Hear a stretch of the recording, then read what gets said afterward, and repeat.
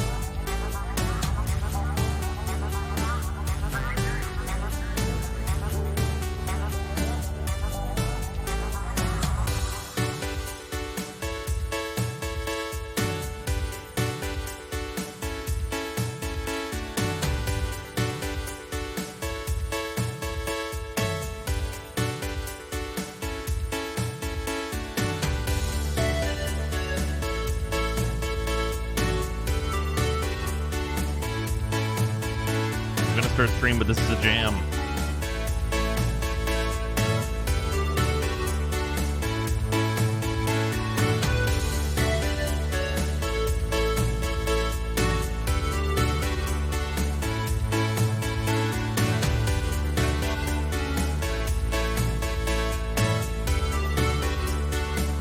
Sarah, if you're calling a spot, you better PM me.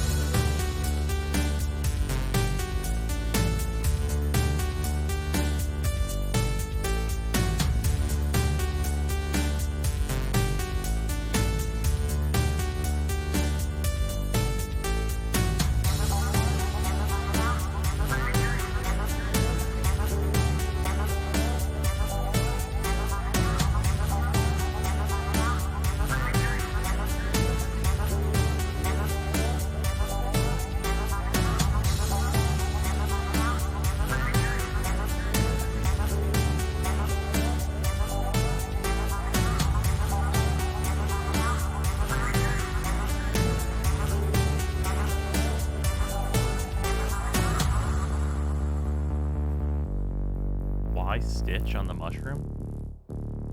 What fucking mod is Stitch? Is that a mod? Is that real? Regardless. All right. Hello, everybody. Welcome. Bolster speed? I'm big quiet. Am I big quiet? I shouldn't be big quiet. Was I just big quiet as compared to very loud music? Music was turned up. It was up there. We were doing it big. It was very loud. Very large big. Oh, Stitch the kit gun part. Oh. Yeah, that's just what I went with the loader. It has worked out fucking great. You guys are going to see some real fucking bullshit here at the start here. So, the plan today, we're going to do a couple of things.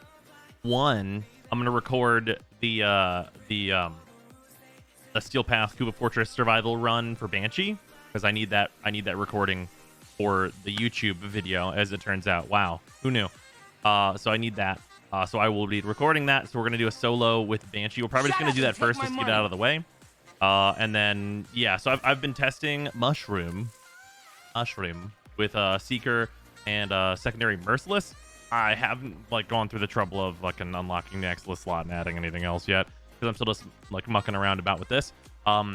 So far from what I've tested, even with only a rank 3 secondary Merciless, bro, fuck using Hornet Strike.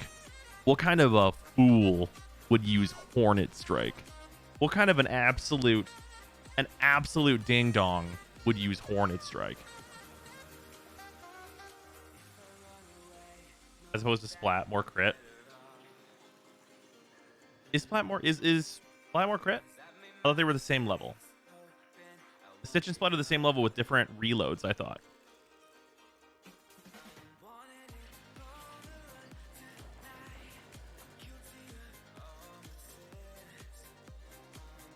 You may want to make sure to do the Genshin Web event. There's a couple pieces of furniture in there. Oh yeah, I'm already done with it. Thank you though, Debasis. I appreciate it. Stitch is tier 1 crit, tier 2 mag size. Okay. Splat is tier 2 crit. Tier 1 mag size. Hornet Strike is now base damage at home. Yeah, for real. But yeah, if this is a Spore Lacer Stitch Haymaker, and I'm really enjoying how it functions. I haven't had any troubles with it whatsoever. The base stats on it are this. We're looking at some good fucking business here. It's pretty good.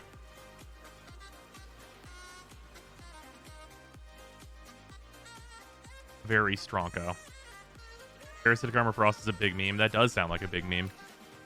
Okay, so we're gonna show what Mushroom is doing. Also, I have the Kubicomb in this skin now, which I think is very nice for it.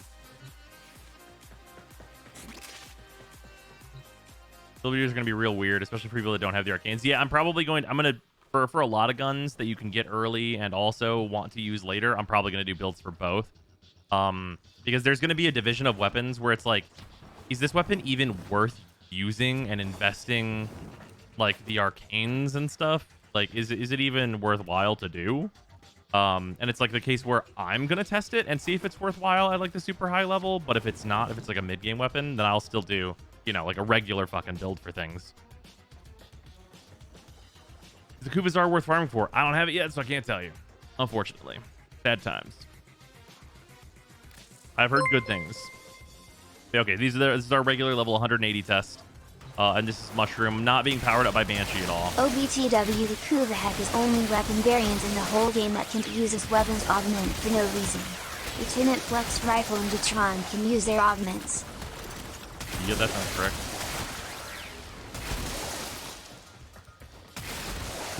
This is not with Banshee buffing. Banshee has no say in the bufferinos here. If I use heavy caliber on Proboscis, I wouldn't. The Proboscis is kind of a weird one. Not sure where it'll exactly end up. So I took off heavy caliber and I just moved Serration over. You want to use primed firestorm for sure. Galvanized chamber and aptitude are no brainers, and then your elementals, of course, you want to set up like this. Serration, I don't know if it'll stay. I mean, if you have it, you should use a Bane instead. If you have them, a Bane is literally correct. Instead of Serration, just mathematically, you should use a Bane. right? And like we literally just have room for it in this build. There's that. You don't have Prime Firestorm. Do you just add more damage? I mean, yeah, I would say a good thing that you can do here is you can just like wait towards heat. Like if you just add like the full size heat, that's going to be a good one for sure.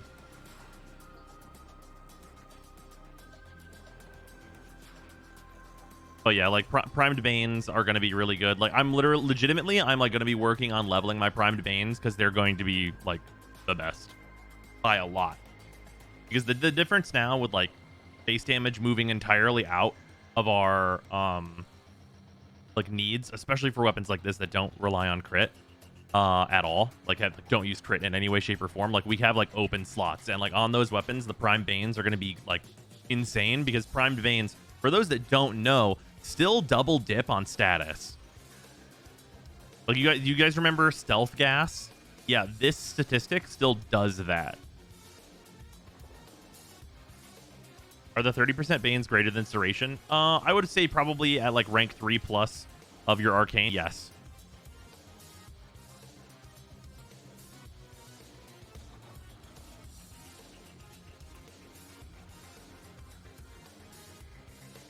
Yeah, so like, yeah, leveling all the Banes is going to be a gigantic pain in my ass because for each set of them, they cost 160,000, like a piece, like or like per weapon type. They cost 160,000 endo to level, so that's just a very casual, just 320,000 endo in order to have like the full suite of the prime ones. The good news is that it's not like they just suddenly become useful at rank 10. 49 or Kappa. Like you can just rank them to 9 and you'll be like very okay, which is probably what my plan is going to be for like the foreseeable future. I stitch over splat for the mushroom gun. It's what I ended up going with whenever I was initially testing this weapon, as a few people were like, hey, Stitch has really worked out well for me, and I honestly like totally agree. Like Stitch has been super good. There's the potential that I will try a splat version, but like this one's been great.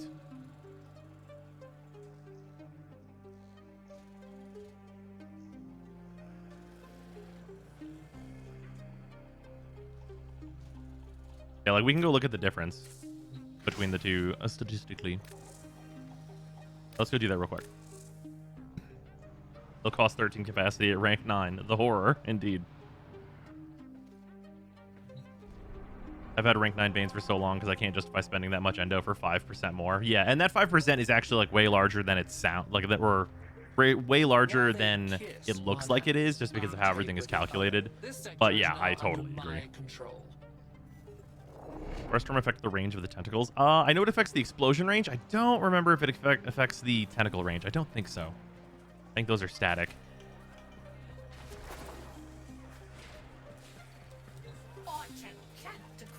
Yeah, if we're looking at the kit guns, though, no, not the Catch Moon. Who fools? Fools who would use the Catch Moon. Yeah, Haymaker is like a definite. So the difference is there's Splat, Preview Gilded. And for Splat, we're at 35, 3.3, 13. But we get, with Stitch, where is Stitch? With Stitch, we get 5% more status. And, like, it's still pretty fucking good. Like, we lose a little crit multiplier and we lose a little crit chance, but, like, that extra status can really matter, which is nice.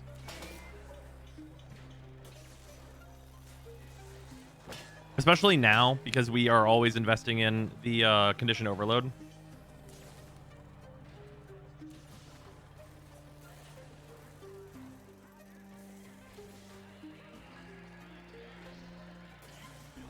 Well, like the big thing is that I think that you can justify getting the extra status, like, or not. Like, it really, I don't think it's going to matter too much either way.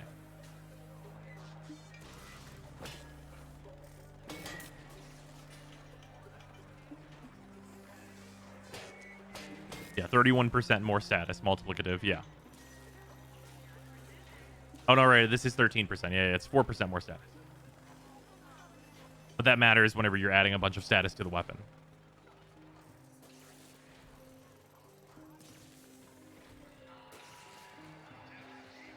But yeah, like, I mean, they're both really good is the answer. Like realistically, they're both fucking really good is the answer.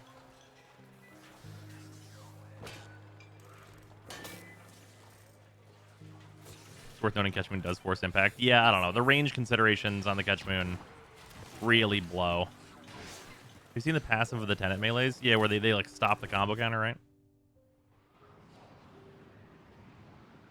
What if go with the option that looks good? Well, if we're going with the option that looks good, you're buying the skin that I have. The Stratus pistol skin? Look at that. It's literally just like, hey, what if we cleaned up this design and made it sleek and futuristic? Look how nice it is. And obviously there's a shitload of options, like the Osira is an option as well. But yeah, like, the look of the actual kit gun doesn't really matter too much. Been out a bit. Been out for a bit. How's things? Is the new Warframe neat? The new Warframe is trash, but the new update is good. Also, welcome back, Valinar. Oh, also, before we get started here, oh, nope, lower. Snap, thank you for the resub. Prank, thank you for 37 bits. Kitsune Lover and Espion, thank you for the resubs. And Shroomy, thank you for the 100 bits. And Nox, thank you for the resub. Much appreciated. Now status got such a huge buff this update, totally overshadowing the galvanized crit mods. Well, the galvanized crit mods have other problems. I think like they would be used in other circumstances. Because like if you look like, okay, so here's the thing.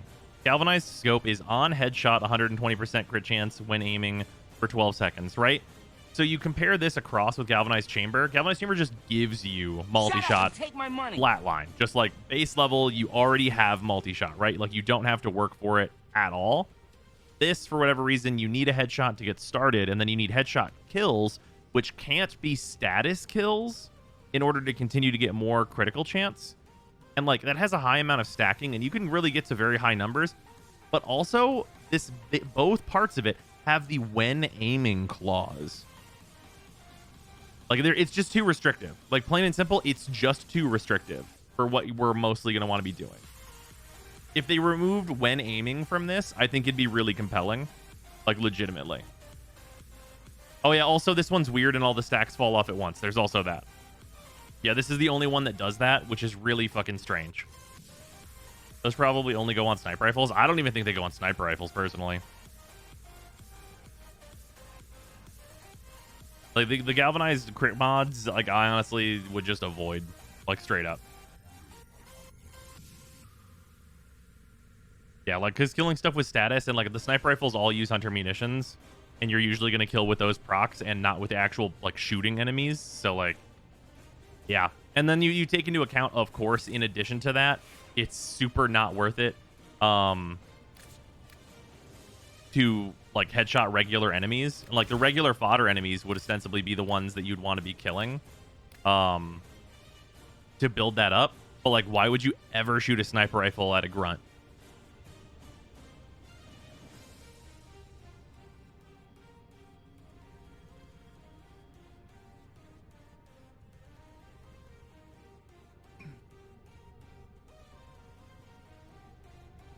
Based on napkin math on most crit guns that use slash or hunter munitions instead of heat, Bane mods, once their multi is above 30% or are better than Serration, and 40 to 45% to be better than Hornet on hemorrhage secondaries, depending on reliability. I don't think it needs to be instead of heat, though.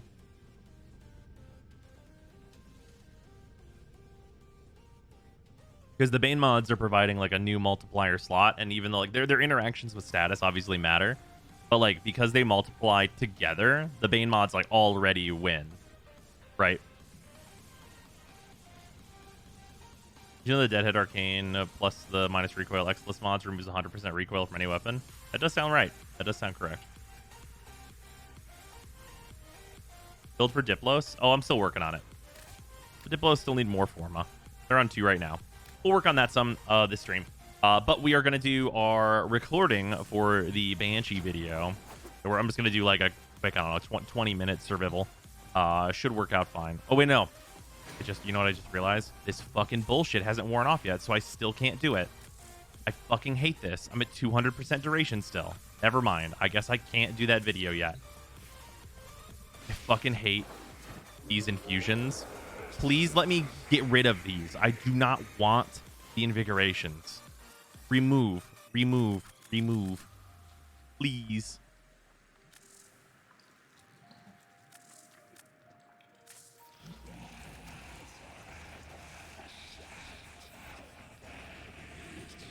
You have a spare Banshee, like a default versus Prime? I don't have a spare Banshee that I'm like gonna form up. But yeah, the mistake that I made is definitely like I have a regular Banshee. I should have put the infusion on regular Banshee, not Banshee Prime. But I mean, at the time, I didn't know I was gonna be using fucking Banshee, so there's that. Yeah, so I guess we can just like go into Steel Path and start working on stuff.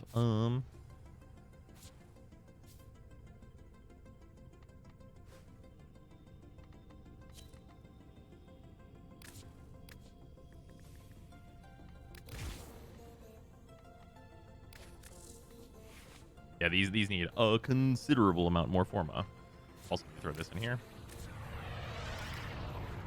Wait, ooh, wrong one. Merciless. Merciless is just like the generic one I've been using for now.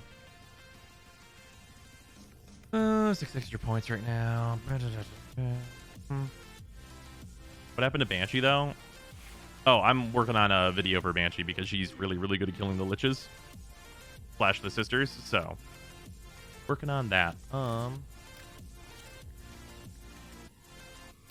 We're gonna work on forming the envoy as well. Why exactly can't you do the thing right now? How is the additional duration bad? Well, it's bad because it's not actually showing what the build does. It's showing what the build does if you get this like random % chance buff. There's no consistency. So it's like, this sucks. I'll throw Firewalker up here.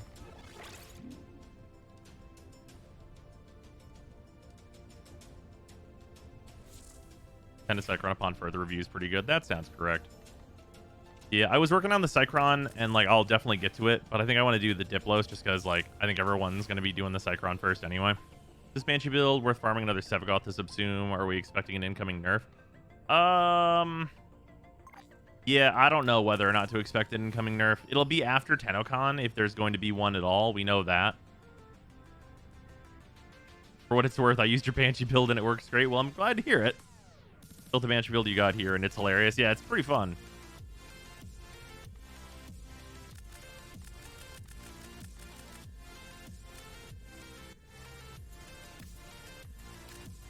For memes, I think I want to use Resonance as like an option select for Augur Secrets, just for like regular mission running.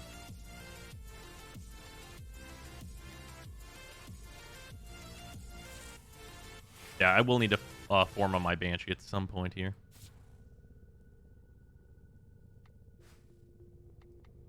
Yeah, the Envoy and the Diplos being worked on. Spin!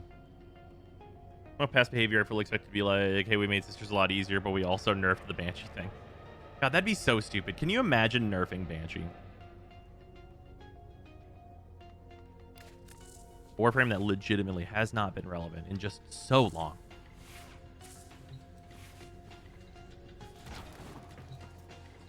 At the end, I hope they leave it. Leaving her as the Lich Slash Sister Killer as her niche would be great. Yeah, I don't disagree at all. Excuse you, I am playing the most relevant frame. Ah, yes. Trinity. Right. Good thing I'm Banshee.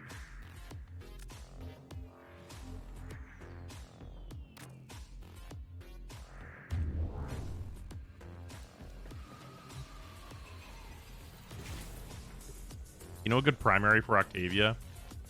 Any given good weapon. There's not really anything particularly good for Octavia. Just like legitimately, just like pick any of the weapons that just are good primaries. Like, do you want AoE? Akuba Ogress. You want single target DPS? Akuba Comb?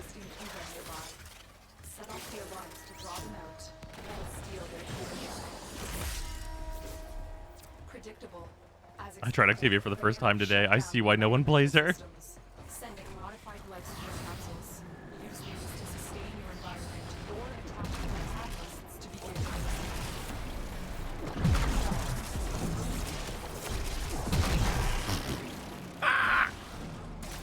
Oh man, this seeing stupid shit like that is the reason why I brought Resonance.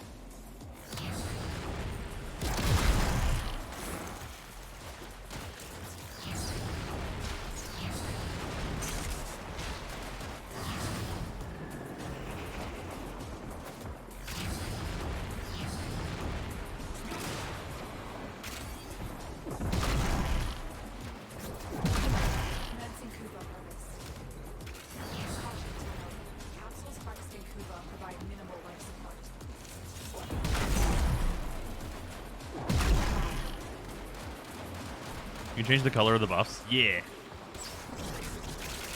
Yeah, I changed them to green, and I'm so happy about it, actually. Half-Life 2 rocket launcher memes? Yeah, you're not wrong, just... Oh.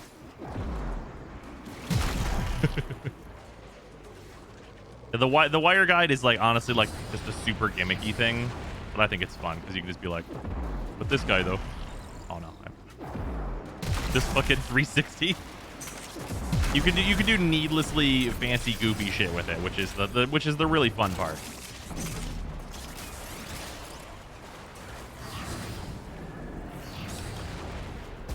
Oh, we love it. Modification successful. Oh yeah, we love it.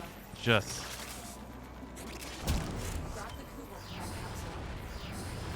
fucking full meme me, bro.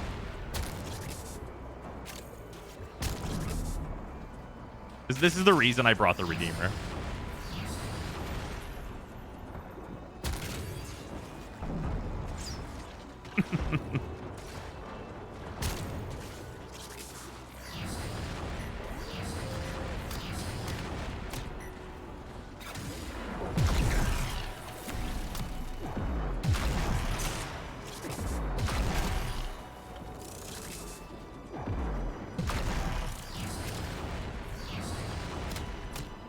Sir, explain yourself. Why did my Nucor just crit for the damage cap? I'm Banshee.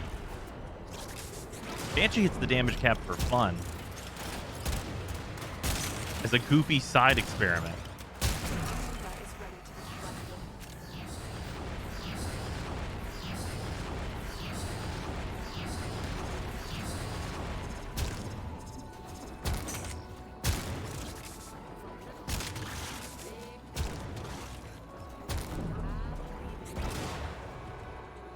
Did they buff Banshee? Banshee was buffed via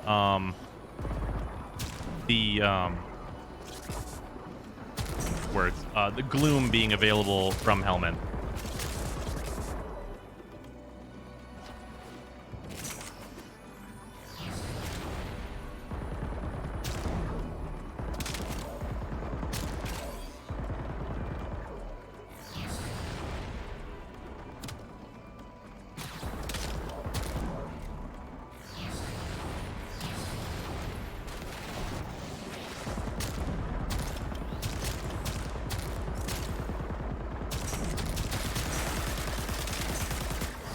Bang, bang.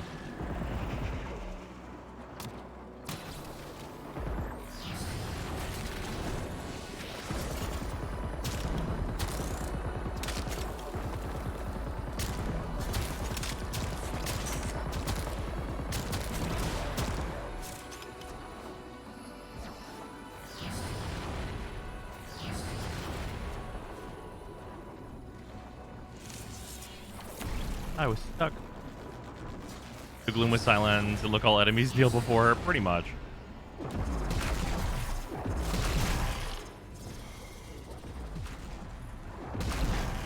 Extraction is available if you need it.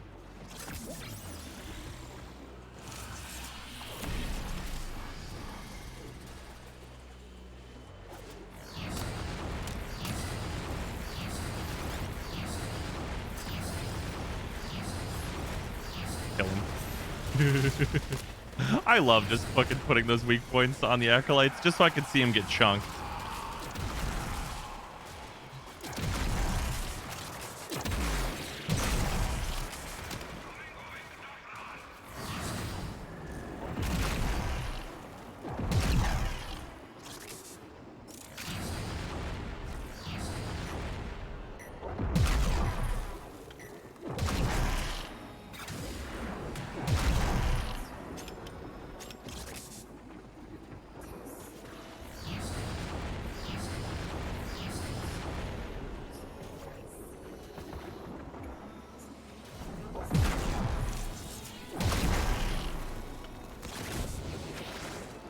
If we were to see Banshee being played in such a high level mission and not just evaporating, right?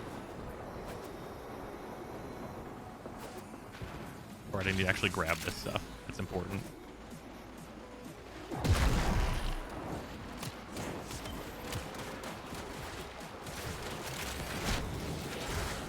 Could really use an energy orb though, like just one. There we go. There we go. We're very good now.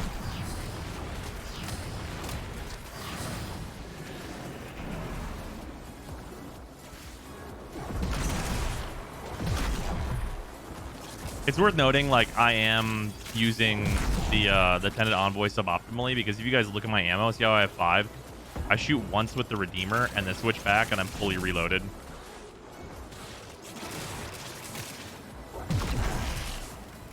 So, like, there's actually never a need to actually reload this, as long as you have a usable melee weapon.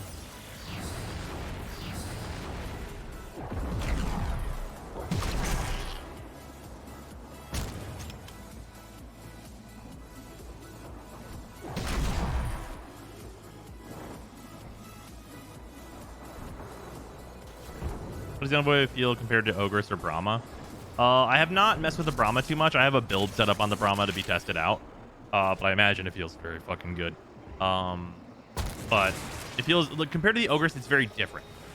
Because the Ogress is like area denial in a lot of ways.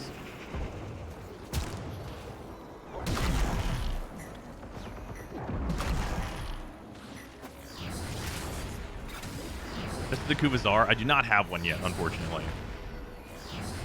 Out of 75% damage reduction taste. Delicious. And like strawberries.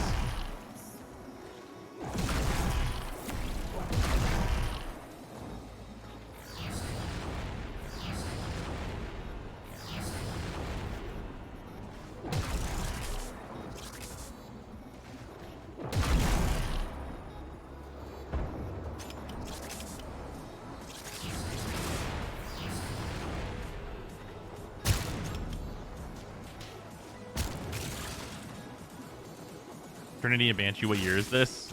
Well, okay. Para just wants to use Banshee, so that's the explanation for that.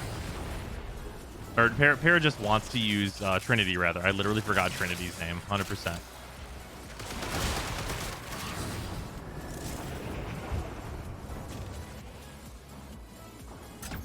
Tyrant Banshee, you're kind of right.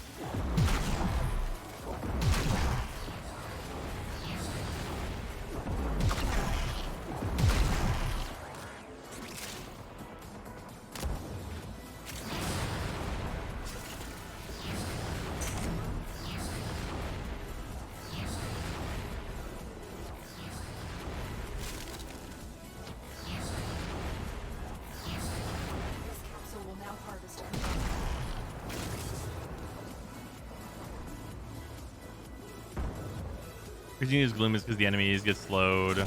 Banshee abilities last longer on them. Yeah, the stun from Silence gets extended by Gloom. So therefore enemies don't have like enough time to shoot at you and kill you. Because they are doing this for like a very long time.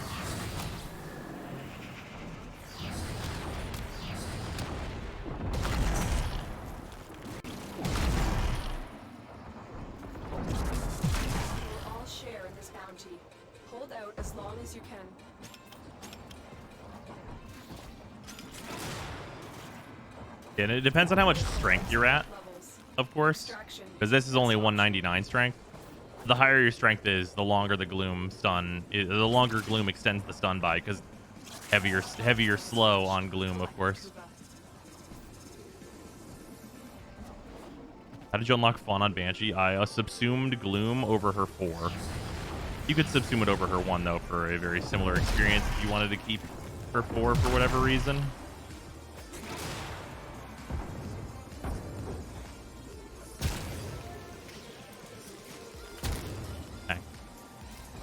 Gloom slow should extend Equinox's maim stun as well too, but you lose out on the sonar damage for the nuke. Yeah.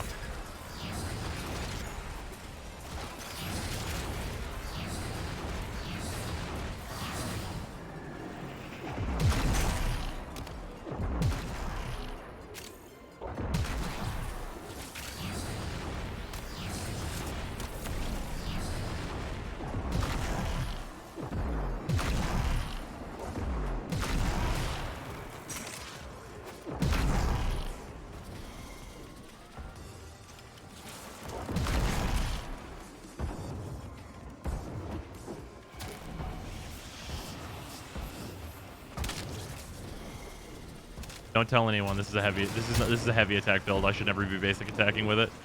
But don't tell nobody.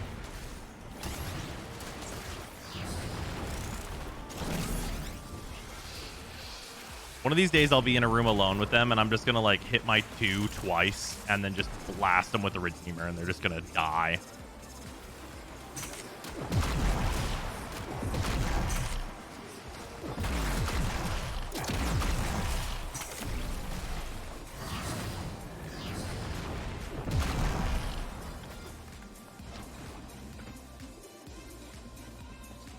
I never figured out how heavy attack builds are supposed to work. Oh, you just only heavy attack. You only do like the slower wind up heavy attacks. Modification successful. Collecting Kuba.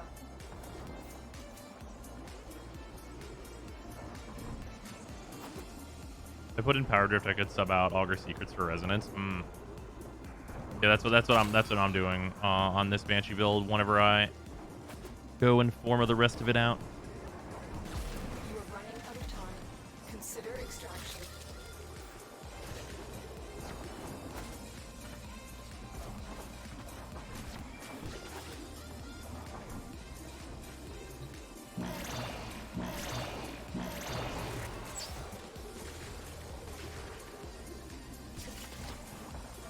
Kuba harvester destroyed. Also killing Blow and Amalgam Morgan Shatter for big fast. Yeah.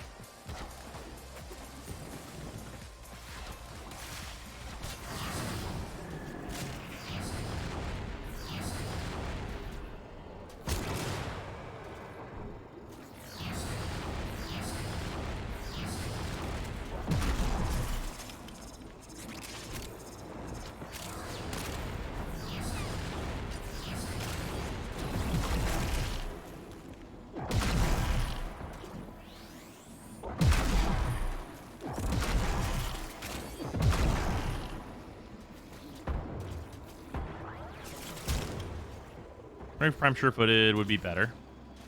I don't think so, personally. Because, like, the goal is to have them be, like, super slowed. So I personally don't think that you would benefit too much from Prime Sure-Footed. Like, it would help with explosive weaponry if, like, you're planning on only using explosives. But even then, it's like, it's not really the way you're going to be staying alive. Like, if you get in a situation where you get knocked down, enemies should be slowed, and it won't be that big a deal. And if it is a big deal and enemies aren't slowed, you probably were already gonna die.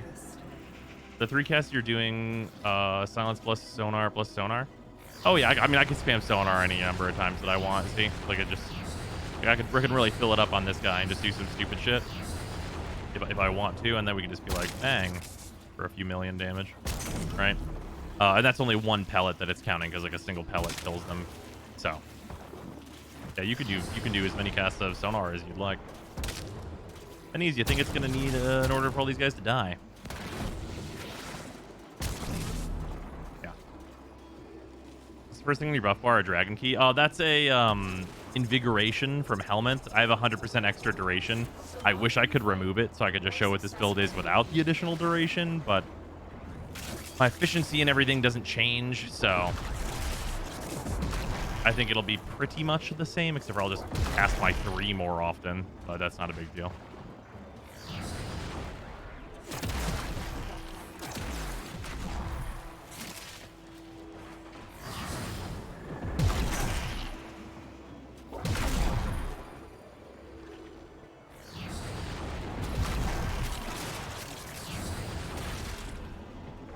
Yeah, I also am casting my 2 anytime my shields run out. Because when my shields run out, I'm in danger of dying.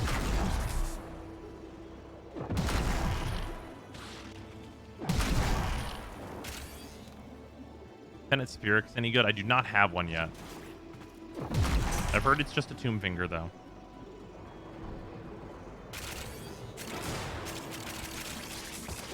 Let's talk with the Diplos a little bit.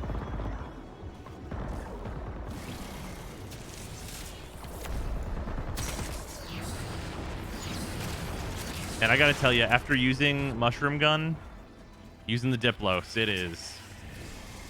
Eee.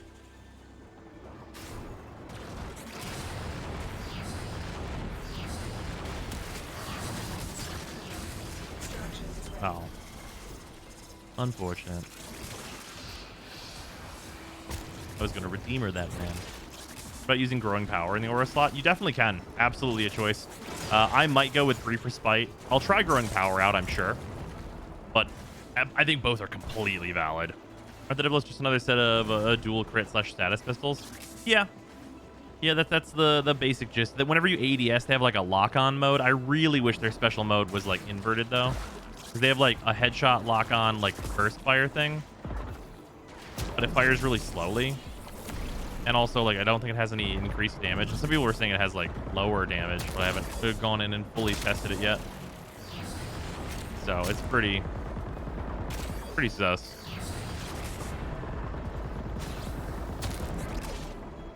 Like, this isn't fully modded, but also, like, fully modded, I don't think it's going to be much different.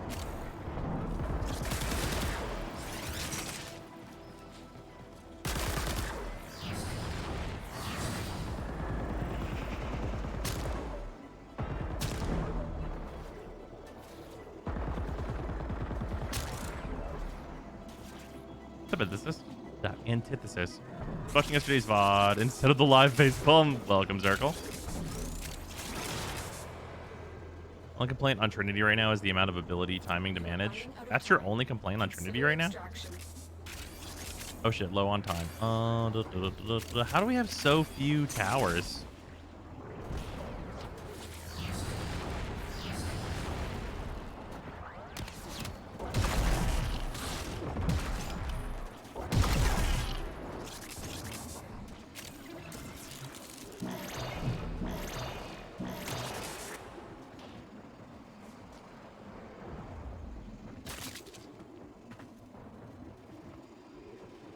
Just so people know, you can lower this.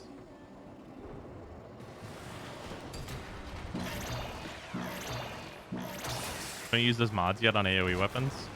Not just on AoE weapons, for the Condition Overload mods. They're not working on like certain projectile things, which really sucks because DE said they're like trying not to patch until... Oh, I can do the thing. Do it. Oh no, he's stunned. He's stunned, so I can't Paras on him. Wow. Wow.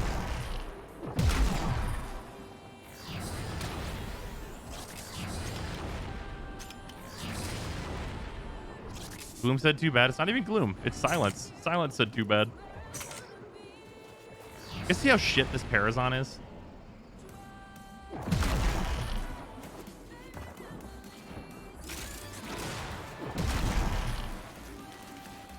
Here, I'll wait for these slash procs. I got all day. Oh, a teammate killed him while I was waiting for his health to get low enough. Hey, you're a heavy gunner. Huh? Why can't I finish you off? You're low enough health. Whatever. I shouldn't be like fuxing around with these enemies just because like we need to kill a bunch in order to get like the life support up and everything. So like also like dang. Oh yeah, do it. Yeah, the Parazon. Oh no, I was mashing X right in front of him, but it wouldn't let me do it. What a shame. Oversights in the Parazon system. It's almost like this should work differently. Because even in this incredibly niche situation where I'm standing in front of an enemy for multiple seconds waiting for their health to get below the threshold, it still sucks ass.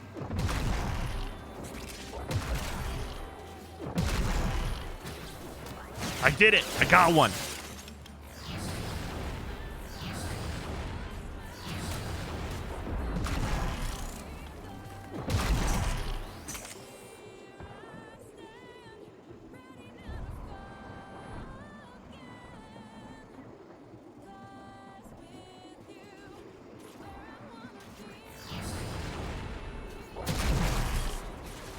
Oh, right, there was a Parazon update. I know. Yeah, I feel that.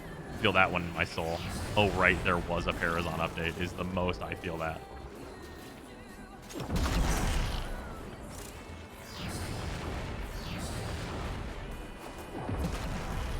How would you recommend someone that just started Railjack focus on? I'm having fun, but I don't know what I should do exactly. So you want to get the tier 3 parts, and I would generally say that because someone can taxi you to a later area, you should go get like a set of like just like okay-ish, just decent tier 3 parts. Build those, slap them on your ship, and then after you have that done, your ship is going to be pretty up to par there. Then you can focus on your mods and stuff for your Railjack loadout.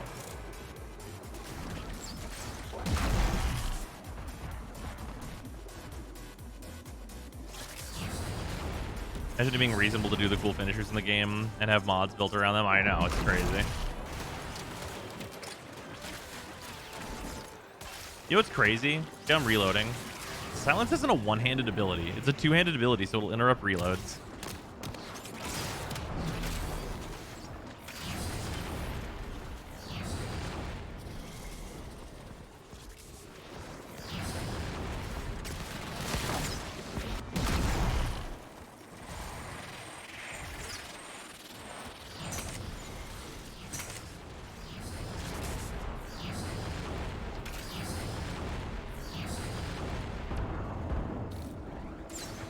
Don't be invincible. You stop that.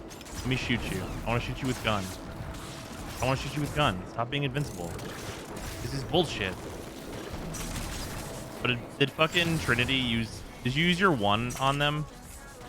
Does your 1 work on Acolytes? Does Trinity's 1 work on Acolytes? Trinity hasn't been relevant since they got added to skill pass, so I literally don't know.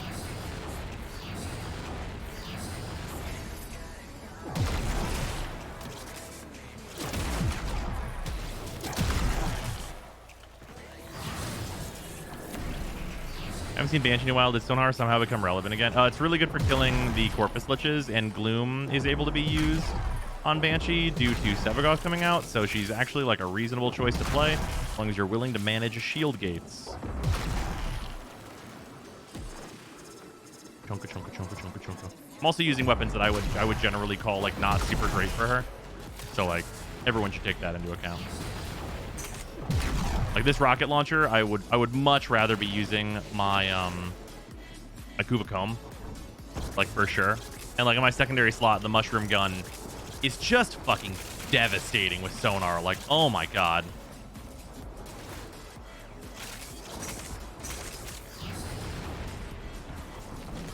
Fire Oak, please do not advertise here for your trading. This is not the place to do so. Veteran super works, I'm sorry. I mean, hey, you control people that way. Mushroom gun? Yeah, mushroom. It's the, I mean, it's mushroom. We'll show it. It's the mushroom secondary. Fucking, it's a kit gun. I just call it mushroom. Mushroom dance. Mushroom dance. Whatever could it mean? Yeah, Spore Lacer. There you go. It's a Spore Lacer Stitch Haymaker is the build-up. Yeah, it's in my, like, secondaries to watch, like, going into the Sisters of Parvos update, and I feel so fucking right on that shit. Holy fuck.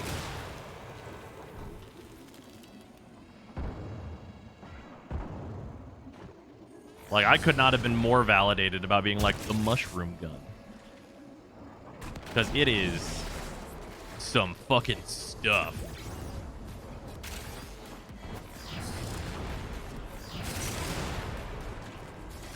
God damn it, you keep saying mushroom and all I hear is the badger dance. Mushroom, mushroom. Look what our tunnel operative just found. cannot do this without you. All of you be stunned. I'm just gonna stack this on you if that's cool. Just because I want to, just for fun. Dang. How dare you not get slash proc? Perish. It happened! I'm doing it more than I've ever done it, in fairness, because of the guarantee.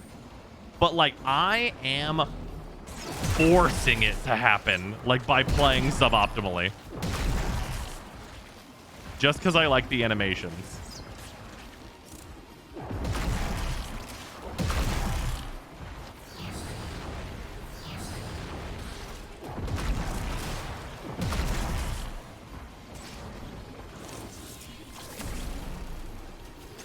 How did your epitaph prediction turn out? I think that weapon is going to need, like, the full level arcanes, probably, in order for me to really know, but it's super good.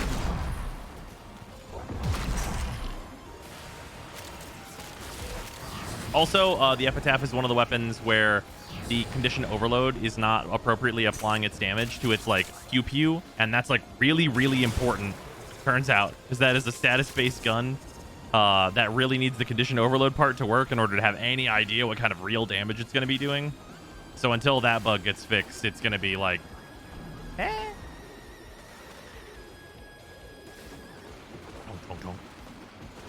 This fucking briefcase. Oh yeah, also, I realized something about this briefcase weapon. It doesn't have an alt fire. And let me just say, and a warning, you're going to be really sad that you can't do this if you've played the game I'm going to reference here. You guys know fucking Pandora's Box from Devil May Cry 4? Do you know the Pandora's Box weapon from DMC4? What if you could just throw this thing out and it would just shoot missiles in every direction? And then you'd have to go and pick it up.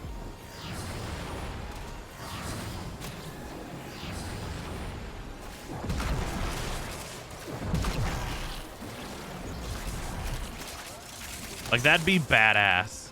You were right. I'm sad now.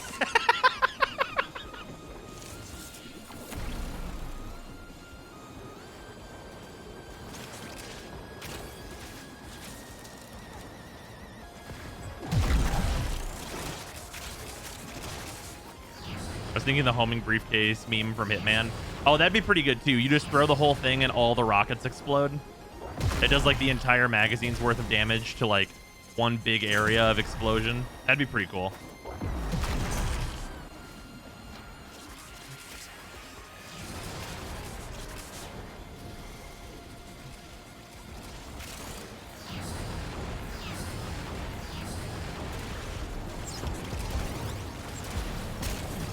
So I didn't see the number that popped out, but he died real good.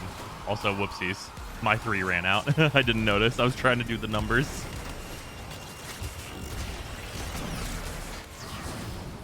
You use Galvanized Savvy on the Tended Archiplasmor. You will whenever the bug gets fixed that makes it work.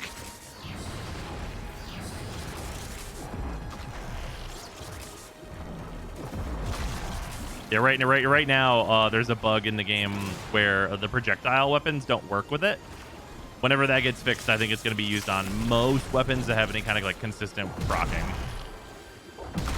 Pandora, but in argument/revenge form, throw for briefcase to turn into the cluster launcher turret that any player can mount. That'd be pretty badass.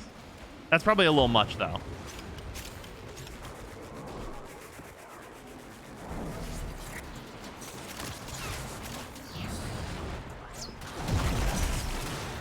What's the time estimate for Banshee getting nerfed because her 2 works on relevant content?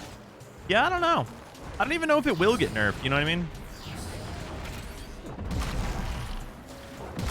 Because they literally might just, like, change it so that, like, the calculation very heavily takes Banshee into account, and then she'll just be dog shit for it. Like, that's completely possible. So she'll be shit at it just like basically every other Warframe. It's been 7 years. Why does Syndicate still have sigils for XP? I can't answer that question. I wish I knew. Condition overload for primaries does not work for bows because of the bug. Sadly, that answer is yes. I don't know if it affects all bows, but I'm pretty sure it affects the Kuba Brahma.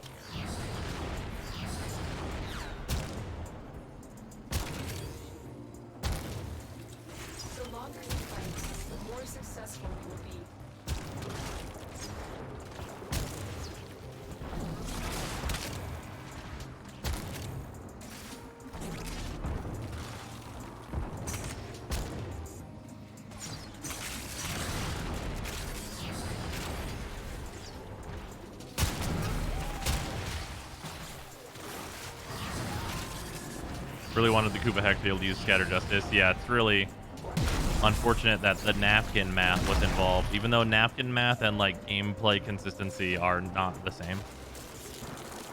You know what's like really baffling about a situation like that? They literally could have just not made the Kuva Hack have the numbers it has and been like, yeah, I can use Scatter Justice though, so it'll make up for it. Napkin, yeah, there's a post on the forums that is like very frustrating from DE about it not being able to use Scatter Justice. It's like our napkin math indicates that it's still better, so like whatever. That's like literally like I'm paraphrasing, but that's actually the gist. Yeah, they could have just not made the Kuva Heck. What if you made the Kuva Sobek? What if that happened instead? Like there's all these options, and it's like, why did you choose like gameplay inconsistency? Like, and like it's just like there's so many ways that this could have just been pre-solved. How am I gonna do that small amount of damage? Pew pew pew pew pew pew pew pew pew pew pew pew pew pew. I did it. Come on. Come on, let me do it. Let me hit X to do the Parazon. Ladies and gentlemen, fuck this guy. It wouldn't let me do it. Wow.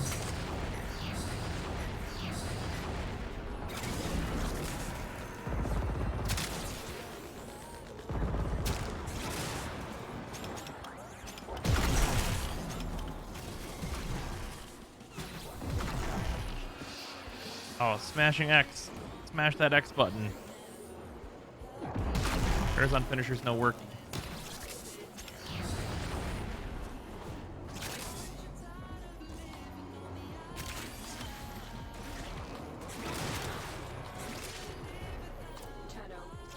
I just let it have it. They act like it'll be the best gun in the game by miles. They nuke the whole map when it literally would just make it a viable weapon at the very best. Yeah, I mean, it would probably just make it a super high single target damage weapon, which like single target damage weapons are like somehow worse than like ever because like AoE is king. Like hitting multiple things was the reason why melee was so good for so long, and we've got like enough like good AoE like primaries and secondaries now that it's like, yeah, single target primary needs to be nutty. Like the Kuva Comb, for example. The Kuva Comb is nutty.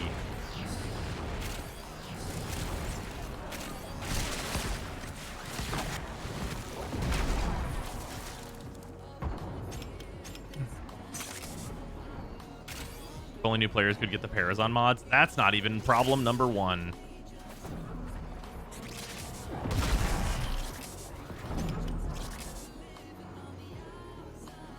Being a good single target weapon has always been the Hex rule until the Kuva Heck, where you cut the good part. I don't know that that's true, because I think that it's probably pretty good still. Like, I'm not going to say that it's like a trash weapon because I don't have it and I haven't tested it. But like, I will say without testing it, it not being able to use Scatter Justice is really stupid, because that's just like a huge inconsistency. And that it just sucks, right?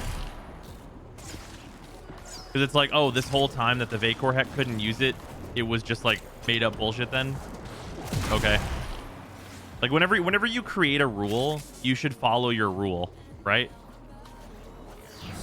It's literally like, hey, I'm the lord of this land. Don't kill anyone. Stabs the person next to them. You just said not to kill anyone. Oh no, but I can kill people. No, you shouldn't, but I can.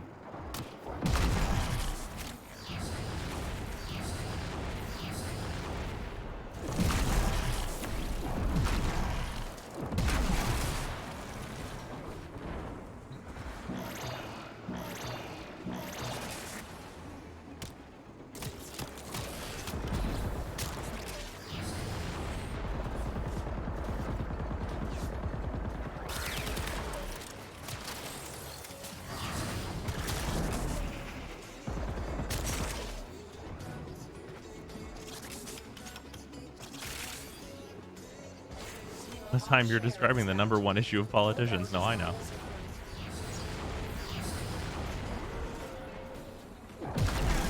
Some would say that having the monopoly on force is what makes him the lord, though. Right, but that's the problem. But that's also the problem.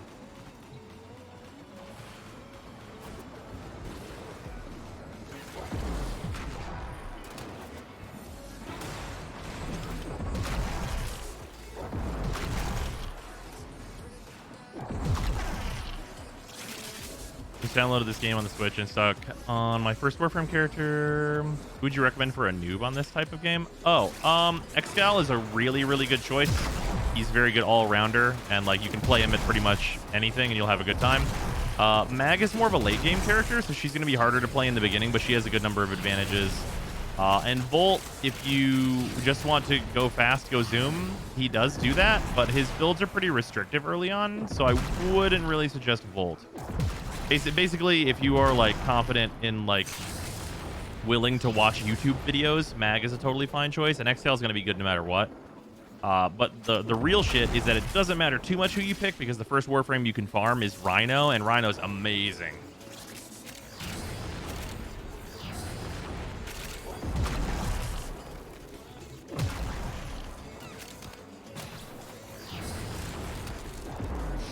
No! I got unlucky.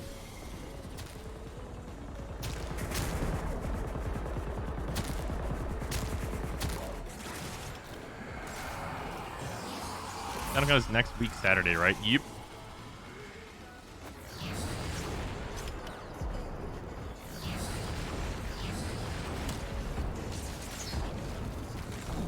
Perish.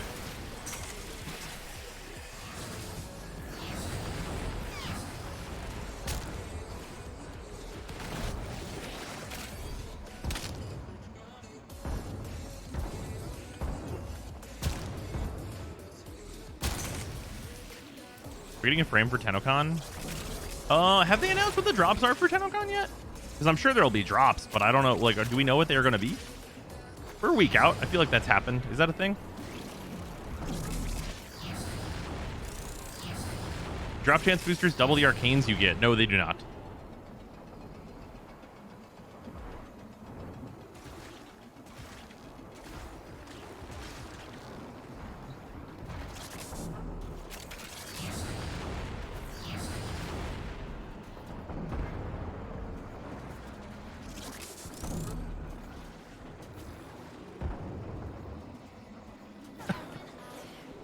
Oh, Finnegan is giving Sarah a hard time. Oh shit, I looked away again from my time. And my shields. This is one of the main things about Banshee, is Banshee is not going to be a Warframe where you can look away from like your important things that are on screen. Turns out.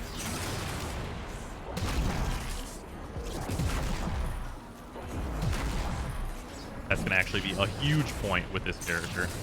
Only in the Steel Path, though, which, like, honestly, like... I'm gonna be super real. Banshee is a I want to in the Steel Path, not, like, an optimal choice at all. Another clip, how long until Banshee nerves chat? I don't know. Good question.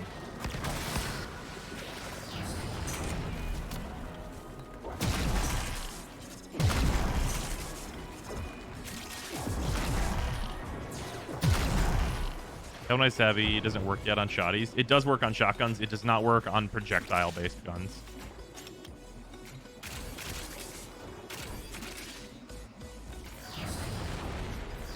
I have a strong feeling Wukong Prime will be the TennoCon frame. Why would they do that? Their most popular Warframe? Absolutely not. That would be... No. That would be bad. No way would they do that.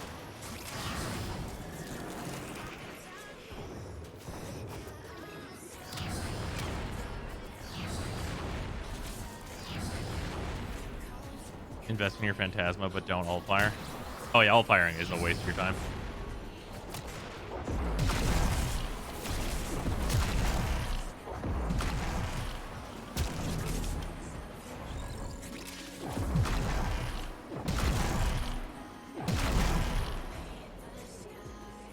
Are any of the Tenet melee worth it? I do not know yet, and I'm definitely not farming the Void Storms first.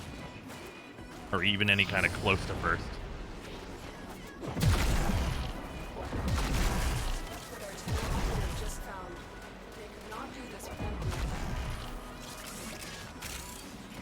I'm surprised. It's your early prime. Can you imagine?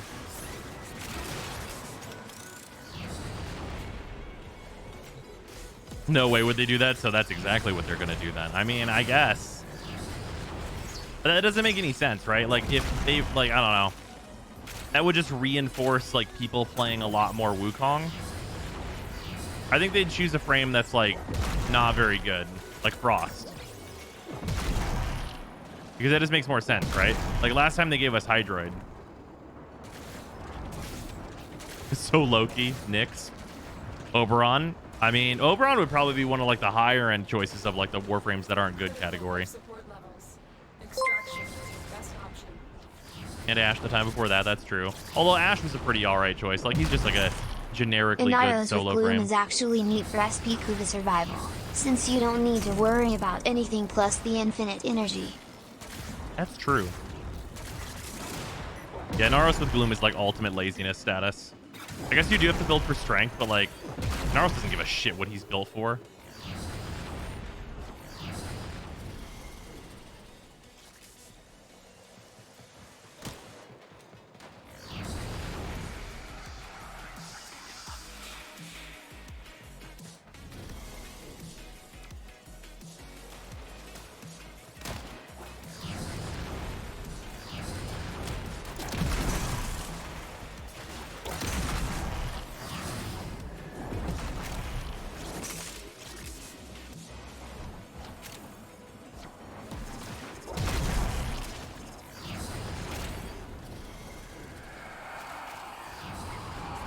Naros needs to be reworked into a frame that uses health as ability cost. And Naros is already like is like still like a very high play Warframe, so they have no incentive to rework him. Those new Arcanes on the Soma. I mean, the Soma's irrelevant. Even with like the new rework, like the Soma might be like usable, but it's definitely not like good. Very unlucky rolls on getting my slash procs with HM there.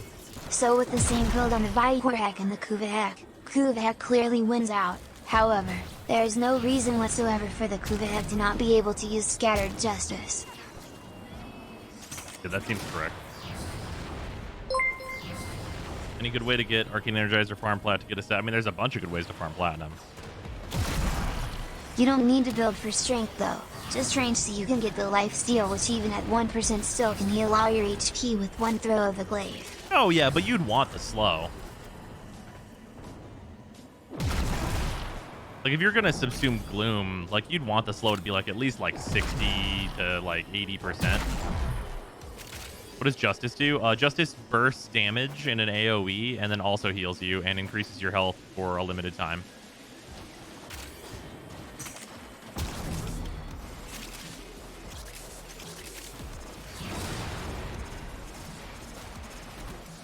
What do you take out though? That's a good question.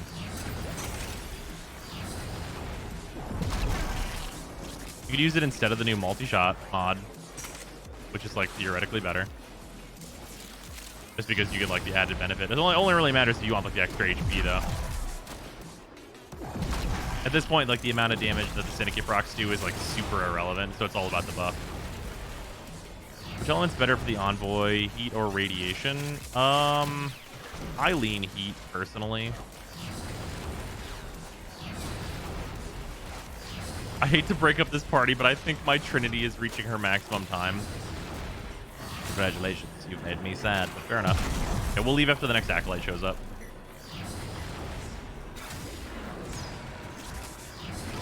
Envoy's innate cold. Yeah, but you use elemental mods on the weapon. If you make viral, then you'll have viral and heat without a heat mod. That's the new Corpus Cannon. Yeah, this is the Envoy. It's pretty neat. Not full build yet, so it'll get a good bit stronger than this, I think. But like, it doesn't have too much of a ceiling to go. Radiation base good for any of the new weapons. I think that the okay, it might be optimal for the Cycron.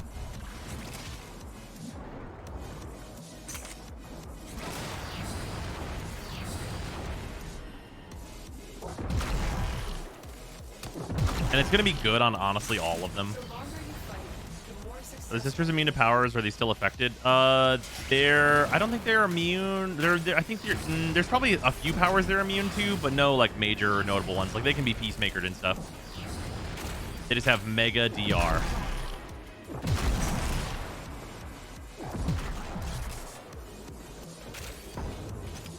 But Envoy was pulled second, not first, or was that wrong? That is wrong.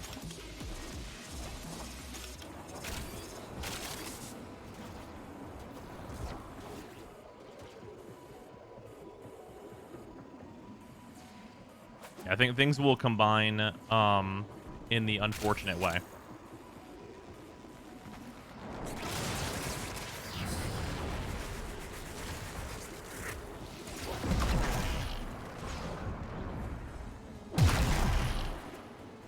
Didn't really notice much of a change hitting my sister with pillage. That makes sense.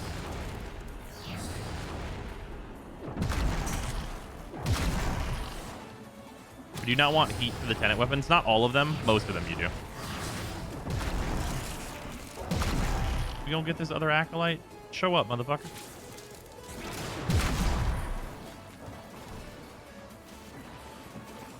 Reloading the gun.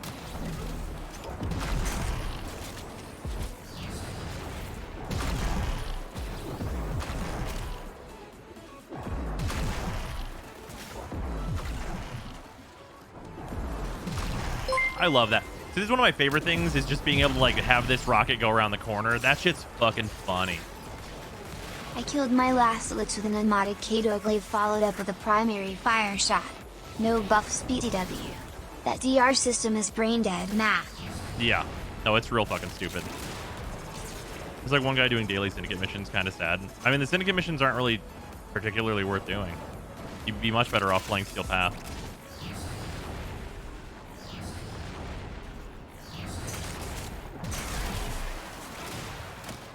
Steel Path is like unironically like kind of the main mode now because of how just generally rewarding it is to play.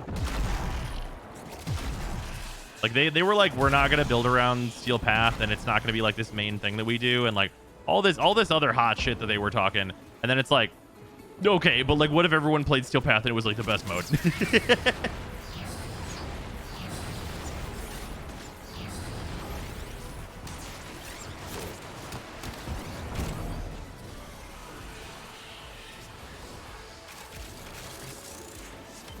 All right, we can peace out of here now.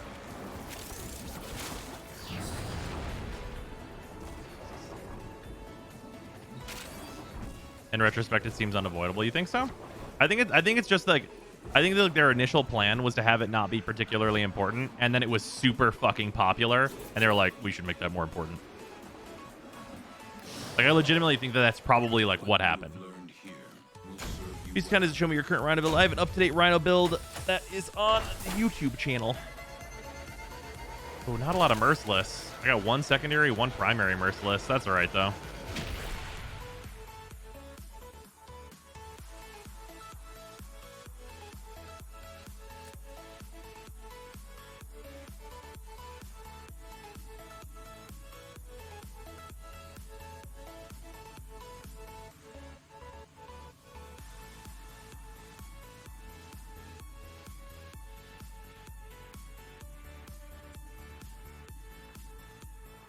One second.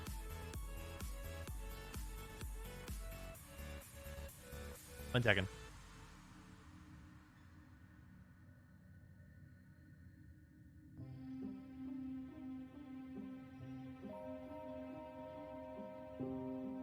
Finnegan. Oh boy.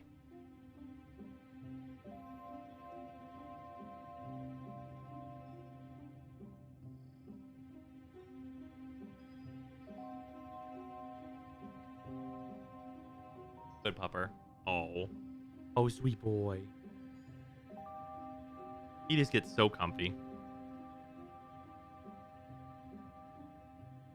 Wondered where he went, says Sarah. Oh boy, sweet pupper. So I'm Finn when? That is already an emote. Is in fact multiple emotes, including an animated one.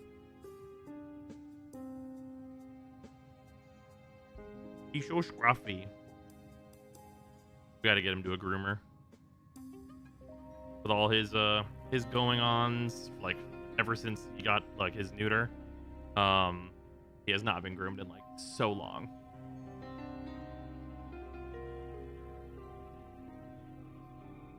Sarah, Time, do you know where Finn went? Time holds up, dog. Frank, thank you for the 45 bits. Much appreciated. Also, Nox, thank you for the 200 bits. Much appreciated as well.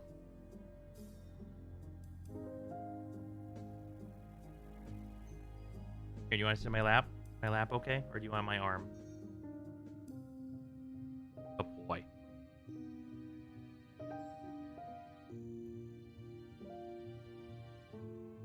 A pupper.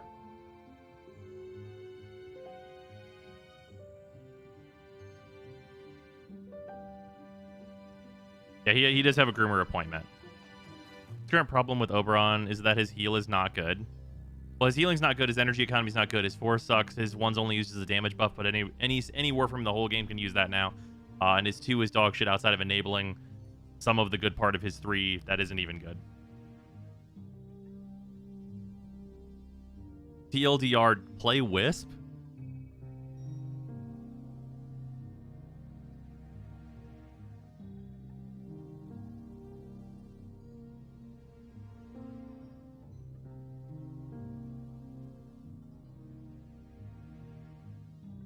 Jesus, man, you can't just say that like that.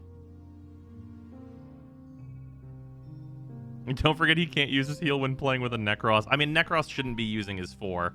Like, that anti-synergy is, like, not even a thing, because Necros using his 4 is, like, why? You're so licky. Just licky pupper.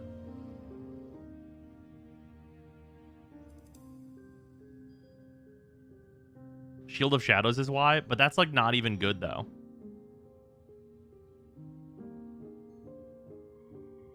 That's, like, legitimately not even good.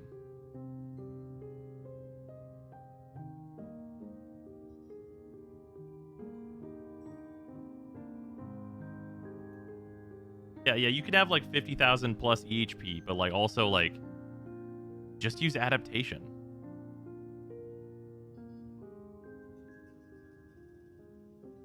You underestimate the smooth brain ability of the game.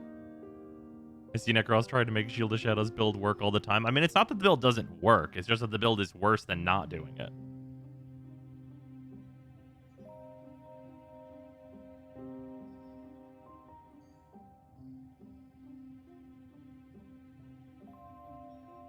Tenant Envoy versus Kuva Ogress. My Envoy's not done, so I can't confidently say which one is also just Banshee just upside down over here.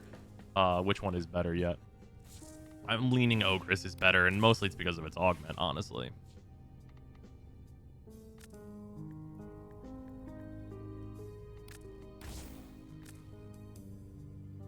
Also, I'm trying critical delay out on this for the extra crit chance. Because, like, point strike is 150, this is 200, and I lose fire rate, but this is a rocket launcher, right? But, like, whenever we're doing this, it's like 14% more crit chance for, like, just firing a little slower. Like, I mean, yeah, that seems pretty good. Envoy is currently the strongest weapon in the game. I can tell you factually, that's not true. That's definitely false. Hopefully this gets fixed soon, because whenever this gets fixed, I'm going to remove Serration and put Aptitude in.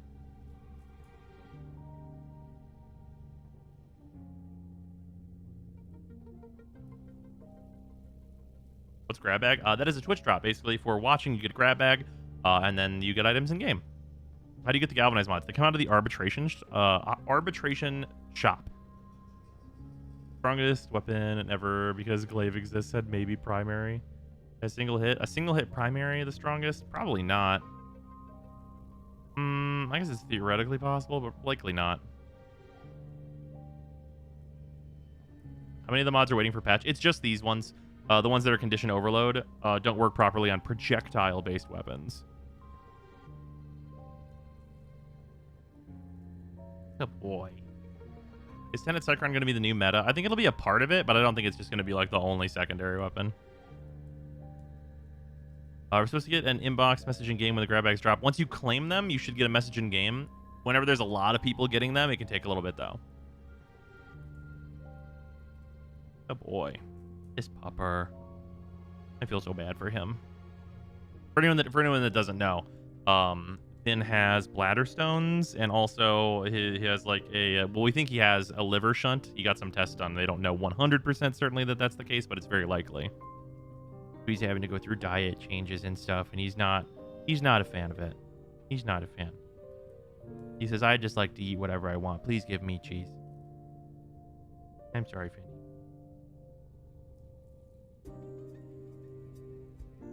Luckily, we have doggo insurance, though. Good boy. Oh, yeah. He loves the ear rubs. Does galvanized rifle aptitude work, or is it one of the bugged ones? It's only for non-hit scan weapons. For non-hit scan weapons, then aptitude is bugged, and so are the other ones. But like for the Brahma, it won't work properly, and for like the Envoy, it won't work properly. So yeah, unfortunately, we're waiting for a patch for that stuff to work out. Beam weapons, it appears to be working correctly on beam weapons, but not like the alt fire or the Phantasma or anything like that. But you shouldn't use that anyway. Can I ask, since when did nullifiers remove Oberon's ground? What the fuck? Oh, that's been a thing for a good while. Oh, it does work on the Sea-Doo. It's built into it. That's true. You have to kill the Kuvalich now in Railjack. Yes. Take the galvanized mods that come from the arbitration shop. You have a preliminary build on your Sea-Doo of what you'll run? Oh, yeah. Well, on the Sea-Doo, things are working.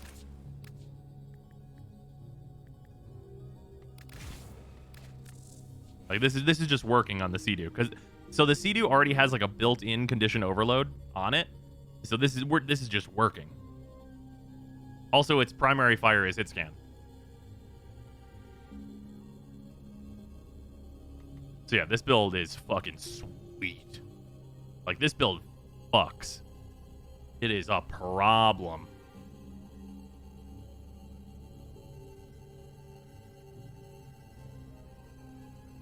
Yeah, for the enemy. For the enemy, it is a problem. Aptitude works on beams, and it worked on the Supra when I tried it. I'm on PlayStation, though.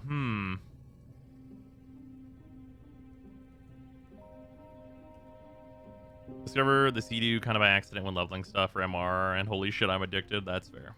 Yeah, point blank. Yeah, we don't even use this mod no more. Do I have any upgrades for any of these? Oh, I can upgrade Deadhead. Alright, Deadhead is caught up to my Merciless now. I only need one more Merciless, and then we can get this on rank 4. And I only need 7 more to get rank 5. That's not bad. We're getting closer.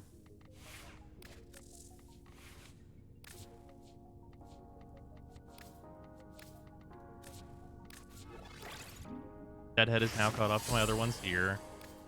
Merciless 2 away, so we only need 8 more Merciless in order to get there. Yeah, we need 8 more Dexterity, 8 more Merciless on secondaries. Yeah. We're getting there. Also, Paraswitch frames. Ah, yes, Nidus. With a Phantasma. How much endo was it to upgrade the new mods? They are 30k a piece, so that's it was 270,000 endo.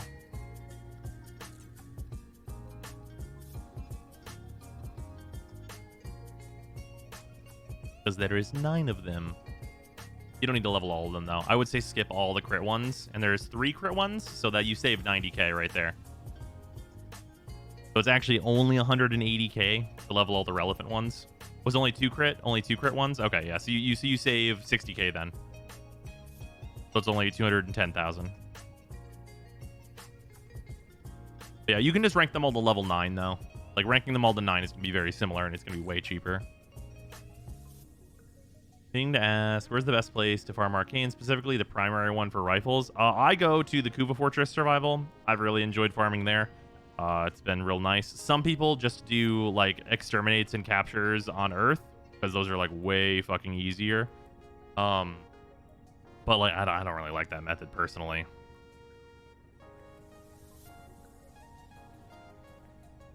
I'd say just pick a mission that you can just like comfortably hang out in and just like do endless. Like honestly, an interception would probably be pretty good.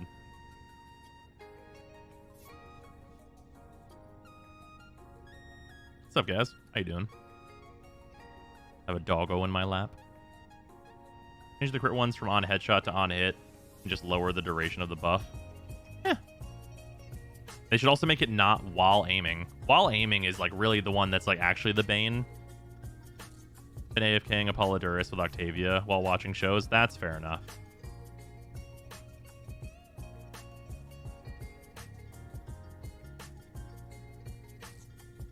This popper. All right. Oh boy. My arm's gonna have to be in this position, yes. I have to be able to use WASD. Oh boy.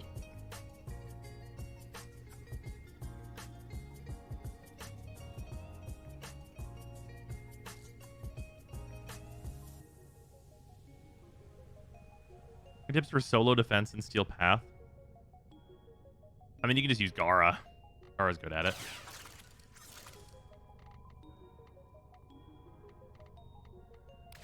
Okay, these things need another Forma.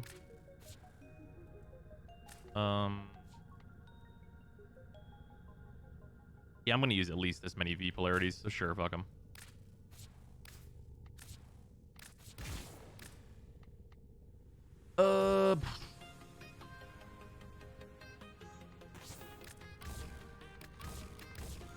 Oh, you know, I just realized, why the fuck have I not put Lethal Torrent in here yet? Here we go.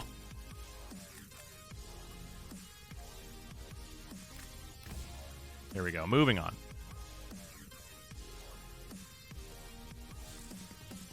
Any opinions on the new Heck? I don't have it yet, sadly, so no particular new opinions on it.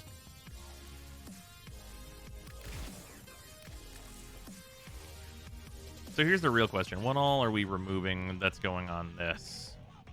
Because for this weapon... oh, that lowers it so much. We definitely want to make room for Primed Firestorm on this weapon. That's like a for sure. But also, whenever things are fixed, like Primed Firestorm goes here, right? Like you just take Serration out, and then you're going to be using Galvanized Aptitude.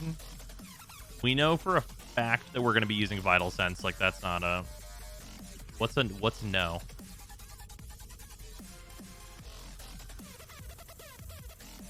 Where does Aptitude go then?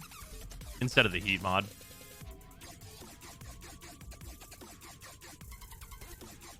Why the fuck would you use Primed Fast Hands? Swing a melee weapon once.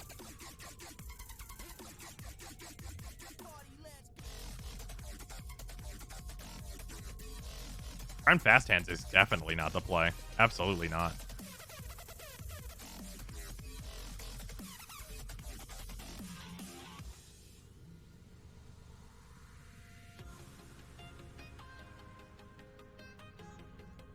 Much as I hate slow reload weapons, you don't bother with fast hands.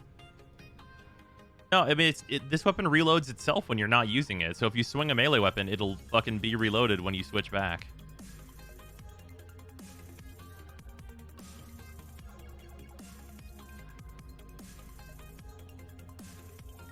It's literally faster. Like, the reload takes less time whenever you start meleeing.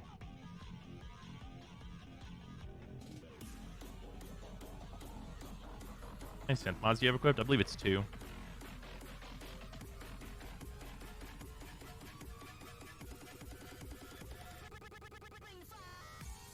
Like, why would you not be using those? I'm using a Volpa.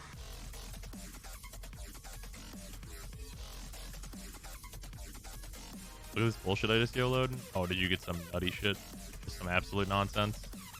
Oh yeah, this is about to be dumb as fuck. Yeah, that's stupid. That shit's dumb.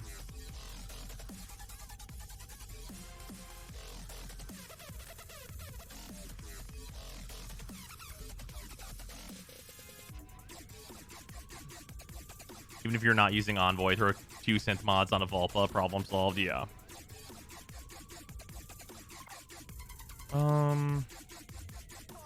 I'm trying to think what like our end build is on this. Because like in terms of status stuff, like we have status obviously, right? Like we've got status.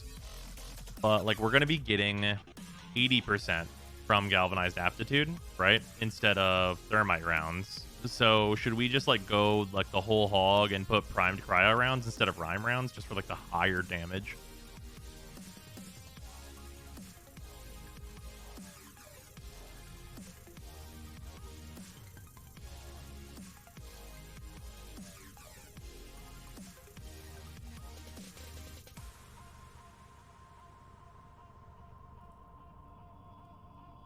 In one way or another, a D polarity is going to go on this weapon, right?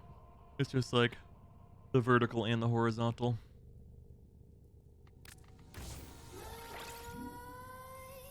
Let's put a vital sense. I'll put a V polarity in for vital sense as it stands right now, though. Because like this is also 100% going on this weapon, and it makes everything just fit for right now. And then I think it'll be... Hunter Munitions is just a staple in this, so we might just add another V there and just make it simple. Because we're going to have all the extra points anyway from it being like level 38 or whatever the fuck we end up at. PCR greater than Rhyme when you wouldn't use aptitude, I think. I guess that's fair. Oh, here's a good question that I want the answer to. Remove these. What is this? What is that? 86. Yeah, 86 is pretty good.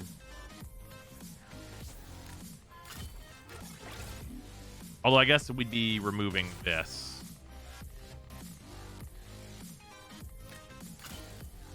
Yeah, 72 is still pretty good. We got that big multi-shot, so it'll be pretty consistent. With Arbiters and not seeing the galvanized mods, I mean, they're in there. It's in the shop. On the relay? 3 rockets per shot, right? That sounds right. We start at 80%, stacks 5 times on 30% for 120. Yeah, 3 rockets. Yep.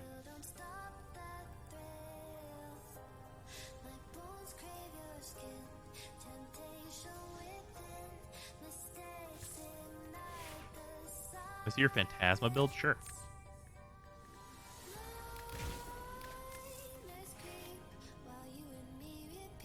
Also, because a lot of people have asked about it, the reason I'm using Seeking Fury is because I can shoot through walls. Feel free to put like whatever you want here, honestly. Like this can be a lot of different mods. I like shooting through walls though.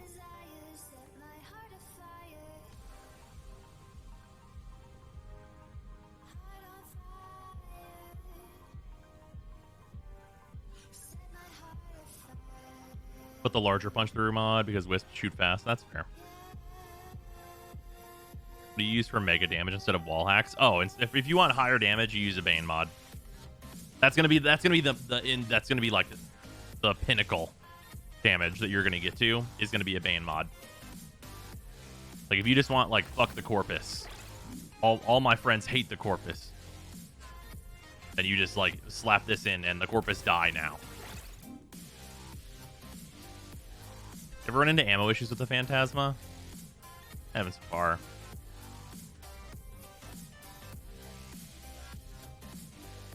Yeah, all my homies hate the sisters.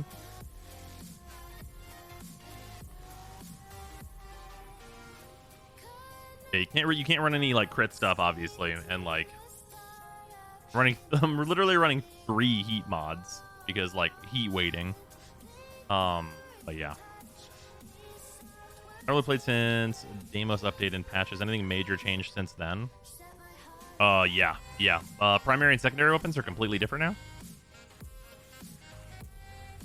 Some minor nerfs to melee, so there's some build changes there as well. Oh, thank you, Lark. I got to do the sells the galvanized mods now. You do have to have that store unlocked, and arbitrations require you to be done with the star chart. Do you have a current Gar build on YouTube? I believe I have an updated Gar build on YouTube. Good boy. This pupper. He's such a good boy. But yeah, like the big thing about the Phantasma is like you absolutely do not under any circumstances need a Bane mod. Like you do not need any, and you don't need to use these. Do you get the weapon arcane there? If once you unlock Steel Path, it'll show up. And then you can buy the stuff to unlock it from Teton for the coinage. The Phantasma is the Bane mod. It's really actually true. Has been modded. Oh, I think he might be modded wrong. We're trying to fix it. Good boy. Good boy.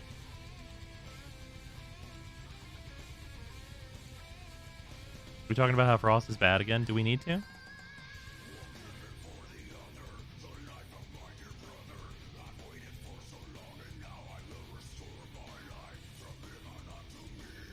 Finn exists. Brosai, what a good boy. Yeah, it's really true. Aren't you a good boy? Are you a good boy? Yeah? Yeah, you are. Here, you want up here?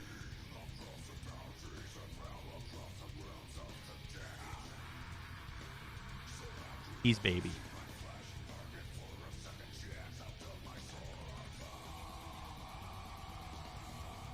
He's looking around. Okay. He's Frost today the entire time I was asking myself, why am I not Gara? That seems correct.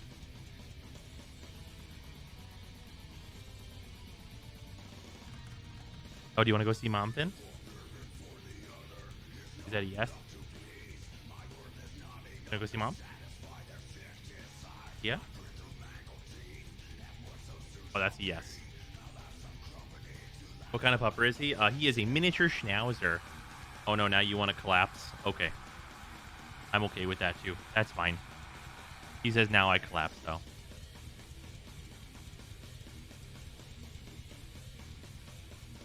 What element should I go for in the Cycron? I would say radiation or magnetic. It's kind of up to taste. Who wants to hit a horse with a shovel? Pointing to Frost. Fuck.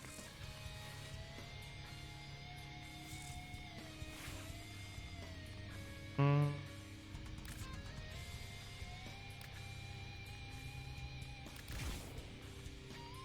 we'll keep going with this. I might bring a different frame. Yeah, you know, let's roll Mesa. Just want to do some shoot bangs. Take the Envoy and the Deep Loose. Also, new regulator build for anyone who's curious. Is magnetic good now? Because of the condition overload stuff, having an additional element can be very, very helpful. And also, it's like, fuck shields, right?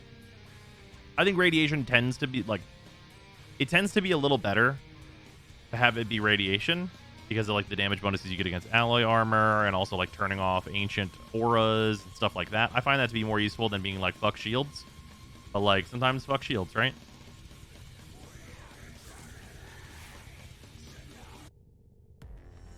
But you can use new mods. Damn. Yeah, you cannot use new arcanes on her which would be insanity. Because she already didn't use Hornet Strike. But, like, damn, that'd be crazy.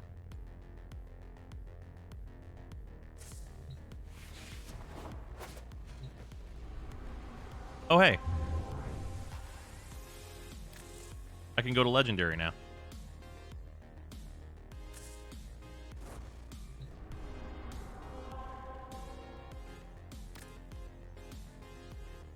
The icon looks so dumb, though. Yeah, I've heard that.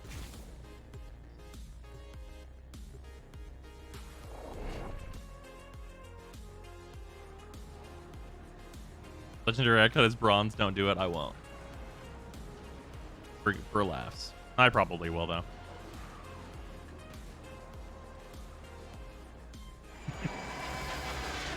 Finn sometimes, like, just lays his head against me in the most, hey, if you laid down, I could treat you like a bed. Like, sometimes it's just the absolute utmost. What if you were laid down like the couch?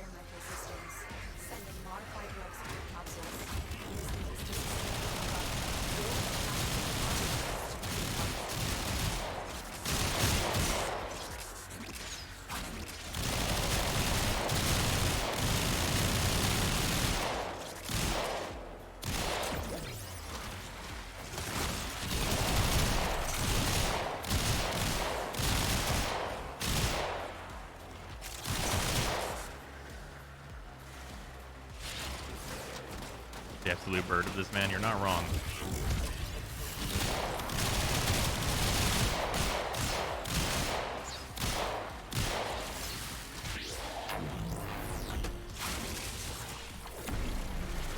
Do Arcanes work on Mesa? No. Although technically, I think the The headshot ones will probably work on Mesa, but only the headshot multiplier. But Mesa aims for center of mass, so like it'll almost never matter. Yeah, if you have it equipped on one of your regular weapons, that you actually can double up on that effect. Like if you have Merciless on both, you get 60% reload speed, so that's pretty sweet. Yeah, some people have been confirming that for me, and that's fucking really good for weapons. If the Arcane still affect Exalt weapons, you just have to jump through hoops to get the buff. I don't think so. I think the actual like damage increase probably does not work. I guess there's a chance that it does.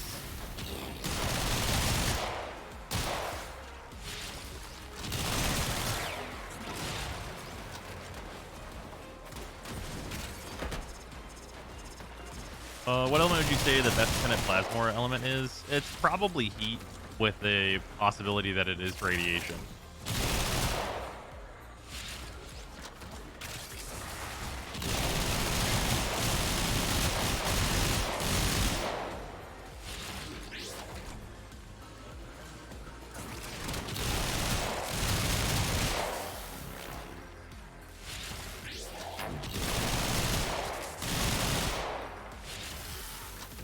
Nidus linking a Mesa is about the least necessary thing I can think of.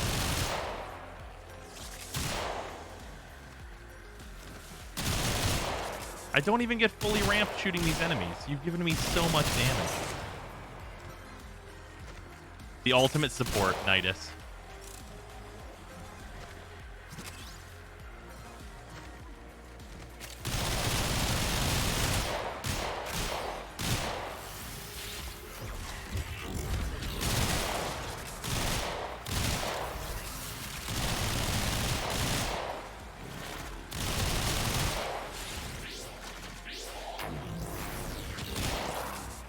Stop praying for Mesa. She's become too strong.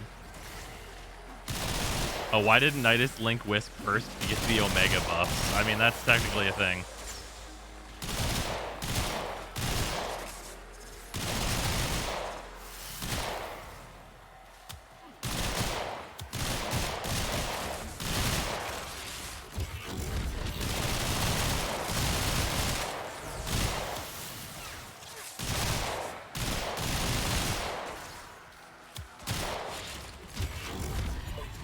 Because she's too fast, that's valid. It is very convenient to link up to a Mesa.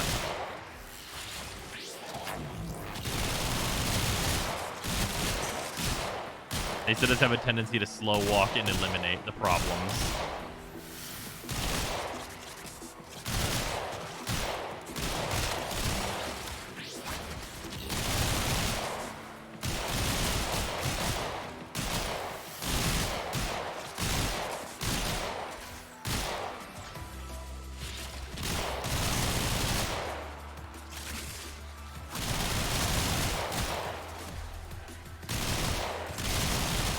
How is Nidus a better support than Trinity? Because the healing's enough, and the power strength bonus is really good.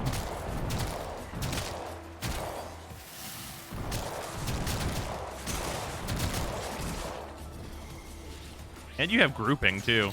You literally like pull all the enemies into a ball to be eliminated. It's all these things are super good. These are all super good things. Also, Nox, thank you for the 100 bits. Much appreciated. Mesa and Nyx both went to the same school of intimidating slow walkie. Nyx barely passed. Mesa was a valedictorian of Menace. Sign partner. Mesa was a valedictorian of Menace. That's pretty fucking good. Where's this fucking dude at? My dude, why did you spawn below the map?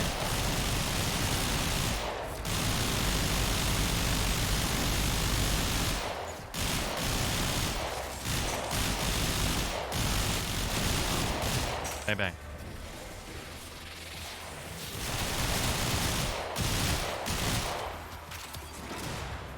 Do you recommend Dexterity Primary over Merciless? It entirely depends on whether or not you're going to use a melee weapon.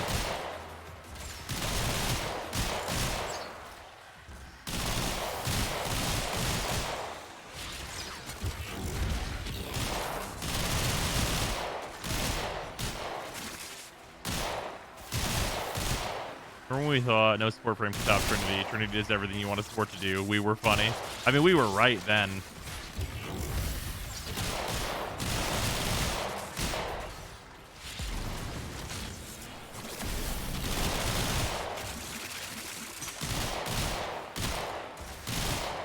Because, like, not only did, like, Trinity become less relevant, like, also, like, they stopped making content for Trinity. So, like, yeah, 99% DR was really, really sweet. 99% DR would not even be, like, insane in this meta. The really funny thing, though, is that you'd be combining 99% DR with fucking, adaptation at this point. Also, the 99% build, if Trinity worked, like, the original way that she did, where she needed to take the damage and, like, heal that certain amount in order to get the percent for, like, the 99, she would actually be trash right now because no self-damage.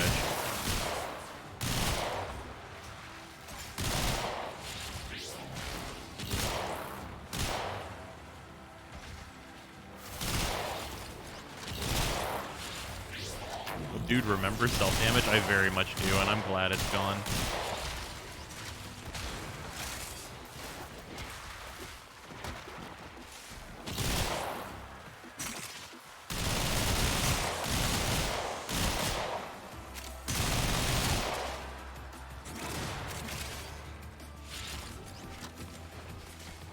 The first iteration was just a map-wide full heal and immunity, wasn't it? Oh, well, yeah, well, yes, but the DR was based on how much damage she healed. It wasn't just, like, full-on invincibility. That's why everyone used it. Because the easiest thing in the world is Trinity was to, like, keep setting yourself to 1 HP, and then healing everyone from when you're at 1 HP, and healing yourself from 1 HP means the DR goes out as 99% damage reduction. So you could stand anywhere, and all 8 people in a raid would get 99% damage reduction, which completely, like, makes all enemies irrelevant. Full invulnerability was before the heal damage reduction, was it? Okay. I don't even remember. I do not even remember that.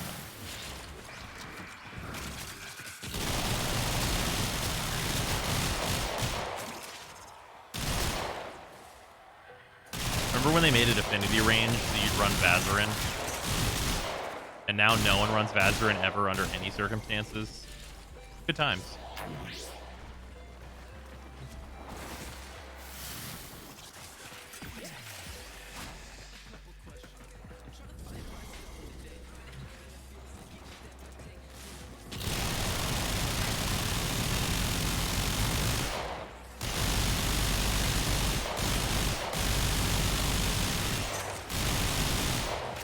Bang, bang.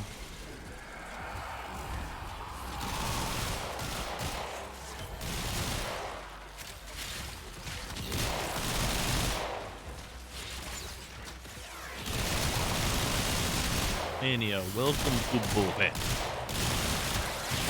I see you have met my friend, Shoot.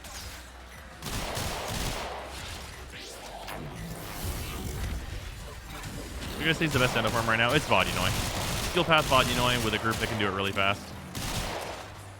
Good luck finding that. There's very few people that have, like, the necessary gear to do Vodunoi that want to do it.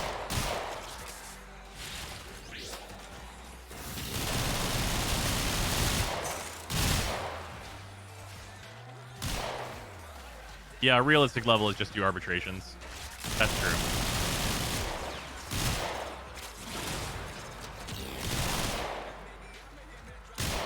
And when you need orange, and then whenever you need orange stars, you go to Deimos.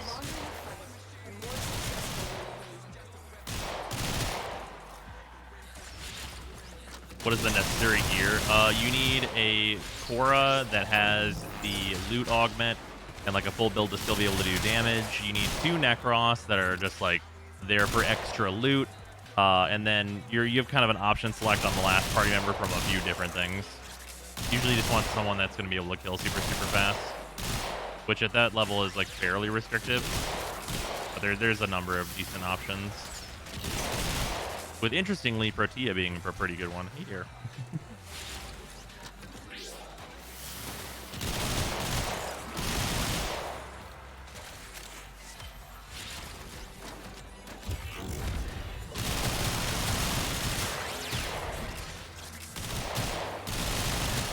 And actually, considering like the primary buffs, the kill restriction might not even be so bad anymore. Because you might be able to just use like the Phantasma. Can I go see mom? You say yes? Okay, 1 second. Boing.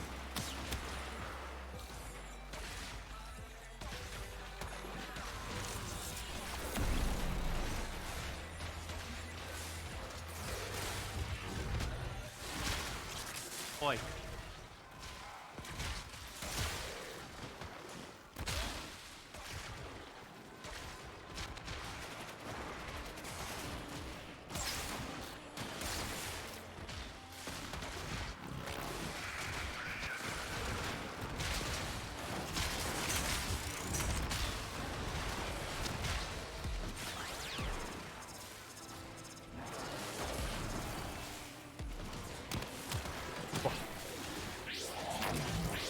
How dare an enemy break my fucking shields? Who dareth? Ribbon slivers are such a joke. Oh yeah, I have a shitload of them. I never turn them in. Yeah, ribbon slivers are fucking garbo.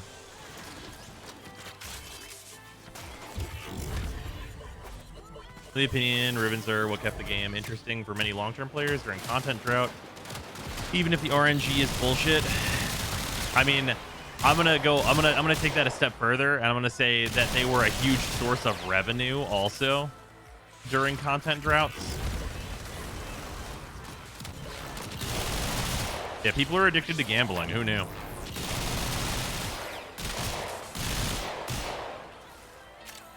Maybe you need to make just one ribbon. Oh, it's not even that much. It's 10, but you can only do it once a week.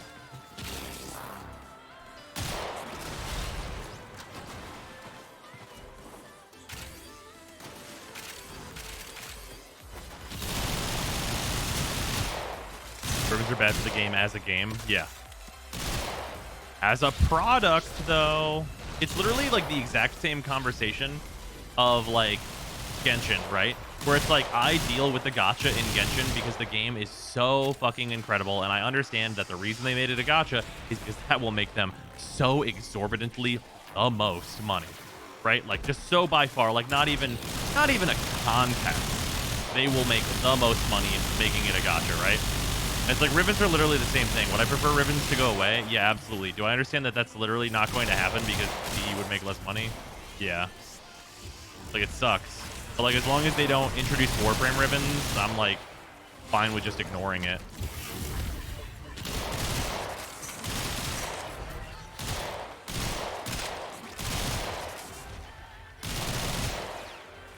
Being a gacha makes them more money so they can develop new stuff faster. Theoretically. Sir, was that a chainsaw you used on him? No, it's just manly bullet.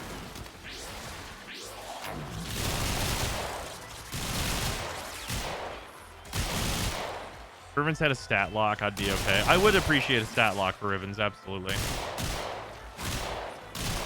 Because that actually like leads to like a number of things that are actually fairly positive, because you're not just like on the endless fucking cycle of like mega gambles.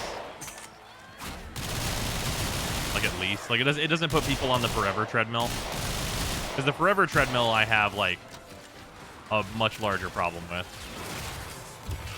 The weighted Warframe invigorations are kind of Warframe ribbons, like hard-coded ribbon dispositions. So I know people are like looking at that and like saying that it's Warframe ribbons, but it legitimately isn't, because they should weight things like that, right? Because if they don't, then you end up in a worse position. Like, what that system is for is to be like, hey, here's like a buff. Is this enough to make you play this Warframe?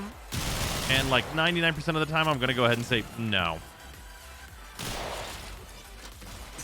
Like, it's not like a system where like you're like RNGing into permanent stats for your frame. Like, that stuff wears off.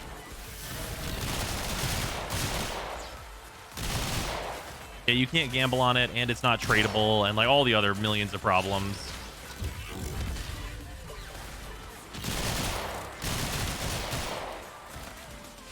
I do think one of my main problems with the invigoration system, though, actually, is that it's very expensive to do. So like, unless you're getting the XP for it, like I would never ever do it ever. So I think once you're at 15th level with Helmet, it should stop costing you anything. To explain the invigoration system, each week you will be given 3 random buffs for Warframes. It'll be specific Warframes, and it's not just from ones you've chosen, it's just existing Warframes. And it's weighted so that less popular Warframes will show up more often to hopefully maybe give you a reason to play as them. And then basically you get a buff for a week and then it wears off.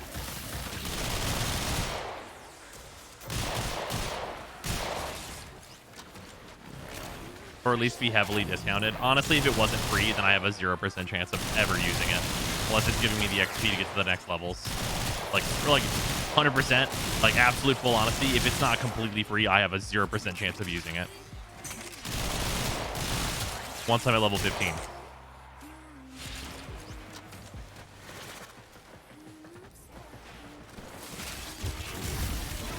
If that's correct, then why does my Wukong have a buff for 1k health and 250% melee damage? Because variance exists?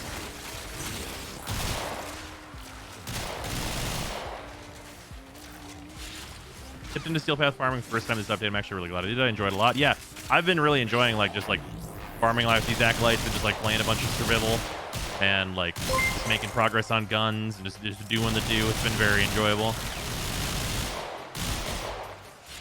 I will admit, it will be difficult to go back to not having status immunity on Wisp after this week is up cause of invigorations.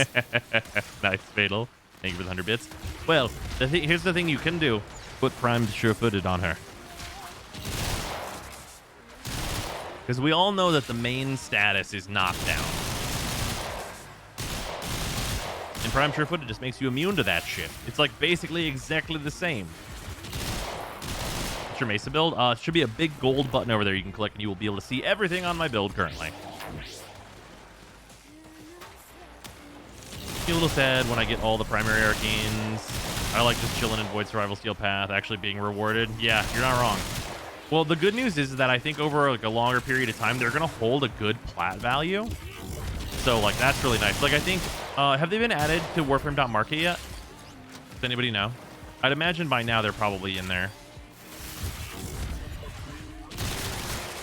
They are. What are their prices looking like? Check what's primary Merciless looking like?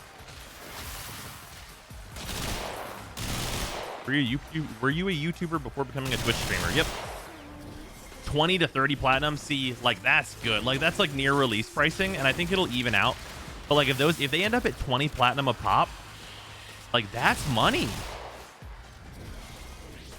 And obviously, I think whichever one is considered to be the weak one will be less. Or it'll be hey, maybe it's only 10. But that's stacks on stacks. Bye-bye. Why are you running?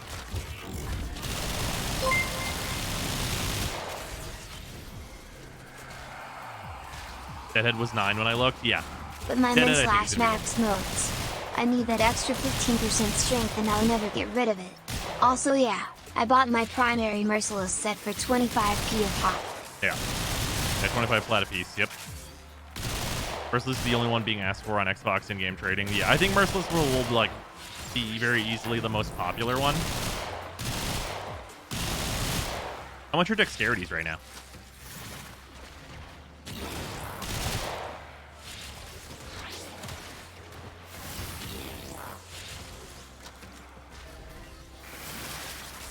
$200 plat max for dexterity, really?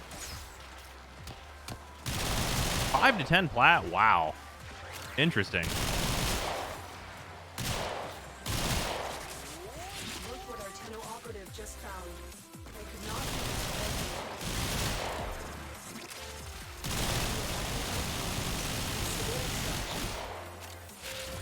That rank 5 for 150. Damn. Are the secondaries basically, are the secondary versions pretty much just in line with what we've been talking about for the primary ones? I think everyone's underestimating all the arcanes that aren't Merciless. That's probably fair.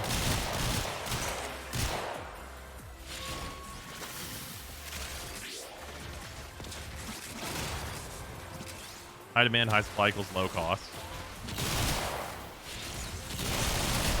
I mean, it's not even that low, honestly. for something that you're gonna get like once, like you think about like the amount of plat that you can farm and like how fast you can farm it with the prices being like that. Like let's just take the cheap ones where it's like 9 for one of them, right? Like that's like 9 platinum every 5 minutes. Like that's good. That's fucking solid. And then like you can spike up to like a 20 plat sometimes. Like that's great. Like if you're gonna get if you're gonna get 1 out of 6 and 2 out of 6 is 20 platinum, and then 4 out of 6 is like 10 platinum. Great.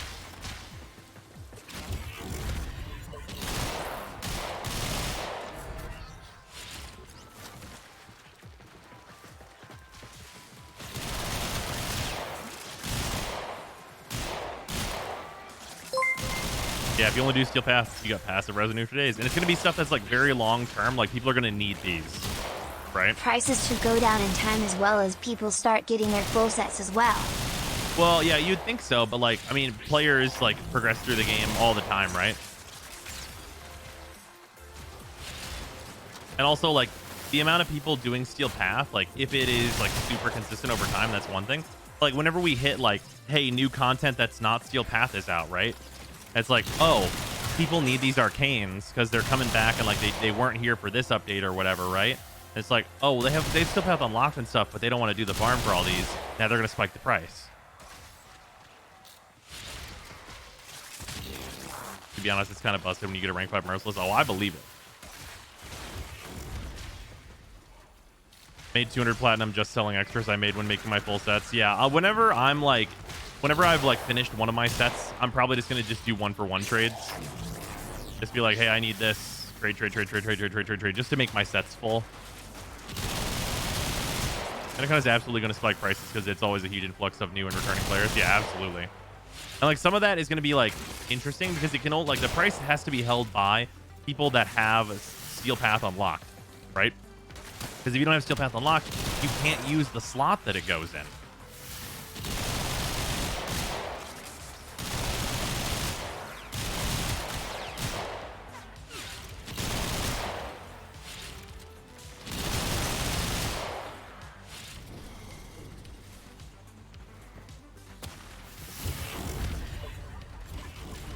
Arbitration enemies are basically Earth tier enemies with Arcanes now.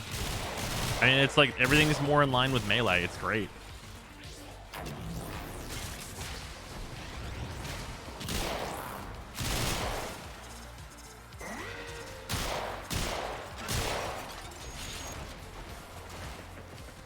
Where'd that bitch go? Why are you running? Why are you running?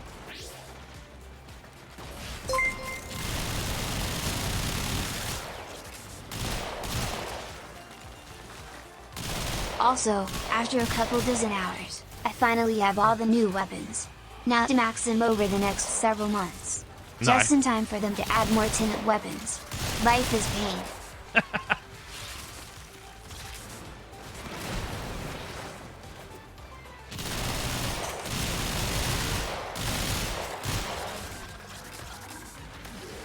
Fuck is this enemy at?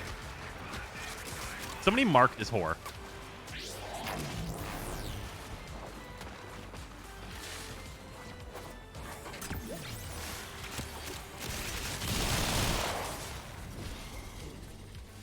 Jesus.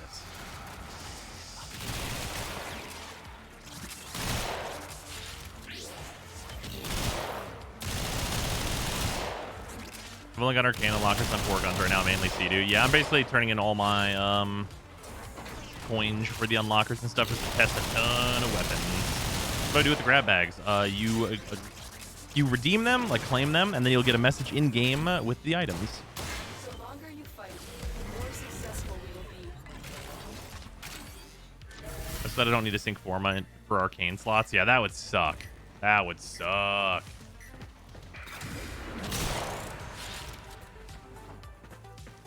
How many grab bags can you kit? I think somebody said the limit was like 10 or something, but I don't remember.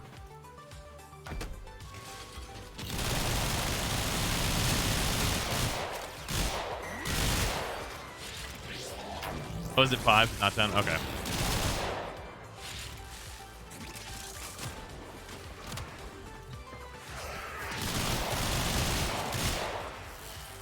have a huge former division. I have like some like I have like a good amount of former right now, but like it's not like insane or anything. I have like 100 something.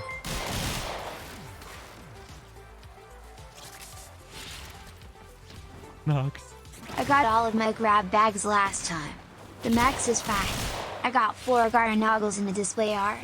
I just wanted more golden hands. Nice. Nox, thank you for the 100 bits. That's unfortunate.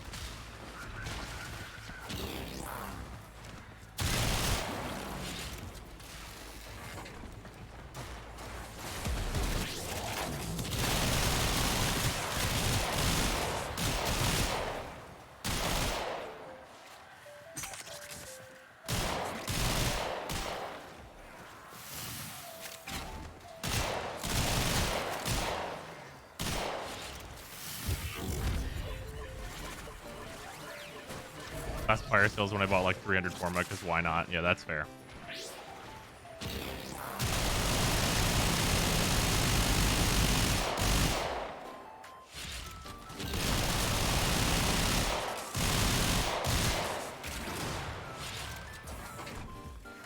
Are the Corinth Prime and Tatsu still worthwhile weapons? Corinth Prime is super solid. The Tatsu, unfortunately, not.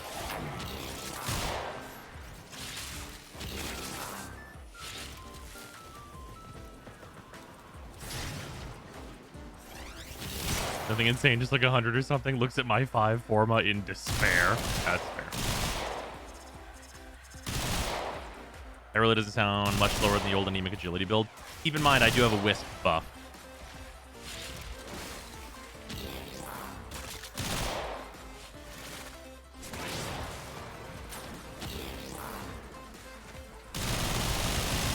Yeah, it's not much different though, actually.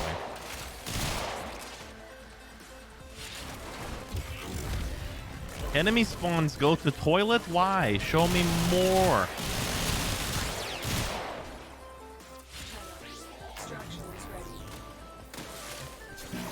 You would turn up the enemy spawns, Lotus. Why are we on a copper patch? That's the worst thing about this patch, is that this patch is not like also a gold patch. Which, for anyone that does not know what that terminology means, it's referring to how high quality the spawn rates are. Like, this is Steel Path. Like, I should be, like, flooded. But, like, the enemy level is, like, regular non-Steel Path survival. Every once in a while, they give us a patch where it's like, yeah, the spawn rates are fucking jacked. Not this patch. Not this one at all.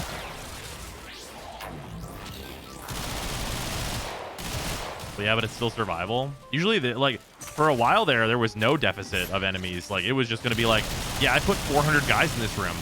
Get them. Like, that's the way it was for a while there.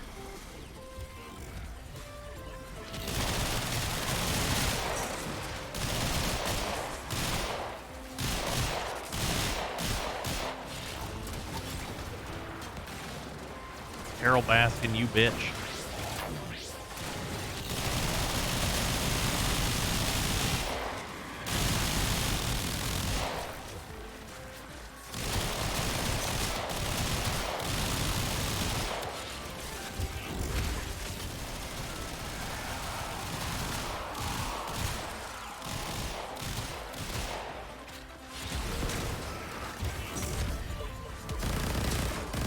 A lot of Greener taking some time off. Yeah, I believe it. Honestly, Violence is probably like... Violence might be the most threatening of the Acolytes, just because he can turn off your Warframe abilities.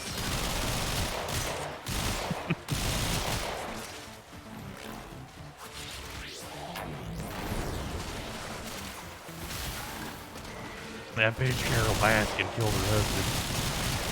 What our technical operative just found, we could not do this without you. Amen. I think Malice is worse because the one-shot magnetize.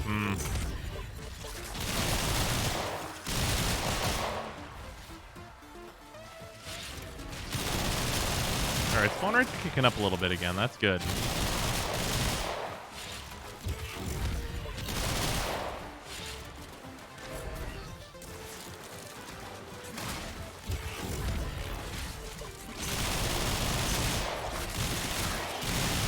Oh, you know what the worst thing the Sisters of Parvos can do? The Sisters of Parvos, they can have an ability where they copy your frame. And, like, they copy your frame. So, like, if you have good weapons, they're just like, I can't kill you, but you know who can?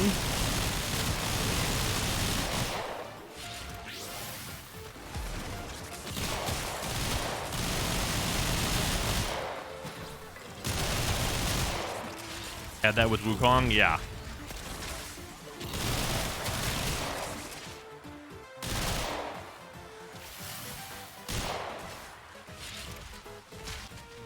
Don't trust anyone, not even yourself. That JPEG. Yeah, for real.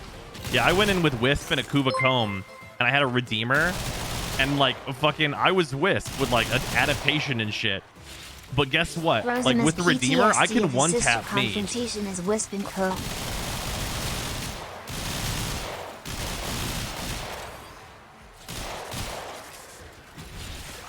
Like it is not a problem when the Banshee Spectre puts sonar on you.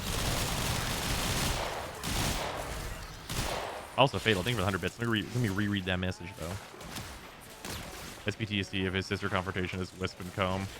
Yeah, because that shit sucked. That was so bad.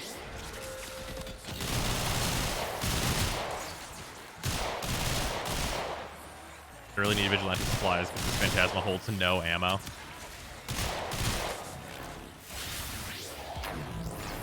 You can use that instead of the hilarious range mod. I get it, though. I understand. Also, Perry, you do have to consider that some of that is going to be the Wisp buff that you are likely running around with. Causing you to use way more ammo than is necessary to kill, like, any of these enemies. What element do you recommend for the Cycron? Either magnetic or radiation. It's really just like a option between those two, whatever you prefer. I would say radiation is a little better, but not a lot.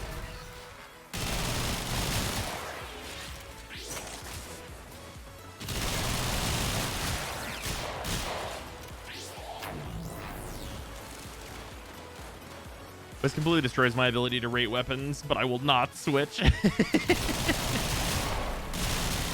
Turns out Wisp is really good. Who knew? It was all of us. We all knew. Everyone knows. What about Mirage's clones for Mesa? Okay, are you under the impression that you can put Mirage's clones on Mesa? Because that's not a thing you're allowed to do.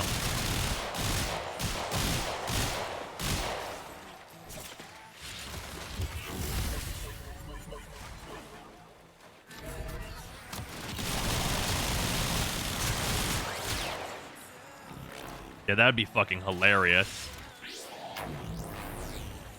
Give Mesa Iron Skin. That's just unnecessary.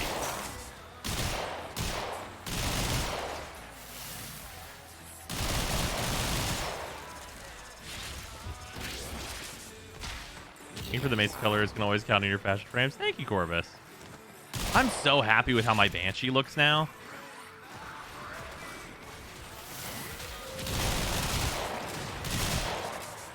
Like, not like actually for serious, like part of the reason I'm even doing like the Banshee video that I'm planning on doing is because like I just think she looks good now. I was like, ah yes, I fixed the fashion of this frame, therefore I will play them. Here we go.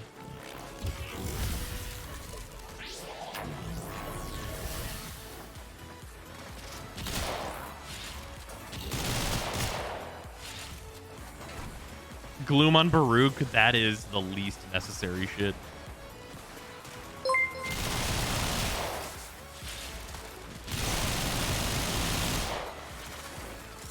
Speaking of, I've gotten compliments on the Banshee you sent me in a copy.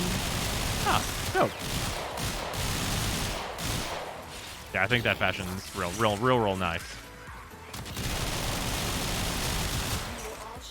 Does he have any plans for crossplay? It's been mentioned here and there on dev streams, but it's more of a like they want to, not a we're doing this. We don't have Arcane Tankers. New armor, helmet ability worth putting on Rhino. No, you'd rather have a grouping ability for sure. Just for that consistency there instead.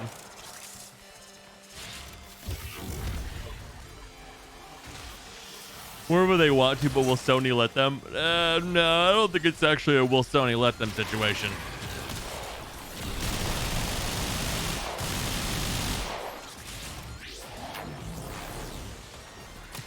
You bitch. Oh, I went out of the map. Whoopsies.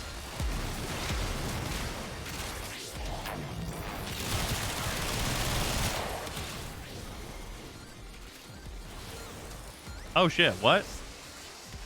I guess the heat proc got me.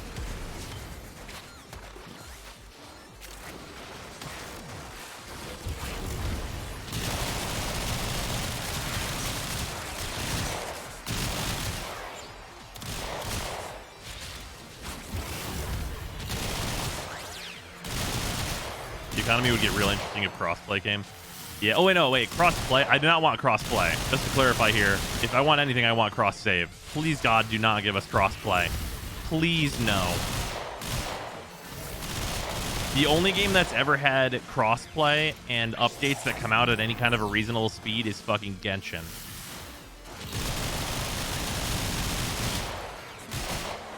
And that's like a multi-billion-dollar gacha. Oh, you know what, Fortnite? You know, sure, absolutely. Final Fantasy 14.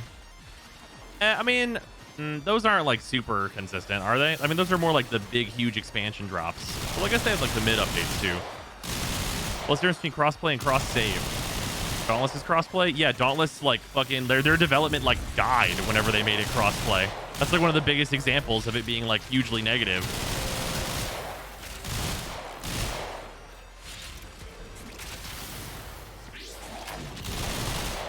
It was nice until like we stopped getting new monsters and shit on Dauntless.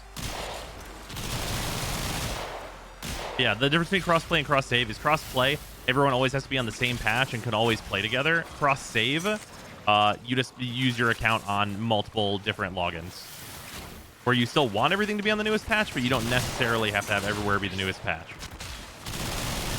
Because like, please remember, please for the love of God remember, the Switch port is done out of house. That is not an in-house port that DE is doing, and it takes fucking forever. Which is not the fault of that out-of-house studio, because they're extremely talented. Like, they're the ones that did Doom on the fucking Switch. But like that's horrific for like this thing needs to come out and be like at parity at all times. Because if Panic Button gets busy porting whatever super popular thing they're going to port, and then that falls behind, then all the updates fall behind. Like, do we really want to go to 2 updates a year Warframe? I certainly fucking don't. That sounds way worse.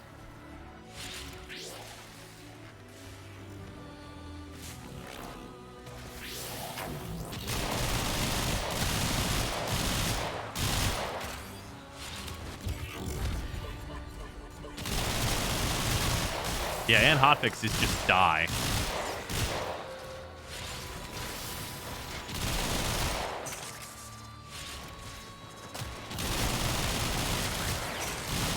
Aren't we at 2 updates a year yet? No, we're on like 4 to 6. 4 to 6. And you could probably count a little higher on that if you wanted to take some things as being more major.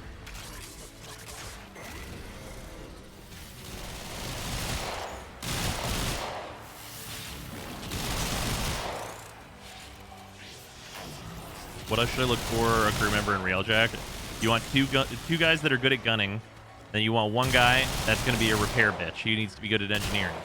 And then also, if he's got health, bonus points.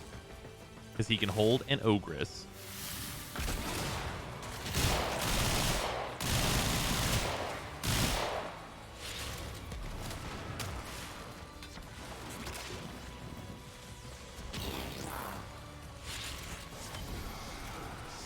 So far away.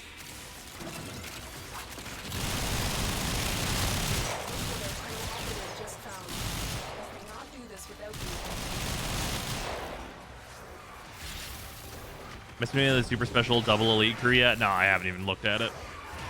You seen Genshin 2.0 yet? Yes, I have. Inazuma is going to be awesome. I am so ready for that. I'm saving the fuck out of my primos for the alleged Yoimiya and Seiyu banner.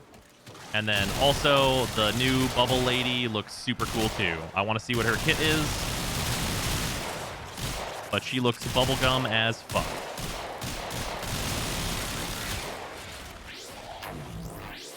Oh, Yoimiya Seiyu banner was like hard confirmed? Fuck yeah.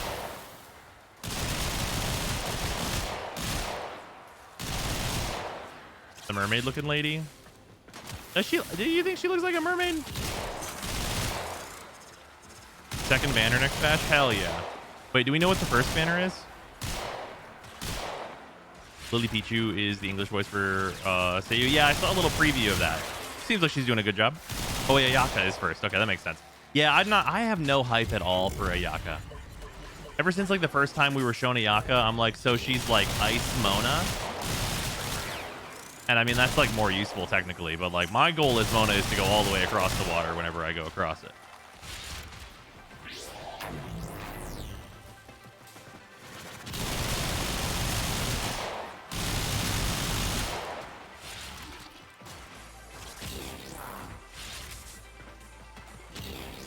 Ayaka has the Mona dash. No, I know.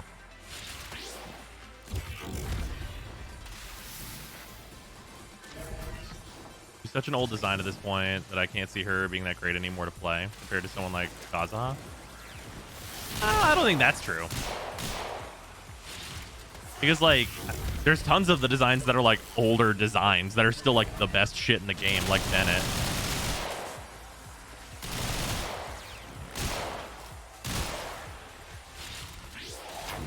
There's best place to get carbides. Wiki says Empyrean. I'm not sure that still exists.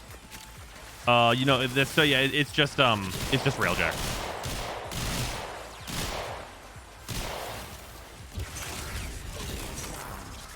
There's not any like real particular place. Just one of the zones it spawns in, and then just fly around and grab it. Ayaka, I mean. Looks like she may be central to the Inazuma story, so I think people might change their minds after playing the story. Oh yeah, that's definitely going to be a big thing for her. Isn't Saturn Defense good for carbides, or is Railjack better? Now, Railjack's definitely better, I would say. Saturn Defense, I think you need for building your Railjack, though.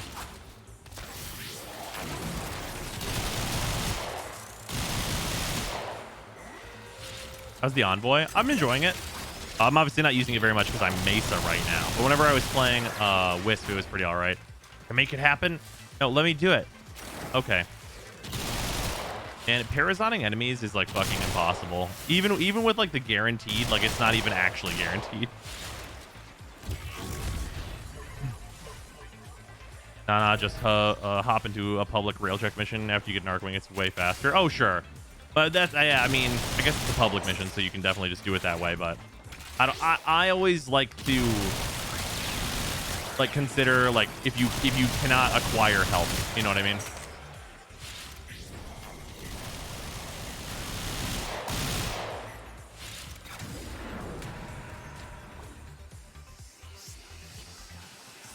Farming the Hollow Keys is so bad. Yeah, I'm not doing that farm, and I'm just hoping that they make it better. That will be like one of the last farms that I do. Why are you running?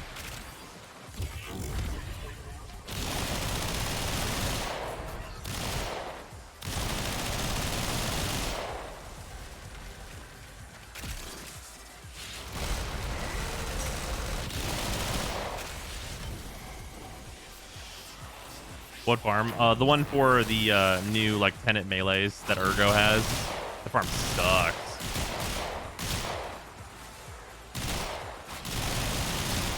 Just want to point out how funny it is that my Artemis bow is still one-tapping these dummy thick enemies before HM procs. Oh yeah. Artemis bow can't use the new Arcanes, right? I don't think it can, but I actually have not gone and looked myself.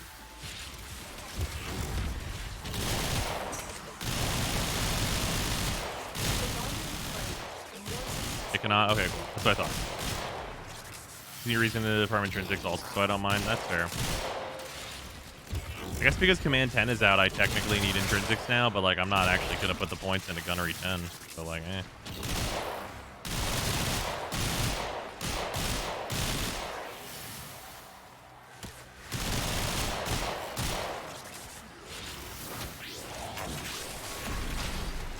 I have to return to dry dock after every railjack mission. If I don't, I never get the mission success screen with rewards on it.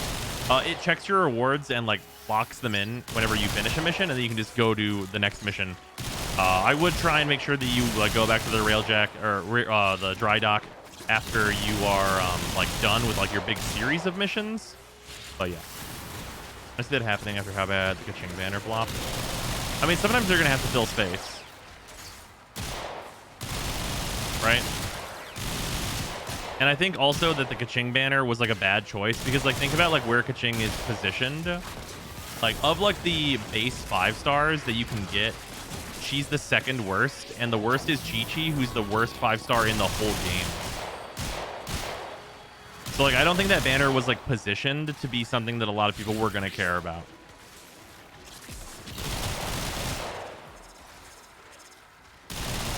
I love Chi-Chi Sag. Oh yeah, Chi-Chi's cool. She just needs to be buffed. That's really like the big thing. Jean banner would absolutely do far better than Kaching. Yeah, and it's also about like what characters are on the banner with them, right? Because like Bennett was on that banner, which is great. Like I'm glad to see Bennett. But like I think it was Bennett and like Barbara and one other character, and that other character was not Ning Huang, if I remember correctly. Was it Bennett, Barbara, and Ning? It was actually Ning? Okay. Yeah, I mean, yeah, putting Bennett and Ning on there is really good. Those are two really good characters. But Barbara, though. But Barbara. Nobody wants to get Barbara.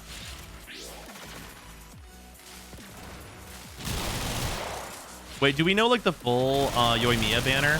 Is it the actual dream of it being Yoimiya, Ninghuang, Seiyu, and Yanfei? It's not the actual dream? No.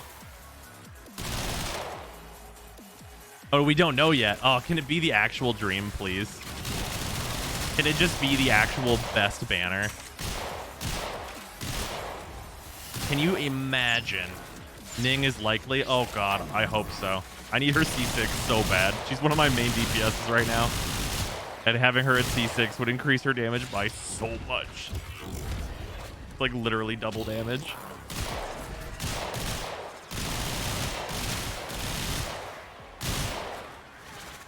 Ning's the only 4-star I'm missing. Yeah, she's real good.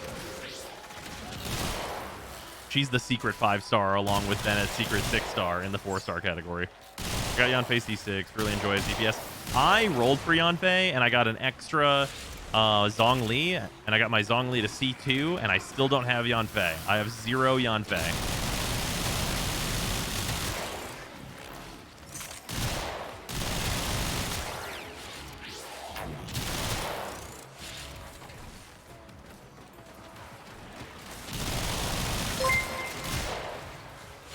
Nox, think with 100 bits.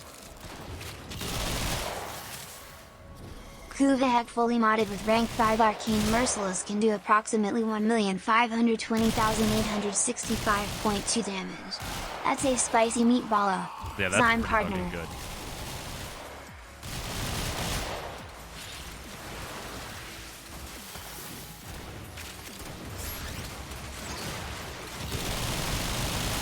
Hey, bang. Where'd they teleport to?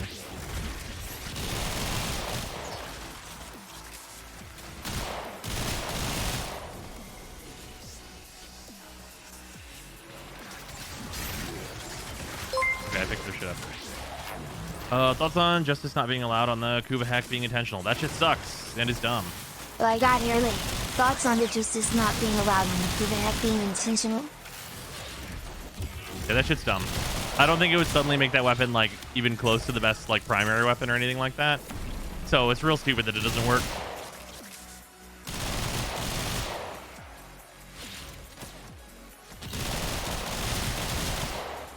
I think I might get Ureli. Something about her surfing clicks with me. Fair enough. But Bros Time, they did the napkin math. Yeah. Yeah.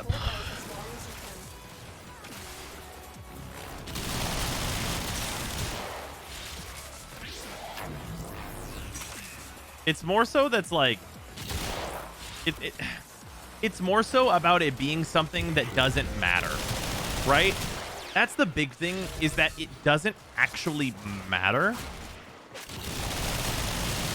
if you can use that mod or not, because like the modding options are really high quality even as it stands right now.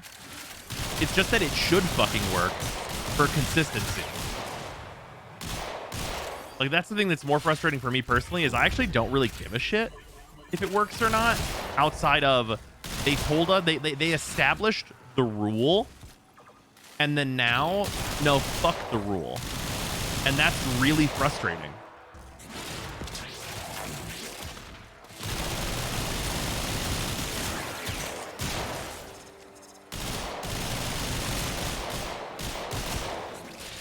I just want to train their napkin to do math. Mine's pretty smart, but pretty headstrong. God damn it. The E's next bounce pass will be divined via tea leaves. Isn't that the way it's normally done?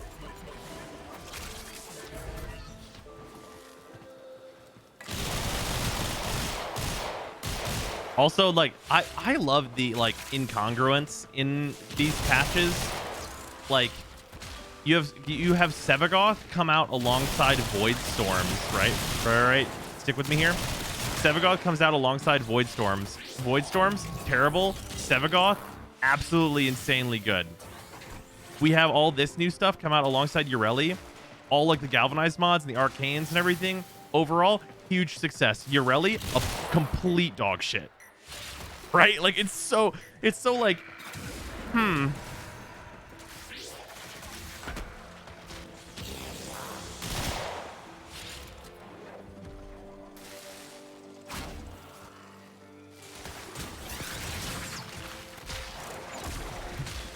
Yeah, perfectly balanced, as all things should be.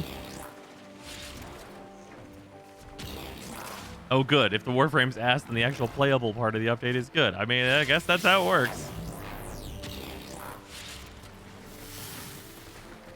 You know it's bad when even Tack Potato has nothing good to say about a new Warframe? Oh, I mean, yeah, you can't just lie. You can't make things up, right? Like, I think I actually gave Ureli about the easiest time I could, where I was like, if you like surfing around,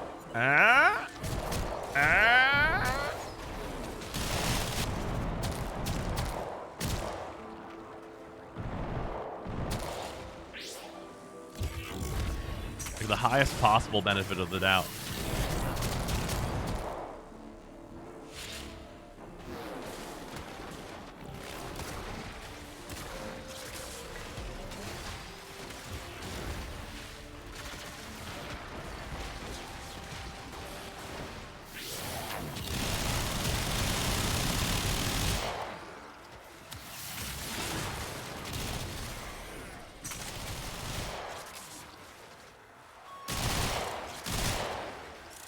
Ureli's a gold glorified K-Drive skin. You're not wrong.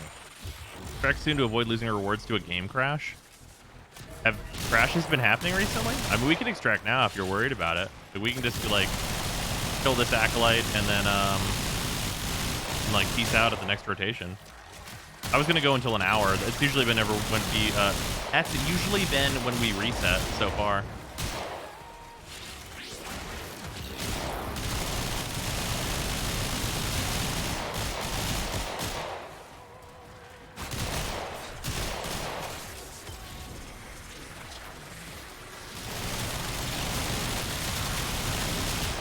Ambassador up is so dumb it's unreal to even buy it. Well, you have to pull your punches. You gave them an existentialist crisis without trying to. Wait, what do you mean?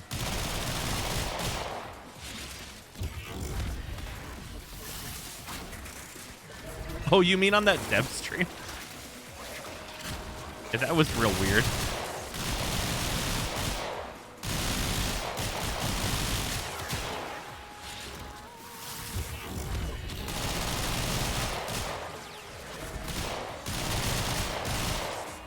Did a member of the dev team whine at you about how hot you be talking in your vids? It's too mean. Oh, I mean, I wouldn't call it whining at me. But, like, yeah, I mean, that's what Scott said whenever I was on Shy's podcast.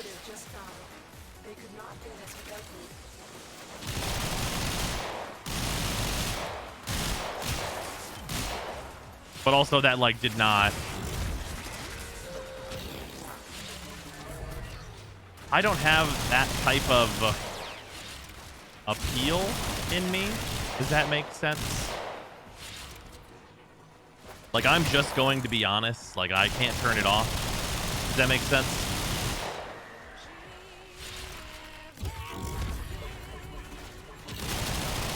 Because, like, my reaction from him saying that it's sometimes hard to listen to, which is what he actually said. He wasn't saying it was like too mean or anything like that.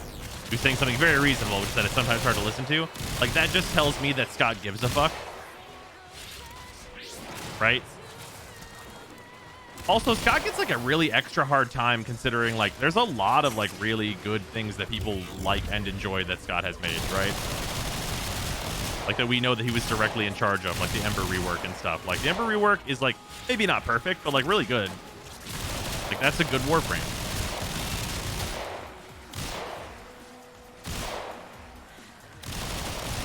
And like Scott was the one that was like, I secretly put Univac in the game just at a lower range, and it's like, I get where you were going with this. I appreciate it, right? Like I understand the direction here. We didn't go all the way, but like I get it.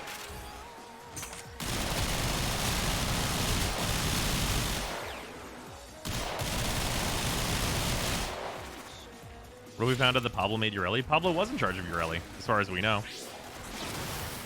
But like also like you have to consider that it's like whenever like they say like a Warframe is like this person is in charge of this Warframe, like it doesn't mean that like they're the only person working on this Warframe. Like that's not what that means. Like there's so many more factors to that. Like are we gonna like sit here and say like, well, Reb was in charge of Revenant, right? Like yeah, Reb was in charge of Revenant, but like you could even see on the dev stream where it was like Reb wanted to push it in a certain direction, and then there was like immediately like discussion of like, well, we will this Eidolon for it, like a bunch of like things go into it, and like things change based on like what the whole team wants, right?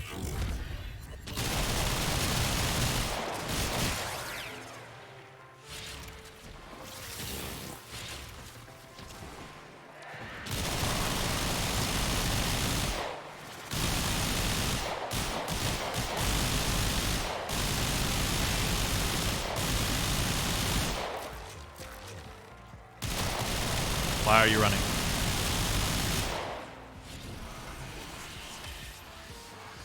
All right, there we go. Yeah, we're probably not going to get another one before we hit 1 hour, so like we can just peace out unless we care about the C rotation.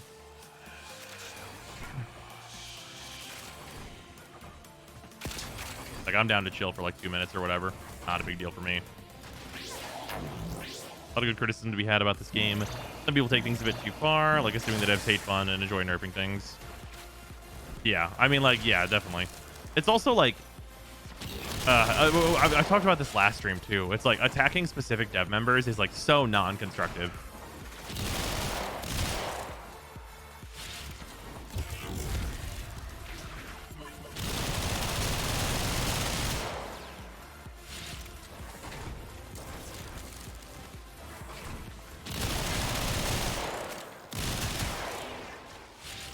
For good endo farms, I've never done Vodunoi. Just been doing the Deimos endo farm. So arbitrations, I would say, are the top, and you usually combine that with doing some Deimos to get the orange stars. And then outside of that, the super optimal is Vodunoi on Steel Pack. Arcane's double by boosters. No. That'd be nutty, though. Every time when everyone attacked Meg because she had to make the post of a nerf, catch moon nerf, if I'm not mistaken. Yeah, and like that's just like Megan doesn't make that decision, right? Or at the very least, not just her. That's always like the really weird one. Whenever it's like you look at someone whose position at Warframe is like say it's like Rebecca's, right? Like Rebecca has a lot of influence, I'm sure. Like overall, like the overarching influence that Rebecca has is gonna be high because. Like, you know, she's part of the face of Warframe, I would say, right? But, like, if Reb announces that, like, the Kuva Nucor is going to get nerfed, right? It's like, why would you think ever that it's like, oh, this is Rebecca's decision, right? Like, it's just her. Also, I totally looked away and did not. I should have just called the shields back, but I didn't do it. Bang, bang. Can I do its, like, gimmick from here? Oh, you totally can.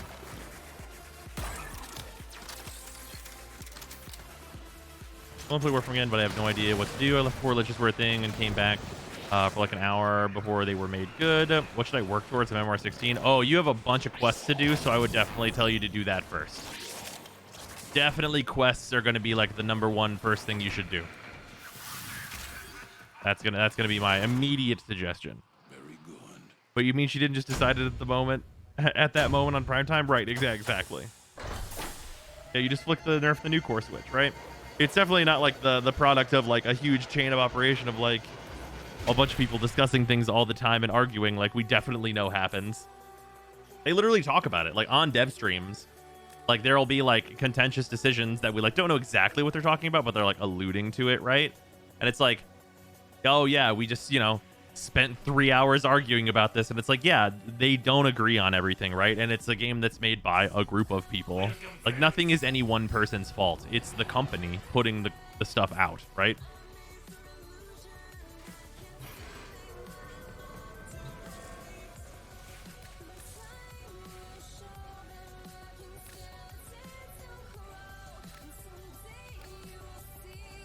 Damn, got a lot of secondary ones, huh?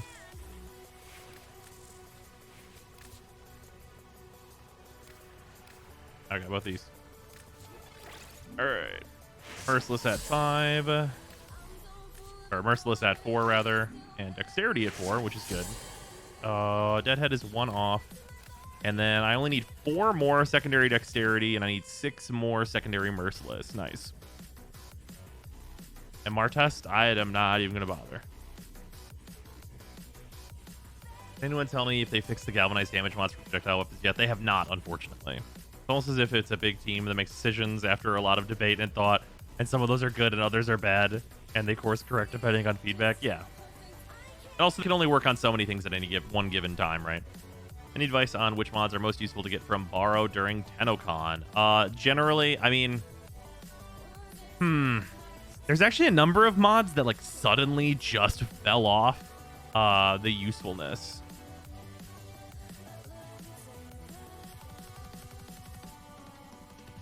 I wonder how many of their staff play the game during their free time.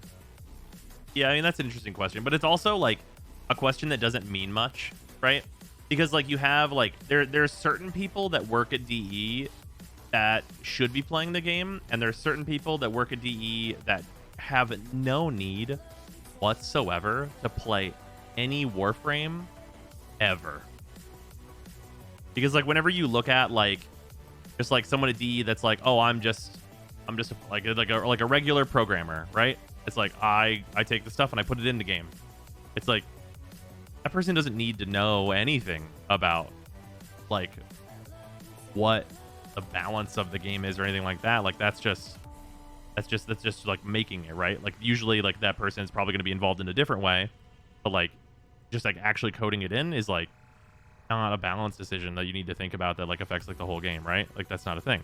And then like you have like the art team where it's like, yeah, the art is really important to the game, but do they need to like be playing every night? Like no, that doesn't do anything. It's very helpful simply because they can break math and interactions a lot. Oh sure, I mean like they need to know what they're doing, but like they're not the people that are making like the design decisions that are like at like usually like the more of the top end, right? And like the sound team, like what use did the sound team really have for like playing Warframe, right? Sound design probably play the game just to make sure the music or sounds aren't too loud every now and then. Yeah, like you like the person on the sound team that like needs to play the game is the person that deals with mixing. Like it's not like everyone at DE needs to always like every night like spend a few hours on Warframe. Like it's just not the case. Yeah, like the people on the marketing team, like what? I mean, like sure. I mean, I guess if they've played it, it's gonna help. But like, you know, I mean, it's not really necessary. But the people that you need to be playing the game the most are the people that are involved with the economy, the balance of the game, and the design of new gameplay content. Those are like the 3 areas where it's most helpful to have that person playing the game. Oh yeah, the art and sound teams at DE are absolutely annihilating it all the time.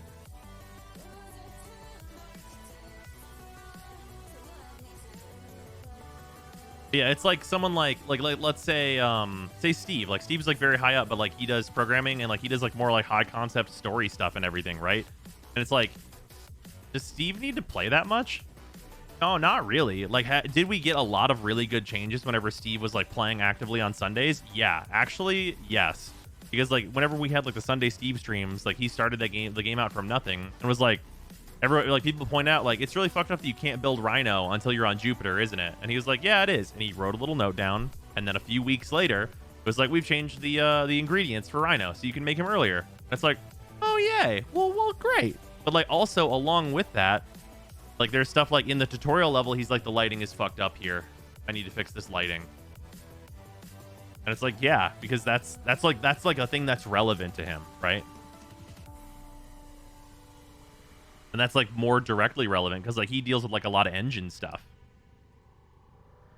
Like, it's like people like to say shit all the time where it's like, ah, yeah, Steve loves to stare at the lighting, and it's like, well, it is like really important for his job. It is like maybe one of the most crucial things that he works on.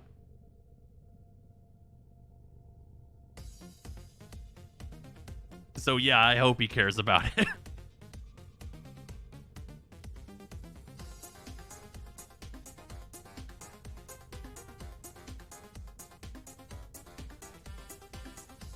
Yeah, Glenn sometimes does optimization streams. That's true. You feel like they would have things like the Rhino change earlier if they actually played the game? Literally everyone says Rhino's the best starter frame.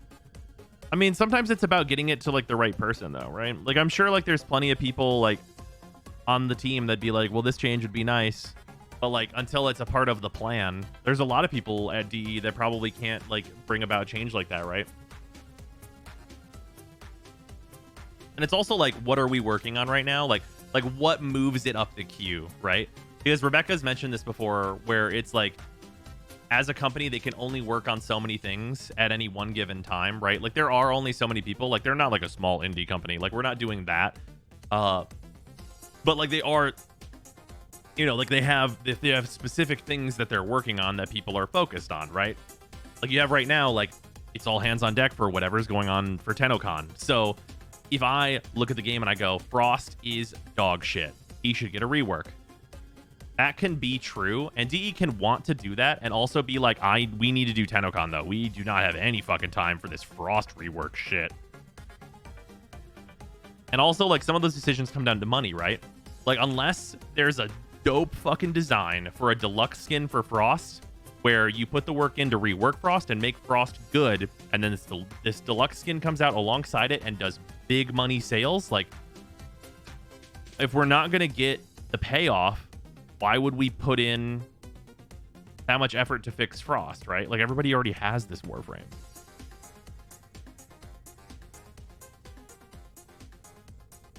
Yeah, this shit right here can wait. I would guess Steve drooled watching Ghost of Tsushima. Oh, I can only imagine. Especially with how optimized that game is.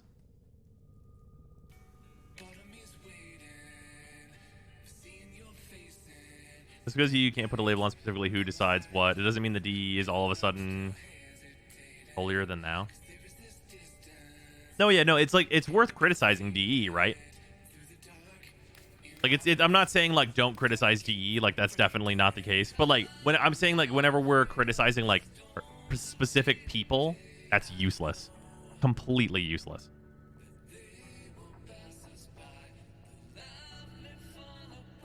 And it's foolish to believe that anyone on like, the dev team is, like, evil. Oh, no, like, you know, the evil man / lady nerf my new core. Like, that's not... It's not. Why would the janitor do this? Yeah, exactly. It's not even useless, it's actively harmful to your point. Yeah, that's true.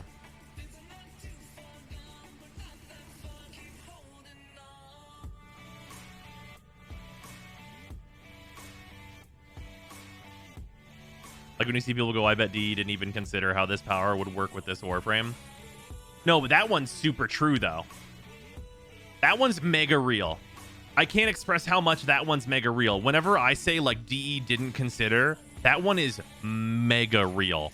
I cannot possibly express to you enough how much missing things in design is one of the most real things that exists.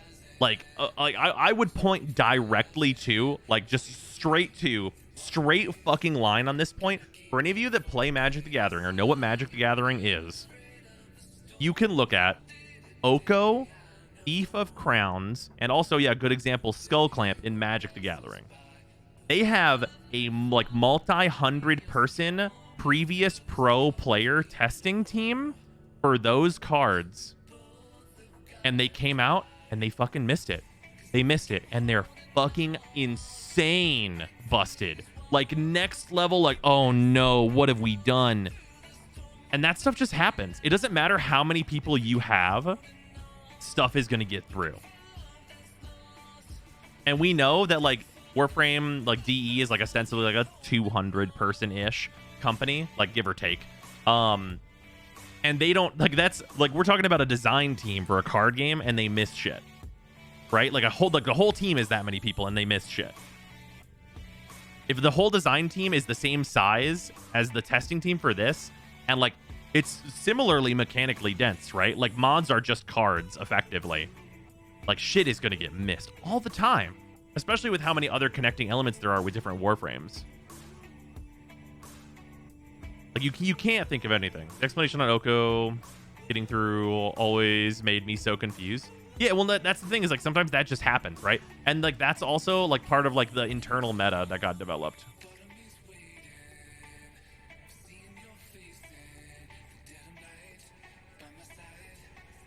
But yeah, for anyone that doesn't know the story here, I'm gonna pull this up because it's like a great example. It is a great example. I'm literally just gonna pull this card up. Like apologies, but like this is actually like a really pertinent point.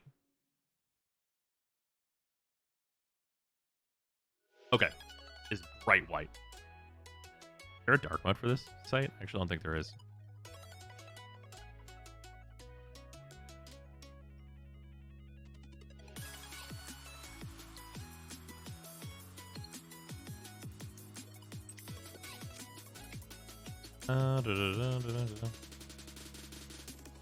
Doesn't matter. Just open it by itself. Okay, cool, perfect. This will do the trick for what I want to do. Okay, boom. This is Skull Clamp. This is the design decision that was missed. This is one of like the strongest cards that's ever been printed. So all this card does is it's 1 mana. It's an equipment, which means you can put it on a creature, and the equipped creature gets +1 attack and -1 health. Whenever it dies, you draw 2 cards. So whenever they were testing this card for a long time, it was +1, +0, and they thought it was too strong. So they were like, okay, well, we'll just make it also give -1 health. And then that will nerf it. But what that actually does is make it so any creature that has 1 health, you put this on it and it dies and it draws you fucking 2 cards. So you pay 1 mana to draw 2 cards if you have anything that has 1 health laying around. And they didn't see it. And it is fucking crazy busted.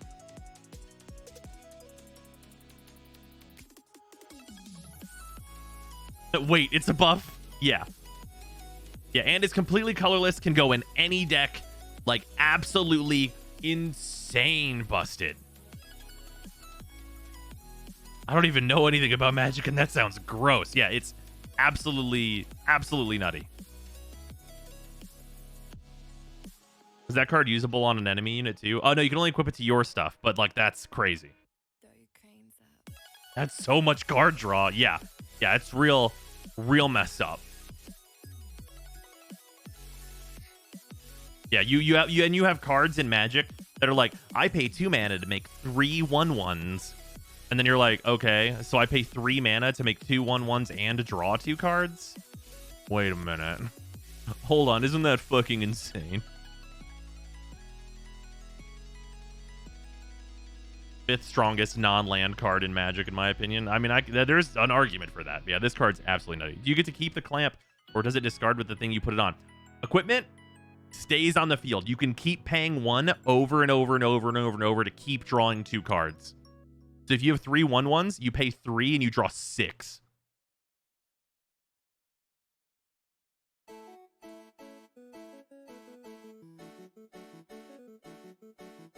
No, wait, what? How? Equipment just stays on the battlefield. You just pay its equip cost, and you just keep putting it on stuff. Yeah, you don't lose it. You do not lose it at all.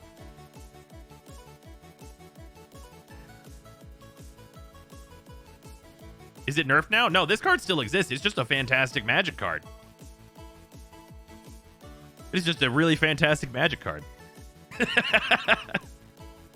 How do they not think this was dumb? Because stuff gets missed, right? Like, even when you have a big design team that's testing stuff actively, you just miss things. Ban list? Oh, it was banned in its primary format. It's not banned now in Commander and stuff. It's very popular. Another one. And another one. Joshman, thank you for giving 5 subs to Dax Maction, Bullseye, Dorsey, Shimon, thank you for Cuddly Crow, gifting subs. and Fatal. Come on in, everybody. It's banned in 2 formats, but it's still legal in the omnipresent format known as Commander and Vintage. Yeah. Kind of like when games get funny, powerful, and low cost available for all players, stuff like that. Oh yeah, no, I love this card. Like, this card is like just a great card. But like, the story behind it is pertinent to like design things, where it's like sometimes no matter how much you think about it, and even when you try and nerf something, like they were like, this card's too good, we're gonna nerf it. You accidentally buffed it, and now it's broken.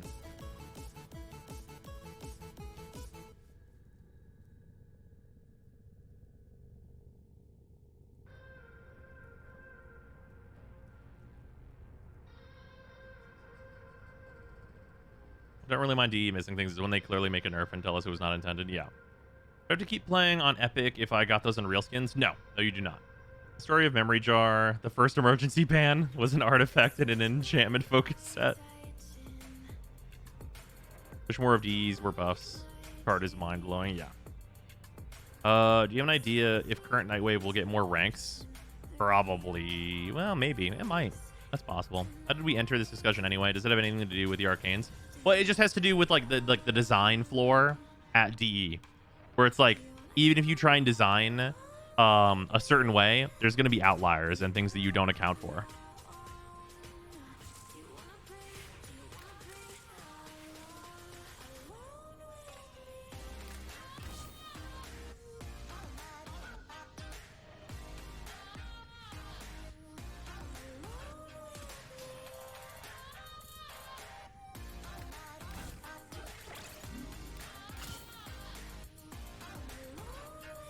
Ready. What Exilus V? I mean, I guess I could just use like a low-level pistol ammo mutation.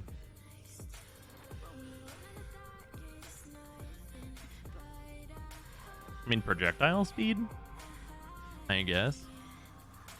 I don't even really need this slot. This weapon doesn't really need it. Hate seeing those red numbers, though. They go away.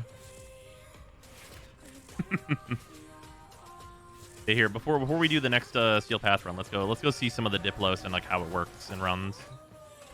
Is the Kubo Ogres good? Yeah. Yes. Uh-huh. Yes. It's gonna be even better whenever they fix the bug. There are 45 Warframes with 4 power slots each and like 60 powers you can infuse from Helmet. That's without modding. That's a lot of combinations to test. Right, exactly. What bug? There's a bug with projectile-based weapons. And I mean travel time, non-hit scan guns, where the condition overload status mod don't work with them.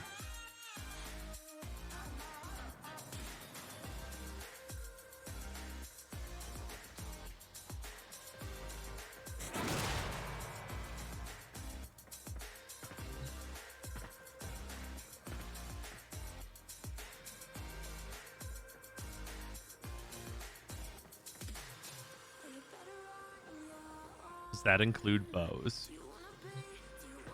Yes.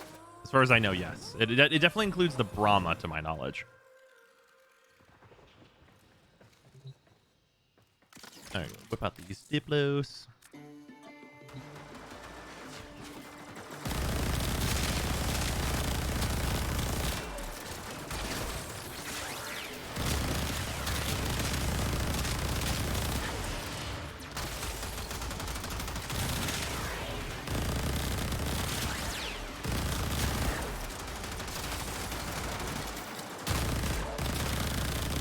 I just realized I'm Mesa, so this is not a good test.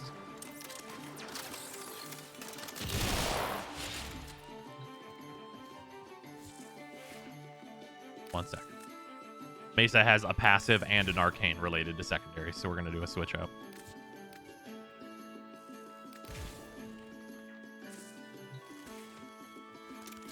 Okay, here we go.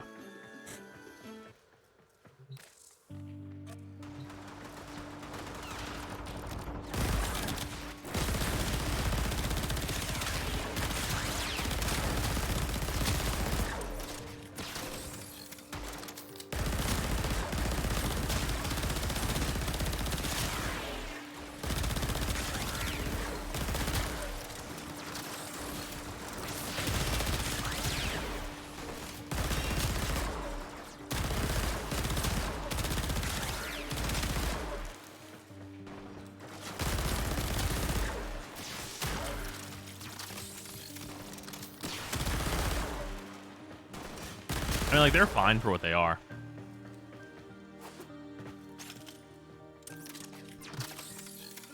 All right, let's try their alternate fire.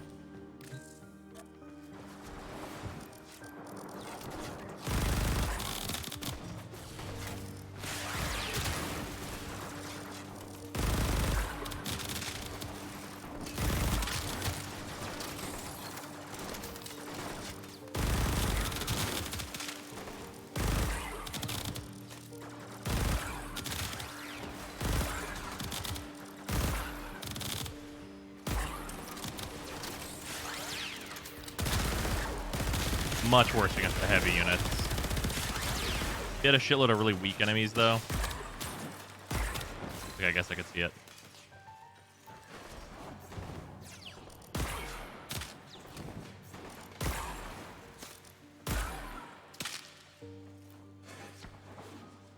Yeah, I really think the functionality of this weapon needs to be inverted. Like, if they inverted the functionality on it, I think I'd actually really like it. Because, like, think about it this way. Okay. I want you to think about, like, the alternate reality of this weapon. Which is, whenever you're not ADS, you have a bigger reticle that does the lock-on. So you can just, like, jump up, hit a bunch of dudes, and then, like, jump again, like, shoot a bunch, and, like, have it auto-aim onto those guys. That would be great. And then you just ADS for, like, more, condensed fire on an enemy. And maybe give yourself, like, a small bonus to headshot damage or something whenever you're ADS. Like, if they did something like that, I think that would make this just, like, way, way better. As it stands, I think it's pretty finicky.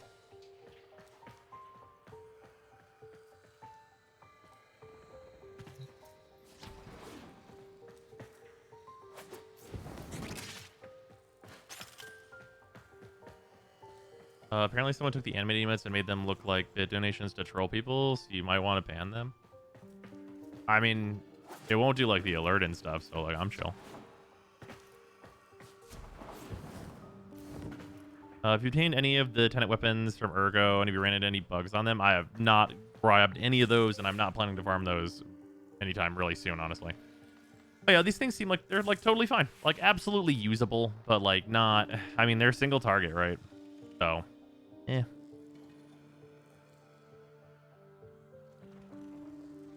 I just crit some Grenier Wage Slave for 23 million with the Tenant Envoy while I'm ranking it up in ESO. Very nice.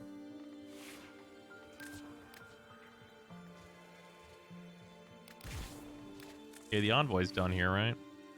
Well, I guess it's technically not. Because we would do this, and then...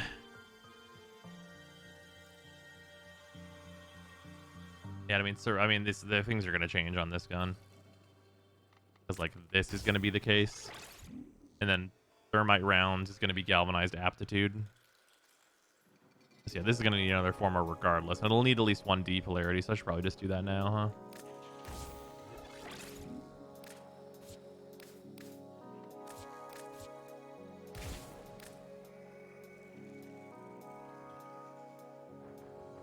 D for Hunter? No, definitely the D for Prime Cryo. No heat at all? Still got heat. Heat's innate. Because it's the elemental that I have from my Lich generation. Or my Sisters of Parvos generation.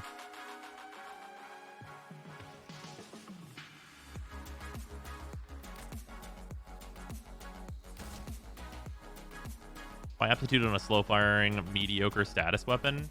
Hunter munitions.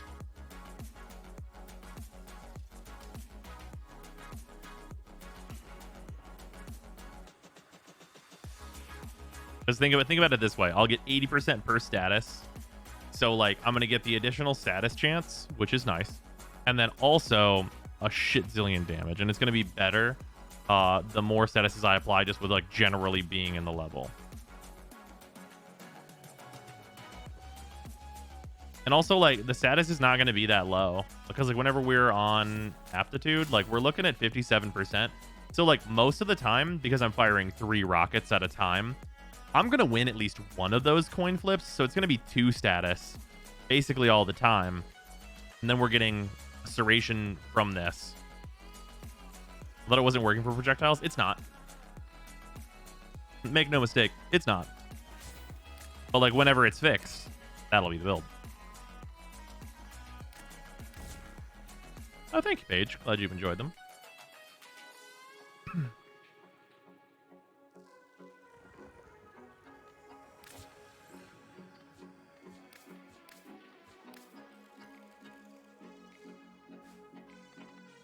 Building for when that's fixed, yeah. If they fix the crit mod, Kuva Chakur can reach 310% crit chance. Damn.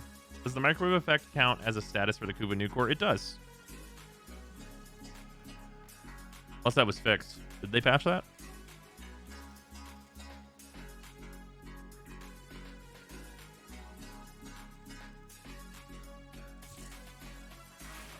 Let's just see where the Envoy is with like this middling build, right? And just compare it across with the Diplos.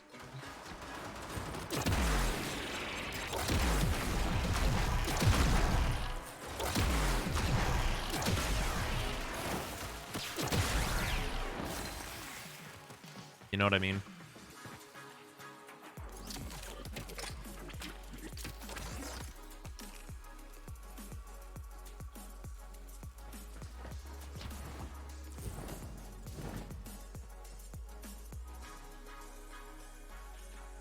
That's just a little better. And that's like a big consideration here is like, think about whenever this is fixed. Also, I'm not using primed Firestorm. This plus 66% blast radius. It can hit like every enemy I can spawn in the sim at once. Like from where they spawn, basically. Like this is big boom.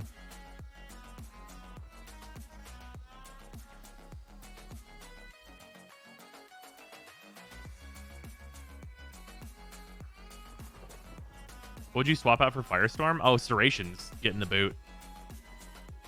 Yeah, Serration gets dumped for sure. And that's especially true whenever Primary Merciless is done.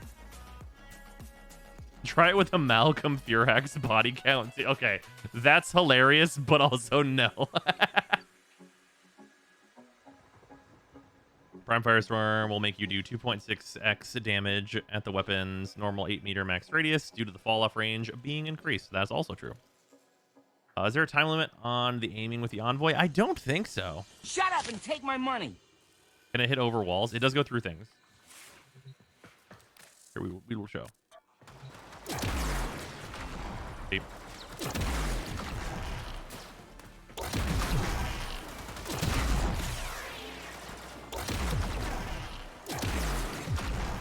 Also fun stuff.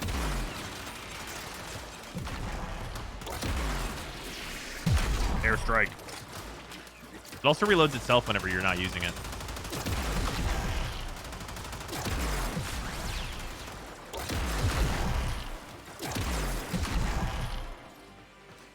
The most fucked up part is that the rocket can turn on a dime. Watch this. So you can aim it after you shoot. Good to know. Oh yeah, it's super nice. Also, you can snap aim. Nope. So you can fire this around corners.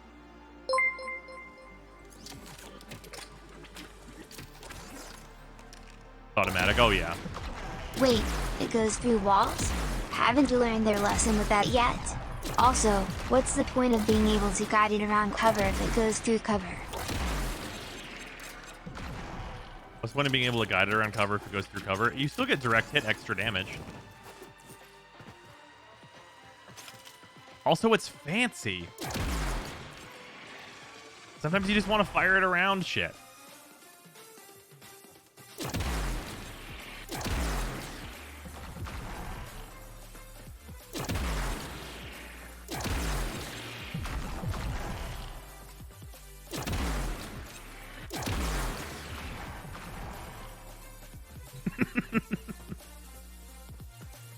Also, I want you to just imagine this out in the plains, because you can just like fire it up and then just be like, fuck that guy, and it'll just get him it'll just get him eventually. Can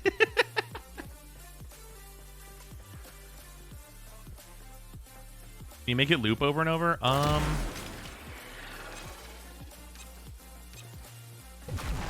hit something, but yeah, you can do that.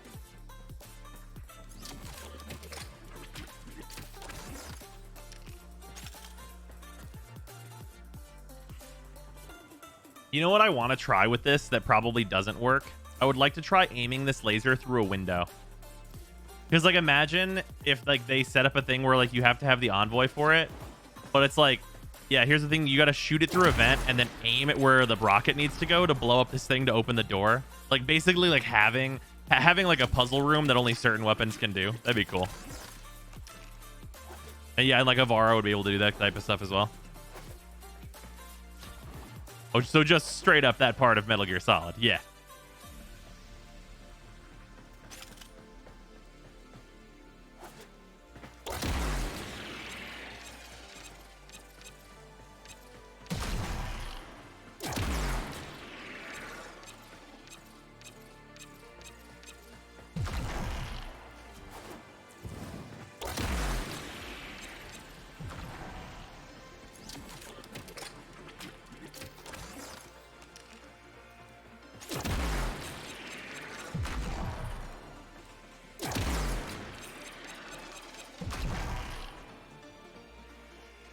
Basically, you've turned off your targeting computer. Now we just wait for the trick shot videos. Yeah. How does Ivara Navi work with aim on that gun? I assume you just take direct control of the rocket.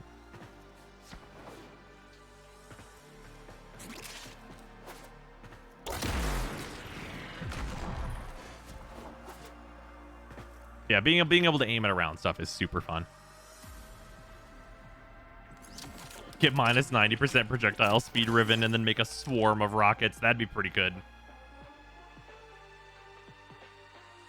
So I might make Conclave fun for a whole 20 minutes.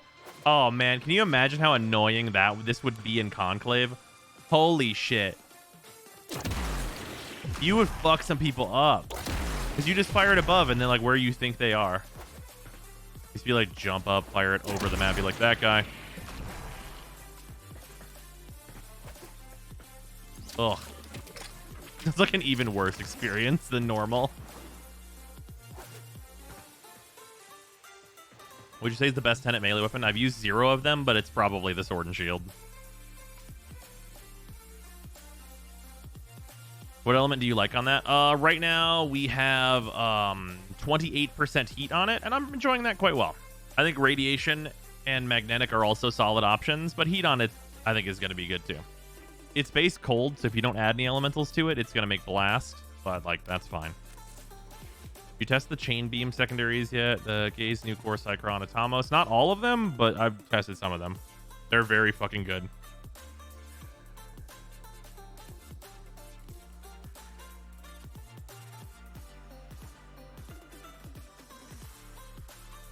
Fire goes into blast on Envoy. Yeah, by default it does, but not like this. See? See?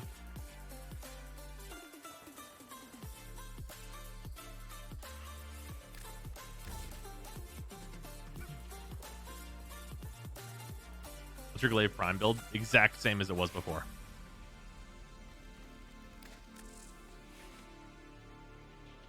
Yeah, the Diplos are like mildly interesting, but at least now it means that we can just Shut level up the and take my Cycron, money. which is almost certainly insane.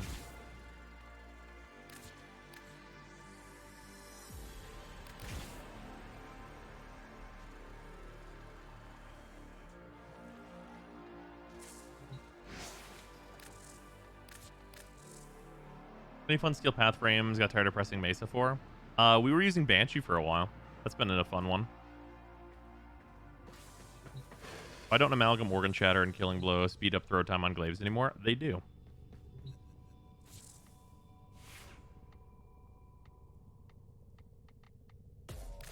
Yeah, I mean, steel path frames, like you can use Wukong, Protea.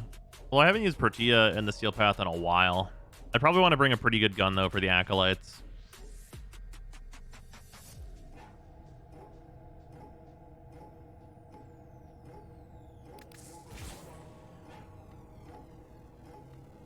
This weapon's all done, right? Well, for now, anyway. Yeah. Yeah, it's done for now. It'll need one more Forma. What landing craft are you using? I'm using the Zephyr Deluxe landing craft. Oh, speaking of which, yo, you know who's really good? You know who's really good at Steel Path? It's Zephyr. Zephyr's really good at Steel Path.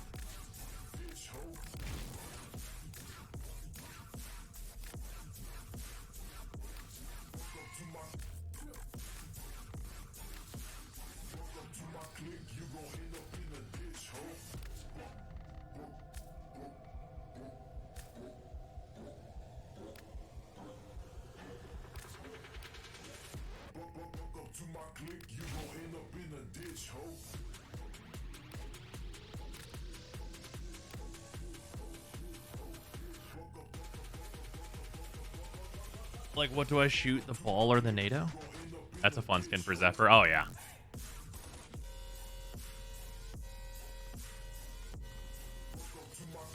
Yeah, this with the Envoy is probably pretty gross. Let me make sure this is the right build. Yeah.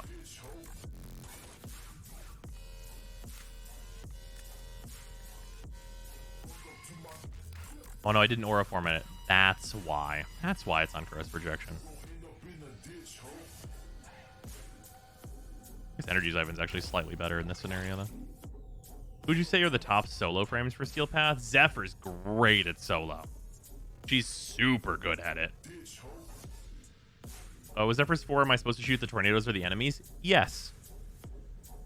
I would highly advise you to bring a weapon that can do both. The new Plasmor is very good at it. That's a she? It is. But it's also a jet.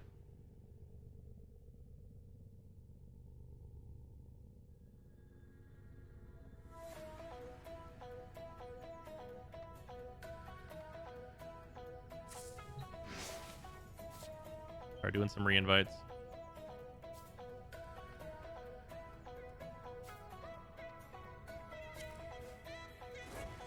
Luxian is good. Yeah, I like it quite a bit.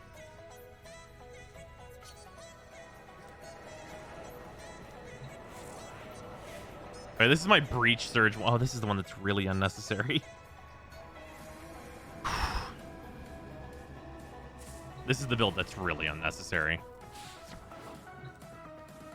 First time, you wish the operator jacket was good. I really do. I really do. Man, the operator outfit, that is it's so close to being so good. What are the symbols on the player MR rank now? Oh, this just means I can rank up.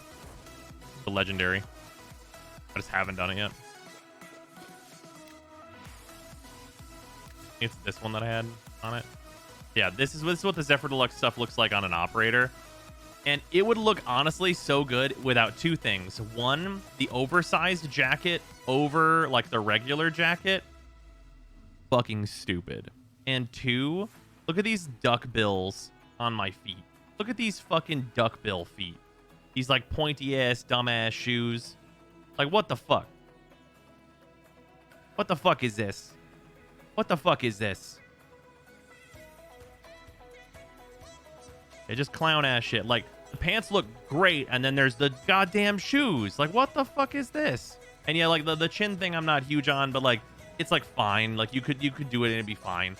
But, like, it's so close to being so fucking good. Like, it is so close. Like, without those two elements, I would say this is literally the best operator outfit in the game. But because it has those two elements, it's, like, completely unusable. Like, and I could use these, but the color channels aren't right for what I want to use it for. Also, just like the larger, like shoulder pauldron stuff that I've got going on. What does the hood close look like? Duh. Just dumb as shit. Hood closed usually never looks good, but still.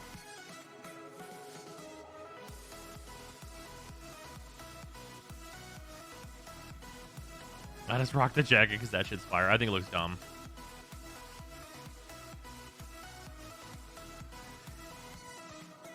Because it's also like, I'm not going to be able to get over like the pants, and there's not a good alternative.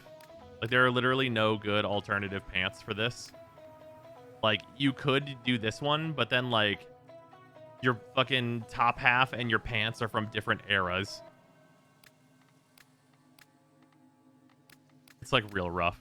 What the fuck do we got to do to just get some goddamn jeans? Like, that's all I'm asking is like just put jeans, just regular pants. Can I get regular pants and some like, I don't know. I'll take like anything.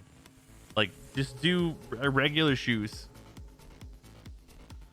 Or at least make it like how like the other characters in this universe look. Like, I'd rather look like Maru than like this.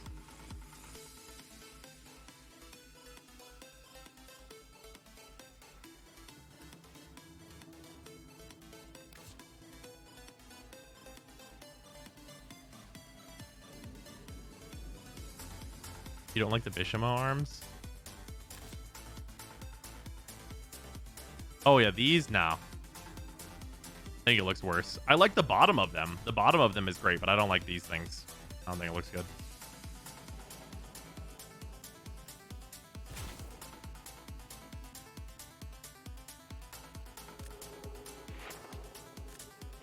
Just the generic NPC full body tights that everyone in the relays wears. I mean, I'd prefer that over like a lot of the outfits that we do have.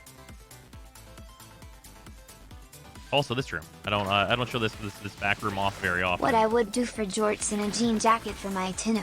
Okay, we collected all the Parvos Granum stuff. Got our Deimos area and things. All the floofs from Deimos. All the floofs from Fortuna. All the idol, or all the planes stuff. Organized by rarity. You know, just doing the thing. One day they'll allow Tenogen for operator clothes. It'll probably be whenever we get the adult operators.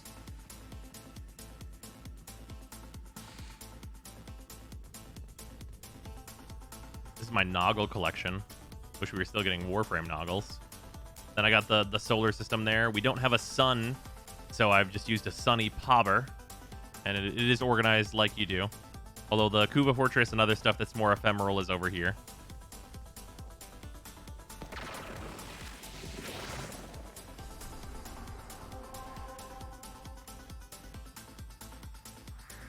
That's kind of assuming adult operators work outside of the Duviri Paradox area. Oh, I don't want to even think about it.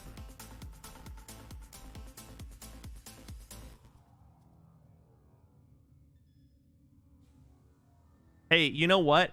At least think about it this way. If we get adult operators, maybe we'll grow into the jacket.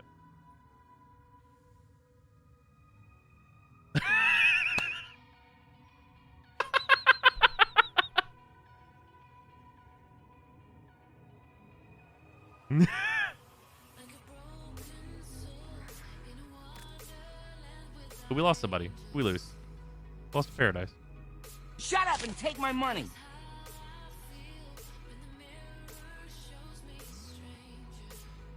The jacket will grow with you. Oh, that'll look hilarious.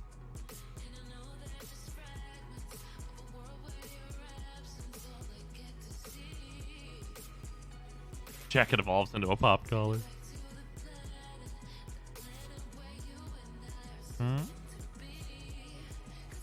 Hair not going, I guess.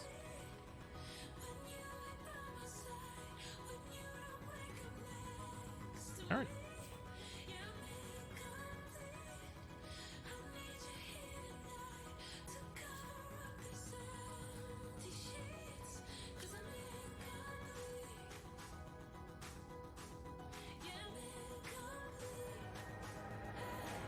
Imagine an office worker outfit. That's weirdly specific. However, I will somewhat concur with you on what if a That suit. jacket will shrink when you grow, making it too small to look good. God damn it. Frank, thank you for the 100 bits.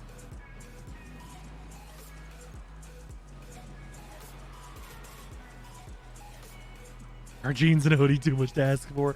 Bruh. Scans show No video game can ever give you, like, no fantasy game can ever just give you a hoodie. It's like, I would love that. But we can't have that because we can't have these nice things. Also, it is time for me to find a room to hole up in because that is Zephyr's fucking modus operandi.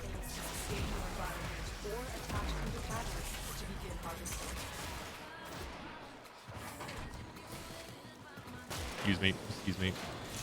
Excuse me. It's me. Everyone get in the tornadoes. Perish.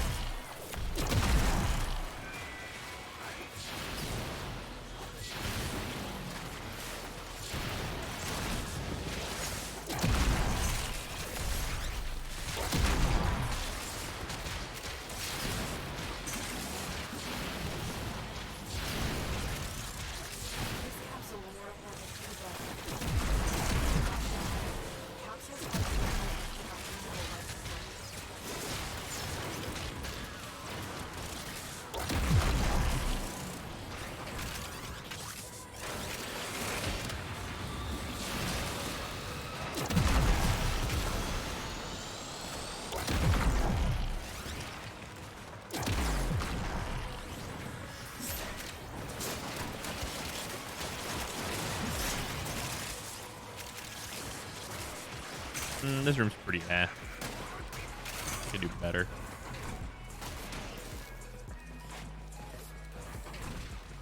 I mean, ideally, I would actually be in a room like this. These rooms are usually pretty good.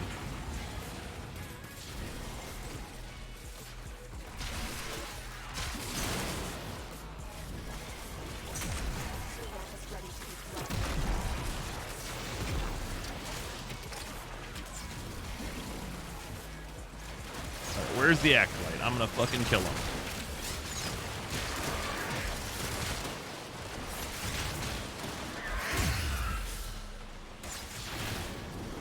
Oh, it's just Shadow Stalker?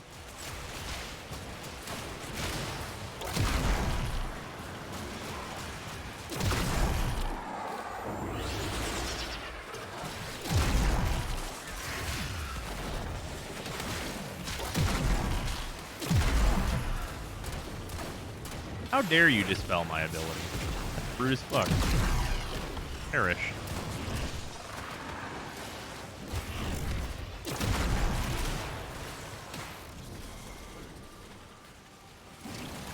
Does Gal Savvy work with Sea-Doo? Yes. But yeah, but only half of it.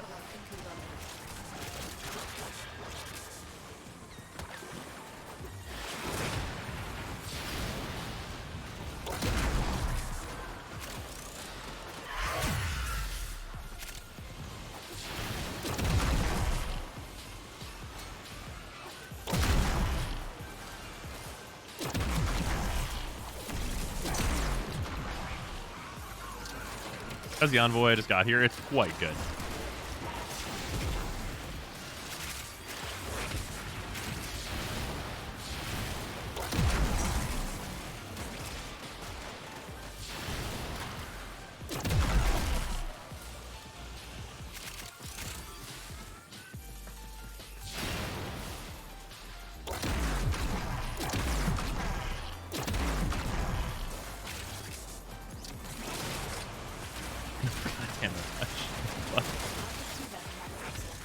Oh no, these are Necroth shadows. Alright. Yeah. Fucker is mad. His kids get to have all the fun.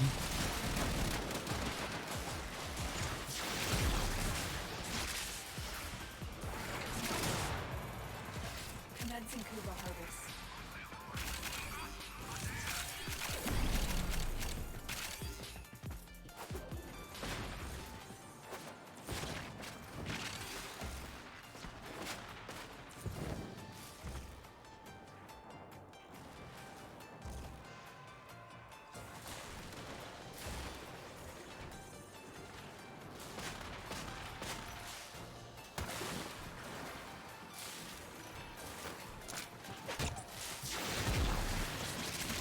Toxic Base Sister was one of the most annoying things I've ever come up against. You had Molt Cloak Renewal on top of Herb Scene DR. Jeez. Notice I hate the Shield of Shadows build, not because it's suboptimal, but because half the time it's impossible to differentiate between shadows and actual enemies. Oh yeah, that also is a part of it. That's not great. Sure, when you said the Sword and Shield Tenant melee looked the best, this thing slaps. Fair enough.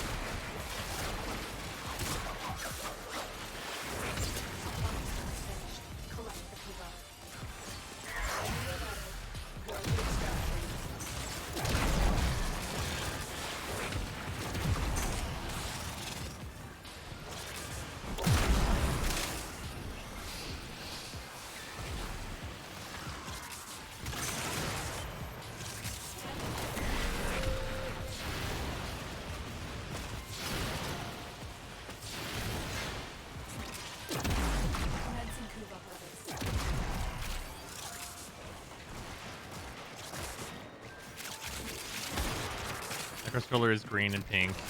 You can tell my army apart. Nice. Yeah, that's always good whenever you have just like the very discernible colors. It's very helpful.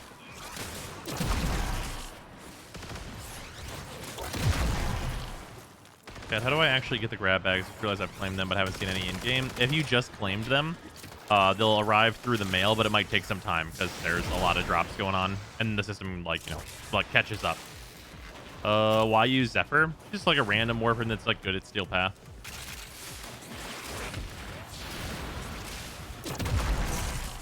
Know what I mean?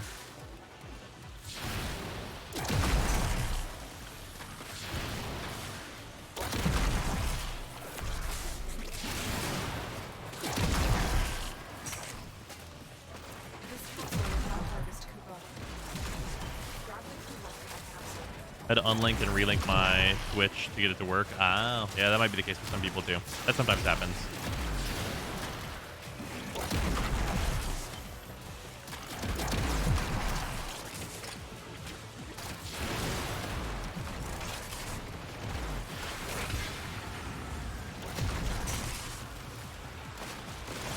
In the bags, some cosmetics and stuff. You can only get up to 5 of them. In a while. Is Zephyr good now? Oh yeah. Zephyr got a rework and she's like really fucking good now.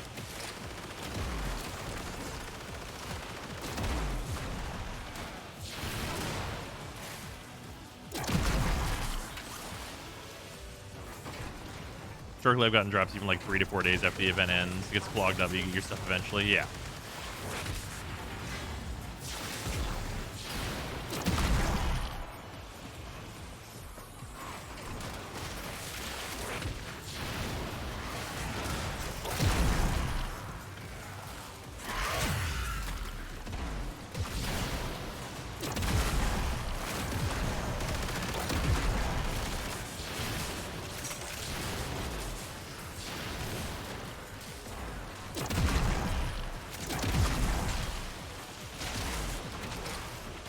Envoy kind of pogging off. Yeah, the Envoy's pretty good. This weapon will definitely be like a relevant gun for sure.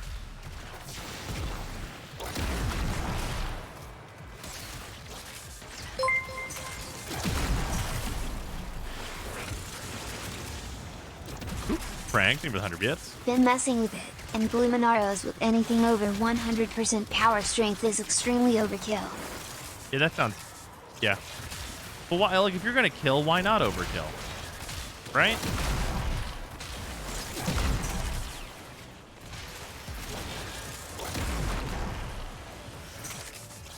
Here, let me shoot in one direction. Oh, there's enemies over there? Alright, Rocket, go for it. Yeah, pretty much.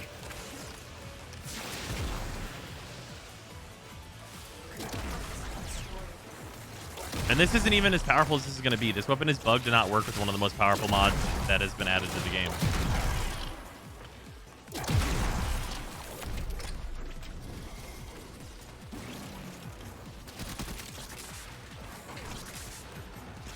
Could Gloom be a good swap for the one on Zephyr as well? She runs low power strength generally, so it'd be a less good option, but still probably not bad.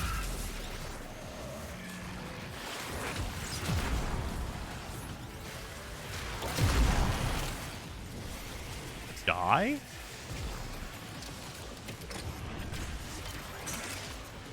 You know what gun is really fucking good now? Like, I don't even have to test it to know it's really fucking good with Zephyr. Mushroom.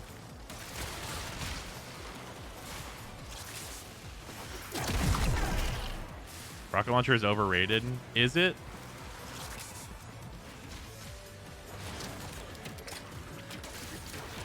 Like, an Ogress is better, but like, at least based on what we know so far. But like, this weapon seems pretty fucking good to me. Try the Kuva Brack. This is definitely better than a Kuva Brack. Look what our Tenno operative just found. I could not do this without you. What are the parts for Mushroom? It's a Spore Lacer and a Haymaker. And then you can use Splat, but I use Stitch.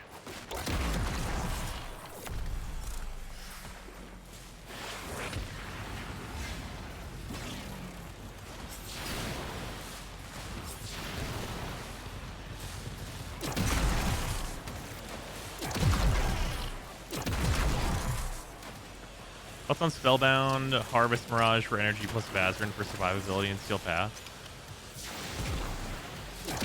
You could, but you might as well just take Gloom.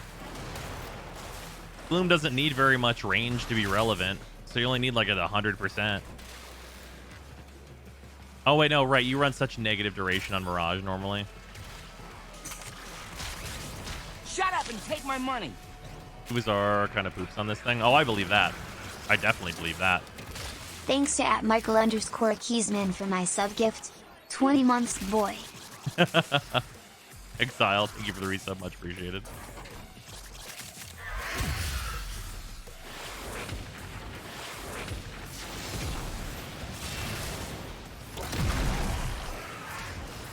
Rack is cool, but it looks like a colorful shit stick. Yeah, I mean, like, it's like a fine gun.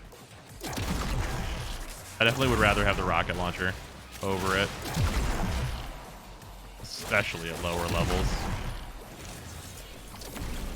And a Tetra in rocket launcher mode is like the Envoy, but more damage and 0 AoE fall off. Bad ammo economy, though.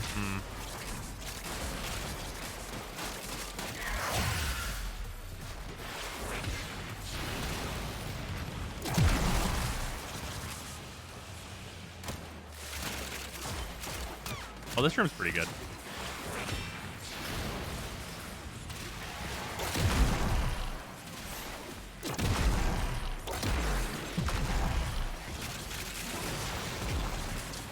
You send a Tetra alt fire, you need ammo mutation. Yeah, that seems about right. I've heard that the alt fire is like the only good thing about it too.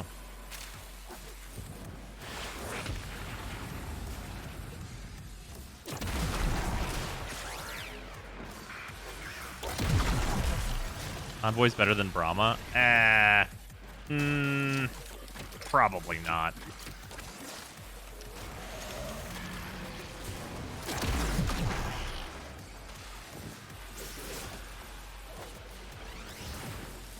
Yeah, it's pretty unlikely that it's better than that. Especially because of like the multiple smaller explosions you get out of the Brahma. Still a good gun though. Sometimes I forget that Zephyr can fly now. Oh, my Zephyr can't fly. I got rid of her one for this. Breach Surge is fucking busted though, so you know. We do what we do. I'm surprised we didn't get a Tenet lens in this update. Yeah, I could see it. I don't know. I mean, it would just be like what, like a fast firing lens that explodes immediately. Otherwise, it'd be pretty not great, right?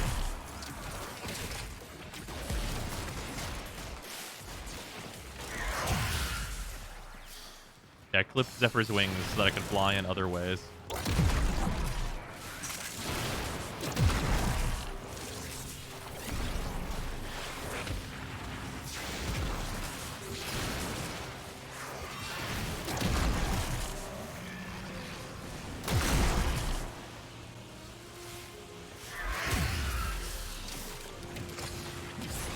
Oh shit, remember the lens? I do remember. What's on the Exergis or Planks? I love those. You love the Planks? I get the Exergis. The Exergis is fucking dope.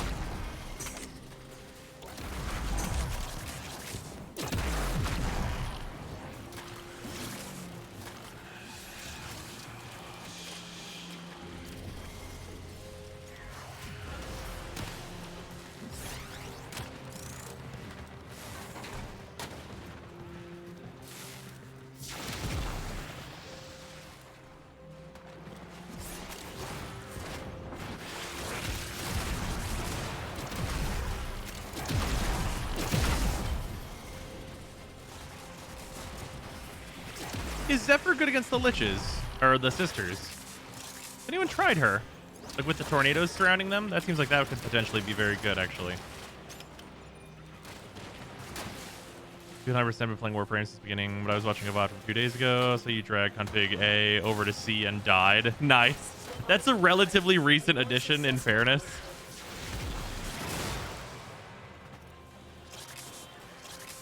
Maybe with Sonar, yeah. Just tuned in. How are you liking the Envoy? Oh, I'm enjoying it a lot. It's a very fun weapon. I think it'll be like good, but not like insanity. Like in the grand scheme of things.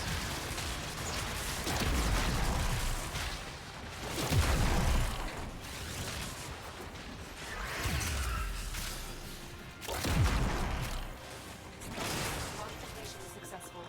Collecting data.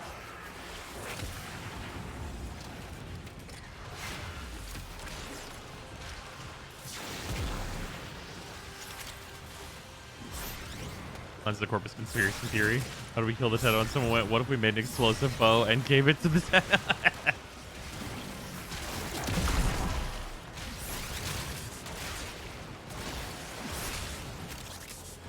I haven't seen any of the really, really good tiles for Zephyr, unfortunately. The tile that's just like the big open center is so good for Zephyr. Shocking literally no one, of course, but still.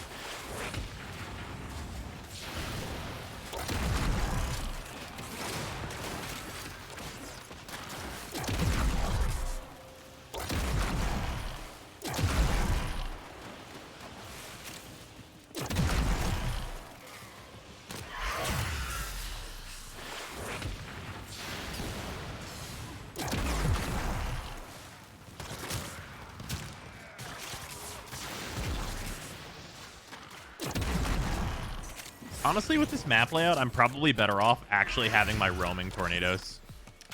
What makes Breacher good for Zephyr? What makes Breacher good for Zephyr?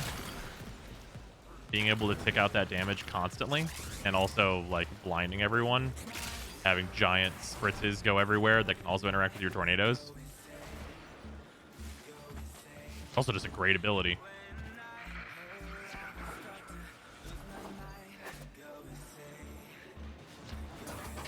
This capsule will now target control. Anyone more wants to think about tonight? I'm all back for foodstuffs. I don't know. I really just need to get these done. I just need to get all this stuff.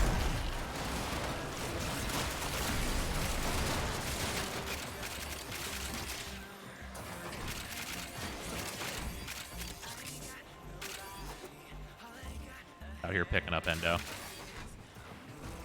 we swap out condition overload for prime pressure now? I mean, sure. I did that before, but yeah, you can do that now.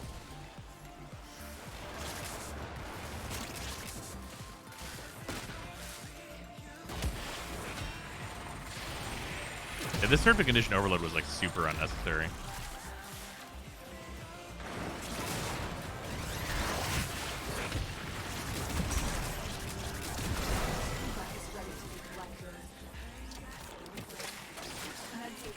So do we swap out or that? Does recharge require you hit the glowing spot? It makes, or can you just kill them anywhere to get the thing to fly out? If you kill them, if you just kill them, it'll just fly out.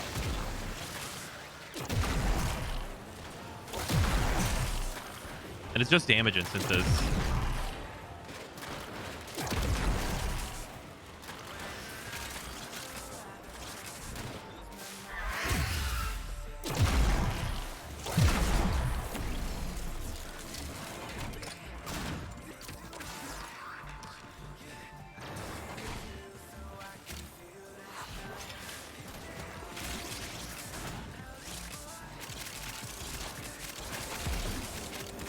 all these items.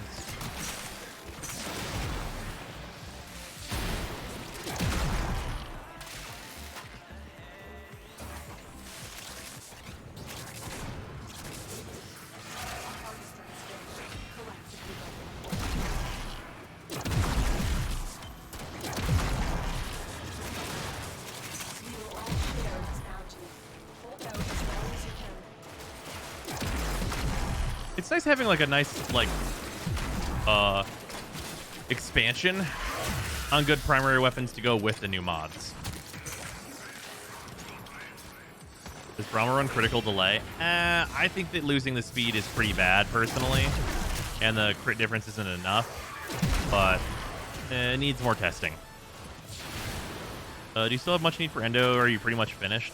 Oh, I still need a shitload of endo. Like, I mean, I'm done with all, like, the new, like, super hyper-relevant mods. But I still need a fuck-zillion endo to max all these prime mods. Like, absolutely.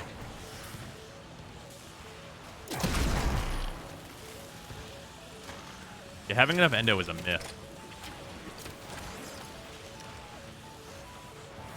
Friend of mine got a Kubazar with 3 Madarai polarized. Right in the taking. Is it right or a bug? Yeah, they all come like that. Telling me that primed fast hands isn't super relevant? I actually have that maxed, and yeah, it's not.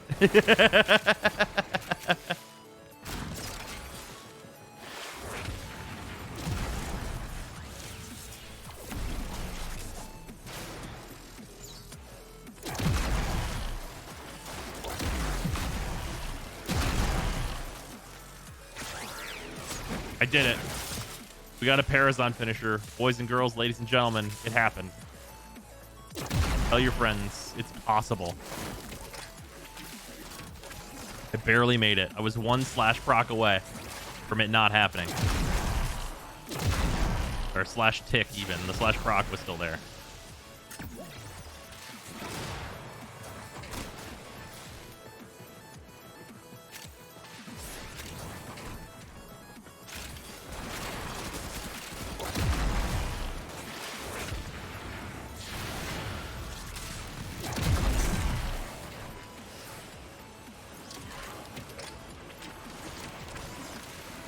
Because of how frequently it happens, you're modded to benefit from it, right? Oh, yeah, totally.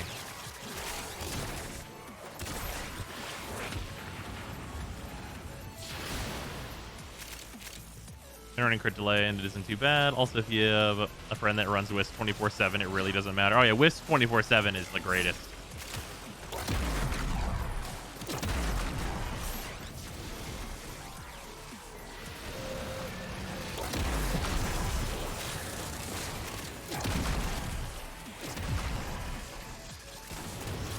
Yeah, like, if you could give commends in this game, like you can in, like, FF14, for example, bruh, playing Wisp would be the easiest way to farm them. This rude motherfucker turned my tornadoes off, you son of a bitch.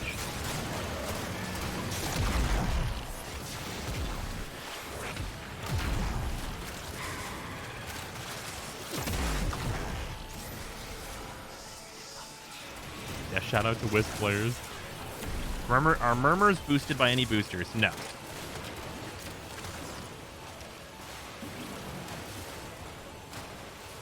Will Bellrise I make her return? Well, we have a lot of Warframe content to do right now, but hopefully very soon.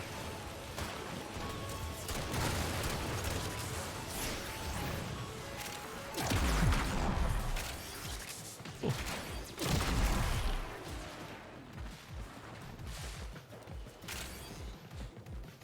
What about when you're all Wisp, though? Then you're playing Defection. Oh, yeah. Oh, hey, Mox! Mox, thank you very much for the raid. Much appreciated. For anyone that is not familiar with Mox, Mox is new to Warframe, and we are going to be doing some streams together as he gets into the game. This capsule will now harvest people.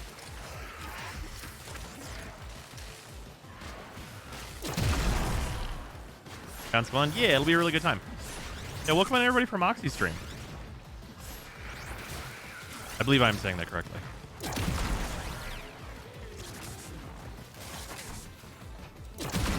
Don't scare Moxie with too much math. I have heard that explicitly he would like to reach very high number.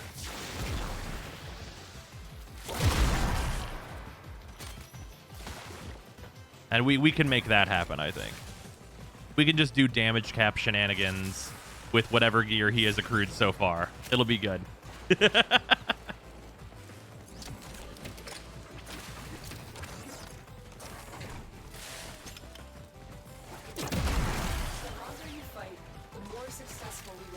Big number, very much Warframe. Oh, yeah.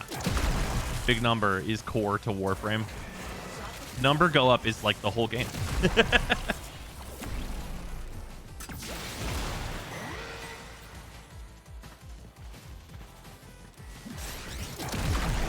Yeah, we're just rolling through some Steel Path right now, which I'd imagine you have not seen on Moxie's stream, as this is only unlocked after you're totally done with the star chart, and this is where you get some of the big number go up. 6 months of tier 1 to Moxie. Oh, They've God. gifted 61 months in the channel. Keysman, thank you for gifting 6 months of sub to Moxie. Much appreciated. Thank you very much. Yeah, Moxie plays a lot of Borderlands. If anyone is curious where he normally resides. I forgot you could even do that. I forgot you could even gift like multiple months.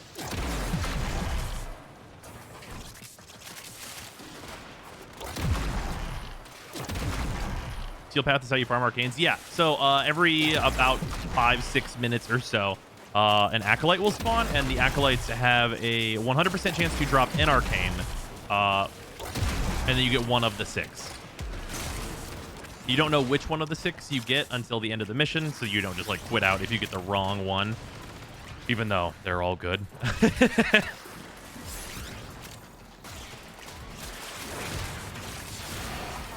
Killed 34 liches so far, and not one of them has had an ephemera. That is very unlucky.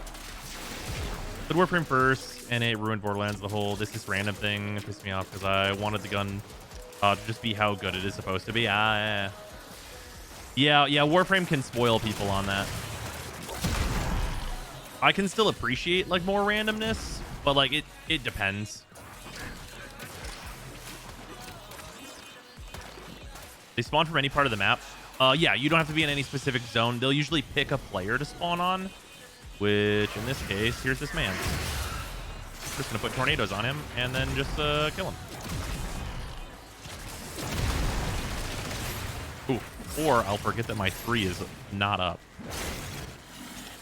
We're good.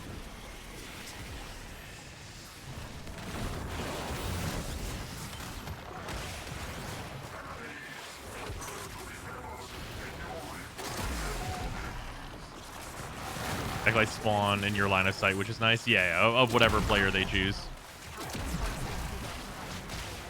Oh, did he rad proc me? Yeah, that would definitely mean I killed myself on that one then. It's a good element for the Kuva Brack. Absolutely, yes.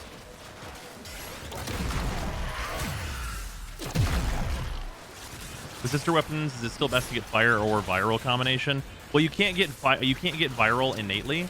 Viral heat is still very good. Certain weapons that have heat innately, namely the Cycron, I would highly suggest that you go radiation or magnetic. Radiation or magnetic damage is going to give you better results. Right now mine is like not even formed once yet, so it is relatively low power.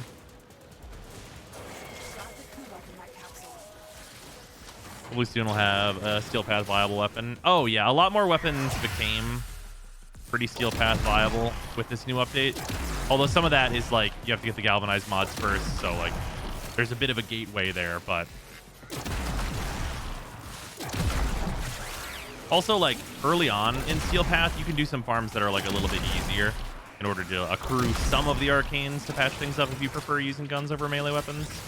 How's the Cycron? I don't have enough stuff on it to like really know how good it's going to be yet. People have been telling me good things about it though. It seems like it is going to be like a competitor with the new core whenever I've got more mods on it. Like right now it's like, it's got Hornet Strike in it still, so it's like very early on for it.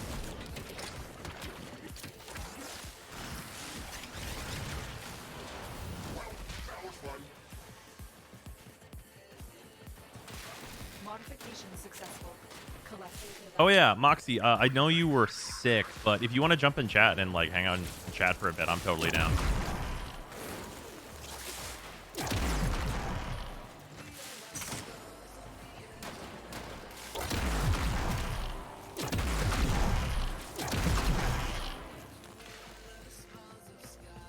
It's got Hornet Strike on it, which means it's very early on. Okay, what the fuck is that? Yeah, we don't run Hornet Strike anymore. Bounty.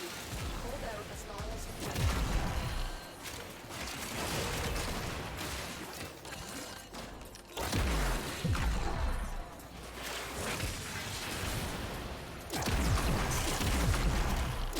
can. Most of the best weapons are going to stop running Hornet Strike. There might be some outliers. Oh, nope. Couldn't get there. Couldn't do the finisher. They were in a stun animation from the Wisp electricity. Scuba is ready. Yeah, new mods outclass it by like a lot actually. How rude. So slowly burning, slowly burning, slowly burning. We did it. We managed to do it. We managed to get a Parazon kill. Who knew it was possible?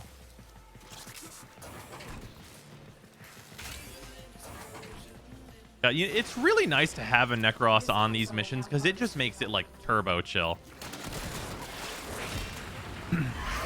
Like when I say I am playing suboptimally, like let me tell you that I am just like maxing out chilling, looking for where I can put the biggest tornadoes. Hitting out for long because I gotta go grab dinner, but appreciate that. Yeah, looking forward to our co-stream. Also, this gameplay looks wild. Yeah, things get really different.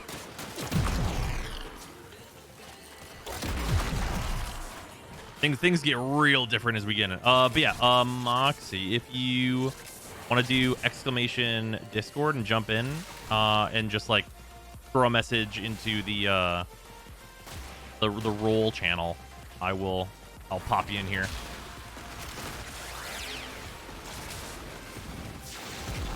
You can do exclamation PC, we'll give you the PC roll, etc., a bunch of stuff. So I'll grab either way.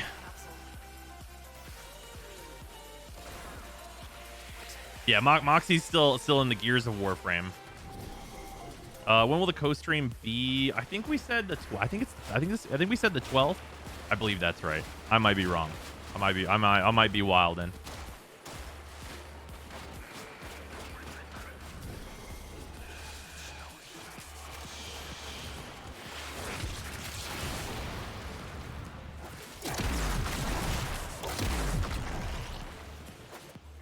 The person that uses the Ul mod to scout the second Requiem, but never actually use it to kill. No, I actually have been thinking about that. Whenever I get back to the sisters, I do think that's probably correct, is to try the first one that you figure out as the second one, because then you get to your 50-50 quicker. Is TennoCon Monday? Oh, no. TennoCon is on the 17th, so we're a week out.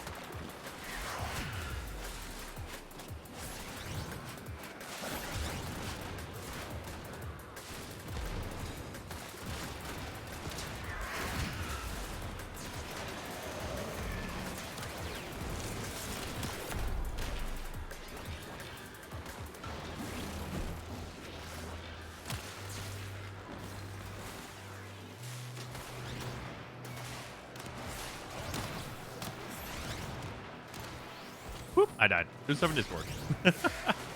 All right, Moxie, you should be able to see the chats and stuff now. You should be able to jump into the group stream. I'll buzz down there now.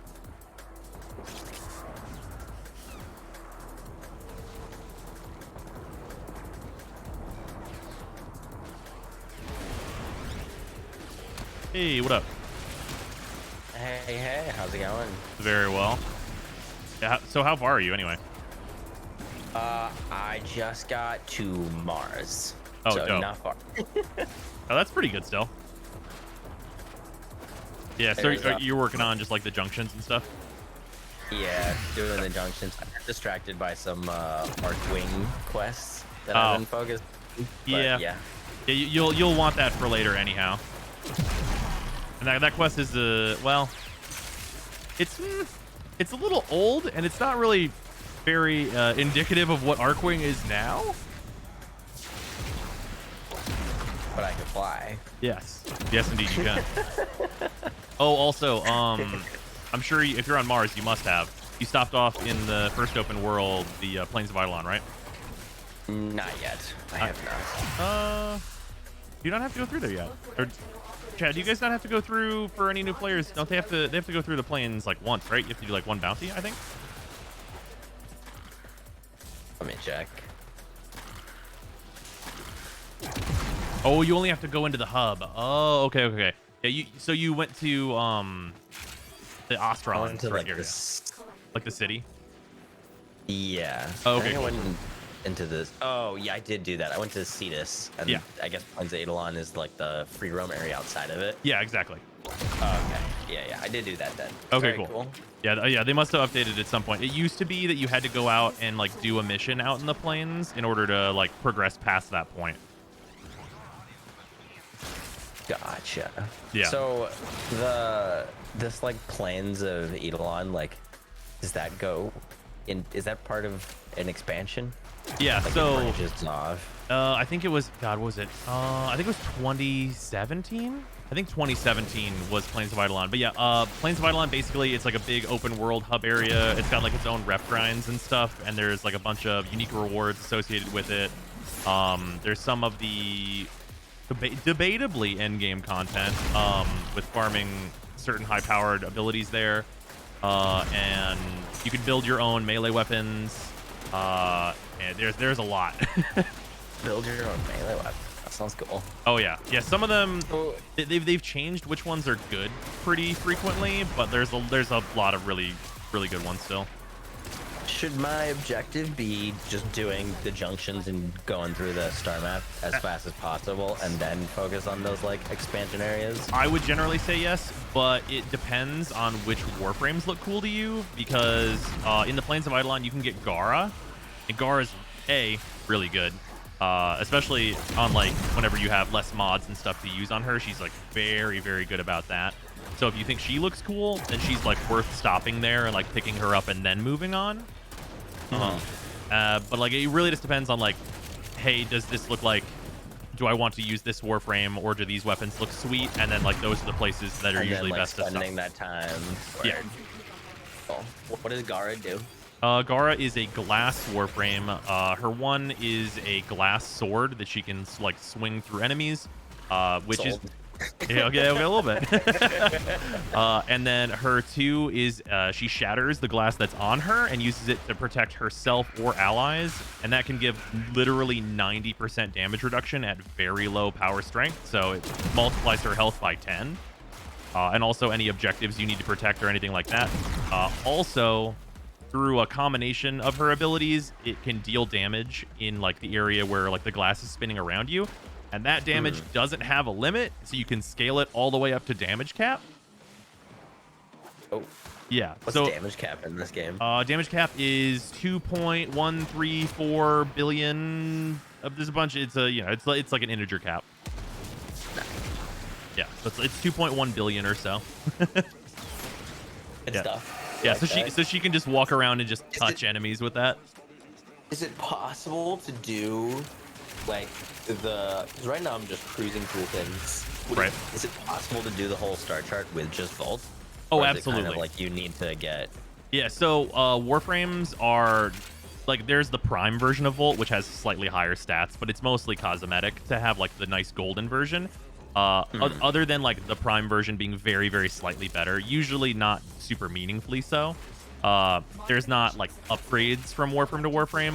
Mostly Warframes are, this one's good at this one's good at this, but you can use them all for basically anything you're gonna do. Gotcha.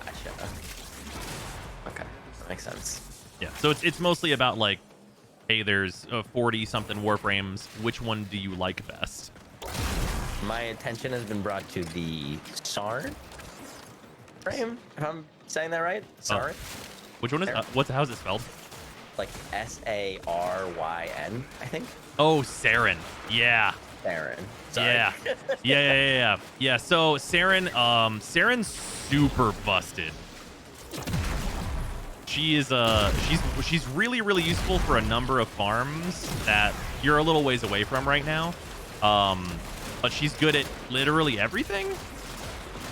Because she uses her one and she basically puts like a virus on an enemy, and whenever you kill that enemy or shoot the spores that grow on them, it spreads to all enemies that are within her range or that are within range within that enemy.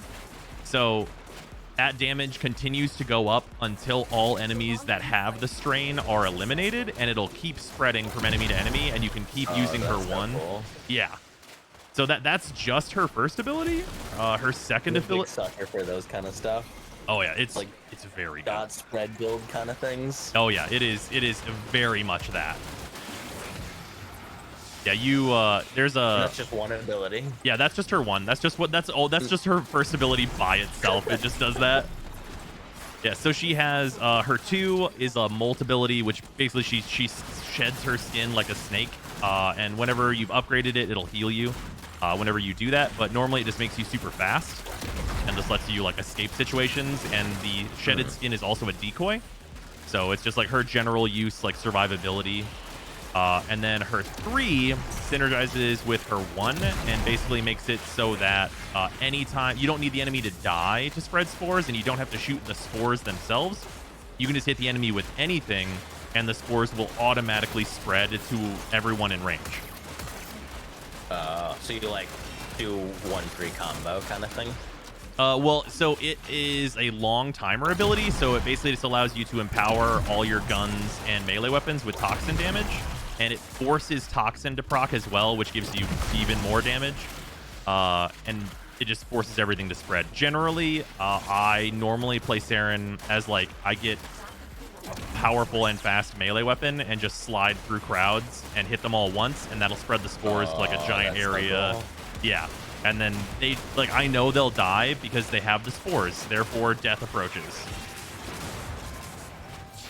And then her 4th ability is like very much her ult. Like whenever you want the strain to end, you hit 4 because it causes all enemies that are within the area of her 4 to get a viral proc, which increases the amount of health damage that they take. And then it also turns all of them into patient zeros, which is what you get whenever you just use your 1 on an enemy. No matter what happens to them, if they die, they'll spread. And then her 4 changes all enemies that have spores on them into that. So you can set her up so she has like a 60-meter area where you're using her 4 and have a bunch of enemies that have spores on them. And then you hit 4, and then that like quadruples that range and just hits everything on the whole map and kills everybody. Like that. Yeah, it's pretty sweet. One time, not the one time, but I played like a little bit on Xbox. Yeah. Back in the day. Right. I remember someone joining my game that just like nuked the entire map standing still. Oh yeah. Yeah, Saren used to work that way, but whenever she got her rework, she became more of her like Plague Inc. style. Yeah, it could have been an Equinox, yeah, or Old Ember. There's a number of Warframes that have worked that way. Especially at lower levels, wiping the map can be done with some of the weaker abilities if you've got some of the more powerful modding tools. Oh yeah, true. Volt can do that. You are absolutely right, Angel.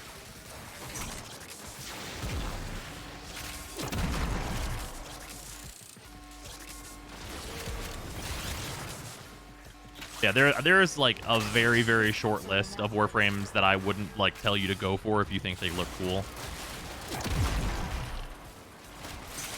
Like the only Warframes that I generally don't suggest to people are like Frost and Hydroid. That's like pretty. I would say those 2 are a couple of the ones where I'm like, eh. Alright, I had to deafen for a second. Oh, no big deal. Or mute. But yeah, generally the only Warframes I wouldn't like be like, yeah, go ahead, like absolutely. There's nothing really against those frames is Frost and Hydroid are the two I generally don't push people towards, just because there's a lot of different content that they're like pretty poor at. There's like a lot of like the more rare. Warframe for? What's that? How long have you been playing Warframe for? I've been playing since it launched on Steam, so basically right when it came out of closed beta. Damn. Yeah. So we're getting how many hours are we looking at? Steam says like 11,000, I think. Oh my god. Yeah, the in-game timer, it's somewhere between what Steam says and the in-game timer. Because the in-game timer only counts in mission time, which says 3789 You wouldn't hours. recommend your alley now, to be fair. So it's somewhere between like 4,000 and 10,000 hours. Small range. Yeah, very small range. Very, very, very little. But yeah, because it doesn't count time that you spend in like the there's a room that's just for like testing builds and stuff, so it doesn't count any time in there or time spent in your orbiter or trading or any of that kind of stuff. Weird. Crazy. It's the in-game timer is more of a how long have you farmed timer, as opposed to like a how long have you played timer.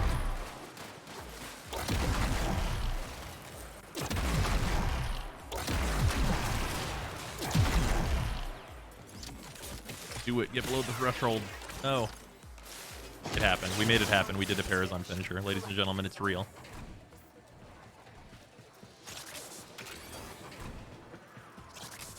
Am I wrong, or is the Tenet Flux Rifle kind of butt? I've heard people say good things and bad things about it. It's definitely not a Flux Rifle is the weird thing.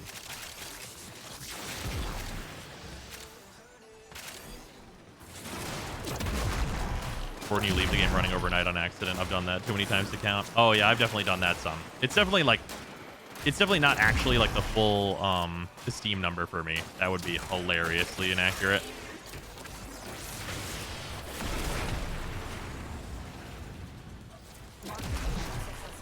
Yeah. Ooh, question. Mox, did you farm Rhino? No, I have not done that. The only reason I didn't do that, because I know that's good, is because I've started Warframe before, and I've got Rhino, so that was the only other frame that I played. Okay. So I wanted to, like, progress and work on other ones that I haven't tried yet. Oh, yeah, that makes sense. Yeah, I probably should. Oh, yeah, I mean, Rhino's not, like, required. Gara is actually one of the alternatives that I think is super solid. Gotcha. And you said that was in Plains of Eidolon? Yeah. Yeah, and you don't have to do anything too crazy. She's got a quest associated with her, so you'll have to do that. But that quest isn't like it's made as like a beginner-friendly quest, so it's not going to be anything you're not ready to handle, I think. Word.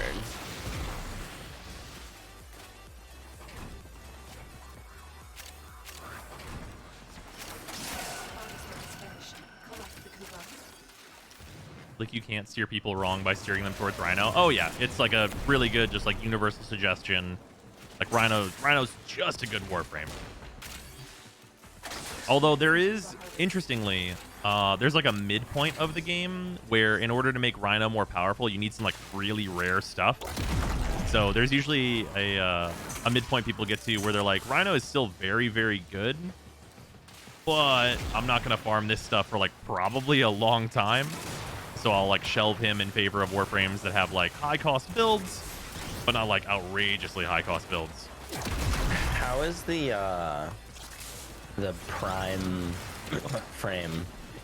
The like was it Loki? Oh, Loki Prime? So Loki right now he's basically just invisible all the time. He used to be super relevant for crowd control purposes. But right now, like, the crowd control is not super great on him. He's mostly used as an invisibility melee Warframe, but there's a number of Warframes that can do that job better right now. Gotcha. Like, super usable, and, like, there's plenty of people that, like, still swear by him, but he's got some Warframes that have pushed ahead of him considerably. Oh, God. All right. Good to know. It'd still be worth my time to like level him up, though, oh, absolutely. Yeah. Right, yeah, especially if you don't have like an invisibility Warframe, just having access to like, and his build is it is like one of the cheapest builds that exists. Like it is just I build duration, and that's all. That's what I do. I do the build duration, and then I'm done. So it is very, very simple to put together.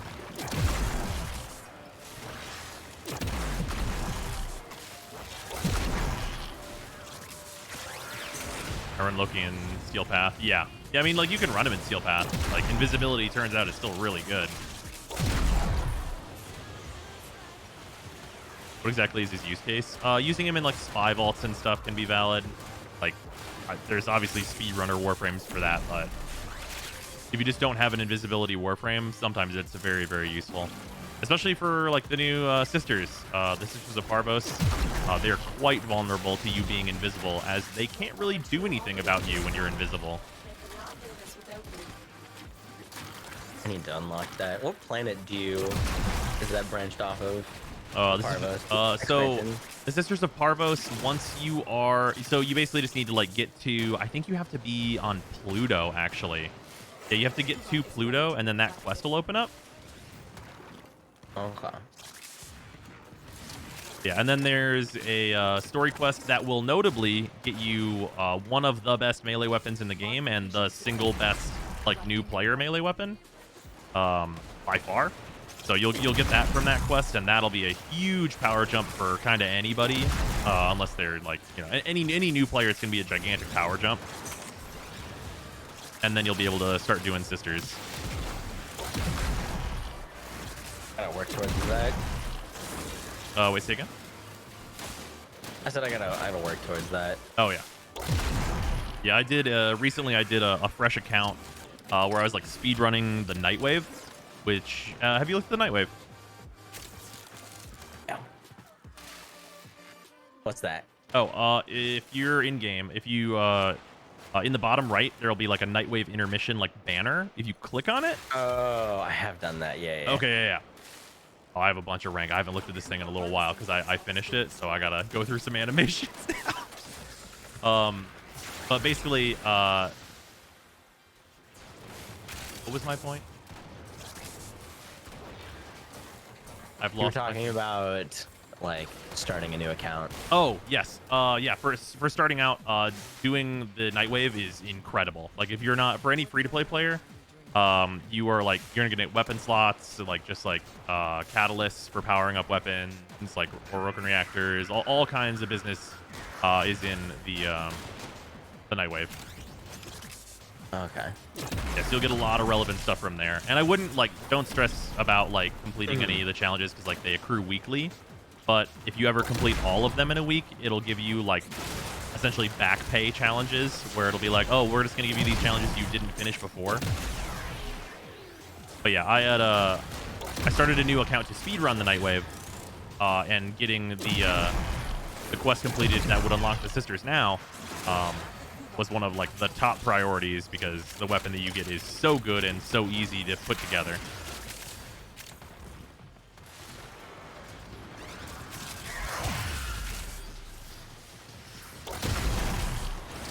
Yeah, it also saves your progress on incomplete challenges. Yep. So if you get, like, halfway through a challenge and then it goes away, it'll pop up later and you'll be able to finish it. That's nice. Yeah. And then DE is really good about, like, warning people whenever the Nightwave is going to end. There'll be, like, a big post and it'll be like, in 4 weeks, this will be over, so you got to catch up. The first 30 levels are the ones that are super relevant, and right now, like, people are already at, like, level 60 of it for the bonus rewards, so plenty of challenges to do, and still probably plenty of time on it, too. Don't you need Tempest Starry for the Sisters, too? Oh, yeah, you're right. You will also have to do a short quest for the Sisters, but that quest is pretty quick. That'll be Railjack stuff, though. Chat, remind me, do you need a built rail? You need a built Railjack for that, don't you? Ooh. Building a Railjack's pretty easy now, though.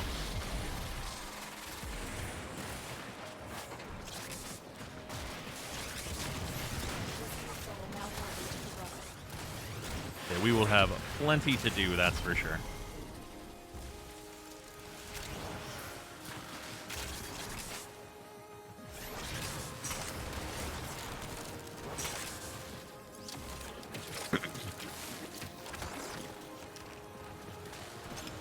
Who's on call? This is Moxie. Moxie and me are going to be co-streaming some Warframe. He is new to Warframe. So we will be going through some of that and, you know, explaining things, going through progression, doing the do. I gotta double check what the date that we're doing that is. I thought it was the 12th, but I'm also not sure. It was like the 12th and like one other day that we had figured out. I don't remember. I don't remember which though. Kuva is ready to be collected. How do you know each other? Oh, DE basically is inviting some people to join in onto the Warframe for the Sisters of Parvos and everything. So we are doing some sponsor streams together. Modification successful. Yep. Collecting Kuva. Look what our Tenno operatives just found.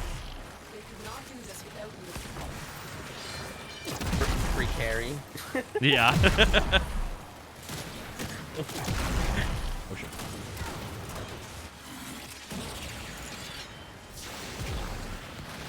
Someone sent me some boosters. Oh, on my nice. account. Thank you. Appreciate that. Yeah, that'll be very helpful, especially if you're getting into some new Warframes. Although, there is a streamer danger I'm gonna warn you about. Yeah, let's hear it. Yeah, there's a streamer danger where your community gifts you every item, so you have nothing to farm. So, watch out for that one. Will do.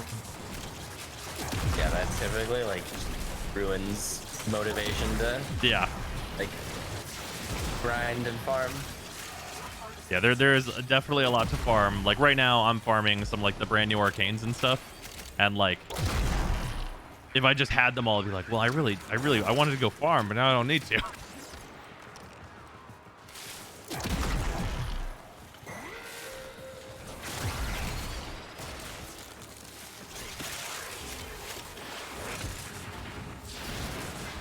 Ah, yes, just send mags. Yeah, Moxie, you can be like me. You can just have like an extra 120 copies of mag in your inventory. Of the Warframe mag, Yeah. you can have multiple of the same ones. Oh yeah. Yep.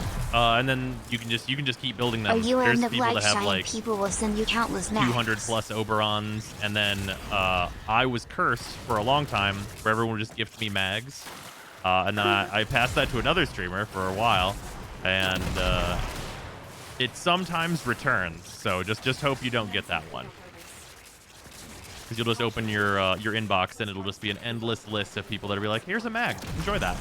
Is there any benefit to having multiple of the same one? Or just, like, memes? So there is a system Don't called. say you don't like a frame. Yeah, oh yeah. Star says, don't say you don't like a frame. Yeah, if you say you don't like a frame, inevitably you will then now have that frame. Oh. But yeah, so there's Hate all the prime ones. yeah.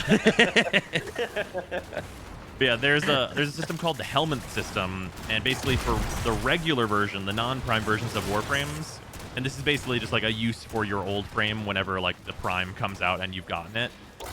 You can feed it to this thing called the helmet, and then it will make it so one of the abilities of that frame you can put on your other Warframes.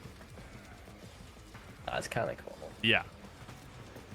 Yeah, so basically any additional Warframes that you'd have that would be extra can be fed to the helmet, which is like a big complicated system that has like its own progression and everything. You do have to be MR8 before that starts though. I'm chilling at MR2. Yeah. It's a good life over here. Oh yeah. Yeah, and like MR8 for that is like they set the restriction very, very low. Like you can go after it, but for most players, it's not going to be useful until you're like, honestly, a few hundred hours deep at least. Yeah. Because it's like you need extra copies of all these frames and all this kind of stuff. Say again? So I've got so much to learn. Oh yeah, there is a ton.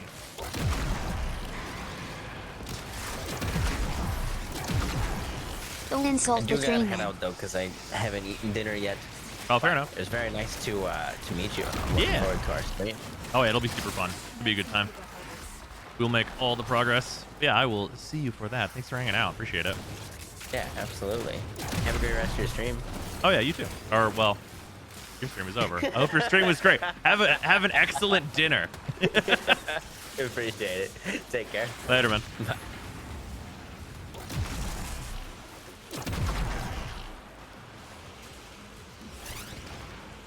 That awkward you two. It's always how it goes. Every time.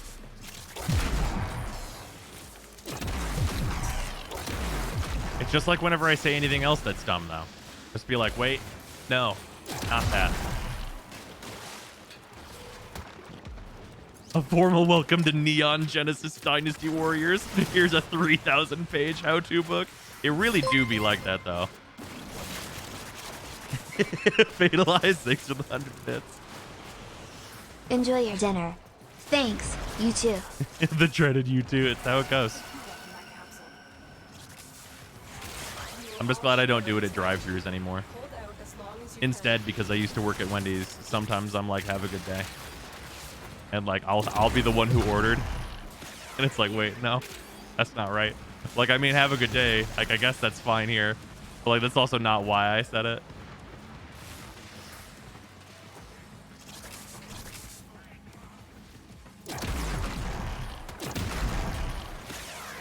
$3,000, the quick start guide. Yeah, sometimes.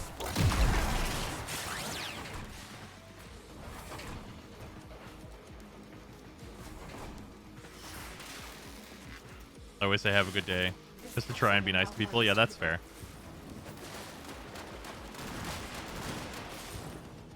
Oh yeah, I had recently me and Sarah just got some food from Wingstop.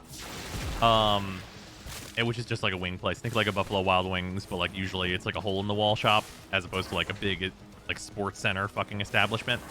We got some Wingstop, and I walked in there, and I looked like, because you can just see into the kitchen. I looked back in there, I was like, it's just this one dude here. And I was like, is it just you? He was like, yeah, it's just me. And I was like, this man is vibing. Like, he had this music in this Wingstop cranked. I walked in, I was like, order for me. And he was like, here you go. See ya.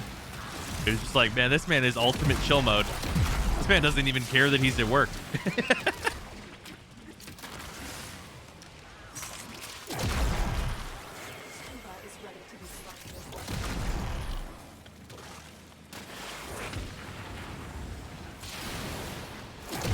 Man was just out here making some wings. Wingstop has a grand total of 3 things, and both of them are fantastic. Sarah got like the loaded voodoo fries or whatever they're called. Ooh. Also, they have like a Cajun corn. It's like corn chunks. Oh, it's so good. It is criminal endeavors.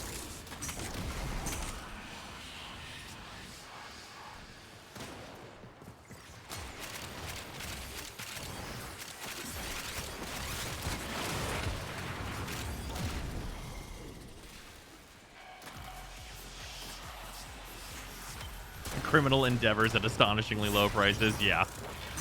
The Cajun corn is wild good. It sounds goofy at first, but damn, is it good? Yeah, it's incredible. Just what a good thing.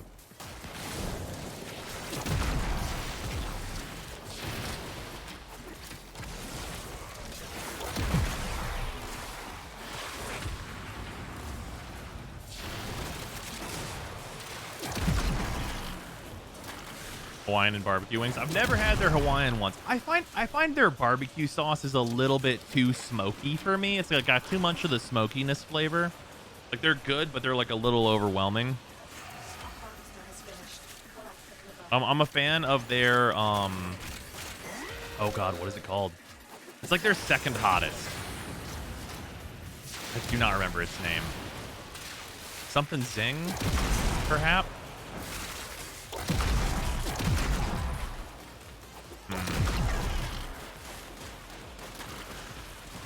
What you need to do is stop talking about food. Oh, that's fair enough. What's with the ad about thigh stop? It's not an ad. I'm just talking about delicious food. Wingstop sponsor my ass.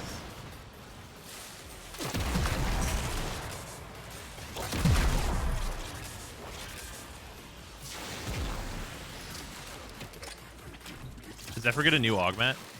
No, Zephyr got a rework not terribly long ago for anyone that missed it. She's very good now. Modification successful. Collecting Kuva.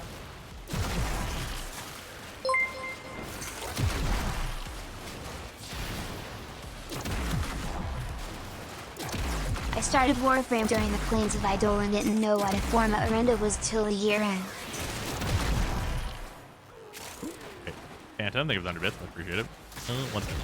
Gotta kill these guys. Gotta go back and read that.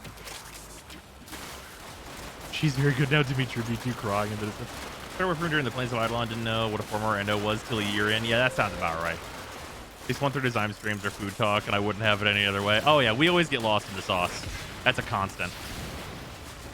And for anyone that's coming in for Moxie's stream, that's a staple.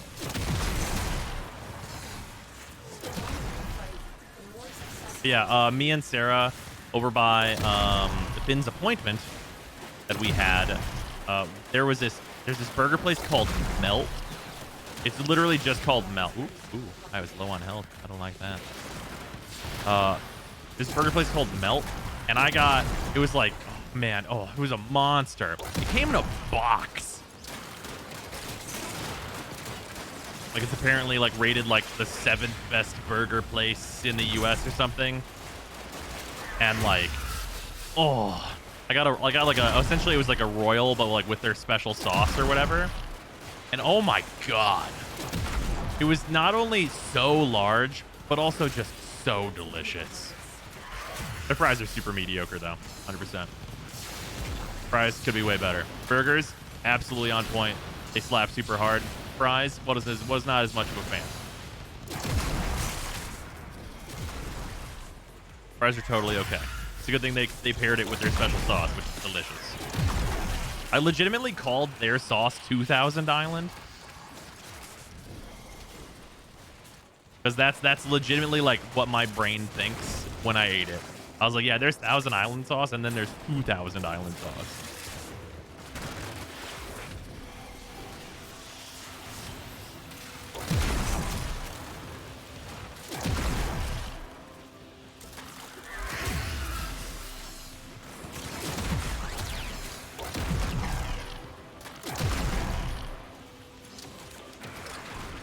Yeah, bacon, pimento cheese, lettuce, tomatoes, a sunny side up fried egg, and a special house sauce. That shit was delicious. And then Sarah got like a Philly cheesesteak burger. It was a mess. They're huge. They're like hardly holdable. Like I was like holding mine, but like, you know what I mean? Like I went through like 4 napkins when I was done consuming. Like it was a thing. I just ate and you are making me hungry again. Yeah, that seems correct. That tracks.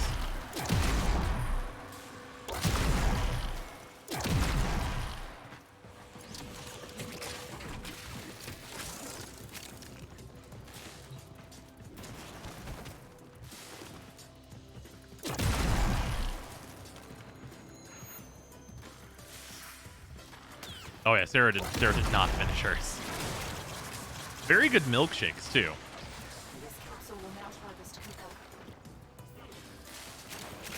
And they had a gluten-free bun for Sarah, which is always appreciated. We love to see it.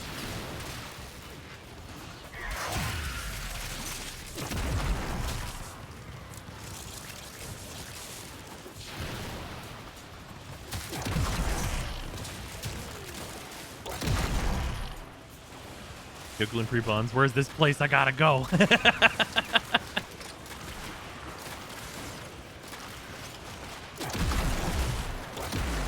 It's called Melt. I don't know if they have multiple locations. Ugh, now I'm hungry, bros. Help.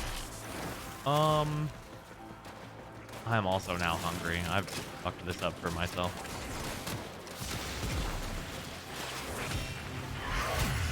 Oh, we're like over an hour. We should like probably reset. Like we don't need to, but like we could. I didn't notice the enemies get any tougher. I'm Zephyr. Bang bang. What's your Envoy build? You can click the big gold button on the opposite side of the screen, and it will show you my builds. How stupid is the rocket launcher? I just rolled one. It's pretty good. I think there's like, I mean, it's gonna be, I think, in like the higher end of weapons, but I don't think it's like, it's not competing for like top slots. It's gonna be one of those, which is still like, it's still very good.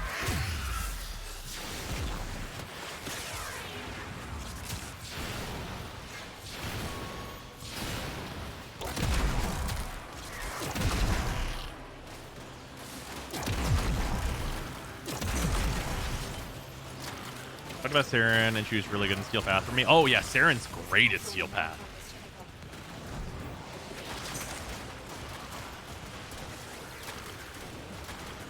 Redeemer's going from 1-shots to 2-shots. Oh no. Is it? I'm still 1-shotting with my Redeemer. What's this burger place called? It's legitimately just called Melt. It's just M-E-L-T. That's it. We will all share in this bounty. Hold out as long Like, as you super simple stuff.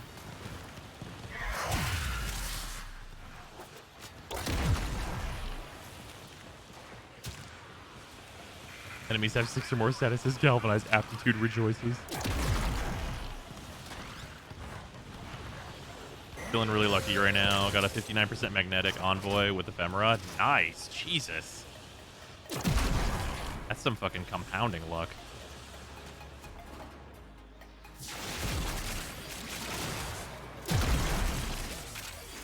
harvester has finished. Collect the Kuba. Here, after we kill this acolyte, we should do ye old reset, and I'll swap these frames. Did Seven Sisters all sub 30%? No Ephemera. That's an oof.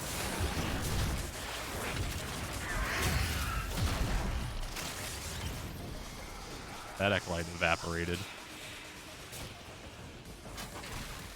Wisp plus Zephyr tornadoes equals death. Who'd have thought? Who'd have thought that might be the case?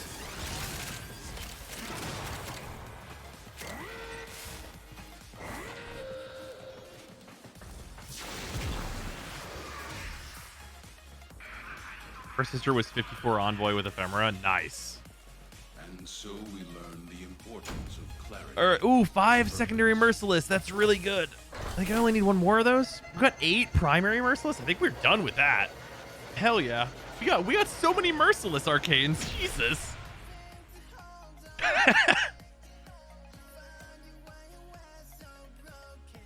I think we finished primary Merciless. Usually unlucky, but I wanted to roll a 4 Ephemera Liches in a row. That's ridiculous. I still haven't seen one. I've only done 4 though, so it's not outside variants or anything like that. Oh wait, no.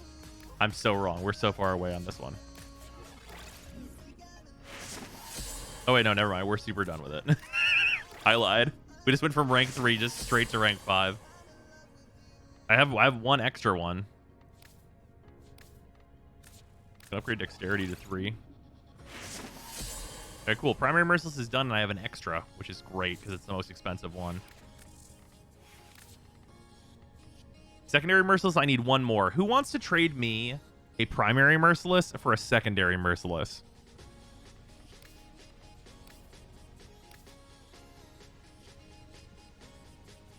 Space? Hell yeah.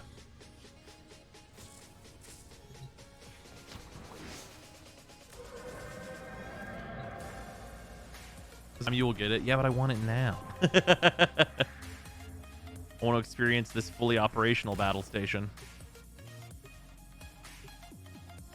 How much y'all think primary and secondary arcanes are going to be worth in like a month, considering how easy it is to get them? I think they're going to hold value at like 5 plat for the ones that people don't like, and 15 plat for the like Merciless and stuff that people are using a lot.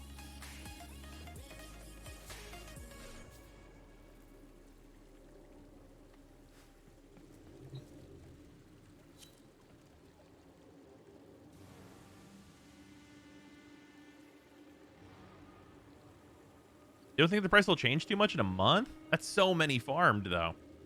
Because you got to imagine, like, right now, prices are a little bit higher.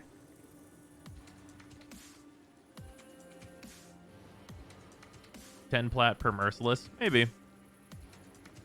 I don't think they'll go below 5 plat per, unless one of them is just like concisely trash and no one uses it, which I don't think will be the case. I think they'll want a set of each of them for sure.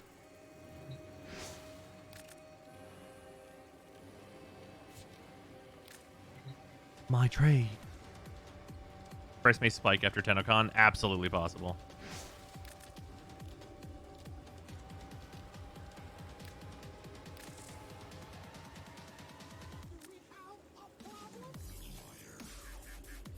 No, not Deadhead. Merce. 5 to 15 plat, depending on which one. Yeah, I think that's where it'll end up.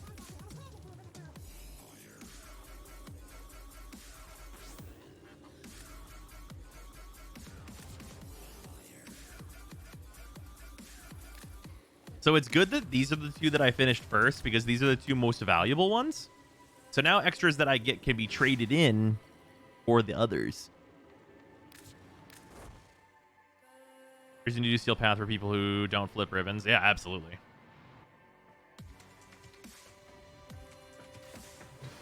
Feel okay to farm Kuba Survival solo. I don't really have a group to play with. Oh, yeah, absolutely. Yeah, farming Kuba Survival solo. You... Absolutely. It is not a big deal. Which is better, Merciless or Deadhead? Merciless, for sure, is better than Deadhead, I think. Although I've not tested the rank 5s yet, which can matter. Yeah, okay, so big thing here. This 30% reload speed that you get on both stacks, and they're active for all your weapons. So that's a big thing here.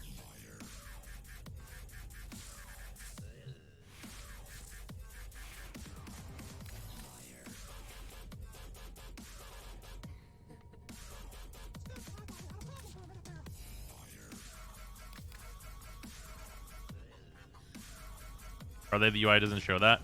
Yeah, so that's apparently how it works, which we can just test.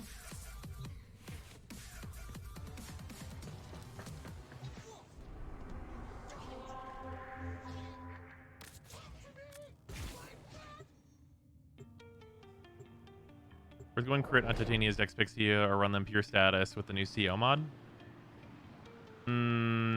Definitely worth doing both.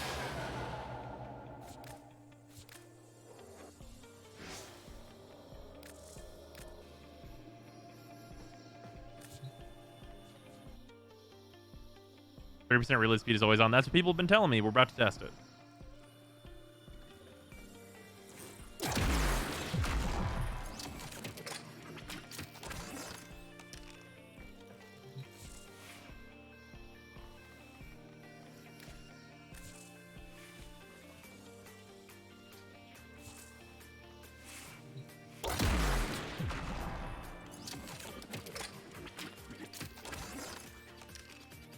That one seemed normal.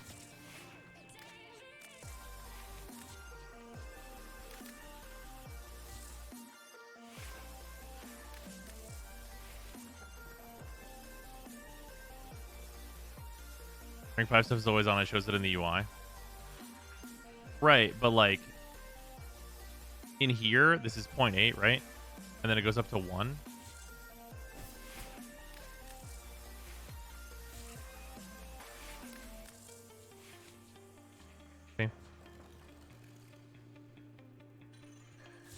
Here's an even easier way to check the capacity of ammo. So I have 8 shots and then 24 shots. Let's just see if it works, period.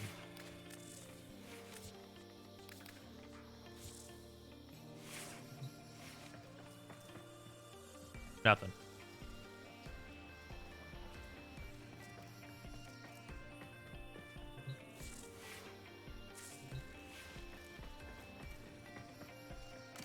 You have to take it out first.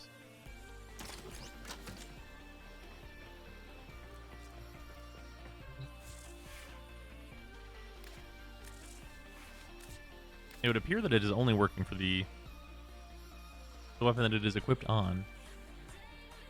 Maybe a simulacrum thing. Yeah, the Envoy has a 4-second reload, so it's going to be really obvious on this.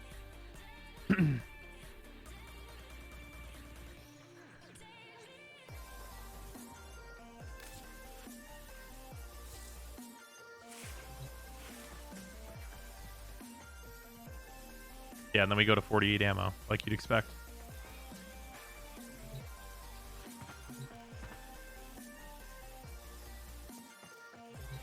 How do you mod the Cyclone to not combine the innate heats? You know, that's the unfortunate bit.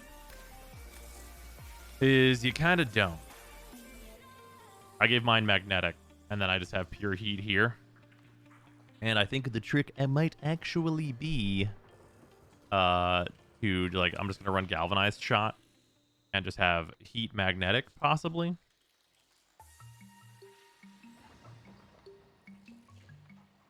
Or, I mean, I also, of course, I could just run Scorch.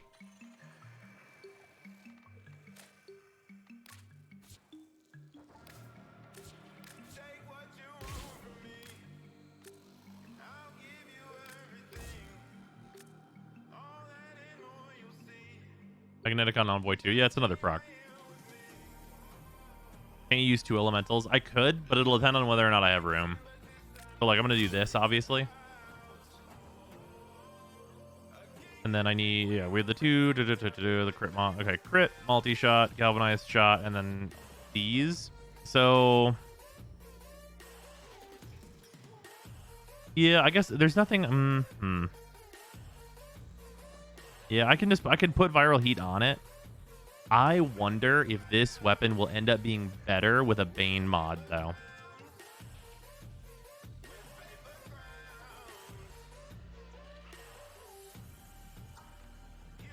Because I'll still be weighted into heat. But I wonder if a Bane bond will be better. Oh, it'll also push me over 100% status, though. I'm also trying out Creeping Bullseye. Don't know if I'll keep it.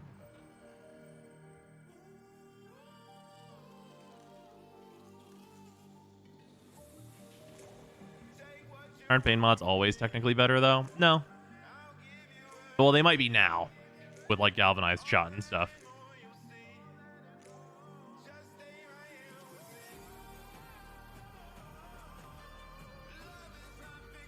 Let's see what we're looking at, like, just doing this way with the Cyclone right now. Obviously, I've got a glaive out, but, like, whatever. That won't matter.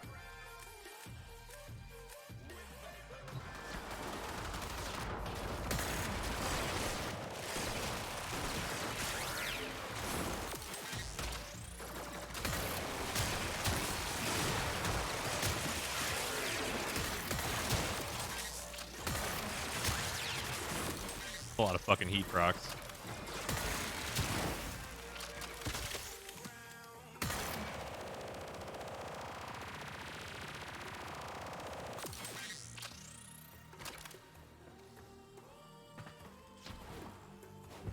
Yeah, perish in flames.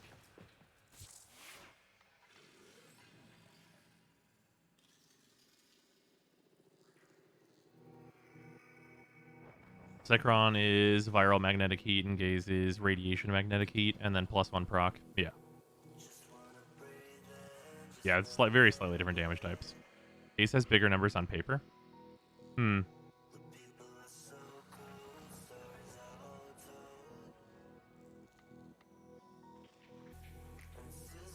Gaze will have better heat weighting, though, which will matter for damage output.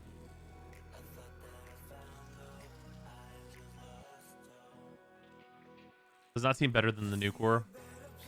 Yeah, I think that's going to be really like evident now that this is maxed. Like, now that this is maxed, and I can, like... Obviously, it's, like, the difference between, like, the build being full or not, right? Also, I'm using Prime Pistol Gambit on this. But I'm going to tell you right now, on this weapon, it's not worth it to go with Creeping Bullseye. Because losing 20% of your fire rate for, like, the very small amount of crit chance you're going to get in difference because the crit chance is so low naturally, definitely not worth going with Creeping Bullseye in the new core. That's for sure, for sure.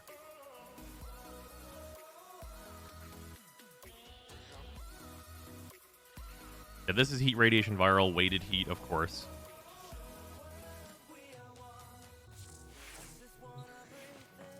Not having Hornet Strike on my guns feels so fucking weird, man. Yeah, you're not wrong.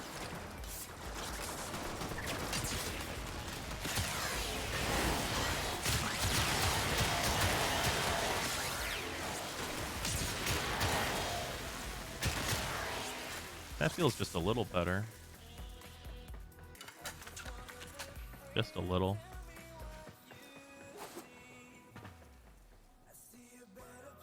I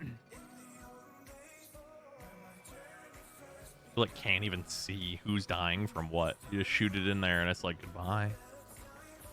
I'll see y'all later. Still need viral on the Cyclone, I'd say. It's definitely possible. I'll try it both ways, obviously. The real question is on this weapon.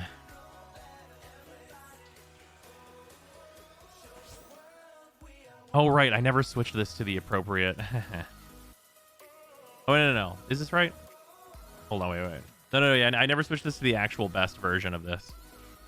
I never actually went and did the farm. I forgot because this is a radiation nucor, which is wrong. But just so we're clear, it's wrong. This should be magnetic because then it's heat, radiation, viral, magnetic, which gives me a whole other status for galvanized shot. So that's a thing. That's a thing as well.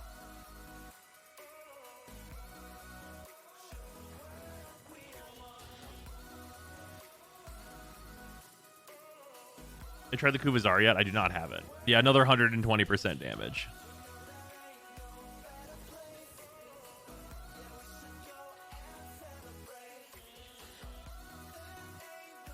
How many former for the Warcrime build on the Phantasma? Oh, I'll show. Oh, we can show the full Warcrimes of the Phantasma now.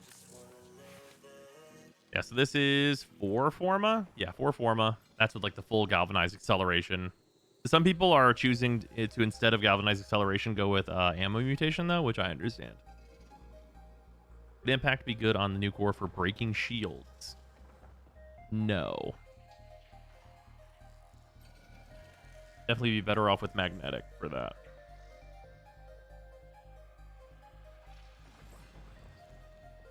Is the critical galv mod worth it? Unless you are gonna... No, it's just not. It's just not. I mean, unless you're planning on meeting its requirements all the time, which I feel like you're not going to be, then I wouldn't bother. Yeah, this. So people have been asking a lot, so I'm just going to say Seeking Fury on this is like literally to taste. I like being able to shoot through walls, and a Bane mod on this is like hilarious and just like completely gross overkill. It has infinite enemy punch through, but I like being able to shoot through walls. Being able to shoot through walls and cover, often useful, and the reload speed is nice too. Shut up and take my money. So like you can consider for the purposes of killing enemies, Seeking Fury's not even in this build. Smile. You can add like a final multiplier plus 55% damage. That does fucky shit with status. To this, if you want to, it'll literally fit in this slot at basically no extra cost to you. So yeah, this is a thing. Primed Ravage and Arcane Avenger, you go for it, my man, if you feel like that's necessary for literally anything. Microwave.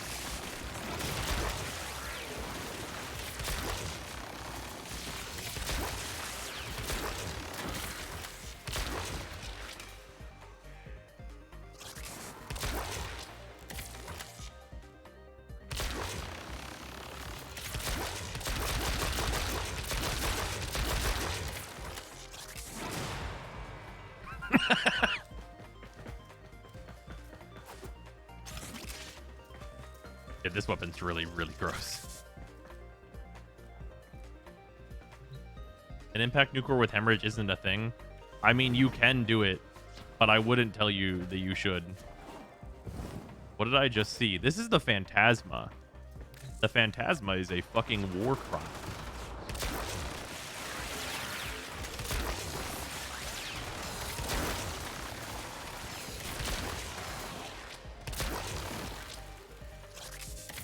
It blinks, and the eye sees all, motherfuckers.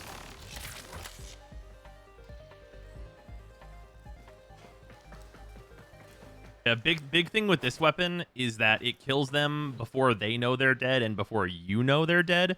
So you just swipe it, and then everyone like evaporates. Like you literally just fucking Thanos snap, and they just fucking turn to ash, and you can just look away. Like, you saw that guy that I, like, barely nicked, and then, like, I looked back at him because I realized he was alive, and then he took 22,000 heat damage from our proc.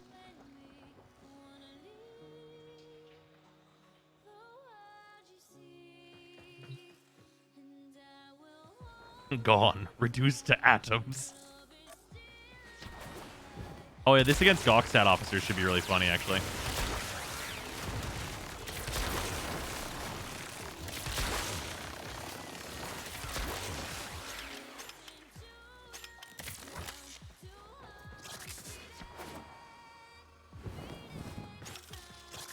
It's an actual eraser.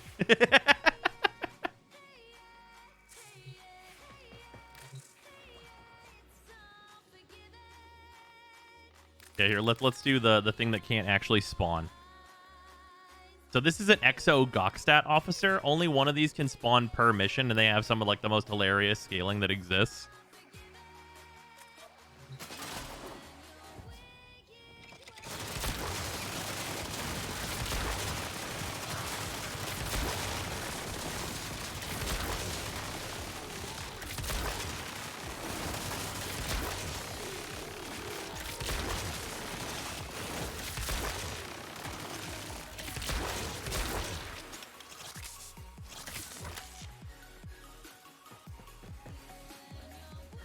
Sir, that's illegal. What kind of scaling are we talking about? Here, I'll put on an extinguished key so it makes more sense.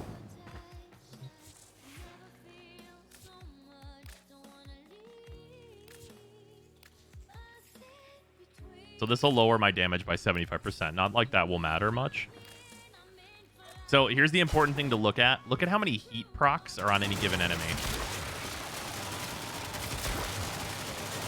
See that?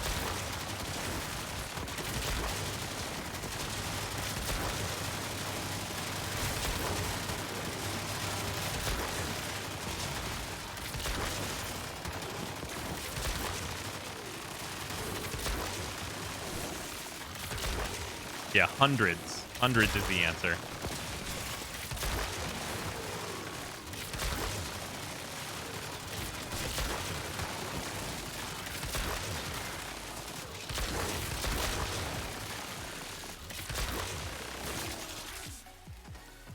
Bro, what the fuck?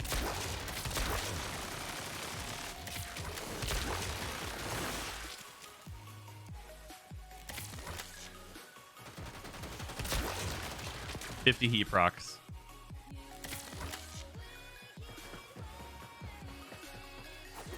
How many heat procs? Uh-huh. I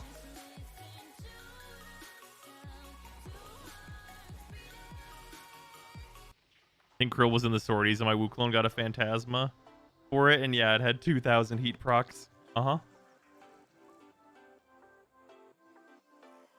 What is the reload speed? Oh, it blinks. That's it. That's the reload. This isn't like an extra weapon mechanic or anything. That is the reload.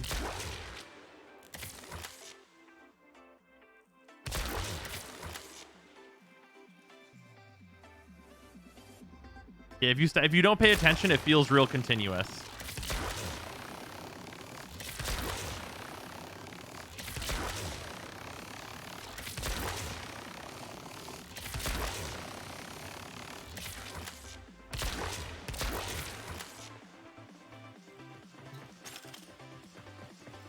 Yeah. Yeah. Also, I will say that with this Max Merciless, the double ammo capacity, I think, is really going to alleviate a lot of ammo issues anyone's thinking about. The Phantasma is pretty great anyway. You just made it nasty. How validated do you feel right now? Very. Because I figured this thing was going to be fucking honky-tonk bullshit. Can you show against the Deimos Jugulus? Sure.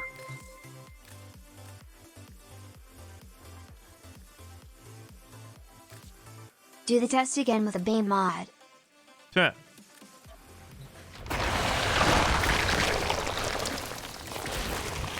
So this will show the true scaling because I'm not going to get any stacks until one of them dies. 700 heat procs.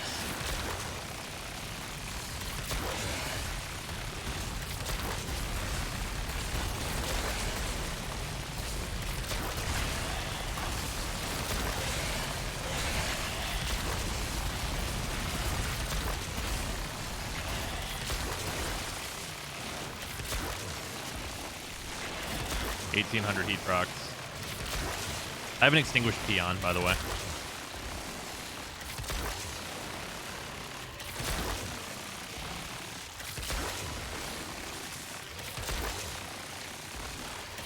So I'm only doing 25% of my damage.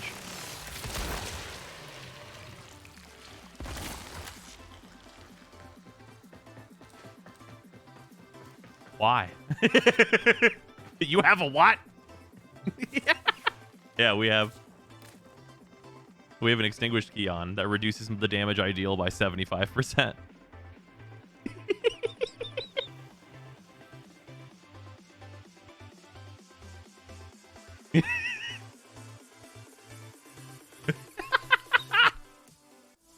Oh, wait, without the key, this will be good.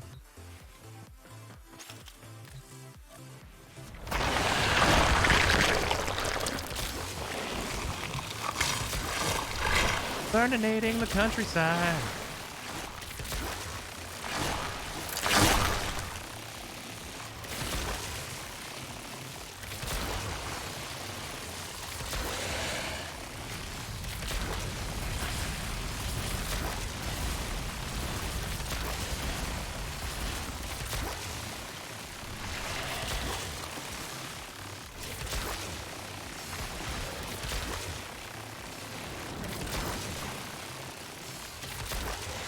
As the phage, also very good. I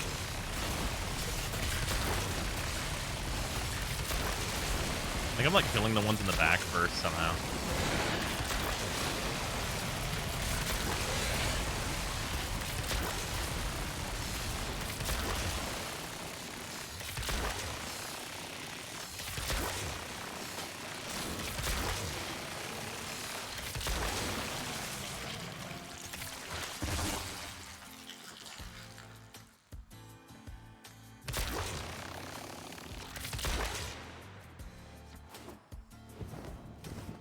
It's very good. Yeah, you literally look at enemies and you're like, what would you do if you were on fire? Perish, perhaps? Shut up and take my money. Knives, thank you for the resub. Much appreciated. Do it with the whiz paste mode. Time That's just flies rude. when you're enjoying murder, mayhem, death, and Oh, destruction. how about the with Juggernaut Frozen. Behemoth? Yeah, we'll do one Juggernaut Behemoth. Wait, they're not bugged anymore, are they? Shut up and take my money. Is the Juggernaut Behemoth bugged to be like level 50,000 still? No. They're very resistant, though. Come back.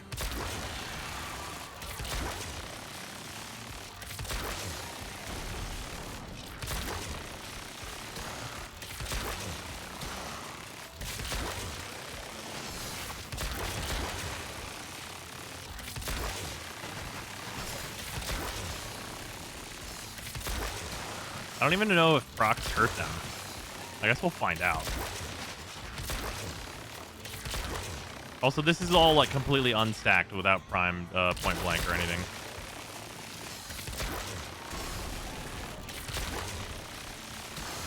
My heat proc reset.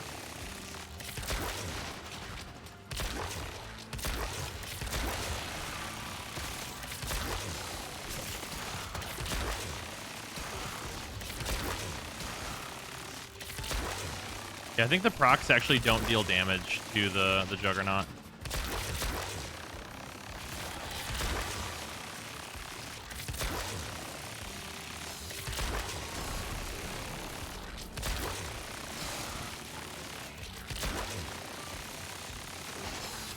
Because if they did, it'd be dead.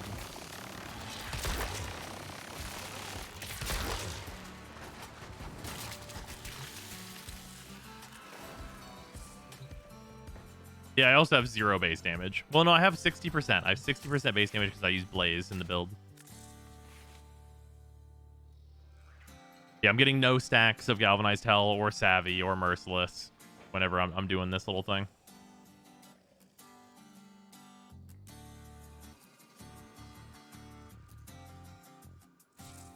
Yeah, I bet at level 180, Mesa actually kills that thing pretty easily.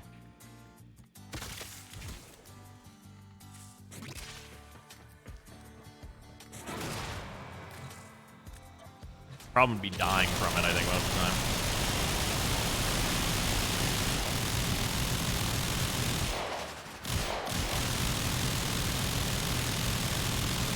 Oh, there we go.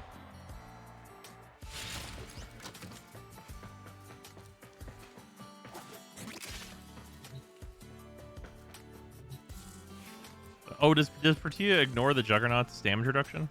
I didn't even realize that was a thing. We're about to find out if it's still a thing.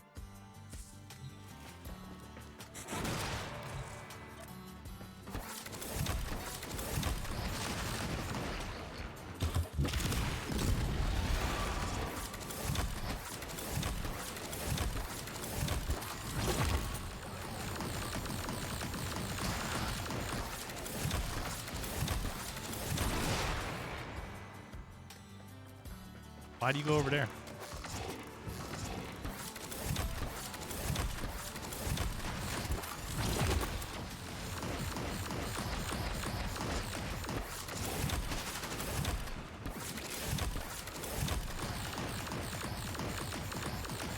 Looks like it still works, but like it's like definitely damage reduced.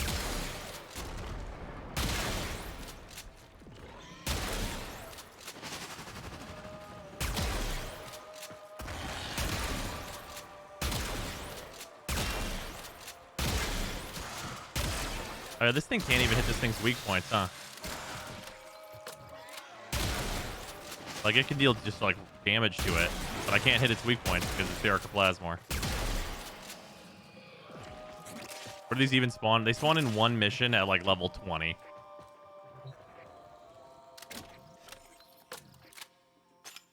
Maybe 40 or something.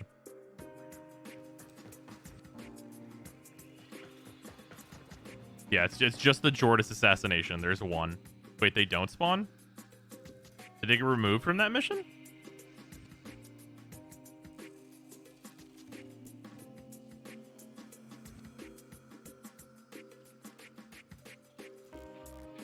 Pretty sure it's there.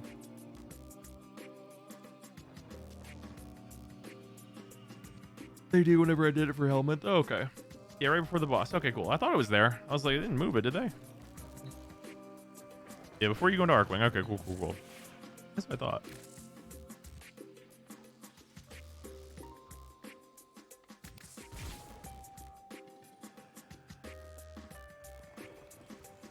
They skip you to the end once you've beat it once? Is that true? I don't think that's true.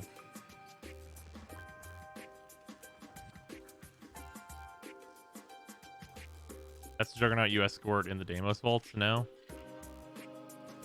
No, I don't think so. It might be that color, but it's a small one.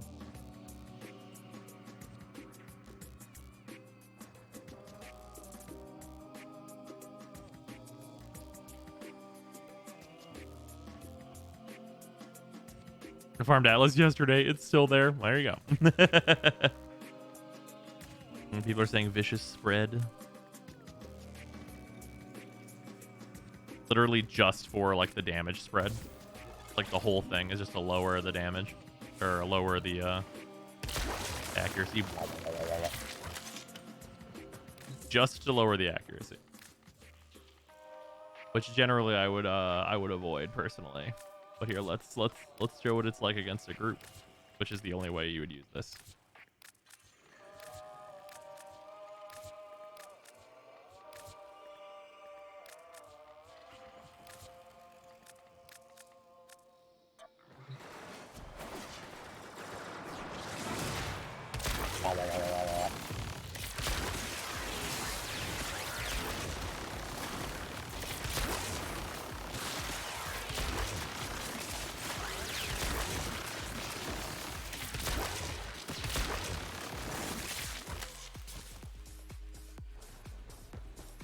So stupid.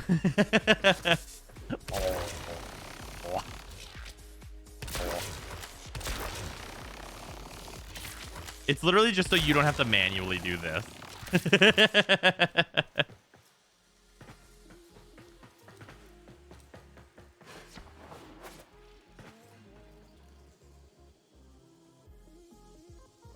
But yeah, well, it's not even less damage. If you're hitting a bunch of different enemies, it will actually, like, if you are too lazy to like fucking move your mouse left and right, it will tend to do more damage to multiple targets. because like, so you need such a low percentage of the magazine to kill regular enemies or even just enemies in general. So like, you know, it really do just fucking be like that. Here, let's just go show off this in the place where you go to show a thing off like this.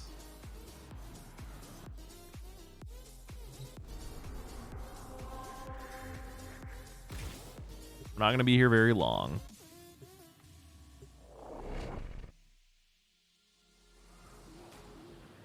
Does Zada's Whisper count as an additional proc? I believe so. Simulacrum 2. You kinda right though. We stop showcasing my hidden gem. It wasn't hidden though. Rainier have shut down the environmental systems, sending modified life support capsules. Oh. Sustain the environment or attach the catalysts to the base of the state.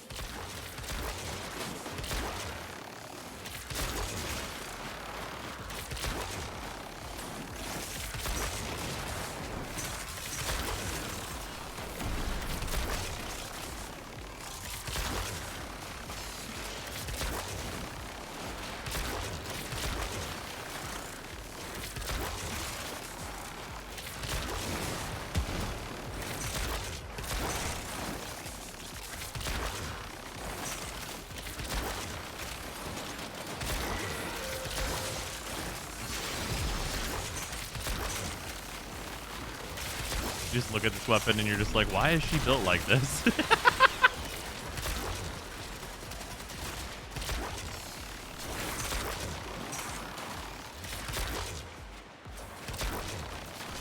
It's been a minute. How many enemies have we killed? 112.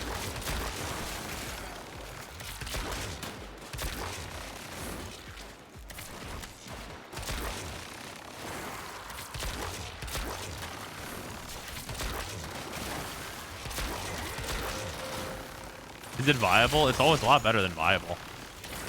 It just makes it so I don't have to do the left and right motion, which is like kind of nice actually. Ah! I didn't turn my 3 back on fast enough. Wow.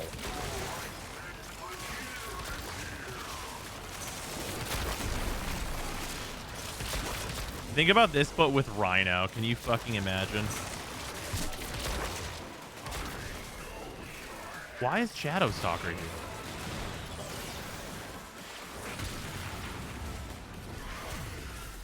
Oh shit, with this is probably really gross. Oh no. With the tornadoes.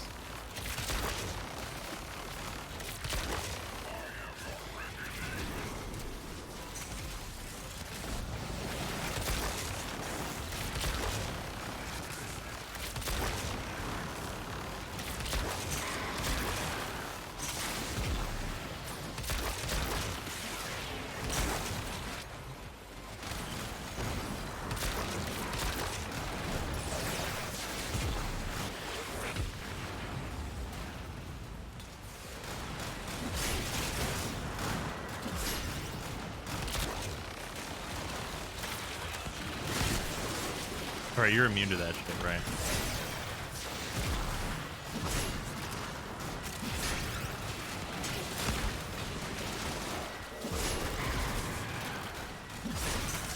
And so immune to status.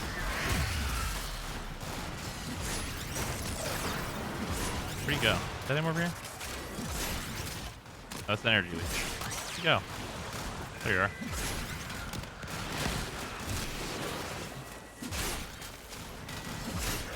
There we go. I got a despair blueprint. Usually don't get those. Oh shit. I stopped paying attention.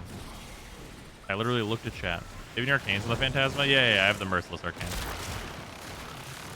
This is the maxed out one.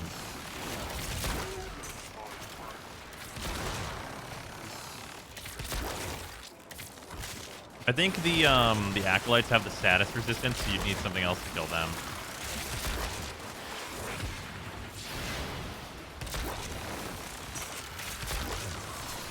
Okay, this is just a very funny amount of number.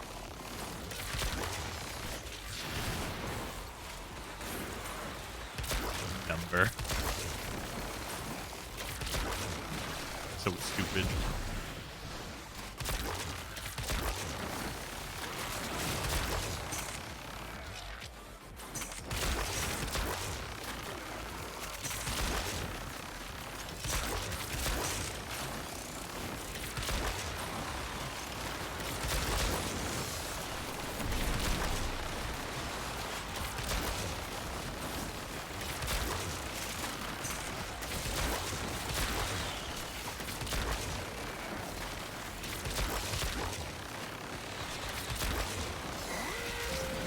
Would you pair with it to kill acolytes then?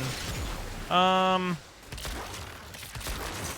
don't know. We'll see how it works against the acolyte whenever they get here. But I mean, you could always just go like Rhino or whatever, right? Always an option. Ow! Explosions! Rude! How dare! I don't want to use my fucking breach surge or anything because it makes this look even more stupid. Watch this.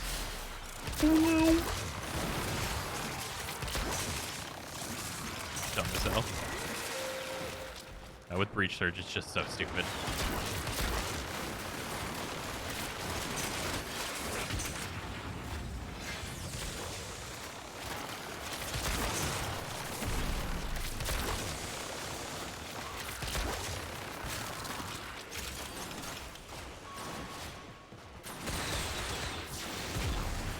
Ow. Man, the missile launchers are really deadly for Zephyr. That was not a problem before. I guess because I was just killing them. Oh, right. They're immune to status. The sentries are completely immune to status, so that is actually a problem.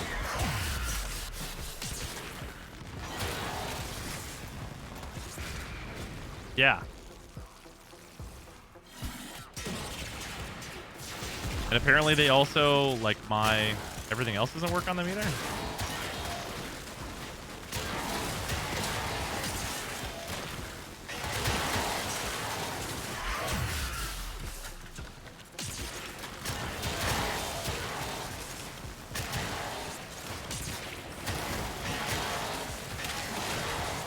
Cuba new core seems good. Who knew?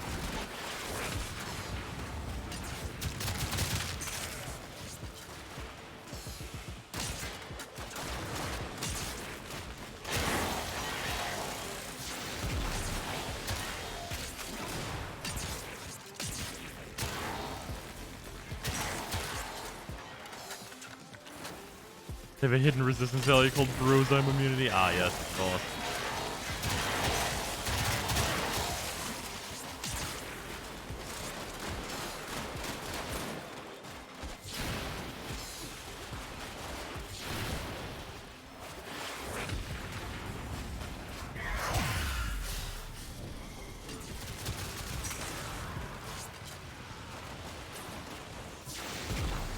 The Acolyte finally shows.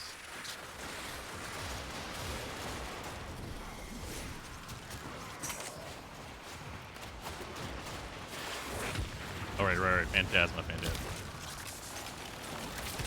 Yeah, they have those limiters on them. So yeah, the Phantasma's not going to be good against the Acolytes.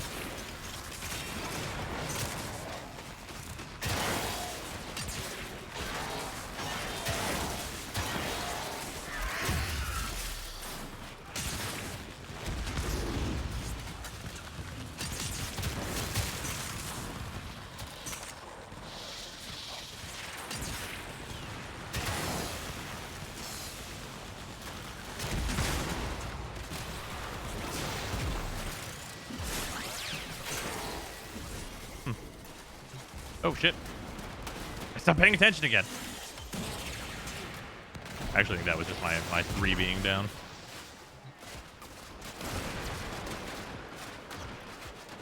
Yeah, you still want something that's got like pretty high base damage to deal with stuff that's got like fucking basically complete status immunity. You can't just overload them with procs. Oh yeah, you could use a Redeemer. Yeah, like there's a ton of options. Obviously, like many things can kill Acolytes, of course.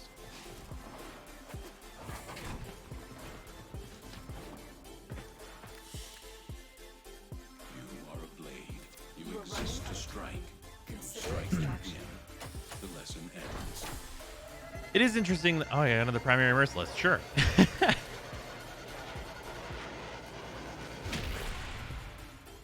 Is there a way to make Equinox work in Steel Path?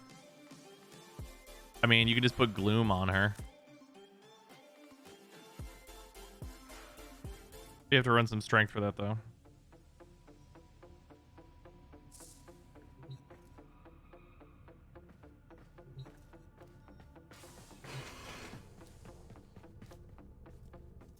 To drop into Void Rig? Oh, wait. No, we can't do that.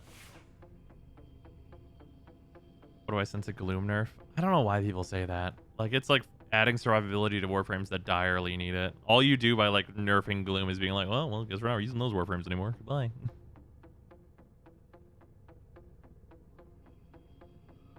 Is that a kit gun arcane proccing from Kuva weapon? No. That's Breach Surge. Nerve, thank you for the 200 bits. Equinox Steel Path, sleep all the enemies and go for finishers, I guess? Gloom instead of Equinox 3, I guess. I mean, the real shit is, like, if you want to use Equinox, you just, like, use Maim and Gloom together. Do the new Tenet melee weapons freeze their combo duration while holstered? How does it work as a stat stick? It probably doesn't. Shut up and take my money. Oop, legit. Thank you. Sub, much appreciated for the Prime sub. What's the Phantasma build? It's this War Crime. It's hilarious. The Vicious Spread is, like, being moved in and out. I think I still prefer the Seeking Fury. Yeah, you could go either way.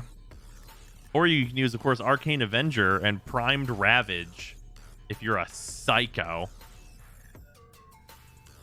Capping Gloom at 75% would be fine. Gloom on Mag? I mean, you could. I'd rather use Breach Surge, personally.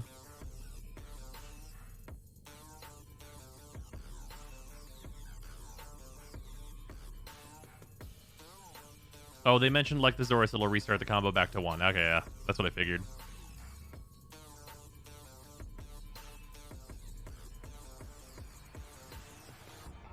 Yeah, in this slot, it's pretty up in the air, honestly. There's a bunch of dumb things you can do. Use this if you're feeling frisky. The fire rate's way more than enough on this weapon, though, like, for real. Use Combustion Beam just for a laugh. You can only get 5 grab bags, laziness.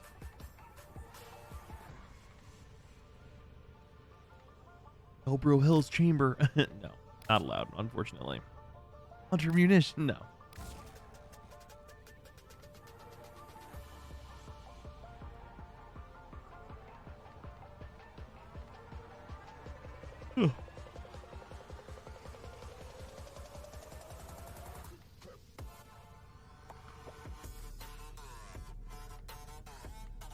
I don't think there's really, like, I mean, there's any other options? I'm not sure. I mean, there's more, like, elementals, I guess you could if you wanted to. Lingering Torment.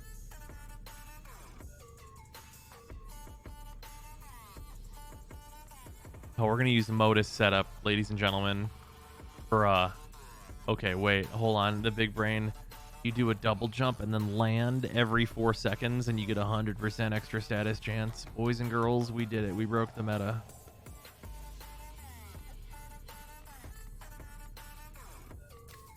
Is there anything else that adds status that we're, like, not using that we can? I guess we could just use Nano Applicator. That's so fucking unnecessary, though. How much does that bring us? Oh, I guess it won't tell us, of course.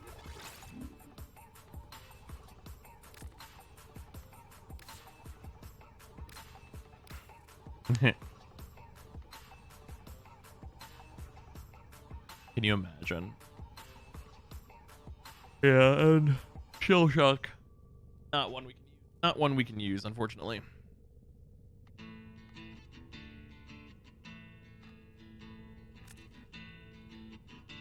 Started building core yesterday, and my second step got today. Nice.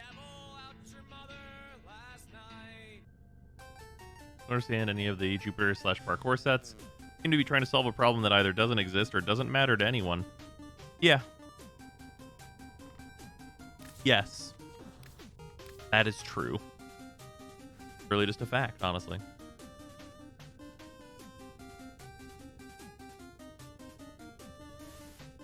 He's used Lavos once. I've used Lavos before. I think I'll pass. Maybe if we do some Railjack.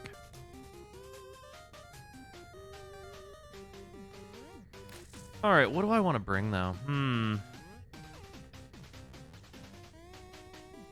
We bring Sevagoth. Sevagoth's fun in Steel Path.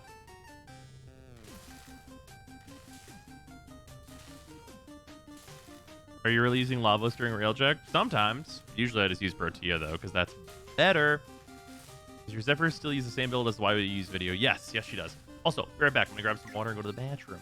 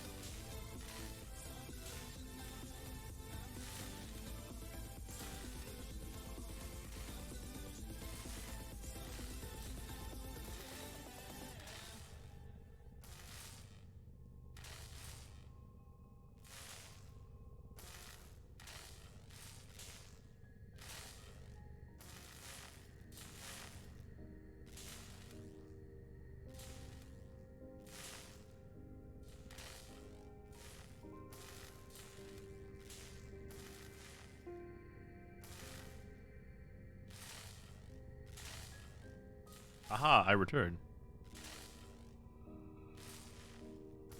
I think Zara shotgun will be insane against Eidolon since drop off starts in 20 meters, which is more than enough. Interesting.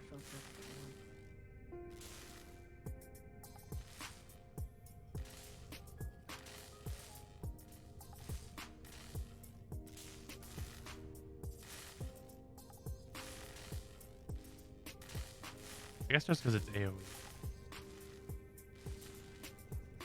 Dex Arcane stack for 15-second combo. I cannot tell you that yet, unfortunately. Interesting, I can say for certain it's fucking difficult to tell whether the new core or the Cycron is better. Yeah, that seems correct. It being really fucking difficult to tell feels like the thing. Talking about the Kuvazar, it's a good time. Yeah, that's definitely a weapon I'm gonna have to go and get. I'll probably do that before I get the rest of the Tenet weapons. Well,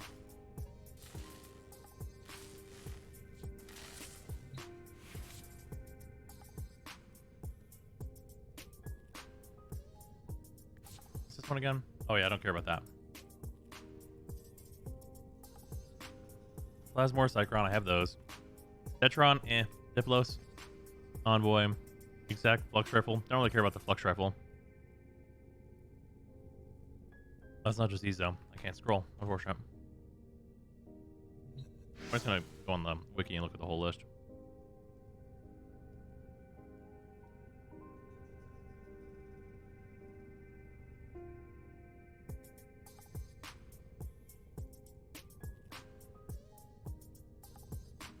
Okay, Tetra, I mildly care. Flux Rifle, very boring. Probably do later. Detron, I mildly care. Oh, and the Spirix, I want to get that one. Yeah, I'll probably get the Spirix. And then after that, I will go get the Kuva weapons. That's probably the thing. Oh, well, I guess I have to get the Detron. Because, like, for the video I put up today, I grabbed the Detron. The lout of the Lotus. Is today the day you push your luck just a little too far?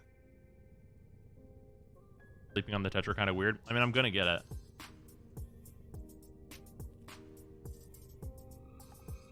It's just low priority compared to, like, the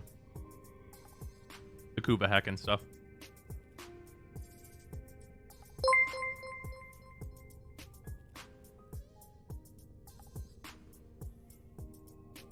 I got the Zare day one and kind of forgot that they were Tenet weapons for a few days. Stars, thank you for the 500 bits.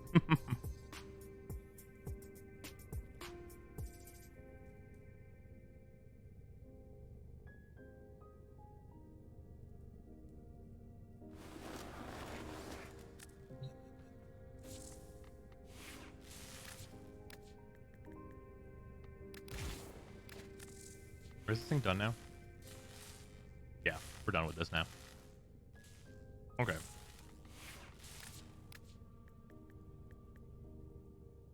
Oh, I guess I need another primary that I need to invest in. Boom. Does the Ignis Wraith need anything? Oh, wait. You know what? I'm just going to use it because I fucking want to. I just want to bring the comb on a run.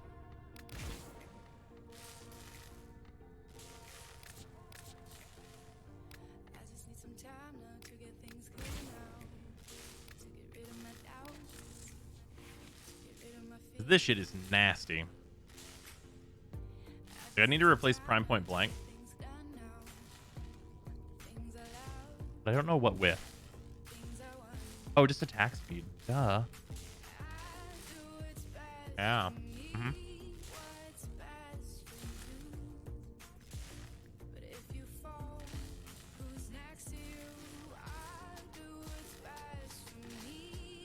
All right.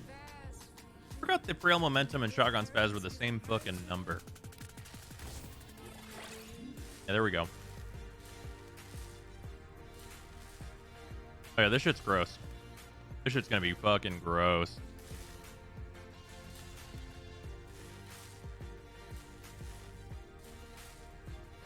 I've got a confused mod. Why? What's up?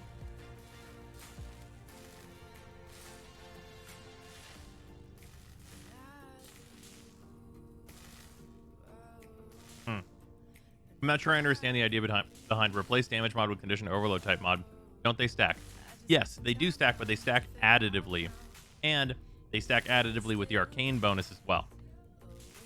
So what that means is that between Galvanized Savvy and this Primary Merciless, Primary Merciless gives us 360% damage.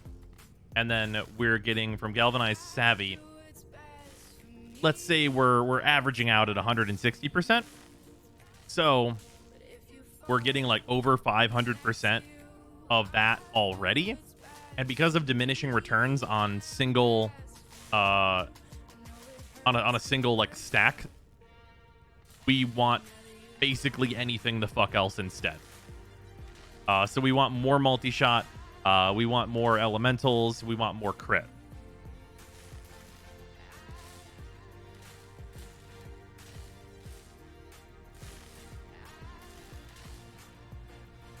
Yeah, TLDR weird math shit, yeah, basically. Bane mods are better if it makes you feel better. Yeah, Bane mods are way better than Assuration effect.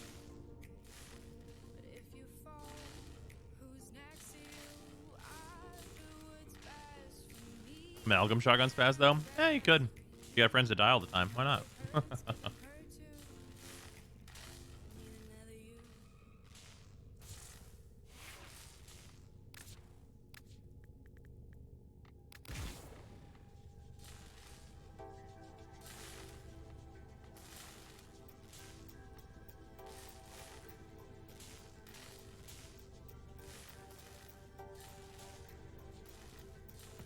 Yeah, this is just gonna feel disgusting, huh? Merciless ammo is on clip size. Total ammo or what? Total ammo. It's great when you're leveling the new dogs. Those fuckers die to a stiff breeze. Fuck. That's unfortunate. Yeah, let's take Sevagoth for this next run.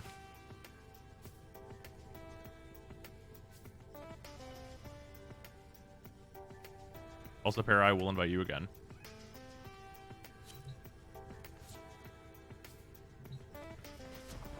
Very Legendary 1 yet? I'm there, but I haven't done the test yet because I don't really care much about it.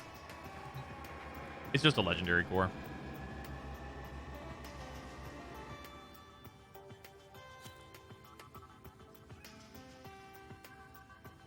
One sec, I loaded into a thing. Fair enough. I lied. The new core is way better because magnetic and the way it fires. Interesting. It's more standing and reacting too. Wait, what is more standing and reacting? Oh, yeah, Legendary 1. Okay. It's nice that it's more standing. Did you do a test for the new ranks? Yeah, you always had to do Master rank tests. And now it's just a Legendary rank test. As it were.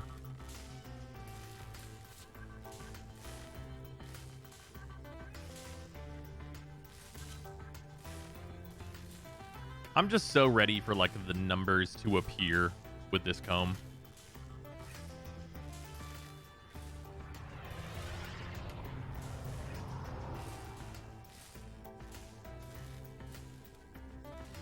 I really enjoyed the Tenant Envoy. Yeah, we finished modding that one.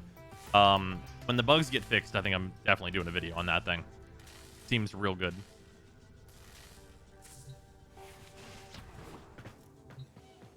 Seems like a very solid weapon.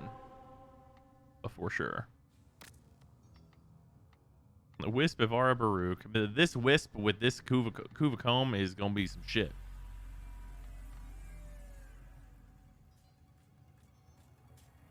No patch still after TennoCon? Yeah, it's real sad on that one.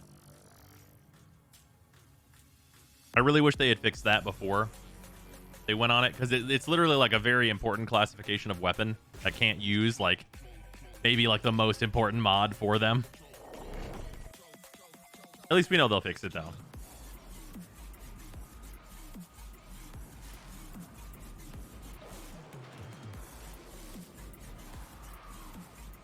We tried the new rifle mods on Ivara's bow yet. I have not. Scans show Greenwell happens to Kuva nearby. Set off the alarms to lock out, then steal their Kuva catalysts. Predictable. As expected, Grenier have shut down the environmental Already? systems, sending modified life support capsules. Use these to sustain the environment or attach to the package. This is fucking stupid.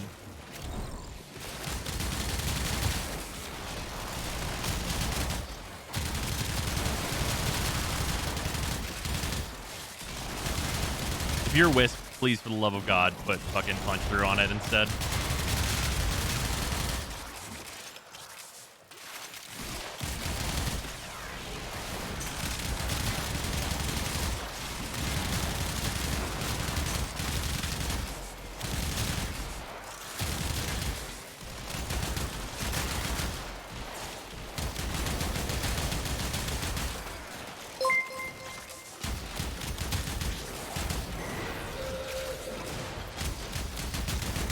Fuck the Mesa. It's my turn. Yeah. Fucking the Kuba Comb said it's my turn on the Xbox.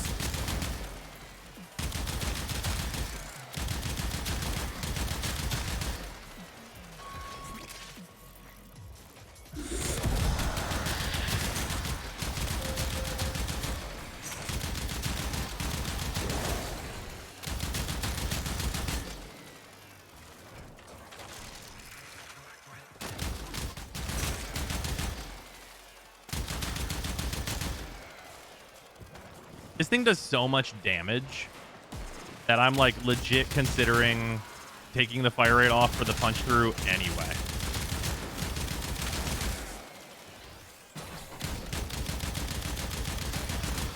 Because this shit is just not needed.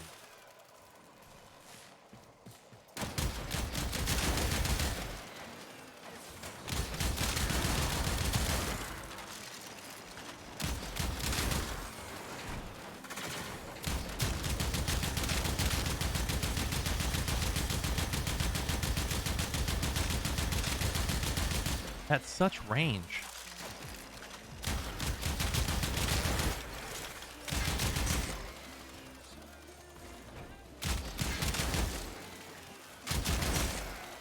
Man, you'd never know this was a steel path.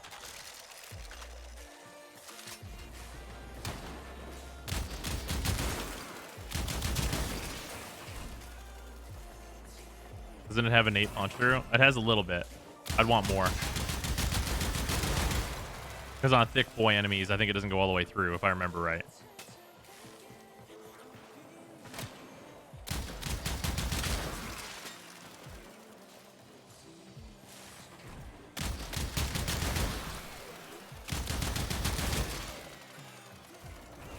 Film a meme still, or it's worth using for real? Oh, it's been worth using for real for a while, but like now it's really, really worth using for real.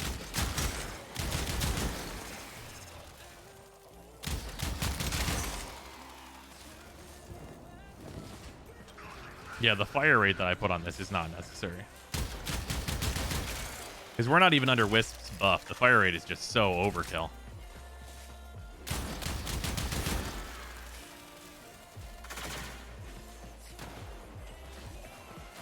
Is more punch through than Seeking Fury gives. Does it? I thought it was lower than that. Am I thinking of a different gun?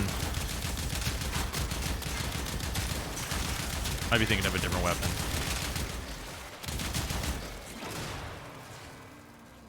I definitely don't need all this fire rate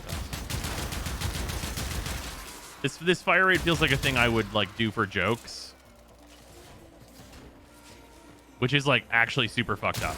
Because before you really, really wanted fire rate on it, but now like the fire rate, I'm like using extra bullets.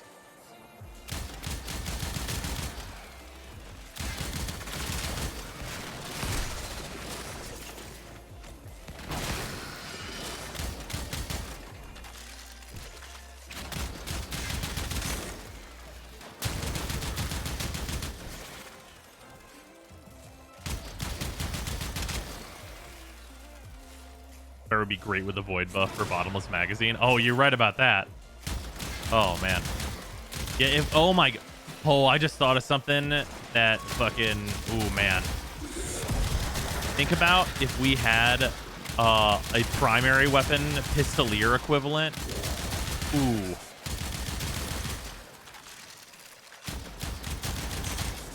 Ooh. Gross. Yeah, you're right.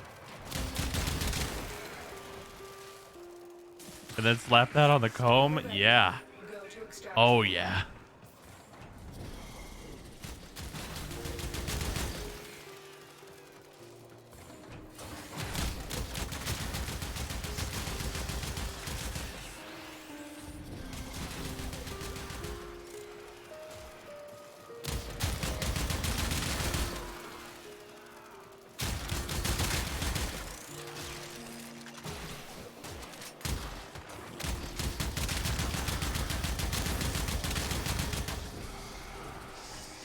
This is why I give Duality Equinox the comb. That's disgusting, and you should feel bad.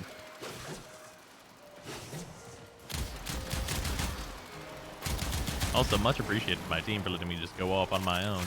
I am out of ammo. So ammo mutation might be in order.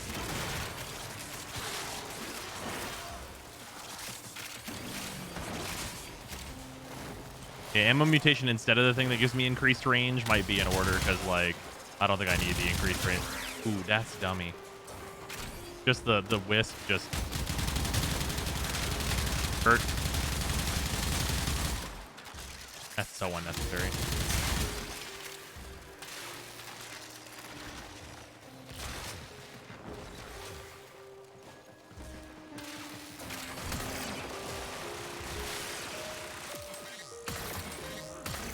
Secron really do say like 162 heat procs though, huh?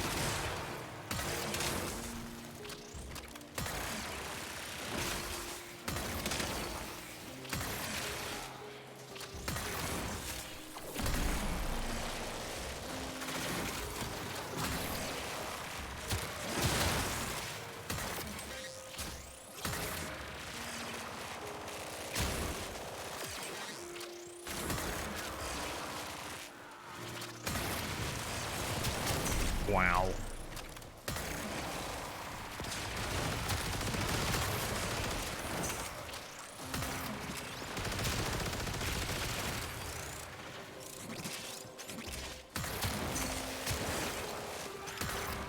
I did an hour survival Vitus farm using the mushroom. That thing is really good. Yeah, isn't it? I think it's bullshit.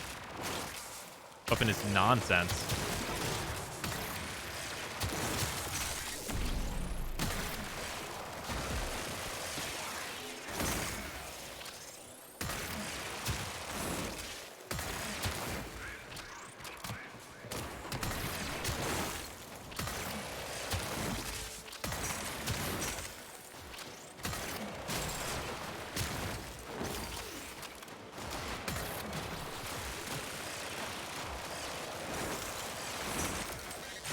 It's an Arson Eximus, so he has resistance to heat, but like melt it anyway though. Alright. Ever just wahoo out of a map?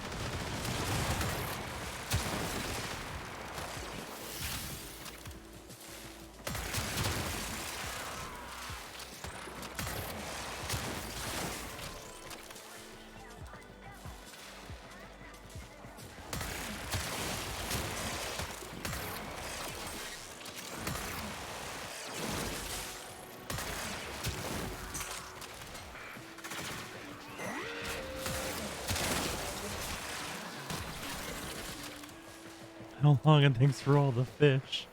Fuck this shit, I'm out.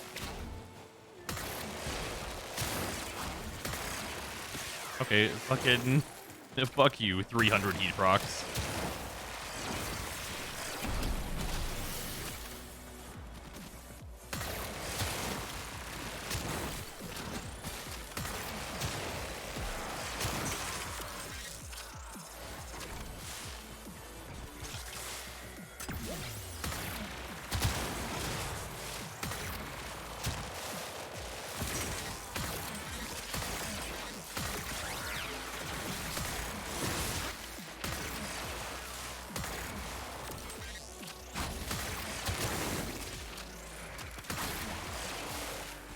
I do just love seeing, whenever you see the heat proc number hit triple digits, it does a good brain feel, right?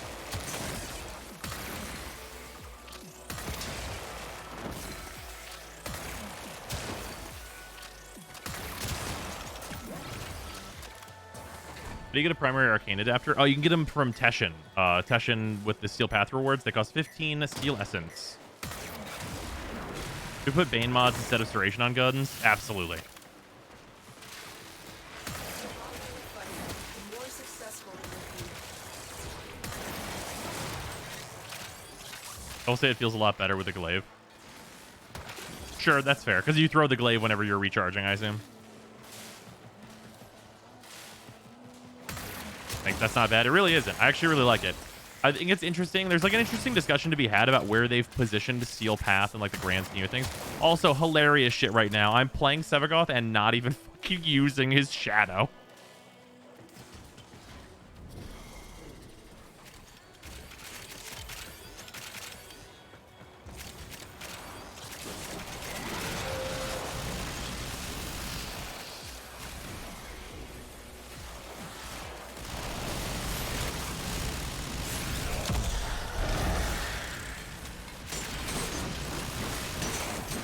Ooh, evaporated. Delicious.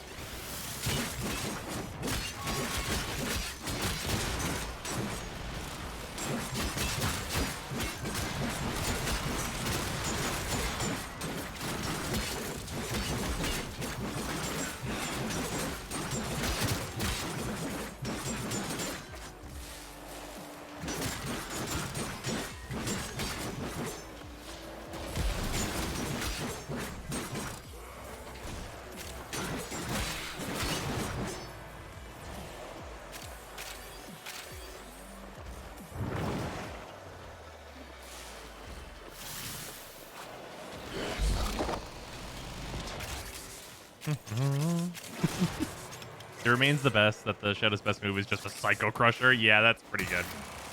They know what they did.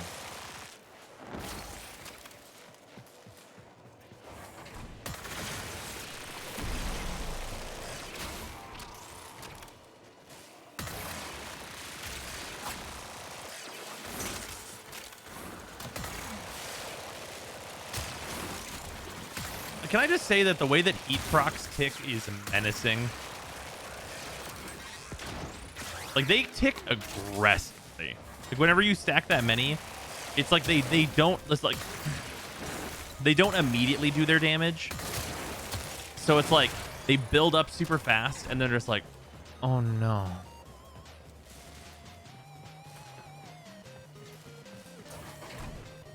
During the new Tetra. Yeah, I've heard the alt fire is fun, but the primary fire is still not great.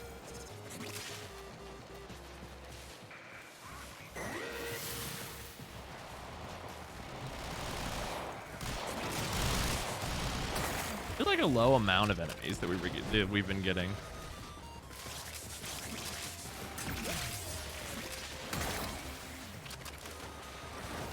Yeah, just using the alt fire.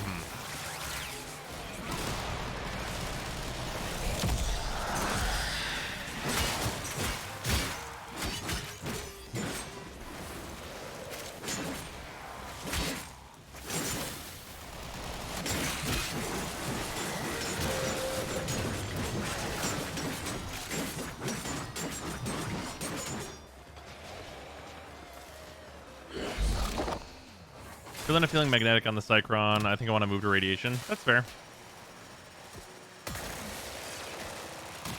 Radiation's probably overall optimal. But it like depends on what you want to do, I think.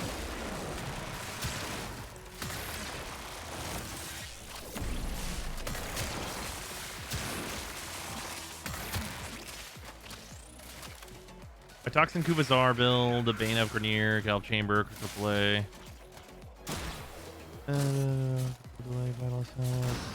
Oop. Oh, 1 second. Excuse me. I'm gonna take your fucking souls now. I was reading chat.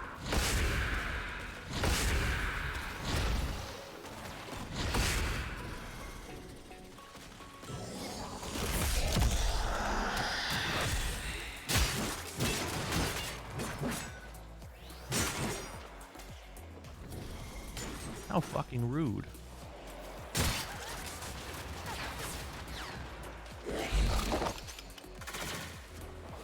Ooh, Sarah, thank you very much. Much appreciated.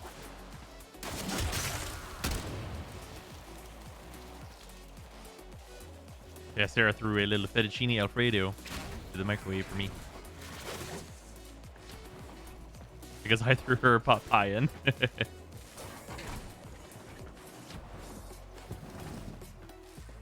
And he's gonna eat that food out of their skull. You're right, and you should say it. Oh yeah, he's resistant to heat. That'll be good. I just want to get the number really high. Hold out as long as you can. Oh yes. Ah, he died. How unfortunate. Alright, I'm gonna go grab this. Oh, it's down over this way. Wait, is it the other way? Gotta make up your mind. Waypoints.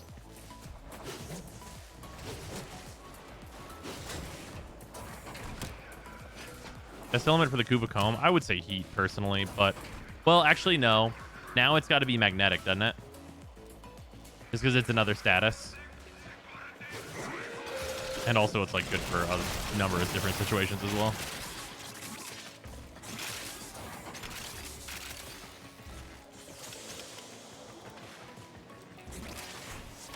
Kuva comb, I would say heat. Definitely heat. For sure heat. Critical life support levels. Critical life support levels.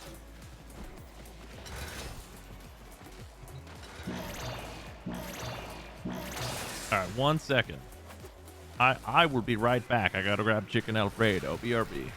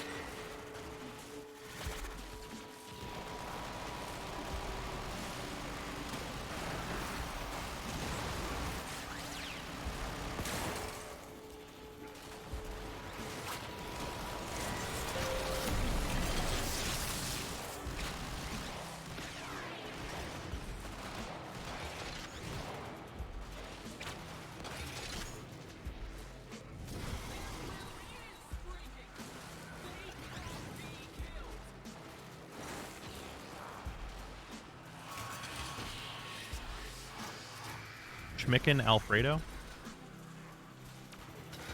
What's the best mode to steal Essence Farm? I really like Kuva Survival. Oh, did I die at one point? That is unfortunate. Thank you to whoever revived me.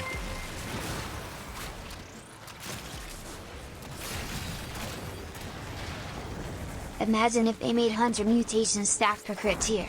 aka yellow crits would be 30%, orange 60%, red 90%. You can't do that. That's so fucked up. Stars, thank you for the 300 bits. That would be so fucked up.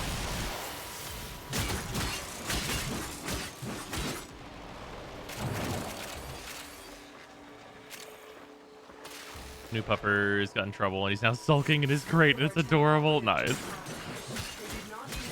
Yeah, luckily Finn is very responsive to training, so we haven't had to do the like, hey, you're in your crate now thing very often. It's usually just like whenever he was like a real little puppy, whenever you just get like, you know, the too rowdy type thing. What's the Mesa build that melts enemies in Steel Path? It's just a new build. Like, it's my exact same build from my Mesa video, except I removed Anemic Agility and added Galvanized Shot. And then I just upgraded the multi-shot mod to the new Galvanized one. That's it.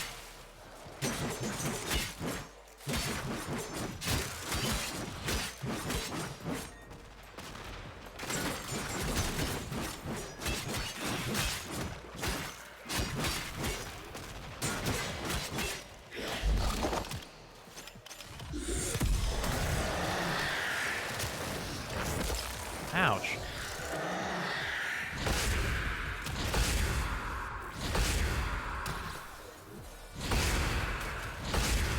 How fucking rude.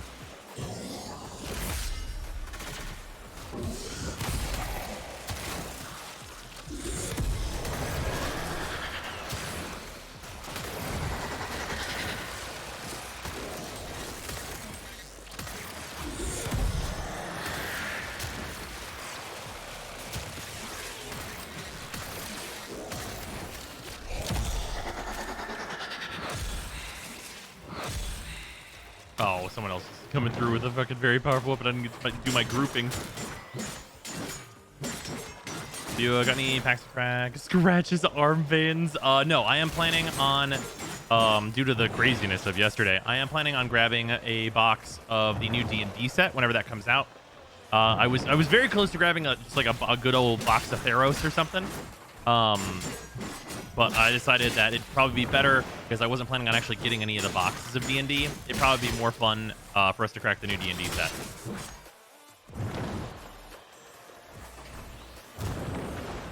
Are there any ribbons for the ambassador yet? I mean, I'm pretty sure they can be generated. I think so.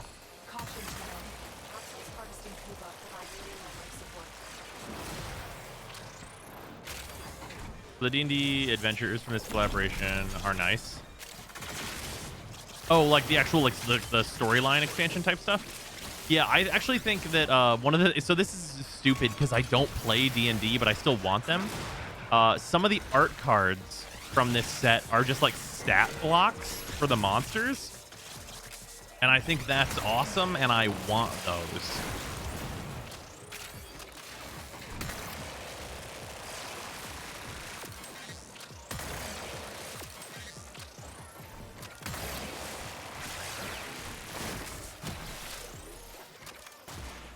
I legitimately like just think that that shit is cool. Yeah, that you can run people through as a DM. They're really well put together. Yeah, it's super cool. It's like that's like maybe like one of the things in it that I'm like, oh, this is like what this is a game piece for Dungeons and Dragons, right? Like it's not a game piece for Magic the Gathering. It is actually a game piece for Dungeons and Dragons, which is a very cool little addition. Is it all of the art cards? I thought it was only some of them. If it's all of them, that's dope. That'll make the set booster like way cooler, honestly. Is it just me, or does the Kuva Nucor also make you say fuck melee? I mean, well, that's where we are right now, is that like melee is still really fucking good, but now guns are also really fucking good, so you can just do what you want. And I think for a while here, we're gonna be in a place where people want not to use melee, because we've been using melee.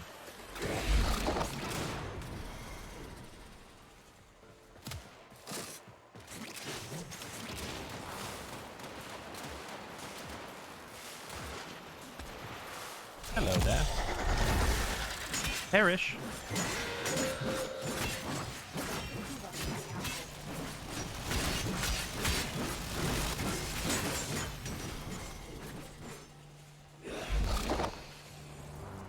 Wukong with the Phantasma is not okay. That sounds correct. Oh yeah, Wukong doesn't know how to do like the swipe. So putting like the vicious spread on that seems really good. We wanted a significant reason to use not melee for years. Yeah. The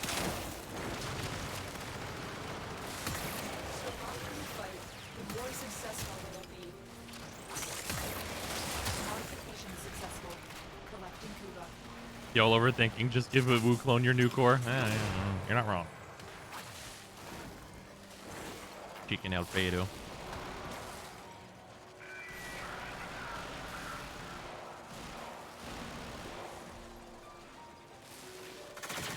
Gunplay's now viable, so we can use all the fun guns now. Yeah.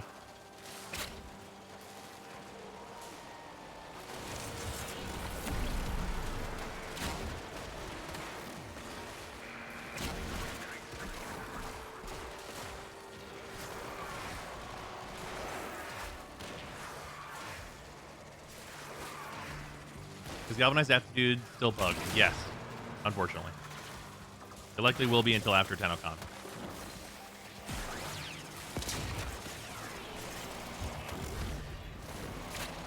Have you seen Wukong with the Envoy? It aims all the shots into the ground like 4 feet in front of it. Wait, really? That's hilarious.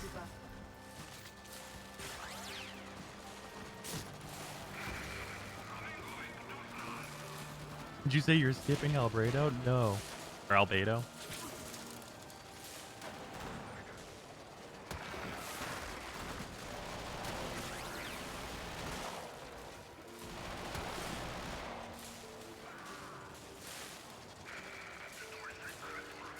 I will say, though, especially now that we know the power level of guns, the melee nerfs for hyper unnecessary. Yeah, I agree.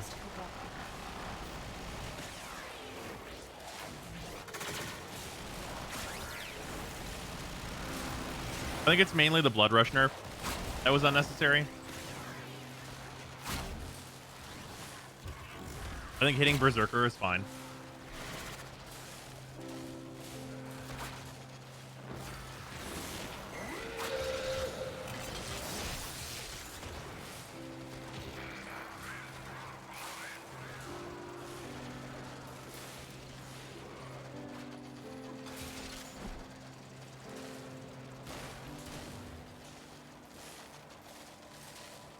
Your hopes for TennoCon are modular Arcwing?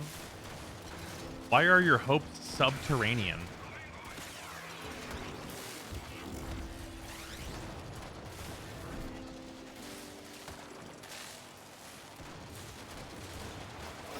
Harvester has finished. Collect the Kuba.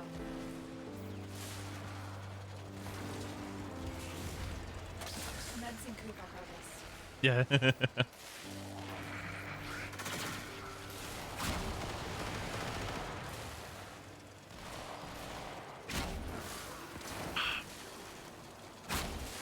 Delicious snack. My hope for TennoCon is that we don't get modular Arcwing. See, for me, I don't actually care whether or not we get modular Arcwing. I think that we will probably...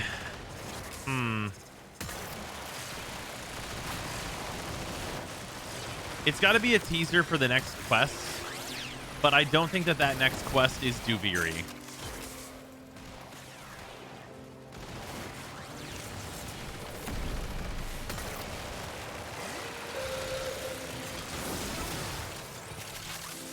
Because DE really does not want to like show something that's not going to be out for multiple years. If they want to get away from that, and they've said as much multiple times. So I think it's going to be essentially... Here's what I'm hoping for. I want the conclusion to the new war.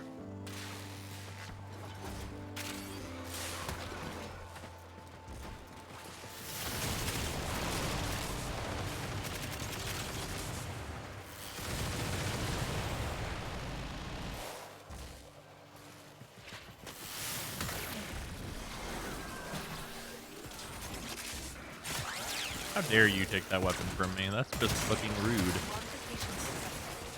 Modification successful. Collecting Kuba.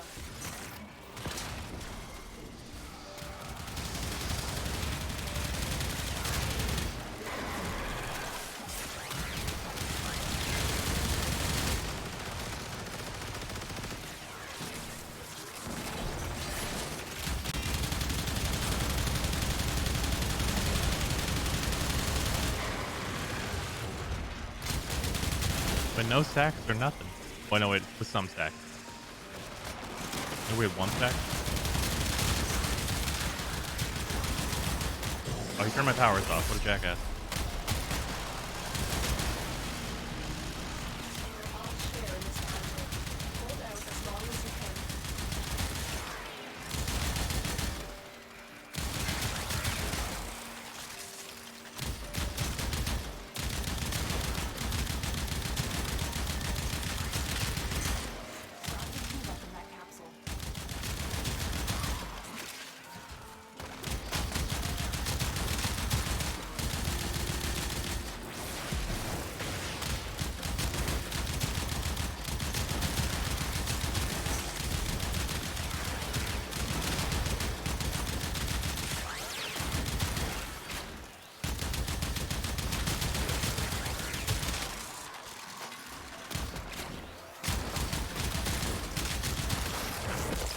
How dare you?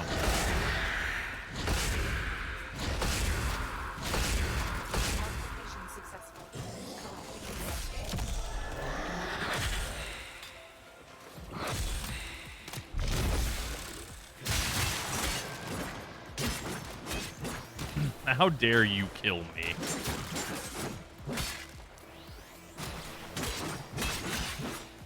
That is one of the things I really do love about Sevagoth, is that it's like, it doesn't even like you just live through that shit though. Like the fucks given are on the floor.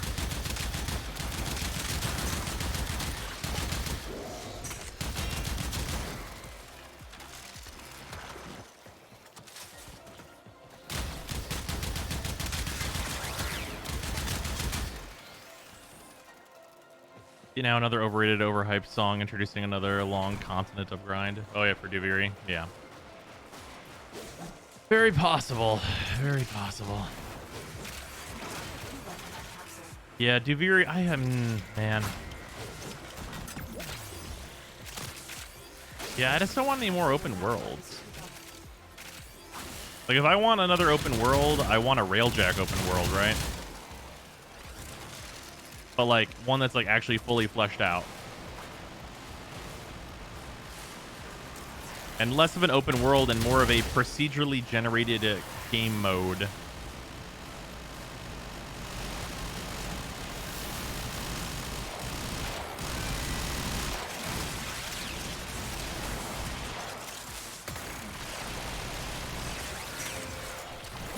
Like FTL? Kinda.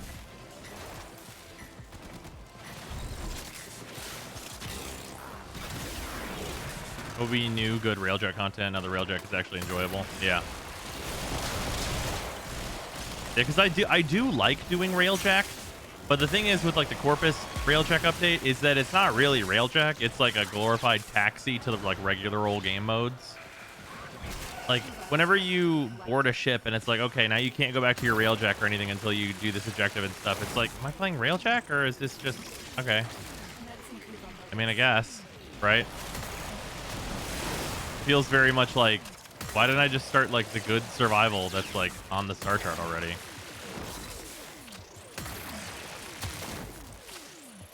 Like the Railjack just like it wasn't adding anything to like what the missions were or are currently even.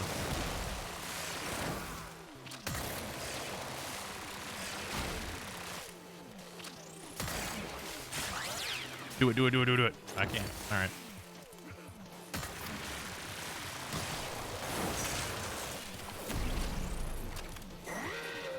Because now you can only farm the Ambassador on Railjack survival, which is trash. The Ambassador is probably going to be a weapon much like the Aurum Spinoza, for anyone who remembers that fucking thing, where it's like a game mode that's not worth doing at a low drop chance for the item that you would want. So like, What is that simulacrum room he uses? No idea how to access that. That was from an event, so we basically just have to wait for that event to come back. Yeah, or the Sporathrix, which is from the same spot. Ambassador's weapon where all of its parts are at a less than 10% drop chance and only on rotation C. Yeah, that's Garbo.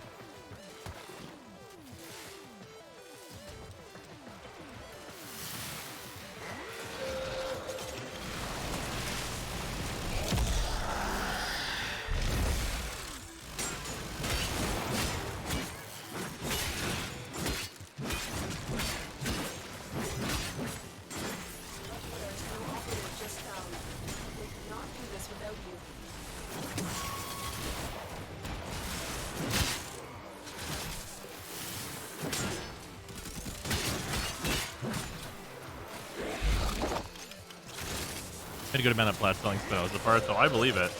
Because no one wanted to farm that shit. You know what sucks? Ready to be collected.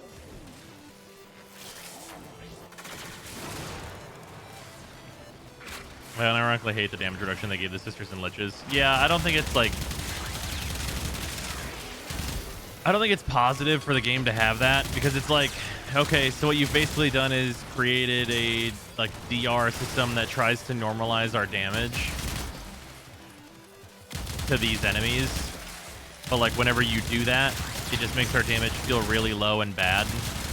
So like, what if you just didn't, right?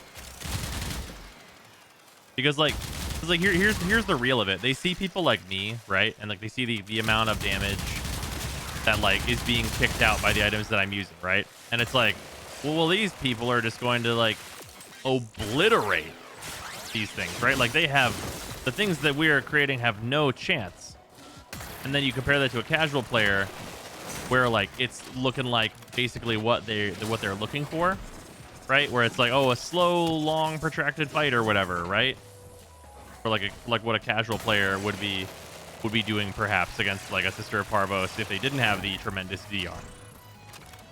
And their solution is to try and make everything the same and make it not worth it to get stronger. Like it's very weird. A diminishing returns DR is a fine thing in theory. Whatever Spaghetti D has implemented is hilariously bad. But I don't think it is. I don't think it's fine in theory. How many total forma you put on your Sevagoth? I think it's like 9 or maybe 10. Wait, no. Is it 12? Because oh yeah, I'd have to count the melee weapon on his ghost form. It's probably 12.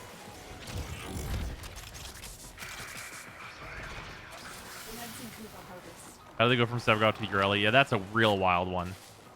I have like 15. Oh, okay. He's a forma intensive frame. Just a little bit. Except they want to encourage high fire rate, low damage per shot tactics for some reason. I guess. But yeah, I don't know. It just doesn't make any sense to do it that way. Because it's like, by making it so that like it lowers the shit out of all of our damage and everything, it just makes the fight like annoying. Right? Because the fight isn't mechanically dense. Because they have fights in the game that go the way that they want every time. And they're great. I would say every time. They might get a little old eventually, but so does everything. And that's fights like Keladathame and the Jackal. Right? Like the new Jackal is like it has mechanics. There's an invincibility phase where like they want you to dodge the walls and stuff, and like can you build so that you just like tank it and like don't need to dodge? Sure.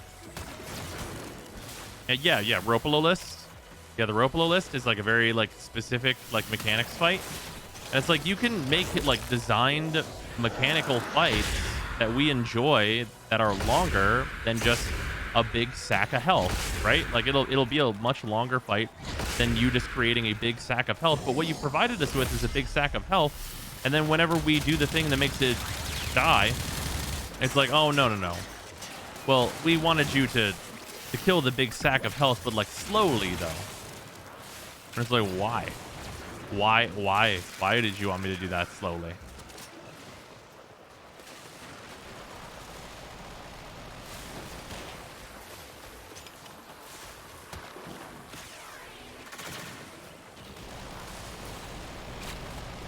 Yeah, the Zealoid as well. Yeah. Longer boss fights equals better boss fights for some reason. I mean, like, that's, like, honestly often true. But they're better because of, like, the content of the boss fight, not because it took a long time. This capsule will now harvest Kuva.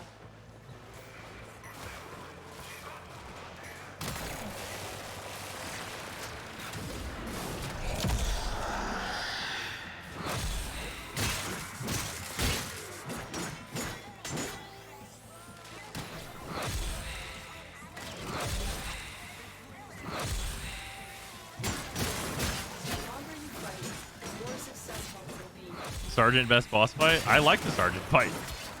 It doesn't overstay its welcome. I've actually said for a very long time that the Sergeant fight should stay exactly as it is with 2 changes. 1, he should talk way madder shit. Like, he should talk the most shit. Like, he should talk so much shit. And 2, he should have his full health bar, but just always have the Parazon finisher icon over his head. So that whenever you enter, you can just press X on him and then just have you like a 2 or 3 unique, just absolute fucking slam dunk bullying, just fuck this guy up finishers. Just like really fuck this dude up. Like that's what that fight should be, because that's hilarious.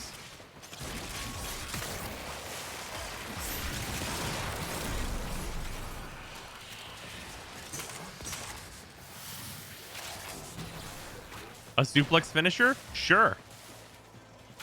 Like, it should, like, literally have an animation where, like, if the fucking finisher starts and you just, like, slap him on the head and then just, like, Paragon finisher him and just push him over.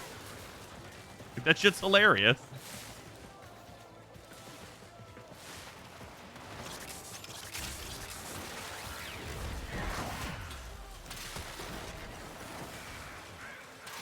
I'm going to be real sad when they change the Sergeant boss fight to anything but what you just suggested. I already have the health gates in place to provide mechanic situations. The 3 health bars should persist for the final fight. After the first one, Lich jumps away and offers you Kuva to spare him. Then the second one offers you his stolen loot to spare him. Then the third one offer to serve you to spare him, which makes the convert option make any sort of lore sense. That's true.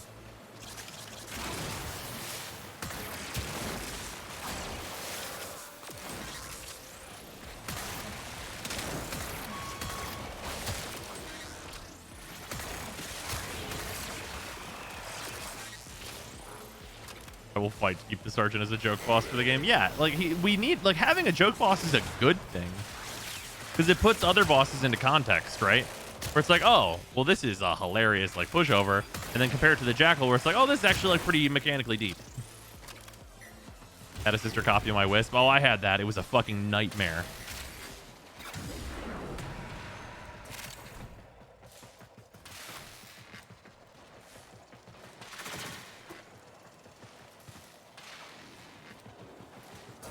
Needs a copy pasta tier monologue. Yeah, 100%.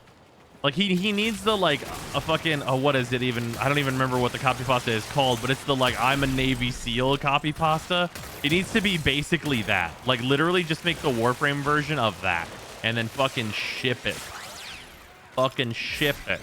Let the animation team have, like, a hilarious, great time. And then fucking ship it.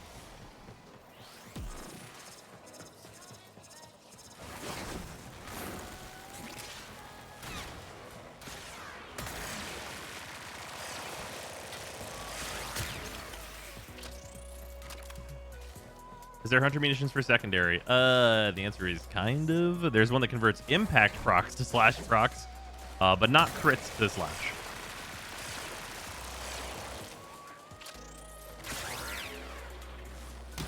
Ah, he died first. That's unfortunate. How dare you?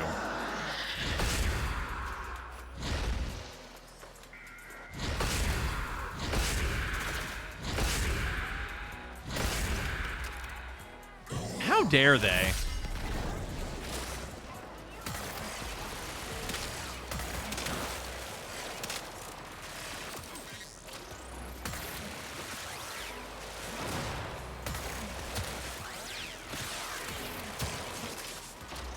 The audacity of these Kuva Lancers.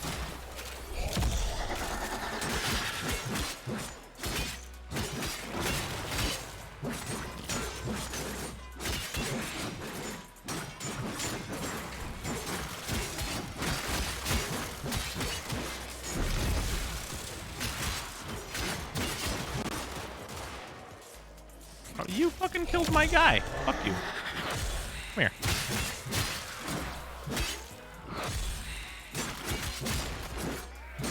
You killed my ghost. Here he is.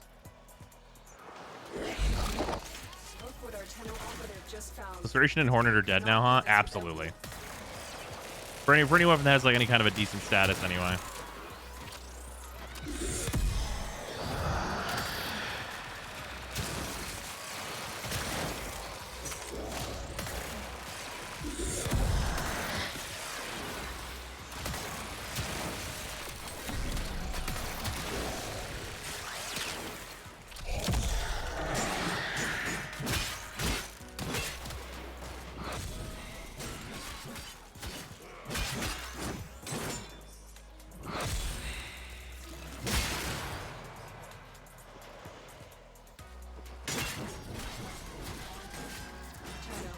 Extraction is ready.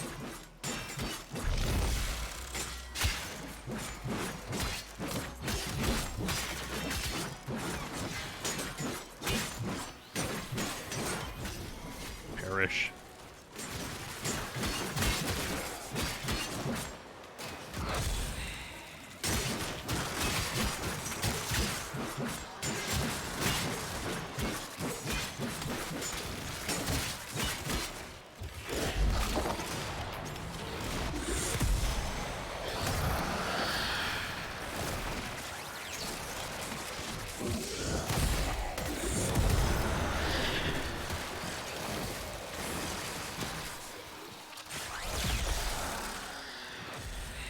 Infusion stack with arbitration bonus. I'm about to go into this survival as a 709. 800% strength wisp, basically. Jesus Christ. That's fucking hilarious. For this, can you show how you format 7 got the widget doesn't show forma slots? Oh, sure, fair enough.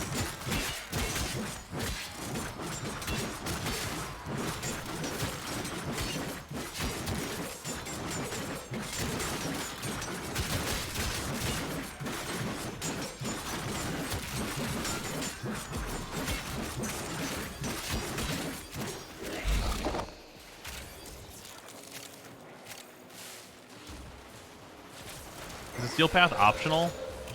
I mean, technically, yes.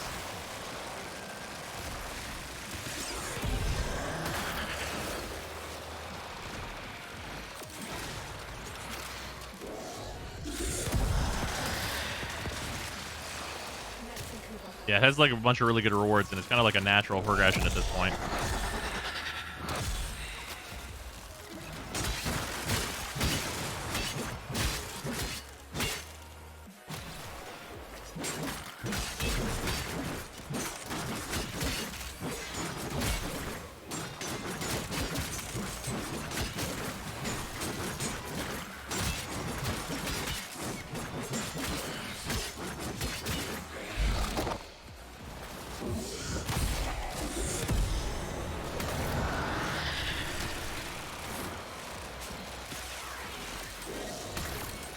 Is doing more damage optional? Yeah, sure. I mean, it is.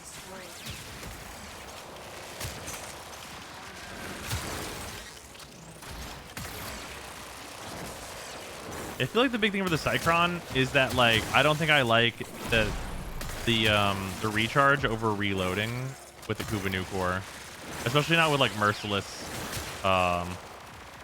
arcanes.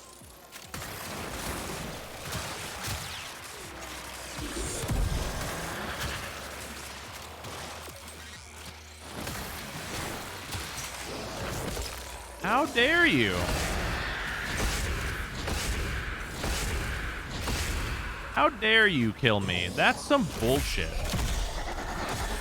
How dare you?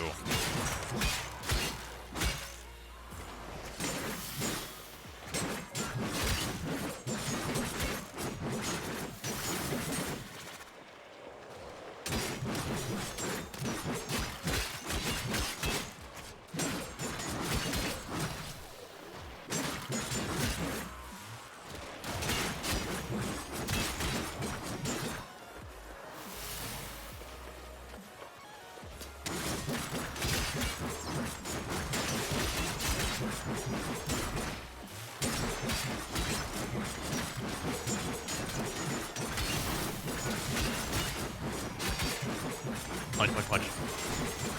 You played Ultra Kill? I have not. I do want to, though. I heard that game is fucking incredible.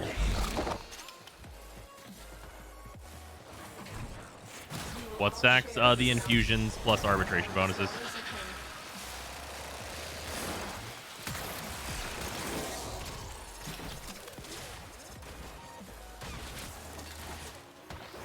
Why yo cat's name fart balls?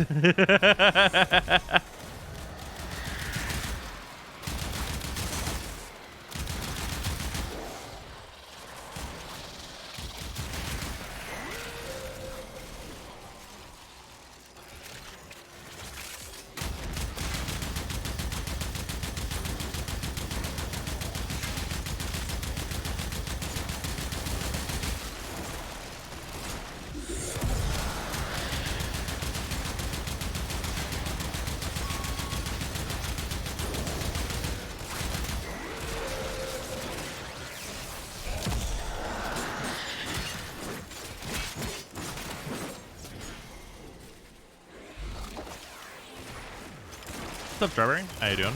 Splat or Stitch for the mushroom? I use Stitch, but Splat and Stitch I think are both very good. Shut up and take my money.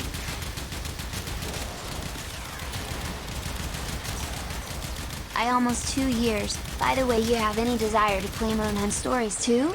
Or the Pokemon thing not do it for you? Pokemon thing not do it for you? I'm like mildly interested in stories, but like seems like a big commitment considering how much other stuff I gotta do, or want to do, rather.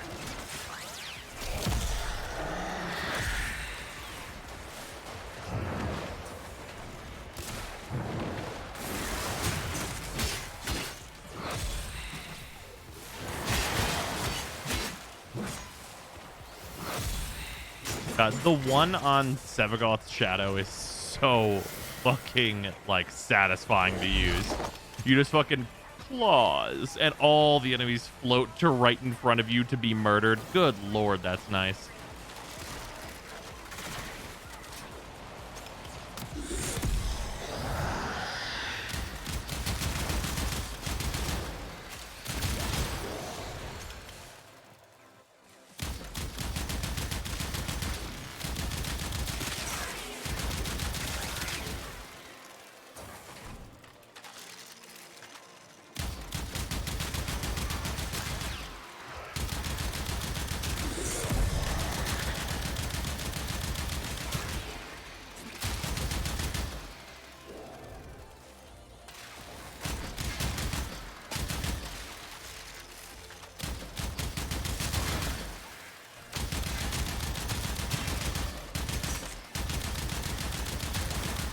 For critical deceleration doesn't exist. I've done so many vaults now. Oh yeah, people are gonna have to experience that farm again. I didn't even consider that.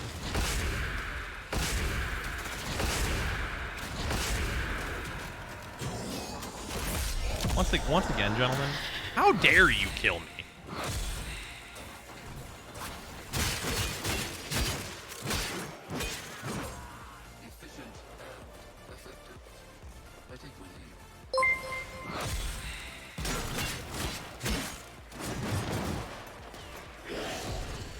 Imagine hearing that a few months ago.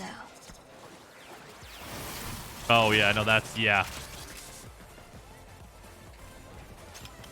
Haven't played for a while. I think I was completing the star chart.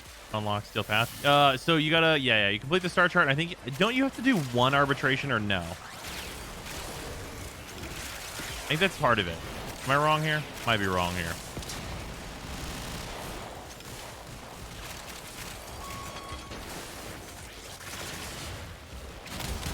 Oh, no, you have to go talk to Teshin. That's what it is. That's what it is.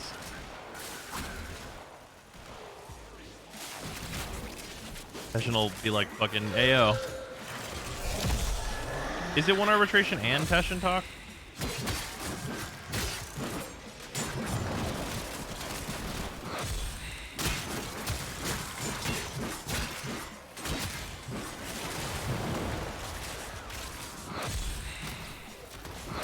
You know, I'm just now thinking about this, but like the Phantasma on Sevagoth, like Sevagoth's Shadow is a good way to get around. Like if you're just bringing a bunch of status stuff to kill all the enemies, Sevagoth's Shadow can fuck up the Acolytes real good. I'd rate the Tenet Diplos good or not?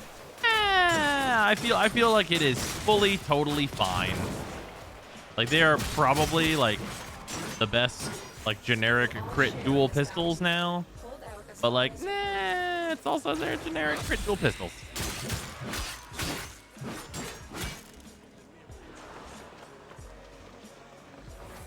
Too bad they patched Shadows, unlocking the Acolyte. Oh yeah, fucking just the full on.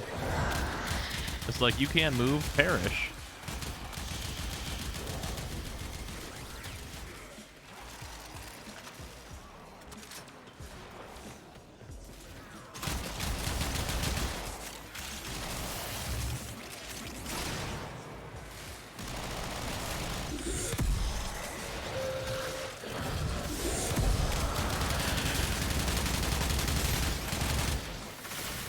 Oh, they're over there now.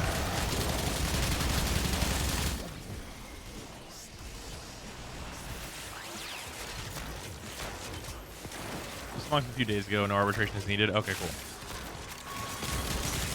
All right, you just have to talk to Tashin then.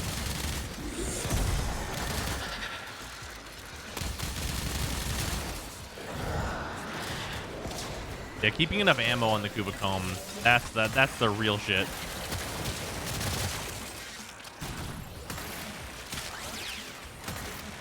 Yeah, just imagine a pistolier equivalent. Oh. A pistolier equivalent for primaries is fucking sexual. That is a sexualized thing.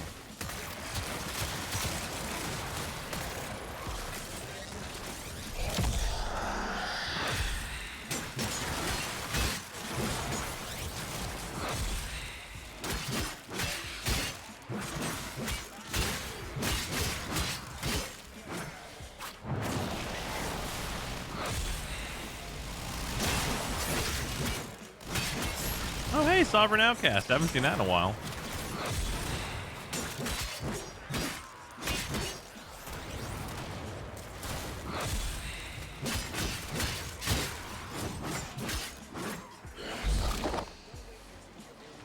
You can proc it with your pistol and switch to primary, but yeah, kind of annoying. Yeah.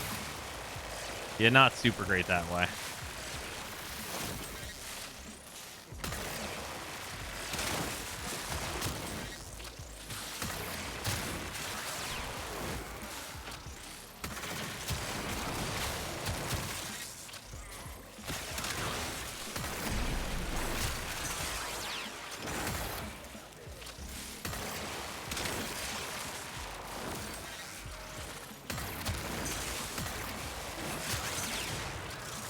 I think we'll reset after the next Acolyte.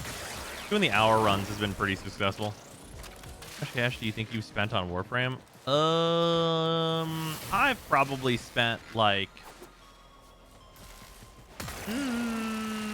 oh, it's gotta be like around the $2,000 ballpark. Gotta be somewhere around there. Yeah. Maybe slightly more. Which honestly, considering I've been playing for like 9 years, honestly not bad.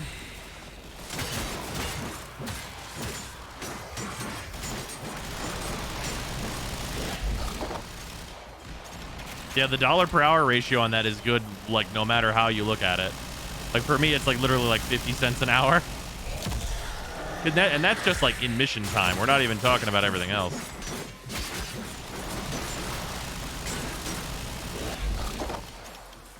In my 8 years, I've spent 8K. My husband asked, what the fuck is Steam? Oh, that's very funny. Has Genshin been costing you more? I haven't played it. So Genshin is not costing me more. I mean, I've spent like a good bit on it, but the main thing that I've spent for in Genshin, there it is. Somebody did the command in chat. The main thing that I've spent in Genshin is whenever people go, get this character no matter what. And that's that $815 that people have been like, get it, roll the character, do it, give, do. So I've spent about like 200 some, like low, like very low 200s on Genshin, which considering how much I play it is honestly not even that bad. but like the chat spending is quite a lot. Oh, thank you. The longer we fight, the more successful we will be. Which is of course always appreciated, but now I just have a million fucking characters to build and not enough time.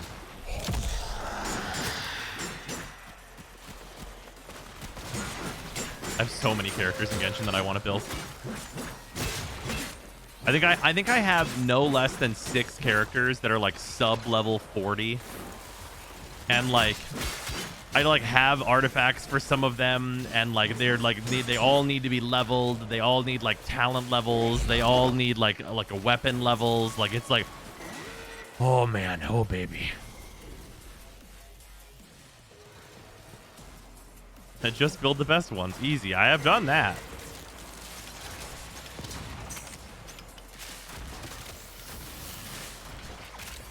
Also, just Vulcan and BP is really good value. Oh yeah, it absolutely is. And like, it's interesting that like we can say that like that game, like even though being a gacha is a really good value, and like the reason it's a really good value is because of how consistent and high quality the updates are. Like the game hasn't even been out for a year, and we're talking about the 2.0 update.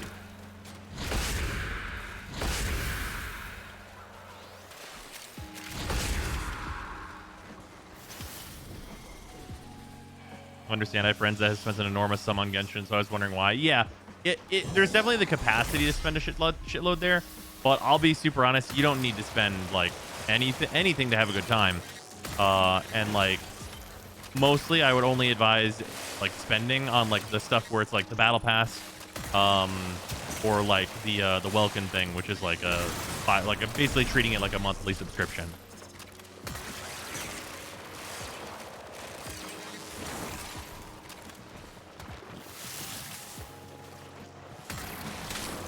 Yeah, Genshin's incredible. But just like, what a fucking good game. It's like consistent, high quality updates. Like the moment I think there's like, I'm gonna be done and like there's not something else, the new event drops. And it's like, oh well, I need to do that.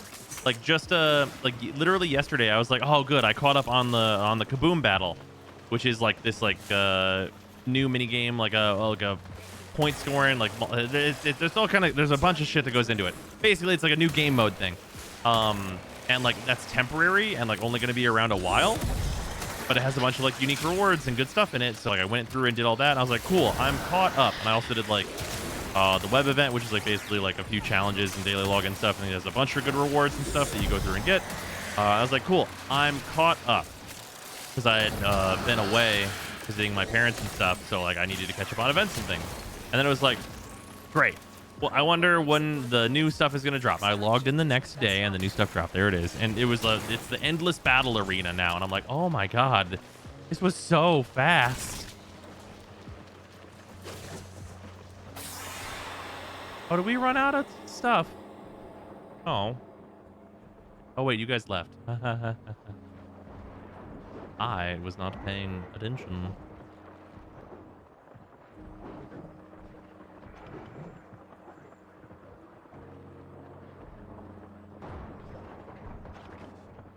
Endless battle is fun. Yeah, I did the first level of it. It seems cool.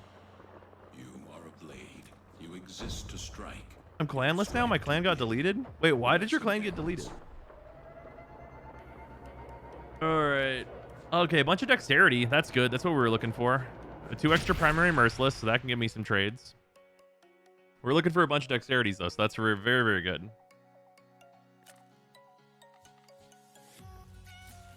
Genshin may be the fastest revenue generating game in history. It's certainly possible. Meanwhile, Warframe's sitting there like, hee hee, babies come out faster than our battle passes. Oh no. I'm really hoping, so D's already talked about this, but like them making it so that the battle pass stuff, like the Nightwave, is not going to be so much of a production, is really going to be very positive for the game. I'll trade you some of my dexterities for your spare mercilesses. I'm super into that. Let's want to finish these. All right, hold on. Awesome. My secondary dexterity is done.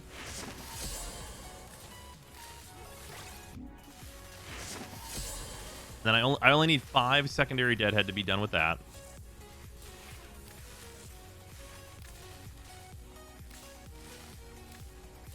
I still need a bunch of primary deadhead and dexterity. In total, I need, how many is this? I need 8 primary dexterity. And I need 10 primary deadhead. Shadow build, I got you. Best revenue generating Fortnite. Oh yeah, Fortnite certainly is the top. It's not about top, but it's about fastest.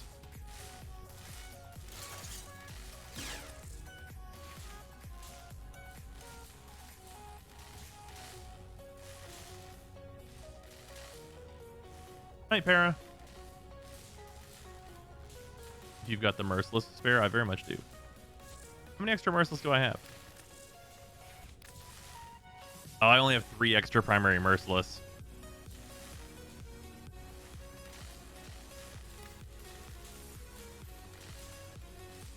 Not a problem, Para.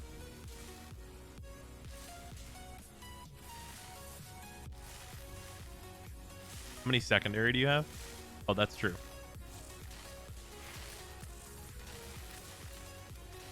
Oh, I have no extra secondary Merciless. Wow. I have 1 extra secondary dexterity, though.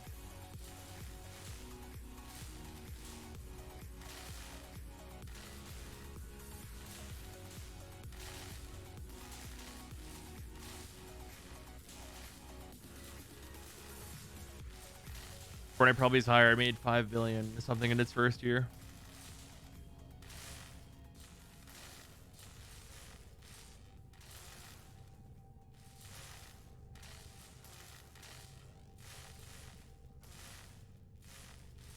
I'll trade 3 of whichever you want for Merciless.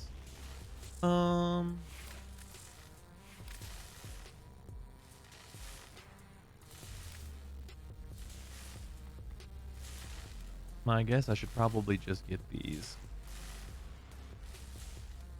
Makes most sense.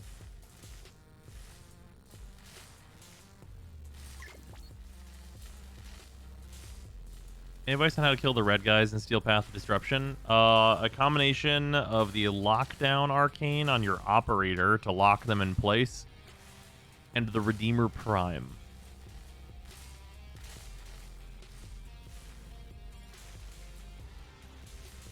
Later, DB.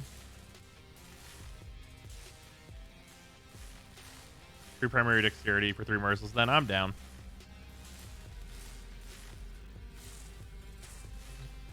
Doesn't Gloom affect them? I think so. But they also have a nullification aura.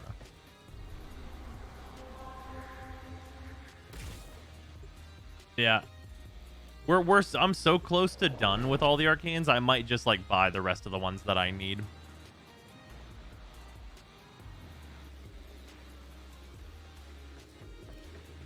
Actually, Infinite, do you have like a bunch of extra of the other ones?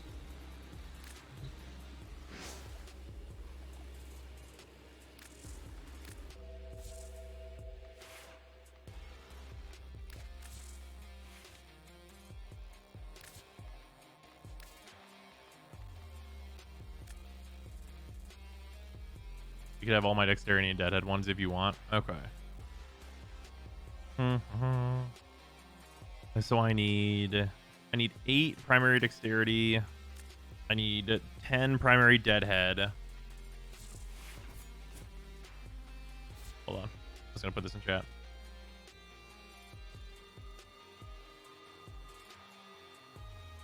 There's 10 primary deadhead? Do this in reverse. Yeah, primary dex. 8 primary dex, 10 primary deadhead. Is that right? I'm just gonna go back and unload. I gotta make sure. Yeah. 8 dex, 10 deadhead.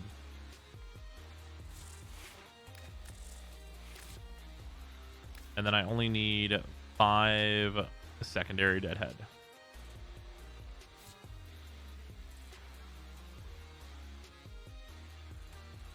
There we go. You have 3 decks as well.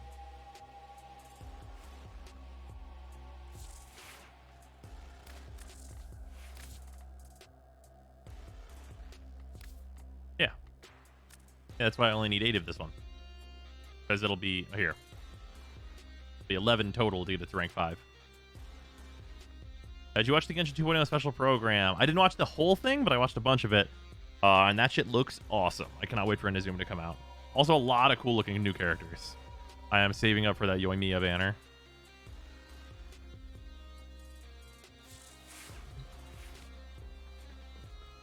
Why did it take me here?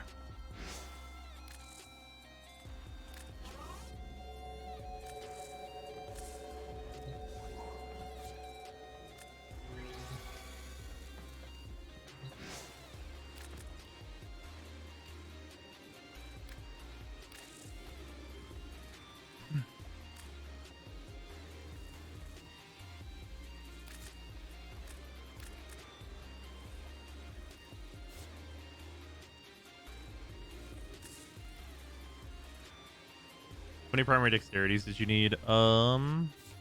8. 8 primary dexterities, 10 primary deadheads, 5 secondary deadheads. Just got Gloriana Ephemera, time to cry and then stop playing for a few days. Nice, Green. All I saw was people being mad at Lily Pichu for taking advantage of an amazing opportunity. Wait, why are people mad at her? It seemed like she did a pretty good job. Birthday was today. I figured I'd pop in and see what's up now that I'm chilling. Oh, happy birthday, Tachi. Yeah, we are just trying to fill in here. Oh, yeah, it's 6 arcanes per trade. You're not wrong. Okay, so...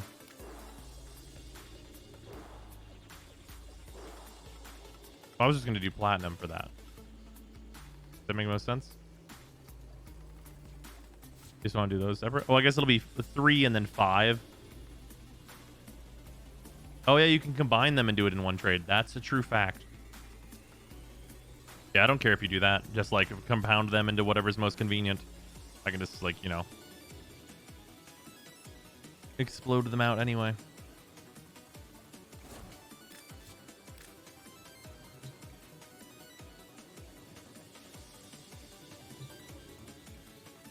So, where'd you go? You can open your arsenal here.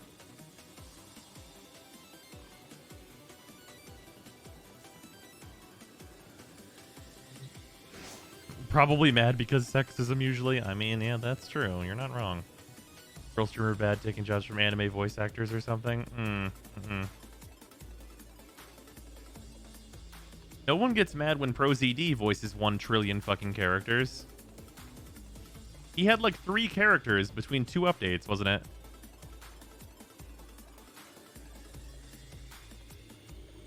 And I'm not saying that him doing things is a bad thing either. He's very good at it.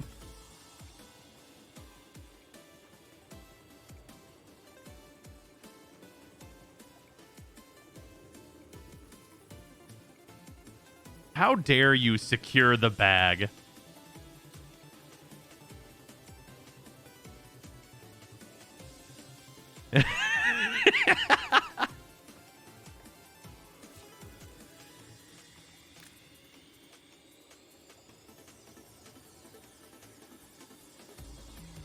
ProZD voiced my mom last night and I wasn't even surprised. That dude's in everything. God damn it.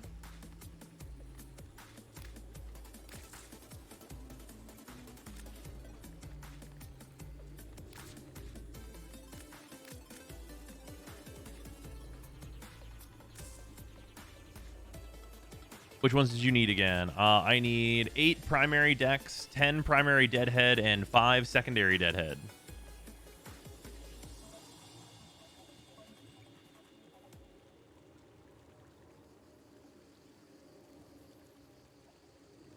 Oh, I have not seen a Valorant ad. I have somehow... I don't know how I've avoided it. Like, I know what Valorant is, and like I know like what it is, just like the whole concept. But I have completely avoided interacting with it in any way that is not like occasionally it'll pop up on like my TikTok feed, and also I will sometimes see it whenever I'm like looking at categories on Twitch, and like that's it.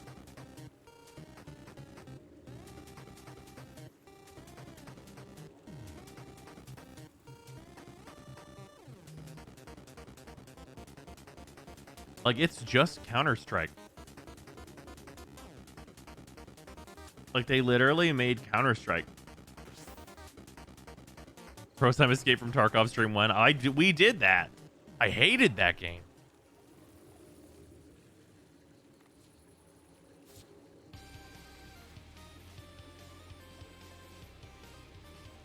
How many decks is this? Is this 6? Because it's 1, 2, and then 3, right? Are these each 6? I forget what rank. Rank 3 is 6 total together, isn't it?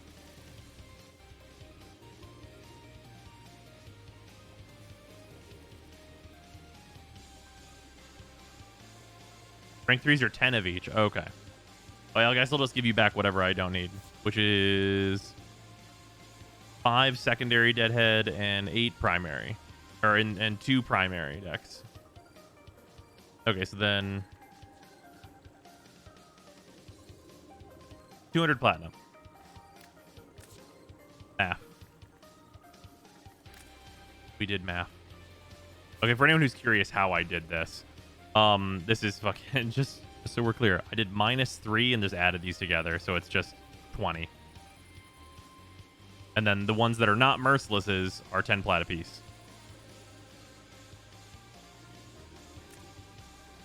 Your take on Tarkov made me realize how much I was rationalizing to make that game reasonable. I uninstalled after that stream. Yeah, I just didn't get it, man. Like, I showed up to that game wanting to have a good time, and I just didn't fucking get it, man. I was like, why?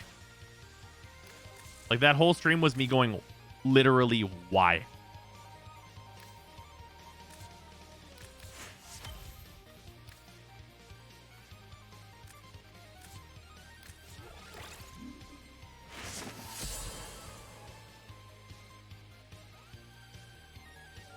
Oh, wait.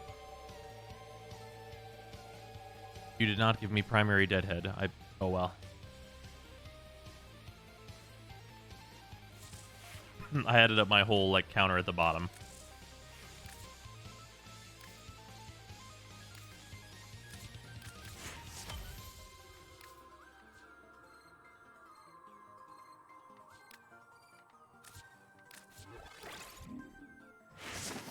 You gave me another secondary dexterity instead of the secondary deadhead.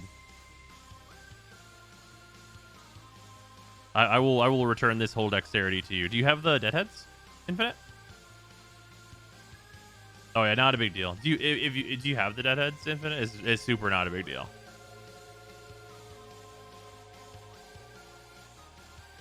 Primary deadhead. I got 4 if you want to trade. What is Escape from Tarkov? Escape from Tarkov is like... it's like a battle royale that like has missions, kind of, but like you just it's how do I even describe this? It's such a bad experience. Basically, you need to like scavenge for like halfway decent gear. It's just rough. Okay, so this is one. This is unranked. So this is okay. Yeah. Because this is 6, right? Oh, infinite. I don't. Whoa, wait, no. This is a secondary deadhead.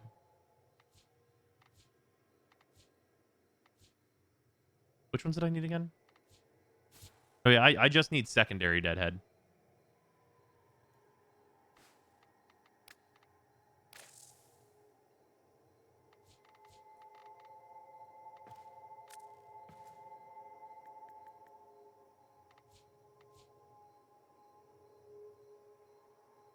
Wait, no.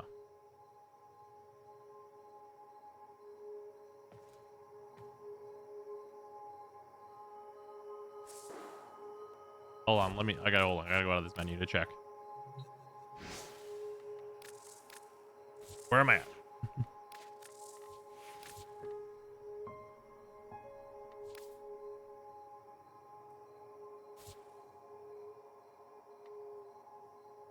Primary Dex, Primary Merciless. Oh no, Primary Deadhead is one I didn't get? Am I just fucking blind? Oh yeah, no, I mixed it up. I totally mixed it up. Yeah, it's Primary Deadhead that I need to finish. I just said words completely wrong. You're right.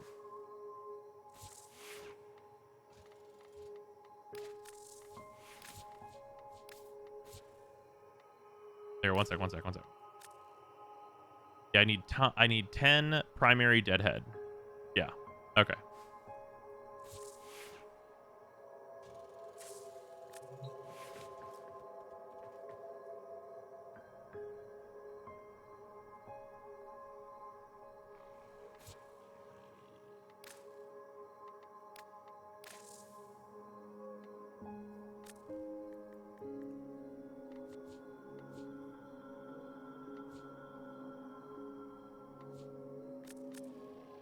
And then the other one is the dexterity.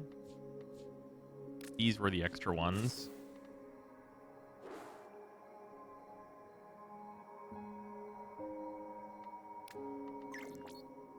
Ooh. Thank you, Infinite.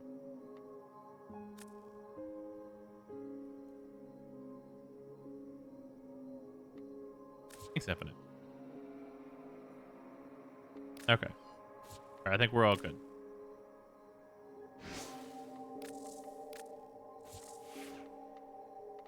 That was the mystical magical.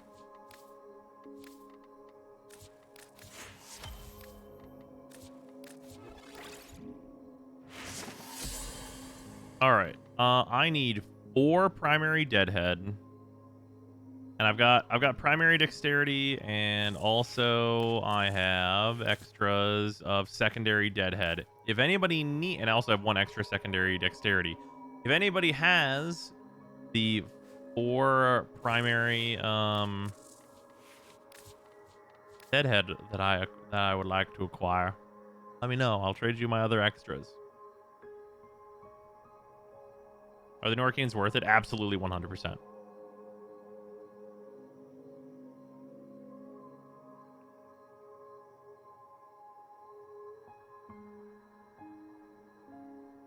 I have 3 primary deadhead. Roberto also has 3 primary deadhead. Best way to farm the new Arcanes. There's only one way. Well, I guess there's not technically only one way. We've been doing Kuva survival on Steel Path. Ooh, Paranoid has 4. The Dream. And then I will. What would you like? I have the most extra dexterities of primary and secondary varieties.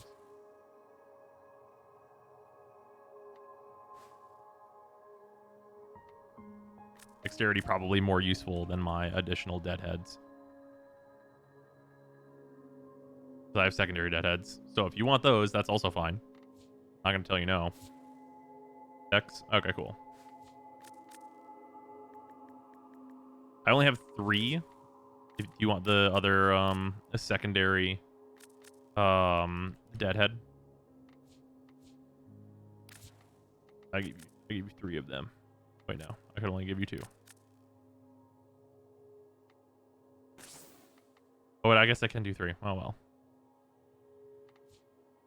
The Dream. Much appreciated, Paranoid. The extra secondary deadhead.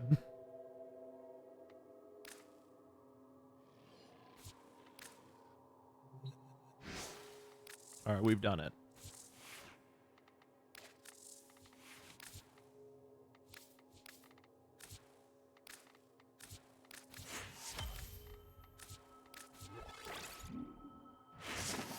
They are finished.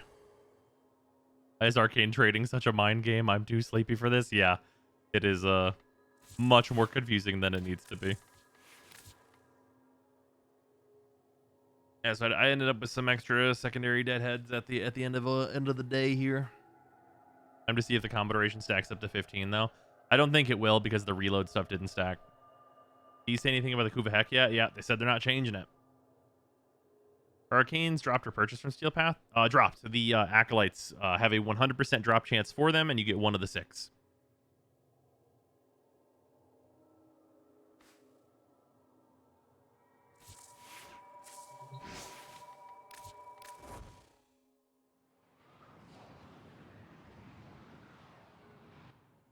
If the combo doesn't stack, I absolutely don't give a shit about those Arcanes. Really? Is 7.5 seconds not enough for you?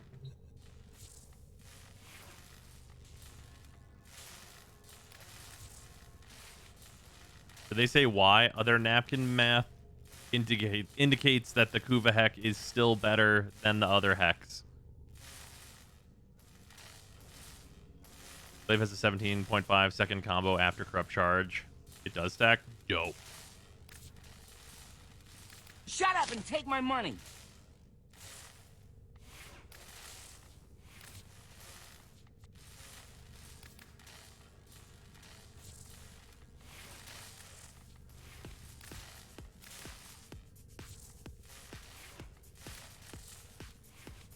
Yeah. Yeah, it does. Just straight up works. Just straight up works.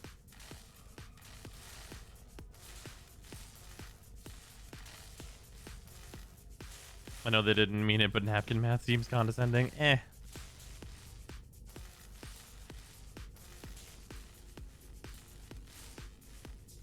Okay, well now I wish I hadn't traded those away.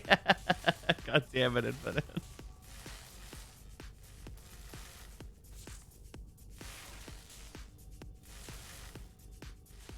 Did you stack then? Dang. Yep. If you have it on both, then you get that very, very long combo. Even so, it's a single target primary. What's wrong with giving it more damage? Yeah, as the people that just designed this fucking thing, I don't know why they're worried about the Kuva Heck doing too much or something.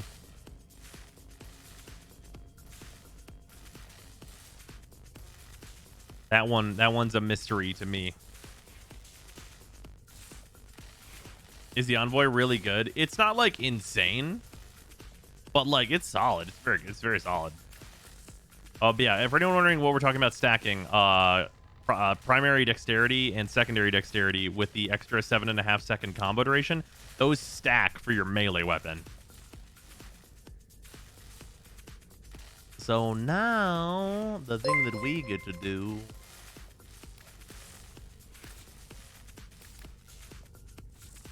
Counterpoint to Kuva Heck doing too much damage. Kato. Yeah. Yeah. Yeah, the CD.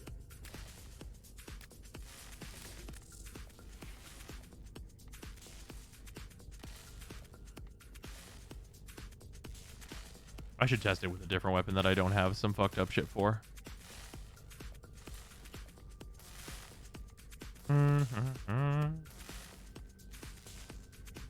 Let's say an Ikana. So you don't need drifting contact anymore. Berserker, we don't run that shit in here.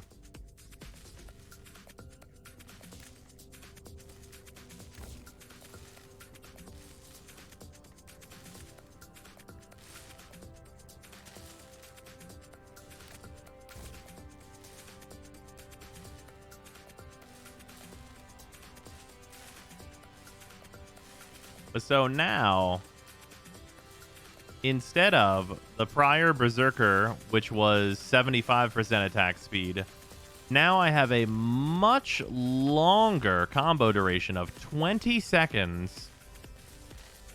And I am now instead at 85% attack speed.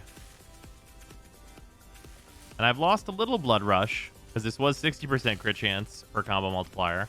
But because I'm using Gladiator Vice, yeah, I lost 10% of that. So that's not nothing, but I gained an extra 10% attack speed. Yeah, 85% attack speed with 100% uptime. That's true. Also, Fatal, thank you for the 100 bits. Much appreciated. 85% attack speed with 100% uptime. Mm-hmm.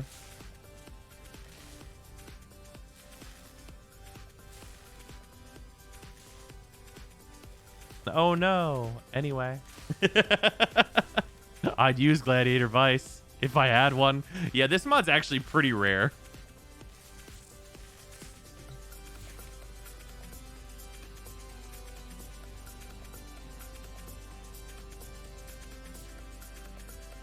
Oh, it doesn't even say, it doesn't, on the description for it does not even list it.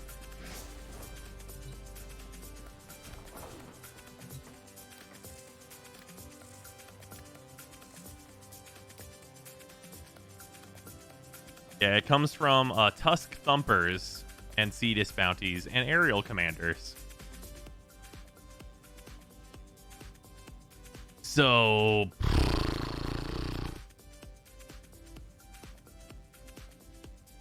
pretty much just Cetus bounties. Like, you should kill the Thumper when you see him, and then maybe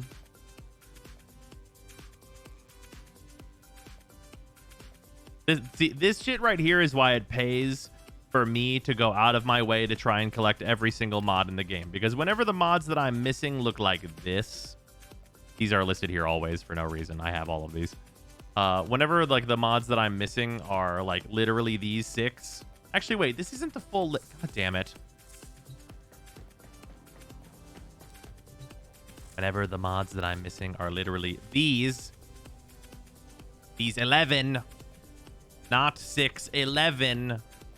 I do not know why these other mods are not present in the fucking thing that's supposed to contain all of the items in the game.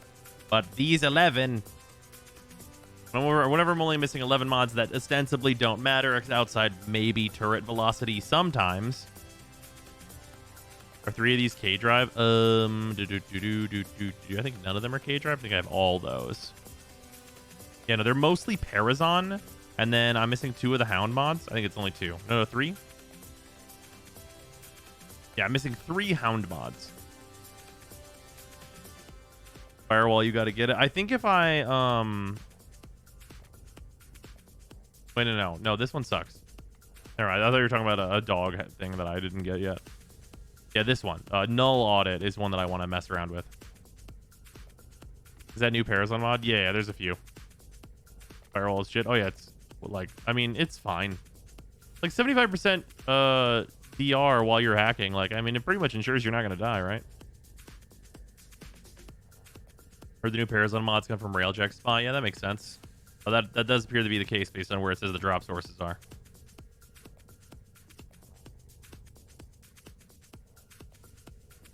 I'm just going to buy those when demand drops. So you're going to buy them now?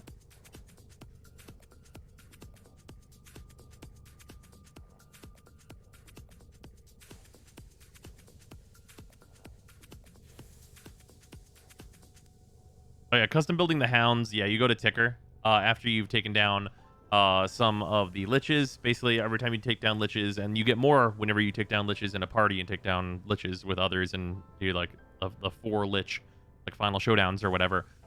Basically, when you do that, you get a part from each one.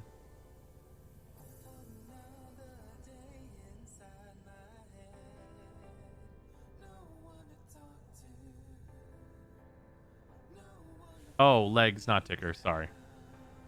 Yeah, those 2 people are different. The merchants on. Oh, you know what? Hey, speaking of Ticker, let's go see Ticker. Let me go see. I swear to God. So I got rank 10 command. I got rank 10 command. And honestly, if these new elite crew members don't like come with a free blowjob coupon, they're probably not going to be worth it. Here's the kicker for Ticker. The temple. Well. Look at the price difference. Popular dance partner. Since Ticker saw you last, she's had some very interesting prospects. Yo, Zyme. Hope it goes well tonight. What's up? What's up, Macho? Thank you for 100 bits. Not much. We're just going through dumbass shit. 5 piloting, 5 combat, 2 endurance. Useless. 4 gunnery, 4 combat, 2 repair. Gunnery or combat is not a very useful stat, though. Alright, they're all shit. Got you. What does this do? The 50% damage with Zekti turrets. That's potentially good, though. Just as a gunner.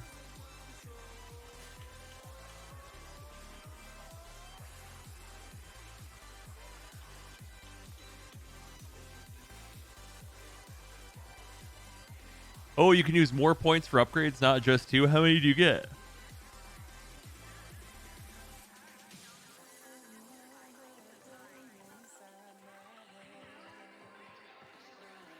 Is it like 3 or 4?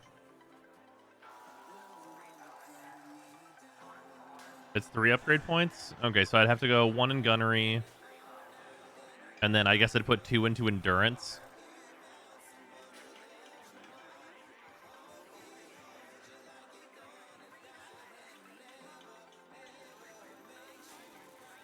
Oh my god, that's so many carbides though, bruh.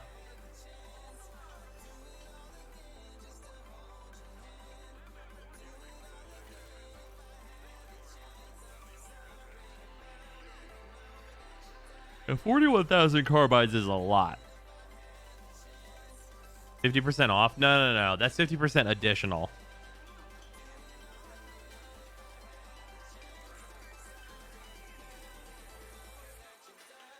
I was gonna say I don't think Elite Crew are worth it. No, they definitely aren't.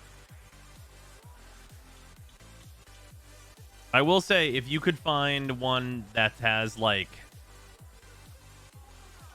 if you could get 3 repair, 5 combat, 4 endurance, that would be a really good one. That'd be the only case where I would probably be like, okay, yeah.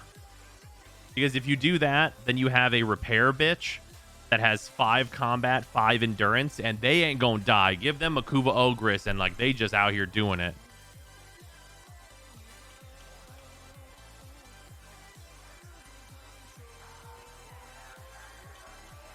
The crew seems like a lazy cop out for how you like command I was. Oh yeah, it's like super whatever.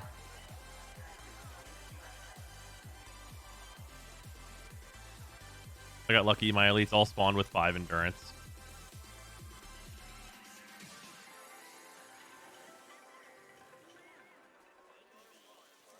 Looks like we're gonna fire all the old crewmates. I guess eventually. What's that 4th guy got? Oh right, you're much cheaper. 4 piloting, 3 repair, 3 endurance, and 2 combat. That's close. All these points in piloting though, useless. He was so much cheaper I didn't even notice. But this is because I get the discount because I'm friends with the Arbiters. Yeah, whenever it's like a clan that you are on good terms with, that's good. I'm glad I'm switching back over to these guys. Legitimately, all 4 of these crew members are going to be what my clans are set back up as whenever or not my clans, syndicates are set back up as whenever I fix them, because I got the armor from Loka and from Perrin, so now I don't give a shit about them. Speed only if that tutor is piloting, probably. Yeah, I don't know if the bonuses apply to everybody. This bonus definitely seems like the most useful one.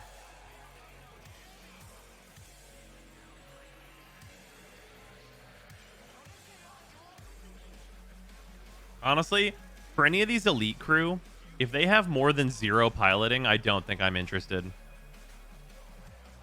Like straight up. Oh, fuck. Our syndicate's a 0-sum game. What you mean?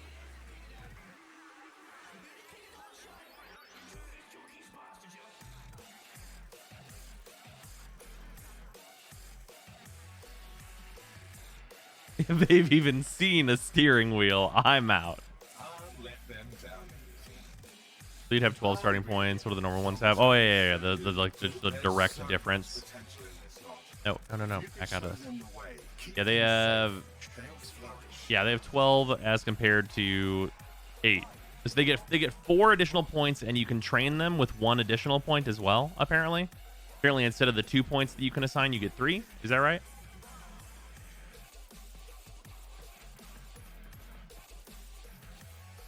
They can all be assigned 3. People were saying you get like extra points to assign to the others, though. Is that true or no?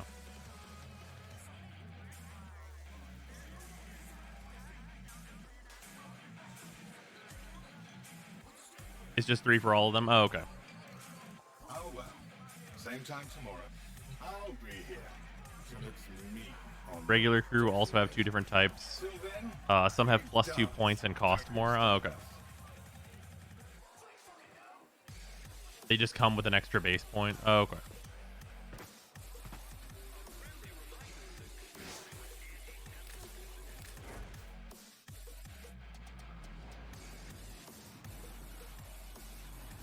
Going to MR25 who hasn't started Railjack properly. This shit is still too convoluted for me. Yeah, that's fair.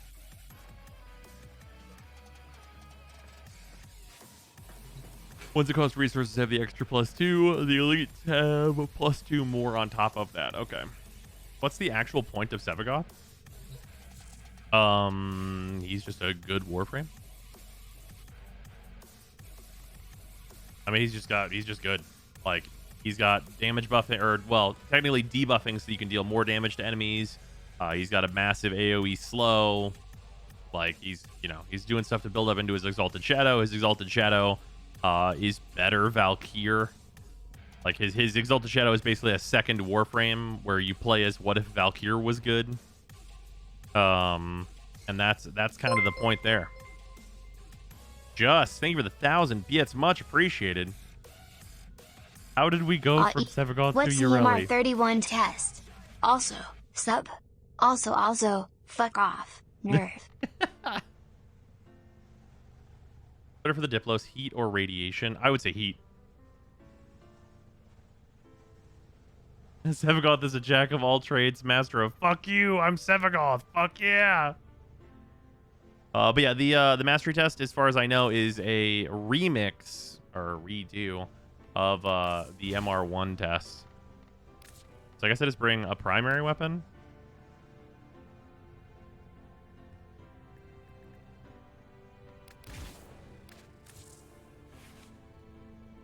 I'm gonna assume there's just okay. Somebody tell me, are there just regular enemies in here? Because I want to Phantasma them, but if they're status immune, that won't work.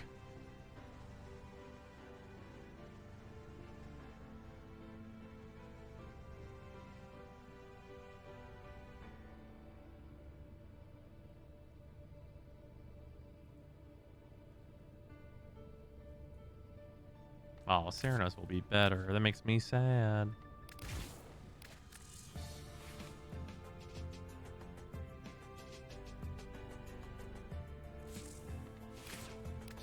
Oh, yeah, no, yeah. Ogress is definitely the play. Oh, I already have Galvanized Aptitude in here, like...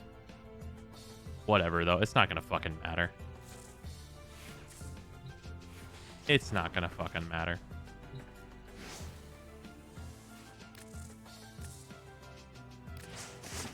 Let's do it! God, it makes it bronze again. Wait, you've qualified for the Mastery Rank 1 tests?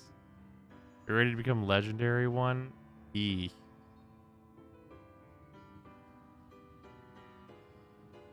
You do get a Legendary core.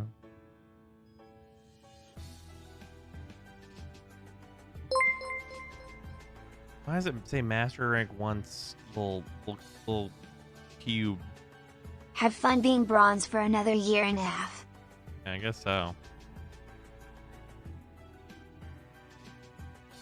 Yeah, I sure do need the legendary cores at MR31.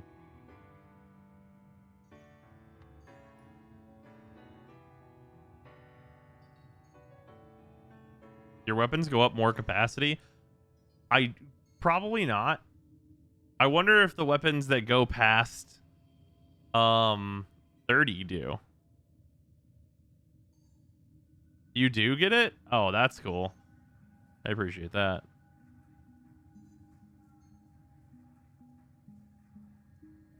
Practice just to see. Okay.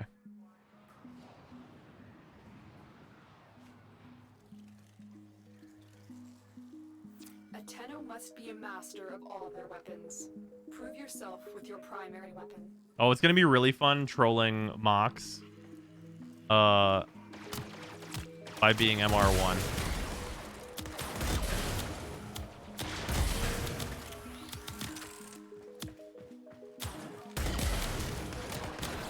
Because he like just hit MR2.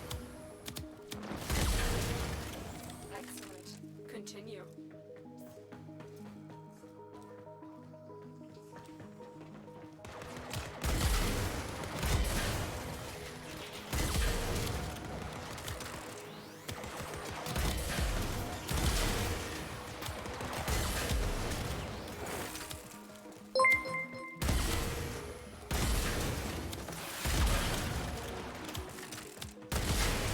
But yeah, Kuva/10 etc. weapons have a base capacity of 31 once you hit Legendary 1. Bullshit. I believe you can handle more. That's actually quite nice, actually. Tell people you put Forma on your account when they ask. Yeah, for real.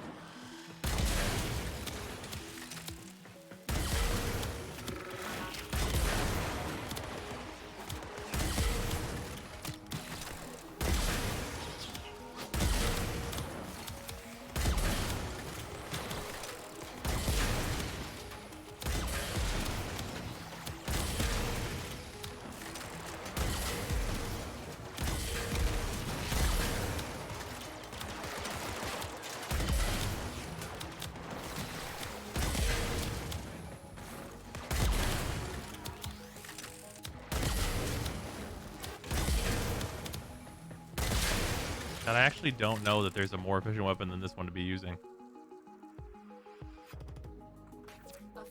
Why is Z you refuse to make statuses other than slash heat and viral better? I have no idea if I'm honest with you. Complete. Excellent work, Tenno.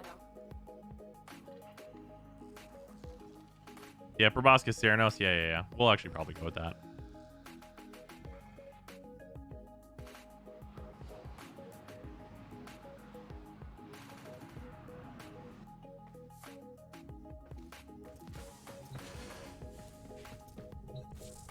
Also, yeah, because we get no abilities, probably just going in Naros is right. Not that it's probably necessary.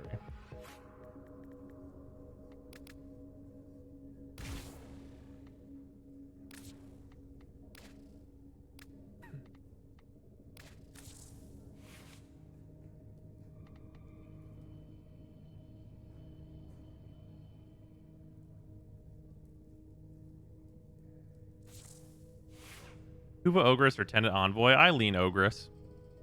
It will be hard to know until they're unbugged, though.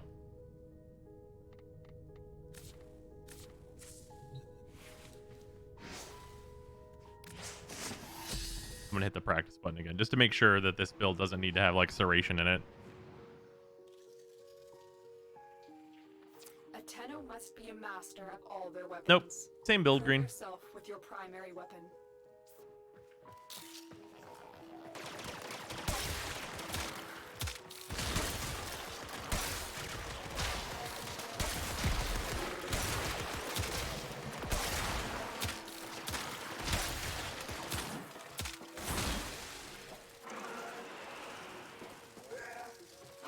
They just fucking kill Naros.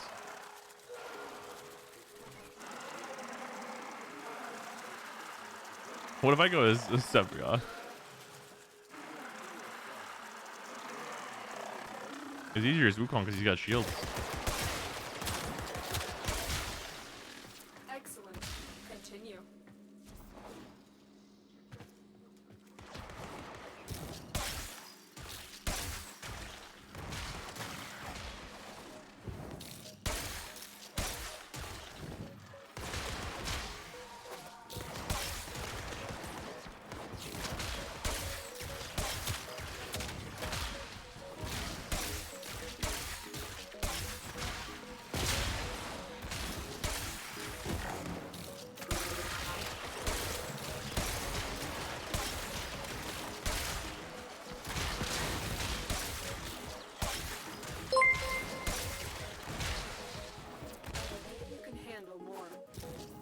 Oh yeah, wait, why is my HP so low? Is this I an legitimately unmodded forgot Inaros? what Inaro's passive was till just now. Never see the fucker die. Is my Inaros unmodded for whatever reason?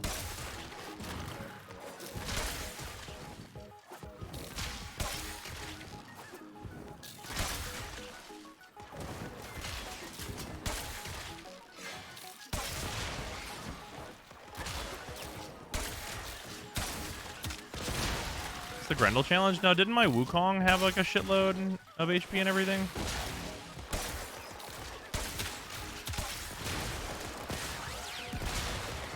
Yeah, I think that I just accidentally just don't have my Inaros modded.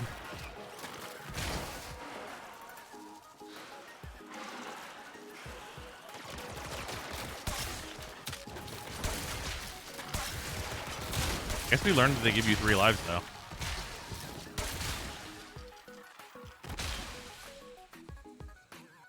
Does primary dexterity work with the Zenistar disc? Maybe. Mission complete. Excellent work, Tenno.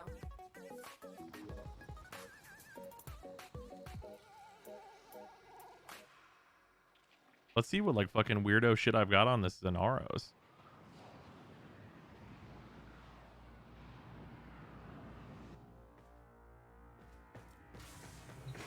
Fuck was I doing last time I was in Aros?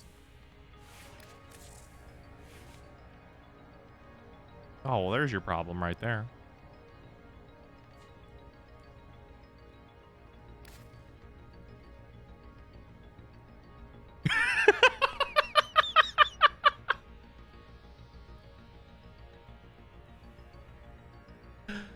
So what this is this is the Thermal Sunder power leveling build.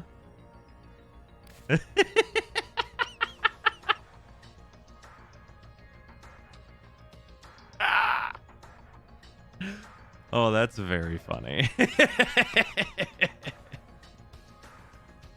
Someone lets the auto slot do the work. It's true. Yeah, I switched to an Aros, and then I hit this little button up here, link config and chat, whenever I go to do it, because I was like, just take this mod config, put it down here. And then I switch to the Warframe I'm leveling and do the auto install from my own link. That's why he was on this one.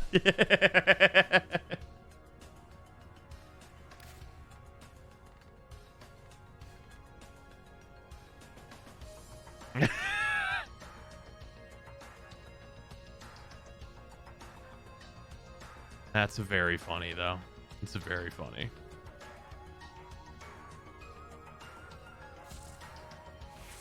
All right, now that we're on like a build. That's super funny.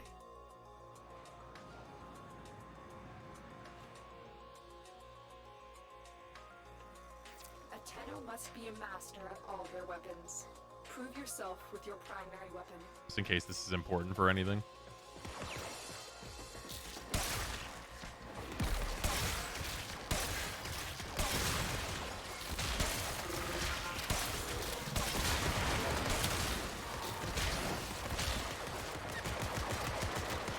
Prime sure-footed disabled.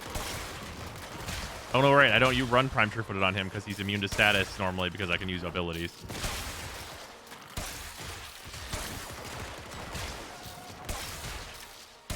Excellent. Continue. It's been 11 trillion years.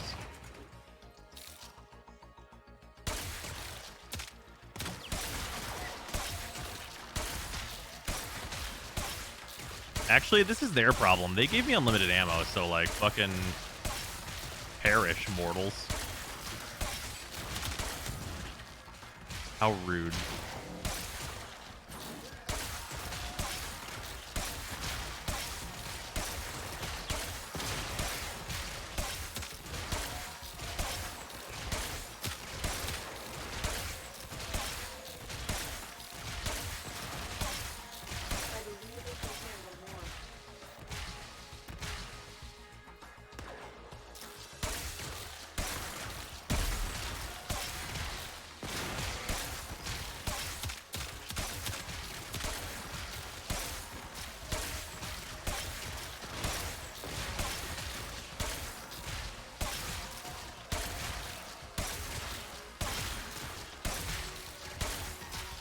I don't even like really know where the enemies are. I'm just like, it'll get them.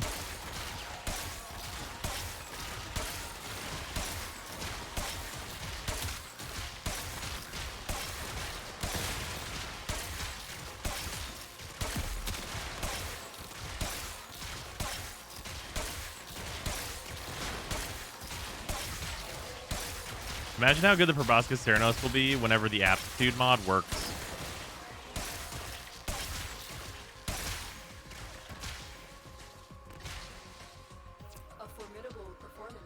I don't see any god up here other than me. Another job well executed.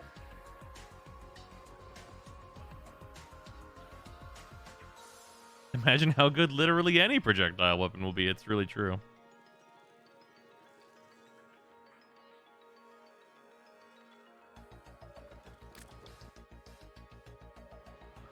Proboscis Theranos really is a to whom it may concern weapon, huh?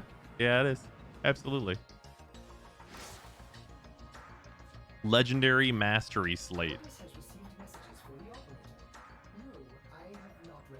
Rank 1 dash legendary. Uh-huh. And a legendary core.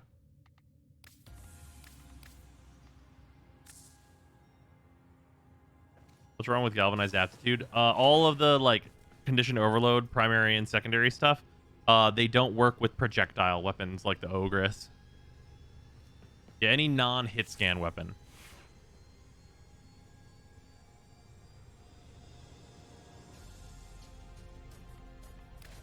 So, like, on this, like, what you were seeing there, like, is basically without Galvanized Aptitude. Like, I get the status chance, but I don't get a 40% damage per status type affecting the target. That part doesn't work. Check how ugly the icon is whenever you pause. Yeah. It'll probably look nice gold in 6 years. Probably won't take that long.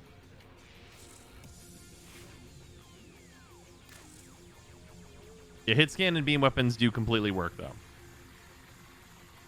Or that's what they intended, and it's not a bug for a thing to be entirely non-functional. That doesn't seem like that would be an intended thing. I'm gonna go out on the limb here.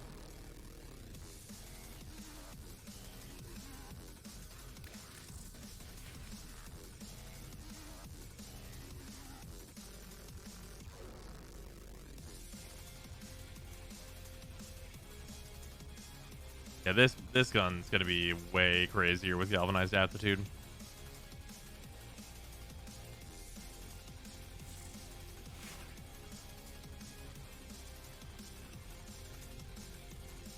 They did say they would fix it. Yeah, I can't imagine they wouldn't. Much cheaper the tile system is going to be one open world tile set with a disappointing grind floor. Ah. Now that your name officially has a 1 next to it. Wow, are you doing the free to play through? Uh-huh. Absolutely.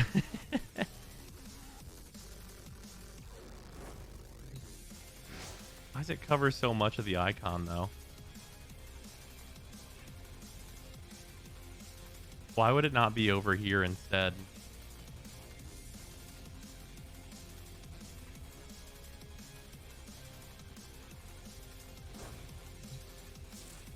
What animation is that on Banshee? Oh, this is the Mirage Onairo Agile. I finally found a use for it.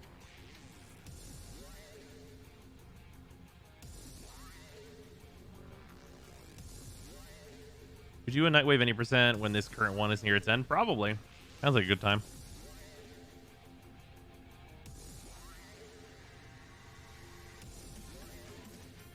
Just got a nuclear ribbon. Does it work on the Kuba nuclear too? If so, what should I roll for? I think it does. But also, like, just the normal stats that you'd want on the weapon anyway.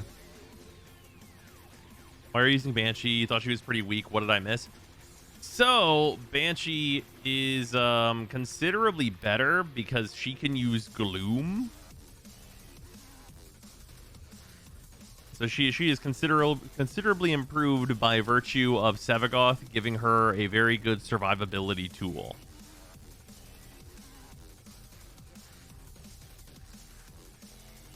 Unfortunately, I can't do a video on Banshee because I have an additional 100% duration from the invigorations. So sadly, I cannot do a new video yet. Looks like she's gonna start waving her hand around and saying, "You can't see me." Which invigoration? It's an extra 100% duration. It turns out damage reduction doesn't matter if you get damage cap. Mm-hmm.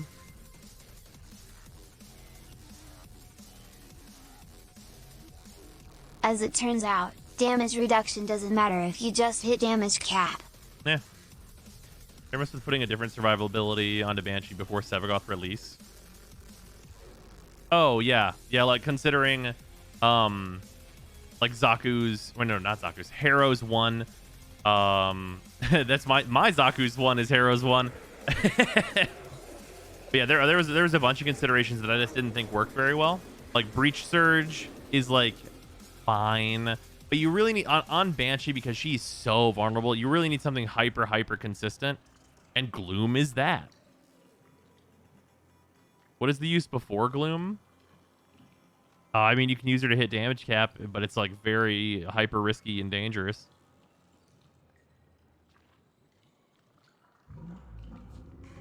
But now we just do damage cap, shooting gallery, hyper inconsistent. Still with the hyper inconsistency. Like stuff like Ensnare, also like too inconsistent and finicky to use. Like there's a like Molt, like like the decoy stuff is not great. Yeah, it pretty much really comes down to like you needed an ability that's as good at helping you survive as Gloom, and Pillage is probably the closest thing in fairness. But like that gets pretty expensive.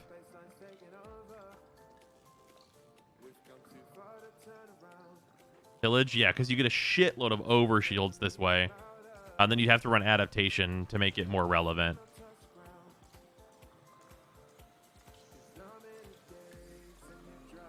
And like there's Resonator, but Resonator has to be recast too much and costs too much energy for her economy.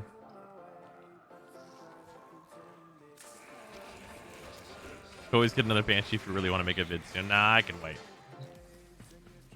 Not a big deal. I got plenty of other things to do a video on anyway. What is Gloom again? Gloom is an AoE slow that has a good distance once it's fully spread out. It starts at a 16-meter range, which is quite good. And it drains per enemy up to a cap. So the drain is very manageable, and it doesn't drain you while there are no enemies near you. So if you fucking kill everyone, you don't have to worry about any energy drain. So that helps. The slow is also pretty powerful. You can see that at 200% power strength, 199. We're at 69% slow. Nice. And then we also get lifesteal. So for Banshee, that doesn't matter very much. But having the lifesteal is still nice. It helps, especially whenever you like, if you're dealing with like a slash proc or something like that, that's like ticking away at your health, or more likely than that, toxin. It'll still keep you healthy. How much strength under? Yeah, right now I'm at 200% strength. That is because I'm using resonance. Honestly, like this is almost certainly normally just better. Because we get like the extra 10% slow, basically. Because like without it, we're at 69%.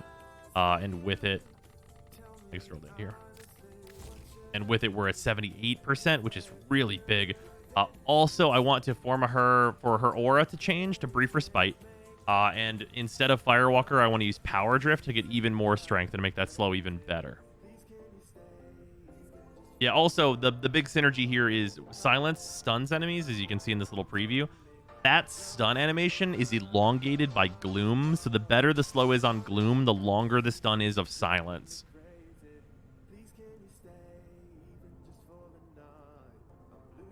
So yeah, it becomes a very, very good kit all of a sudden, where like, I mean, fuck Sonic Boom, like you're not using this, but like you deal massive amounts of damage with Sonar and shooting the weak points. Silence stuns the enemies, and then Gloom keeps them stunned.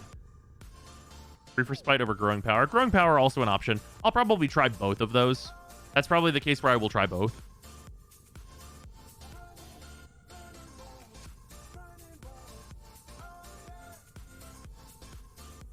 The longer the Gloom is active on her, the more powerful Silence becomes. I mean, I guess that's technically true. Up to a cap, of course.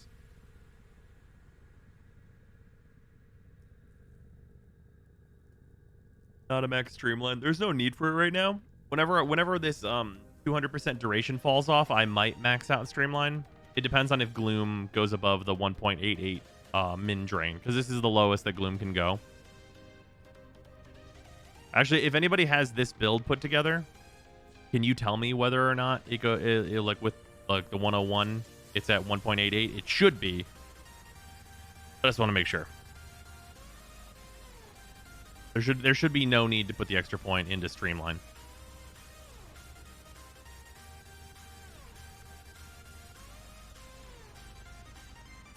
It's at 1.8. Okay, cool. Awesome. Perfect. Yeah, you don't need any more efficiency.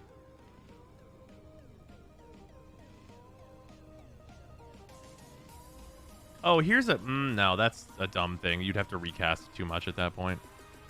Your max efficiency, you can't. Yeah, I'm just making sure. Making sure I didn't miscalculate at all. Yeah, it's also worth noting that there's the potential that I remove Augur Secrets and put in Augur Reach. Like a little 30% ability range. Might be nice, like 130 might be like the sweet spot, might be a very slightly better. Not sure on that. I do kind of like it where it is, but in certain very long hallways it can sometimes be like a little bit more dangerous than I might like.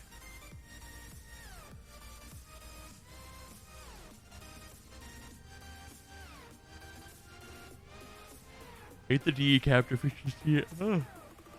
Excuse me, capped efficiency at 175. Why? That's super reasonable. Capping efficiency at 175 is like totally fine. Imagine if it was 190. Like fleeting and streamlined together. Just fucking 190% efficiency. Bruh. I mean, that's... OCD would prefer a rounded 180. Hey, at least it's not a rounded 170.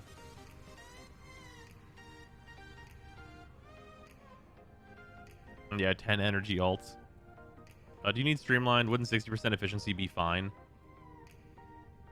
So, you can.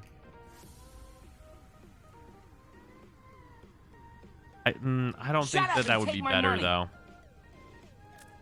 That's the thing is, like, what would I add that would make that better?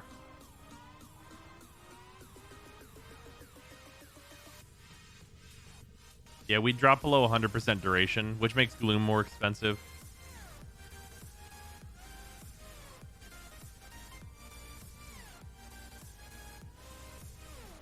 You could have Resonance and Secrets. I mean, yeah, I don't know.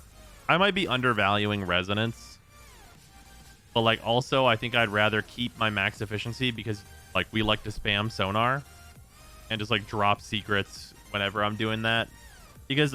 Here's the thing. This is the major point, is that if I'm using Resonance, I fucking super don't need Augur Secrets.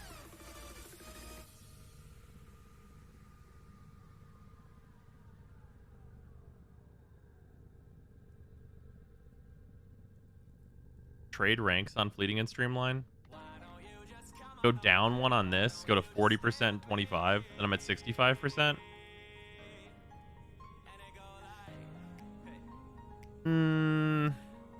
That's yeah. I could see why you would do that.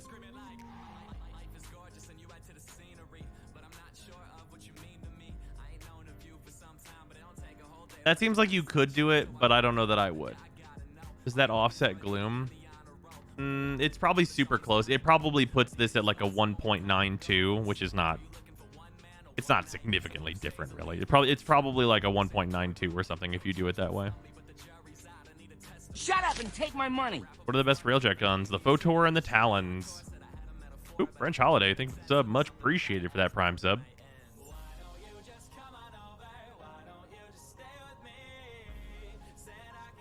What the invigoration stuff is. Basically, the helmet got an expansion. There are 5 new ranks, and also once a week they give you three random frames that get a buff. So for my Banshee, I got 5 jump resets and 100% ability duration. So I can jump 5 times before I touch the ground, so I can jump all the time.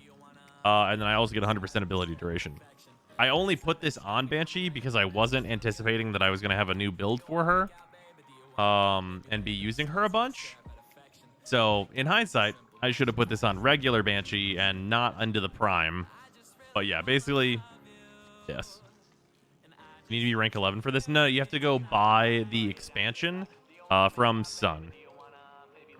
It's just the same way you got like the initial helmet stuff, but it's just an expansion thing that you buy from Sun. Rank 3 Fleeting and rank 5 Streamline is 0.2 to 2.02. Oh, that's not bad. I would consider that difference to be negligible. That's like a thing. I feel like that's big. You could do this, but it's probably basically the same if you do it. You know what I mean? Thank you for looking at that for me, though, Week.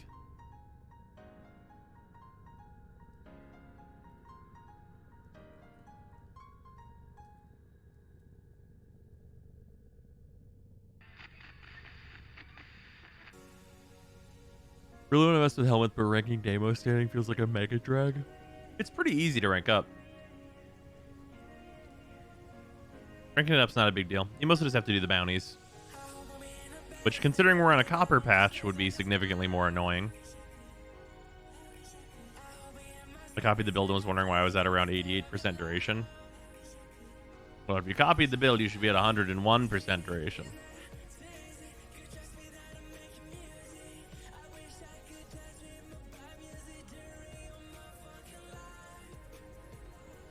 Oh, here's a good question. If you were to go to a rank 3 fleeting and a rank 5 streamline, if you remove Augur Message, what is the drain on Gloom?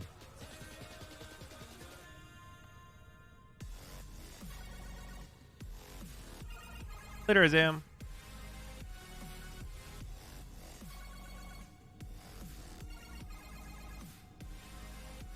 Okay, we still have to rank patches and can't just always live in a gold patch. Yep. Also for... Oh, it goes to 2.5. You know, that's potentially worthwhile.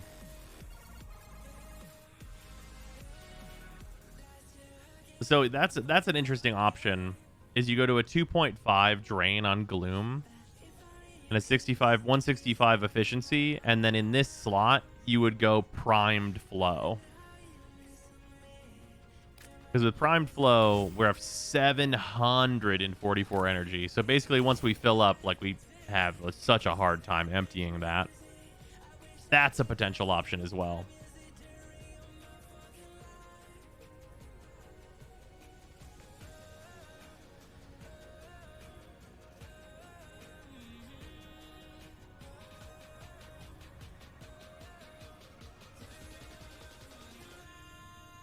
Leaves you at 88% duration, yeah. Sonar is at a 26-second duration, which is fine with Resonance.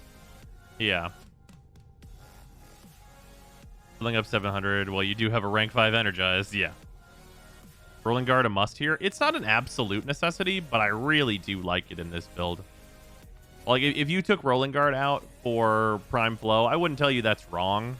But, like, being able to roll and just say, like, you know, get out of jail free card, really, really useful.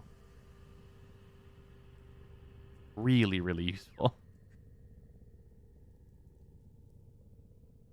Oh yeah, Corpus maps with the traps and stuff. You get toxin on you and everything, and it's like, please no. I drop rolling for prime flow and it works fine. Yeah, I think you could go both ways with it, and I think both are totally valid. You know what I mean?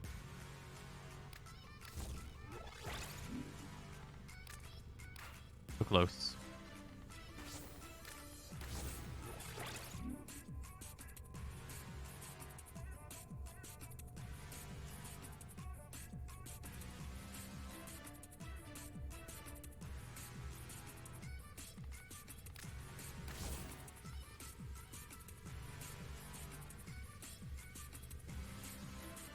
And then just definitely go growing power and definitely go power drift. What do we think about that?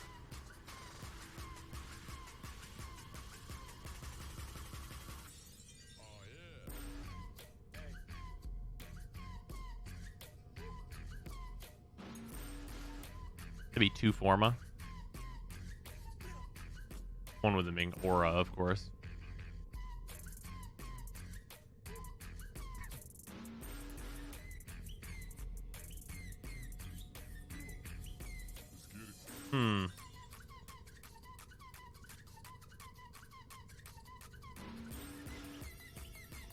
That build with power drift is a 74% slow. Yeah, and then with growing power... How much is growing again? Growing power is another 25%. Oh, so we can just like straight up look at...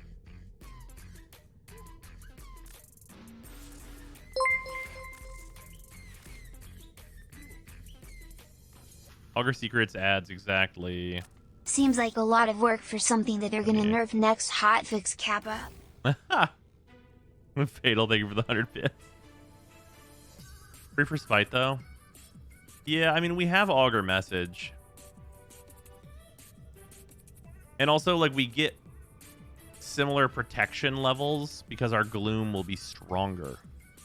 Right? Like we're gonna be in like the 80s instead of like at 70.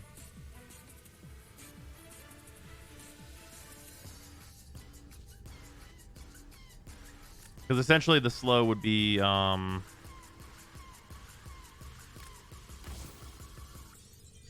this, it'd be 74, and then it's not exact, but it would be at an 83% slow.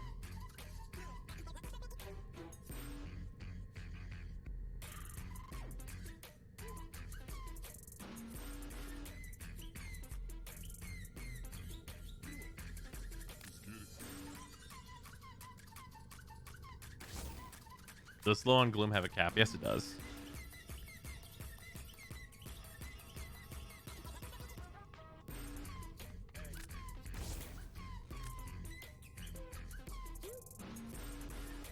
Umbral Forma for the vitality to get even more strength from intensify.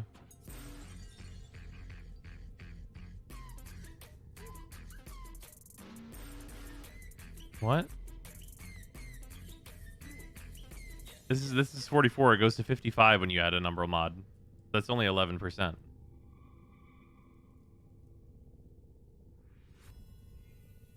Yeah, it's a 95% slow.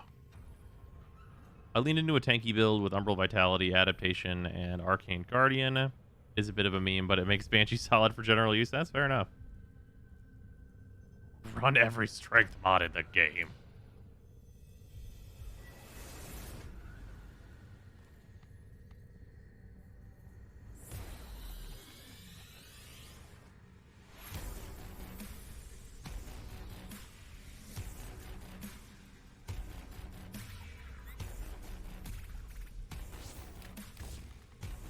If you're just at 130, what does Gloom cost? Because obviously with this, I have a shit zillion duration. Like, what does 151 look like in terms of Gloom cost?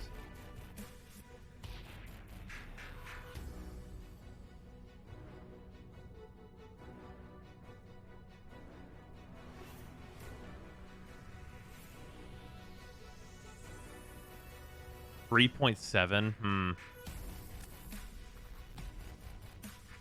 Oh, 3.47.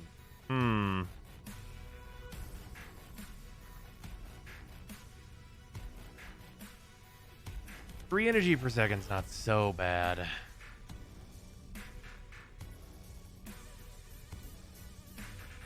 I mean, every 180 energy is basically like a little less than a minute.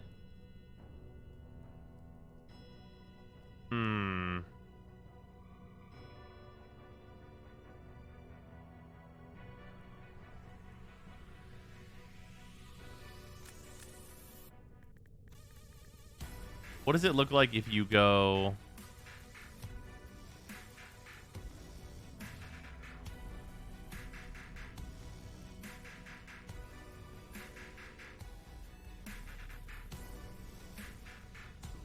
Fuck is it at? There it is. What if you do 180?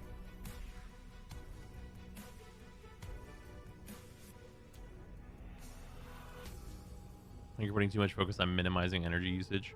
Well, I just want to make sure that I am avoiding energy problems. Because energy problems are the #1 thing that will kill this Warframe. 2.92. 2.92 is super manageable.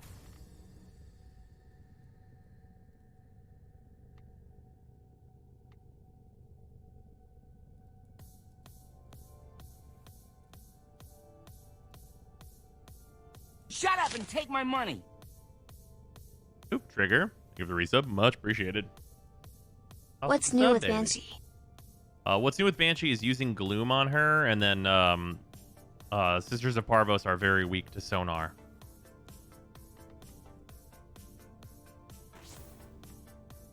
Those mag procs, though, I mean, yeah. Not much we can do about that.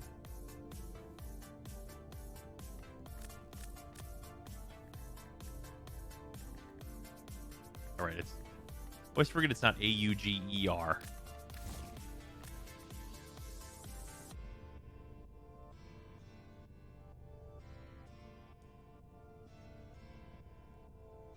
Energy conversion? Energy conversion is too finicky for me. I don't like it.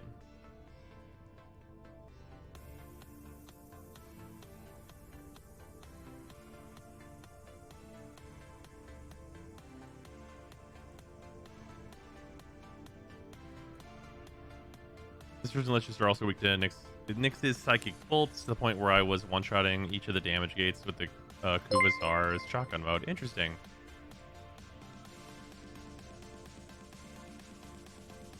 What's really new with Banshee is that, since to change the way damage mitigation works for sisters, Banshee is now the quickest way to kill them, and therefore, she has become meta. Indeed. Also, Just, thanks for the 100 bits. Much appreciated. Also, such duration.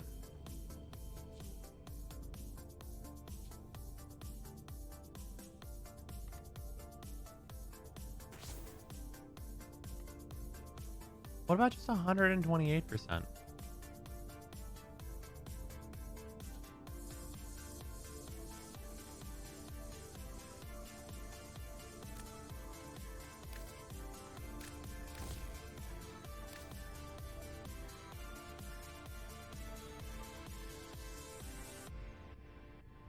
Would you like a bit more range too? I mean, it's possible, but honestly, your ranges are pretty good.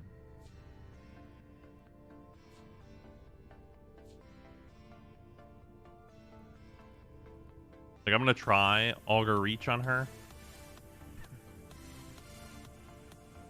128% equals 4.12 Gloom. 4.12 Gloom, 38-second silence. Oh, right, yeah. Yeah.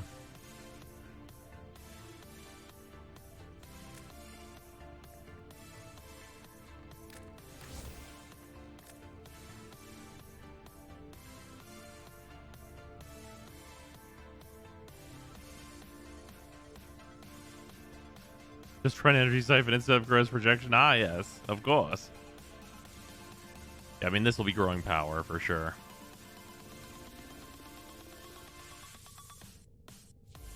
God, yeah, I wish I could remove this invigoration shit just so I could try it and see how I feel about it.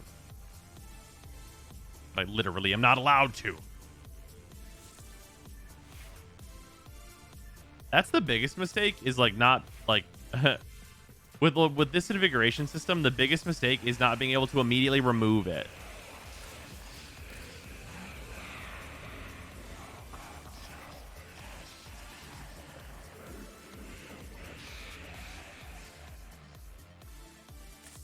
Went from the game a little after the release of Heart of Deimos, and I recently heard there were some melee nerfs. Were they substantial? And what does the meta look like right now? Well, right now, basically, primaries, secondaries, and melee are all really good. Maybe to prevent farming helmet XP, you can make it so I can only invigorate once per week. Just let me remove the damn thing. Can you buff another Banshee and end the buff on this one? I tried that. So good shot. But you can only invigorate one Banshee. So I just fucked up by making it my prime because I didn't think I was going to be using Banshee. I got 200% strength in Nova. I ended up choosing the experience instead of having a Spiva for a week.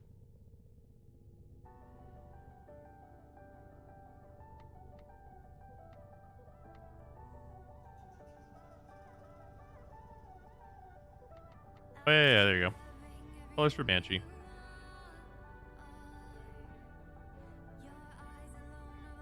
Yeah, I think this fashion firm looks very nice, actually.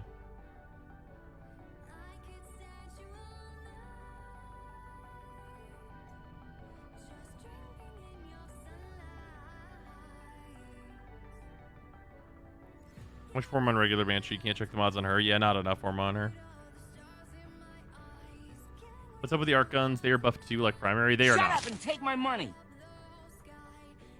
God, if they made primaries worthwhile, I have some catching up to do, don't I? Tie Yeah, less there's some than big 3. changes. Also, Corrupted, thank you for the resub. Much appreciated.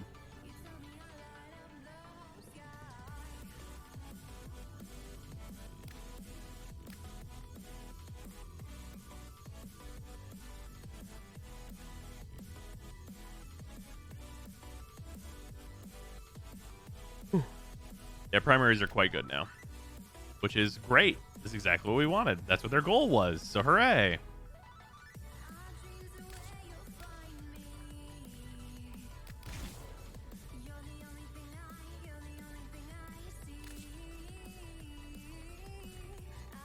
Yeah, I think my main takeaway for the comb is that the comb is super, super good. However, it does not need this at all. And I probably, realistically, I probably want to use a cleanse mod on it.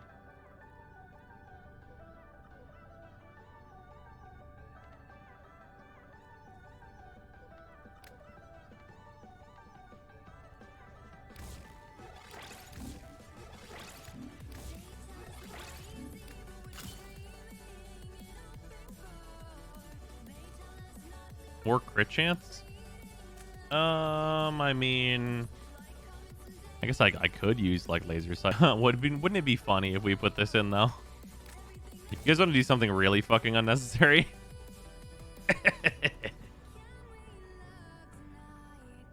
Just something really fucking unnecessary. Just something absolutely not needed at all.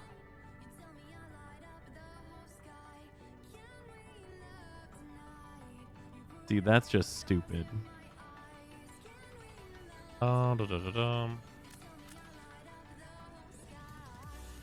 This legitimately might be the use for Prime to shotgun ammo mutation.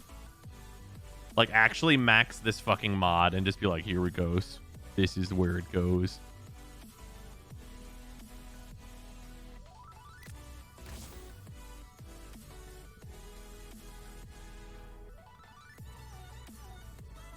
You could also just use Vigilante Armaments. Oh, that's super not worth it now with Galvanized Hell.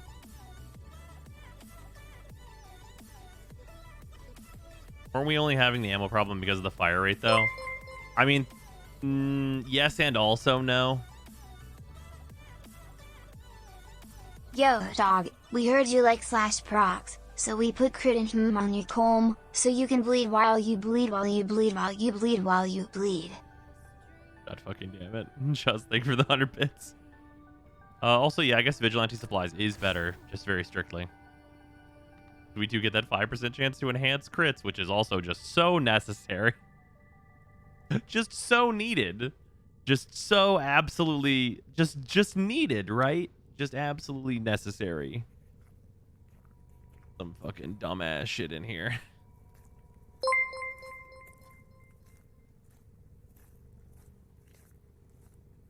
Oh, that's true. Blaze with... Could oh, replace no. Blaze with the Heat 60-60. 60% DMG is not much when you are already getting so much DMG elsewhere. Fuck, that's actually true. Wait, is that right, though? 60% status chance is actually better than 60% damage. Oh, that's fucked up.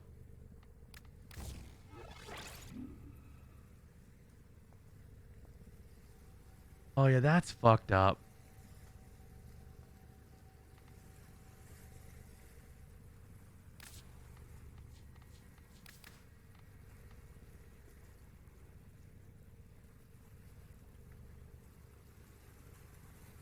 Yeah, that's a messed up thing to have happen.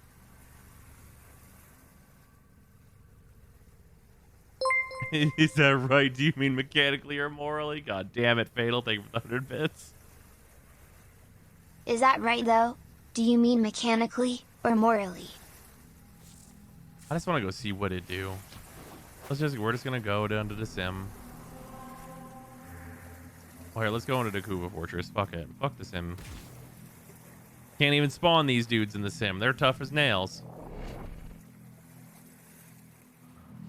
What the gun doing? What the comb doing? And what the dog Show doing? when you are harvesting Kuva nearby. Set off their alarms to draw them out and steal their Kuva catalysts. Or it leaves a little to be desired for me. Well, part of the problem that I was having was that I was shooting too many bullets. Shut down the environmental systems, sending modified life-saving capsules. Use these to sustain your environment or attach Kuba catalysts Ow. to begin harvesting. Okay, fuck you.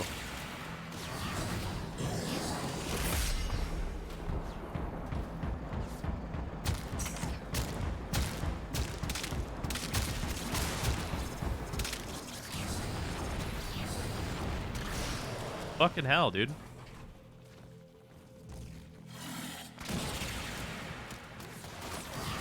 What's happening? Usually this slow is like way more than enough.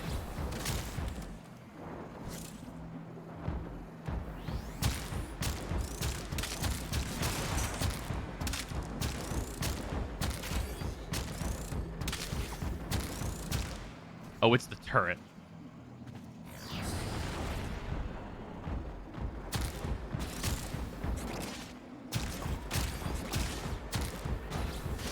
Yeah, it's the fucking missile turret. Missile turret is the fucking nightmare, dude.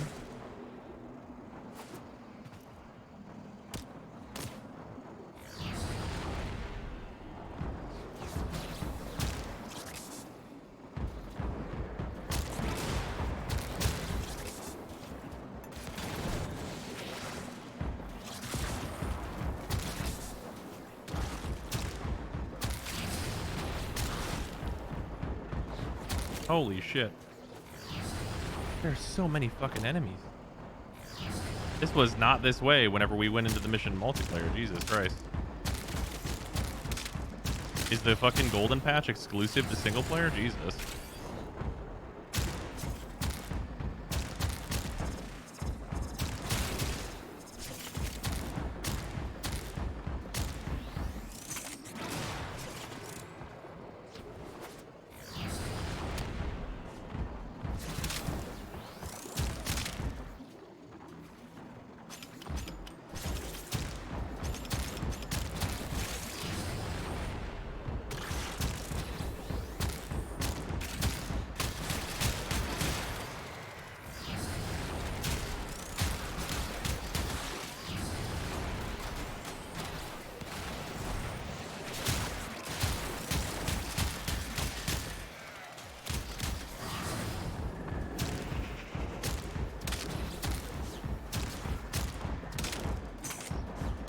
Fuck.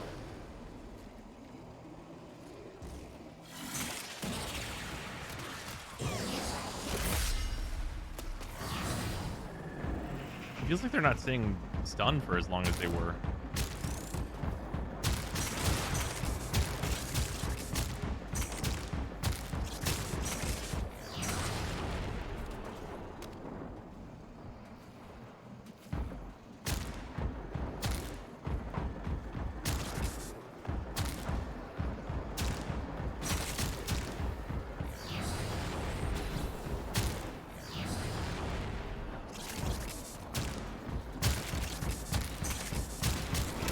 Maybe it's just because of like the Banshee priority whenever we're in multiplayer. Because now I'm the only target. Oh yeah, that's actually a thing that I've never talked about. Well, actually, I've talked about it, but I haven't talked about it since like we started playing Banshee. Whenever you're in multiplayer, because all of Banshee's weapons are silenced, she draws less aggro. So that's actually a consideration here.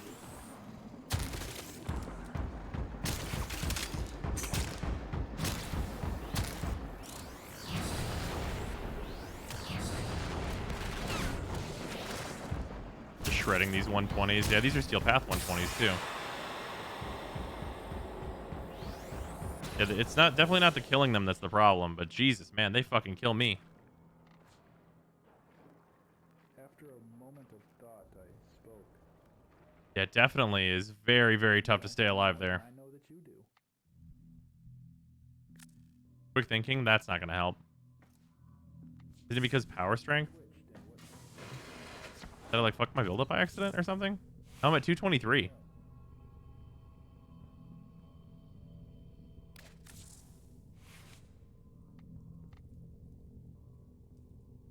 Banshee seems needs adaptation. Adaptation does not help there. I know that sounds crazy, but it actually doesn't. Taking only 10% of that damage will still absolutely kill me.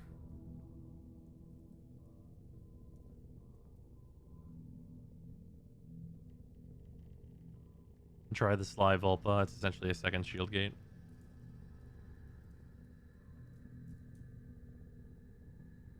Smaller than 100% range would make it easier to exit and re-enter the silence range to restun. Yeah.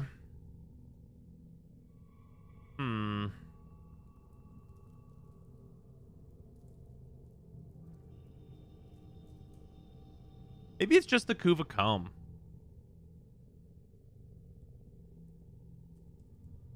I think it just being that type of weapon makes it so much worse.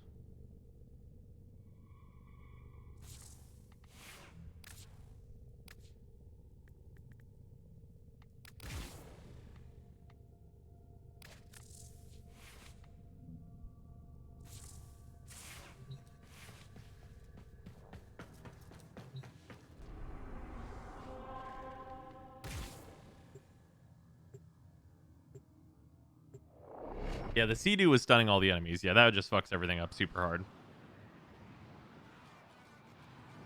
They killed fast, but one at a time. Yeah. Scans show Grenier are harvesting Kuva nearby.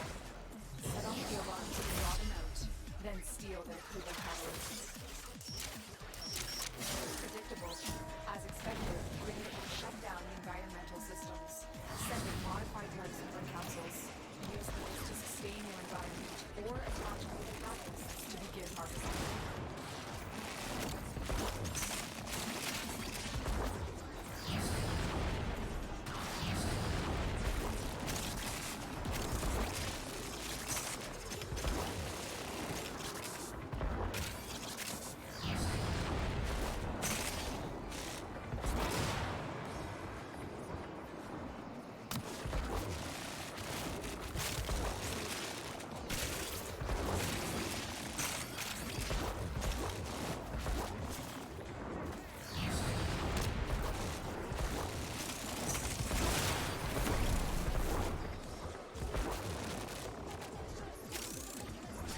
What the fuck is that damage? Yeah, this is the Phantasma.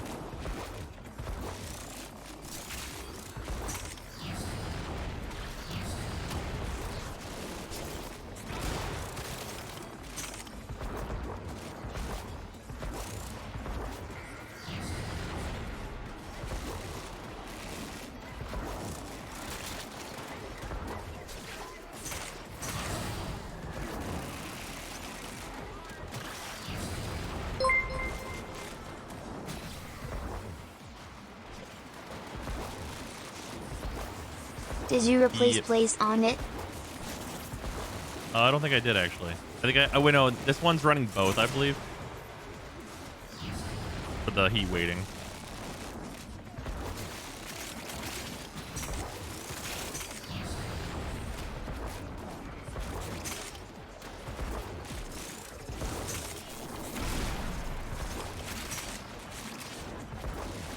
Yeah, I just need a weapon that also spreads heat, because the heat is like an extra safety net of stun.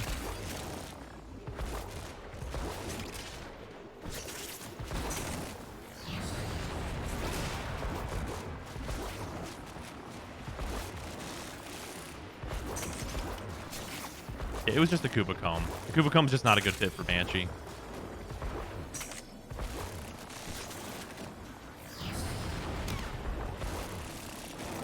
It just for what she wants to accomplish, it's just not where she wants to go. You know what I mean?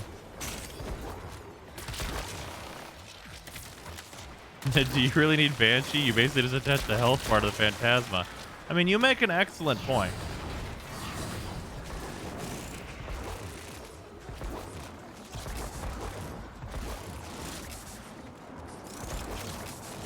However, Banshee will help us momentarily, I believe.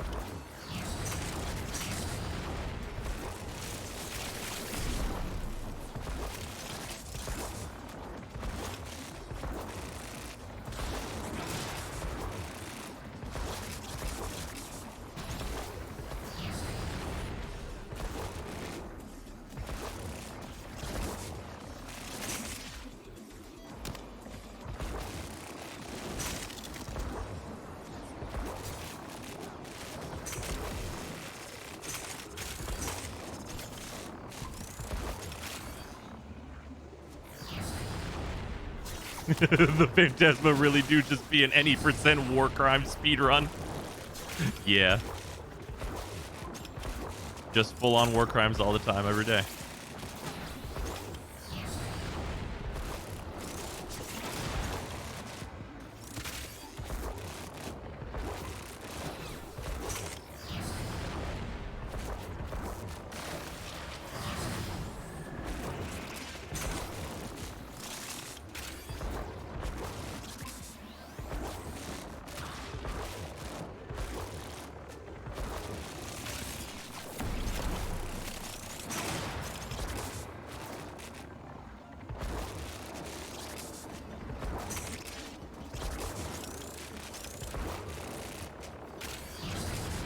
I'm hearing her sonar popping on the enemies. That's true.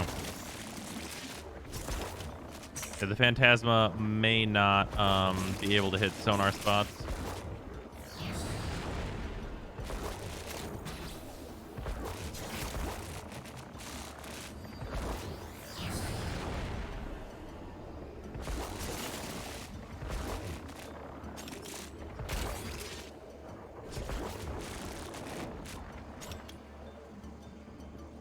Glaive heavy attacks hit sonar spots? I believe so.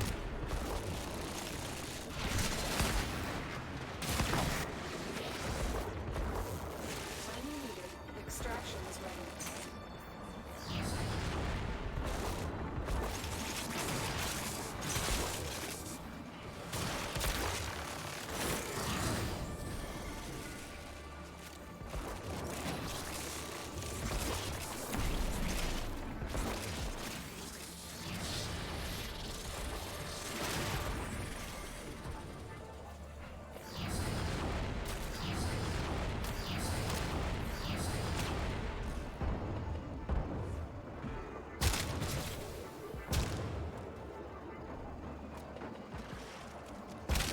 There we go.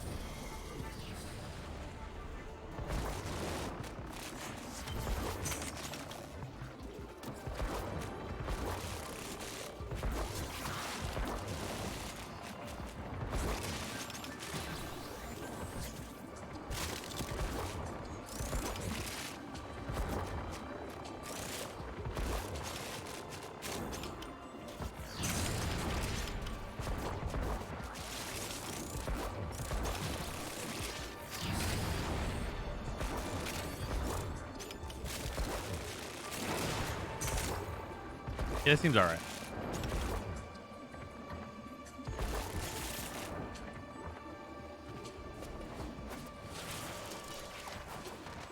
First stream, I actually found you streaming at 2:30 a.m. Guess it's where I stay till I fall asleep. Fair enough, Blitz. Oh shit, it's 2:30 in the morning. Damn. Oh, Final Boss, thank you for the 1,000 bits. Much appreciated.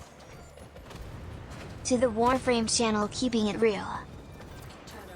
Extraction is ready. I know the new Banshee setup got me playing Arcane, and I haven't had this much fun in a while. Yeah, it's pretty good.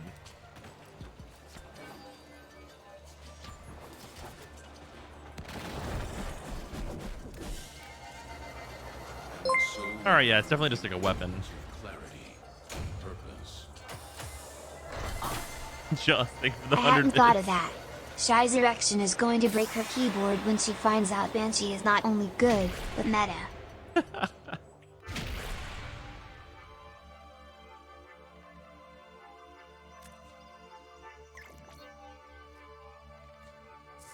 Yeah, it's a little restrictive. But also there's the consideration. Here's a big consideration. Once this is working. I sent you my Banshee build that I've had real good use of so far if you want to give it a look. No, fair enough, Fatal. I'll do a look, see what you doing.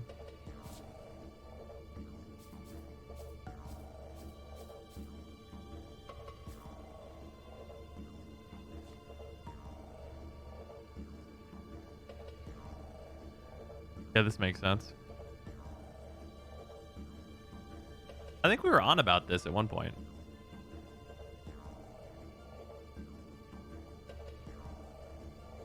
This is a huge difference, though. These ones make a big difference. You find something that can stun and pop the resonances, Banshee will be meta. I'll tell you what, you're looking at it. It's the Kuva Ogress. Too much efficiency? It's actually not. Well, actually it is. So you could go down 1 on fleeting, right? Yeah, you could go down 1 on fleeting and still be at max efficiency.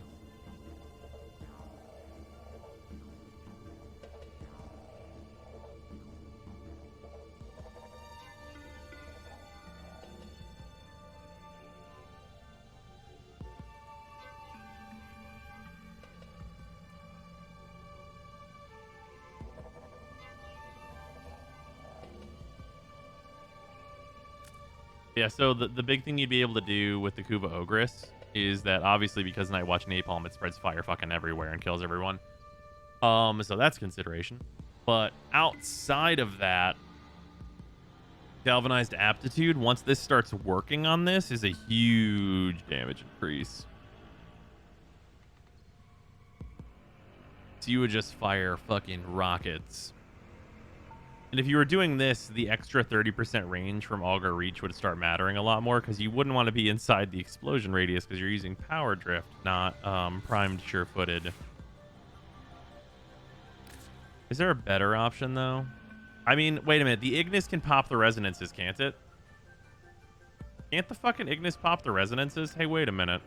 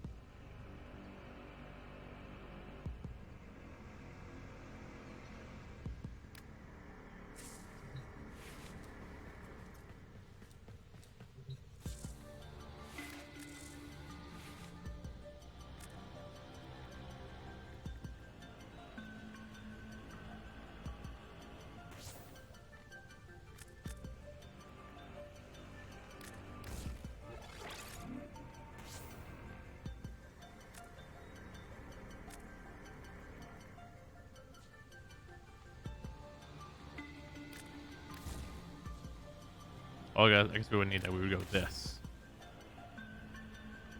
So we're just going to go back to this for now. Look at some stuff. That skin is too cool to be limited to just the Ignis. Yeah, no, you're fair for it.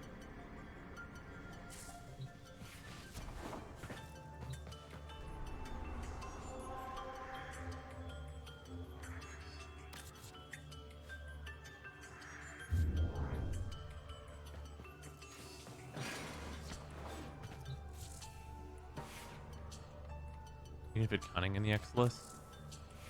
That's true. I guess I'll just throw it up there for now, see how I feel.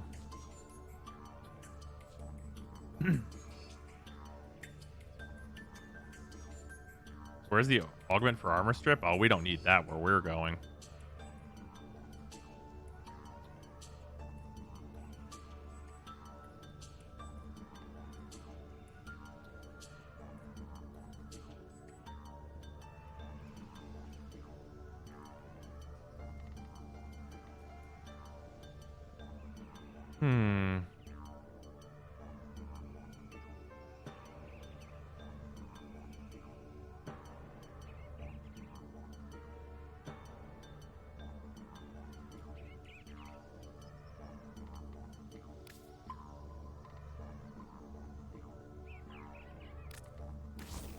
I mean, if I'm using growing power and power drift up here, then resonance can be in this slot.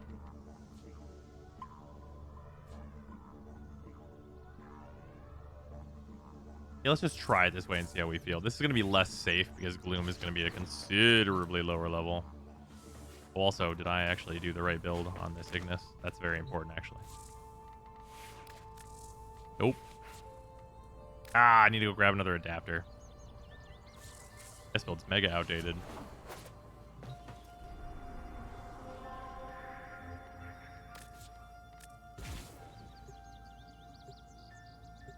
Does Ignis count as a beam weapon? Yeah.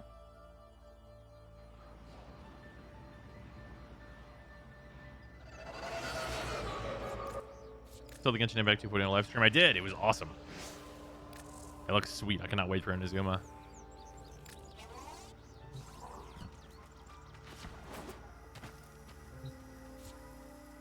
The mods aren't bugged for it. Right, exactly.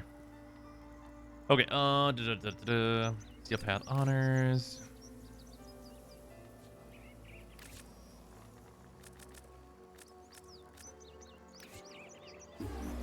Grab another 7 of those. Grab another 6 of these.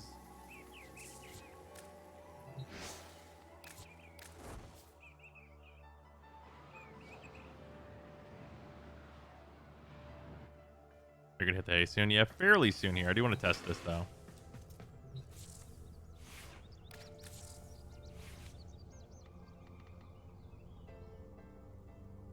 The Ignis just is infinite fiery wrath, so what's this slot? It's a dash.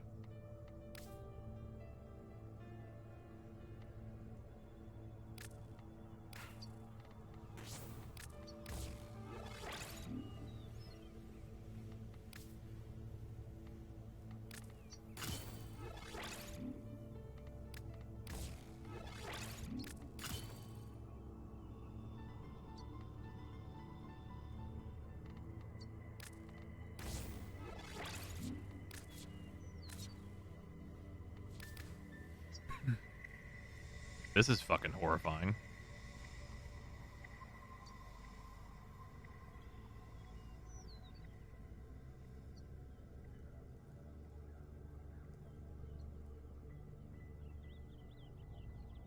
Yeah, this is mega horrifying.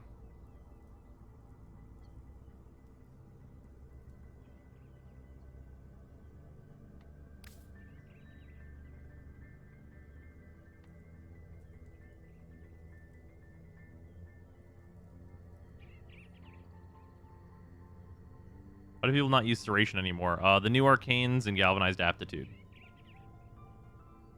No Hunter Munitions. Well, the problem is, where am I going to fit it? I guess it could be here instead of the Bane. I guess that's better against armor a lot of the time.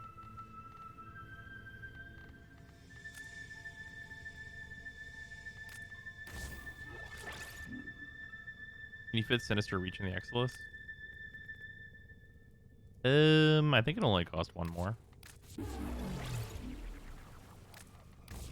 Yes, I can fit that in there. Over Shred? Oh, no, the fire rate's really nice here. Although...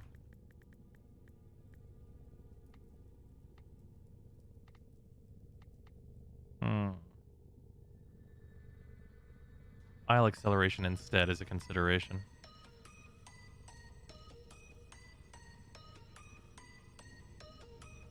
It's the most tremendous new musical experience you can have. Is Aptitude worth with only 2 elements? That's true. I mean, yeah. This extra status chance plus a Serration. Yeah, Serration plus 80% status chance. That's got to be worth it. The Ignis has built-in body punch through, but being able to shoot through walls is so nice.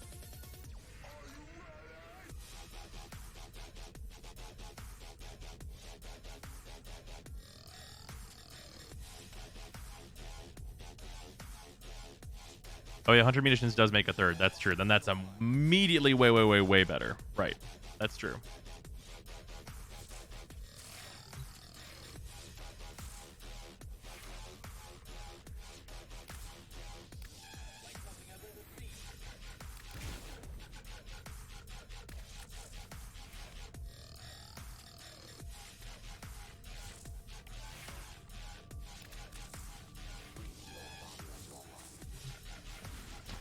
You can occasionally pop off a few Redeemer shots. Yeah. Alright, try this. 4 damage greater than hit through walls. Is it? That skin is exclusive to Ignis. I think there's like one other gun it works on. Scans show Grenier are harvesting inside the box. Set off the alarms to draw them out, then steal their Kuba catalysts.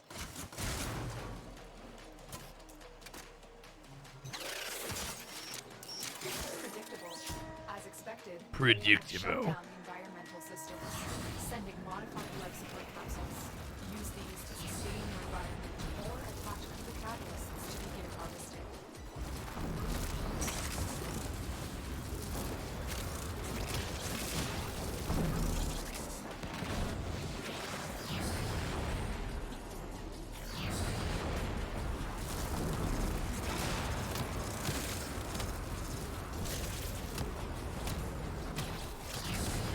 What is hitting me?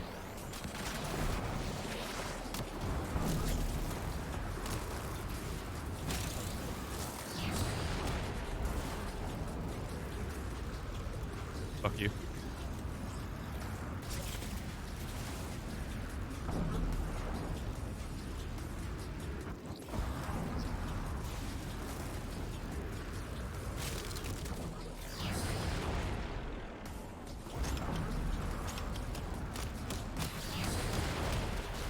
Hey, don't spawn in the monster closet behind me, you bastards.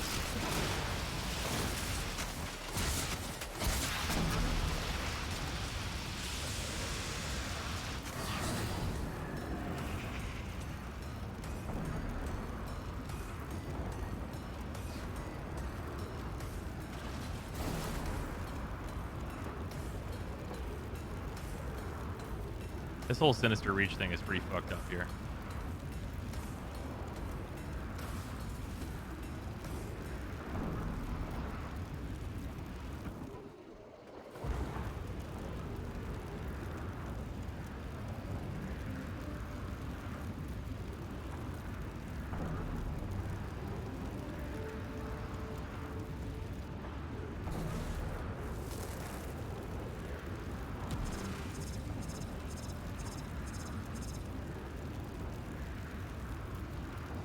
Huh.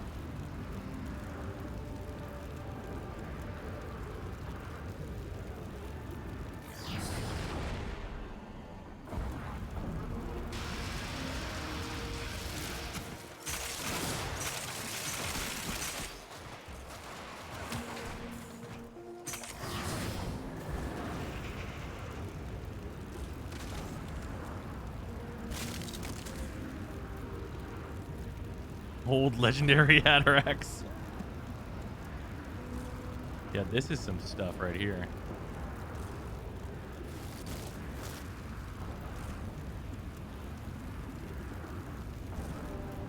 Isn't this better than the nuke war? Well,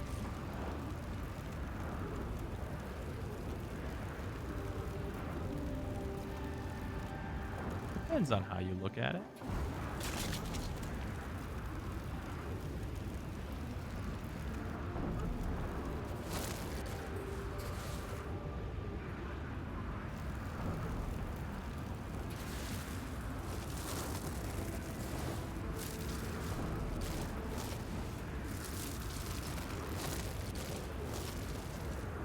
Fucking marshmallows, man.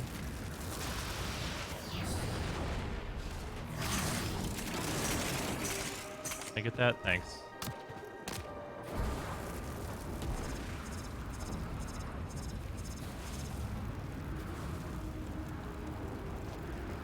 As mentioned, deal with acolytes, though. You'll see.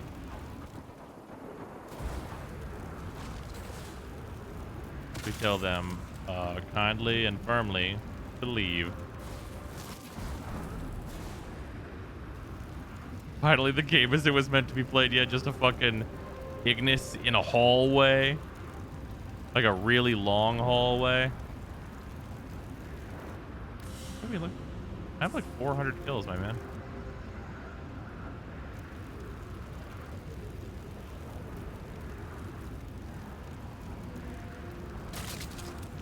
Yeah, we're just out here fucking doing it.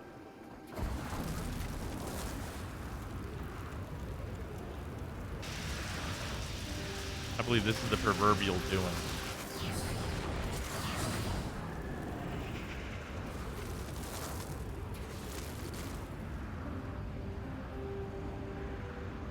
Personal preference, almost never use Ignis Wraith, that never will. I normally don't use it.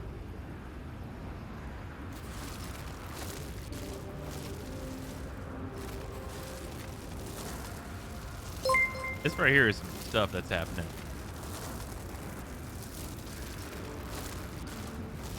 Okay, so you're going to see a lot of flames down the hallway.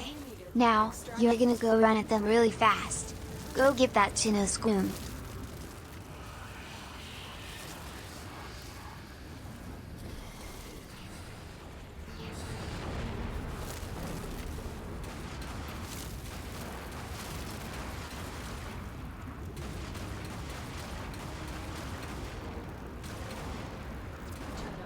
Extraction is ready.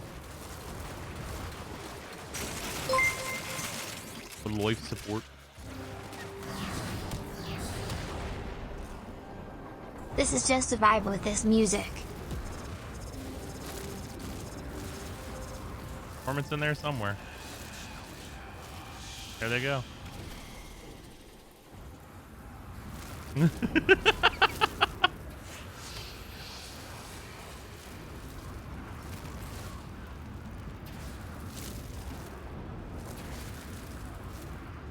Acolyte made the mistake of being in the hallway.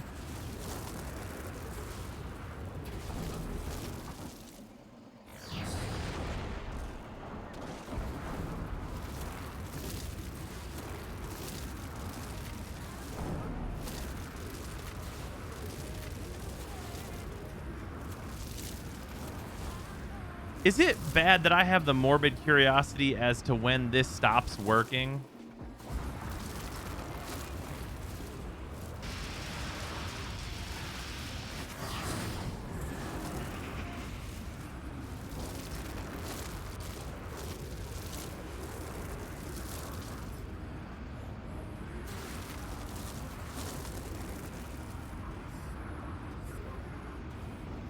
All the numbers. How about that shit?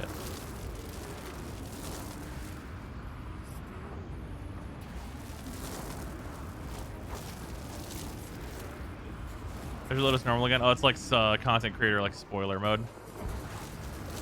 You can turn it on too.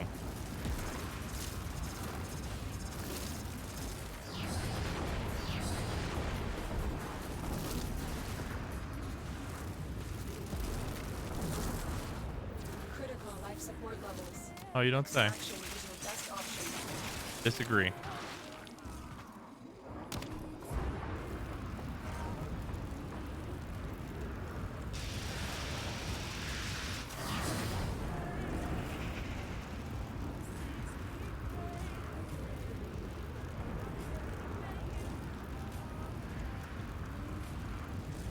Burninating the countryside?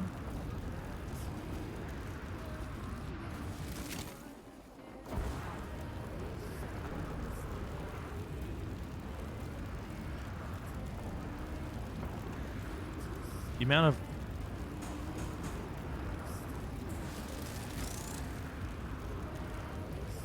I mean this won't stay like this if this is like a really like hyper viable strategy, right? You know, you could just set a macro to make your mouse left click a toggle. Just AFK this shit. I would not do that. But yeah, that's definitely a thing I could do.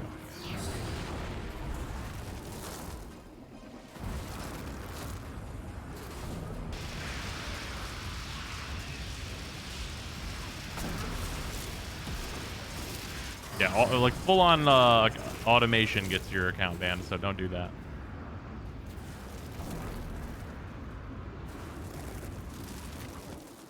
You are running out of time. Once again, Lotus, I disagree.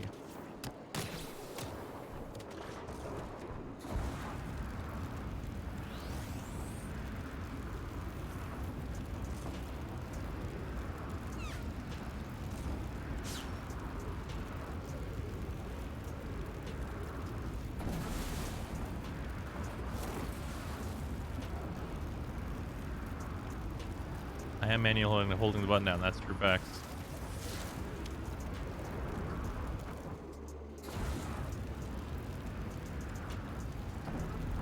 Switched hands. Oh no!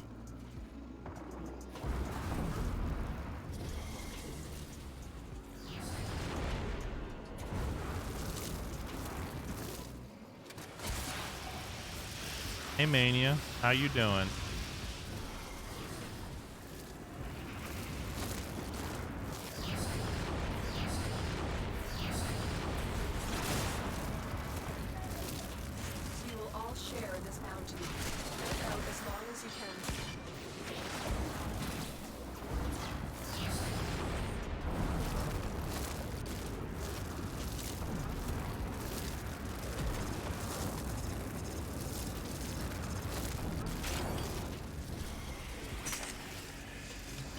Push them back.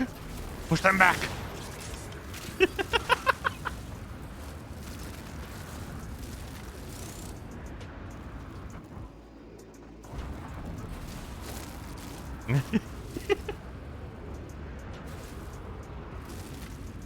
Critical life support levels. Extraction is your best option.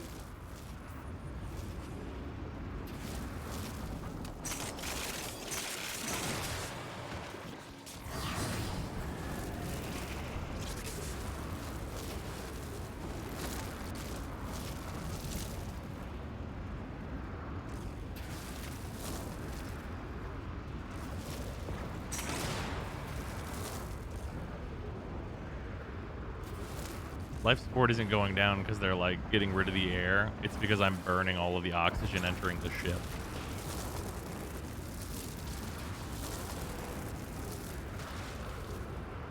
You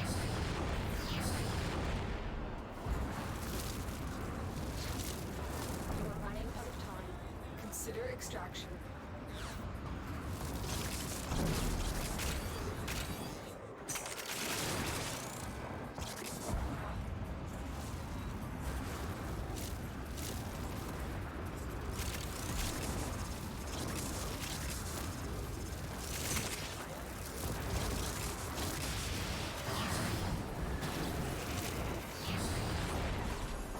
Oh no.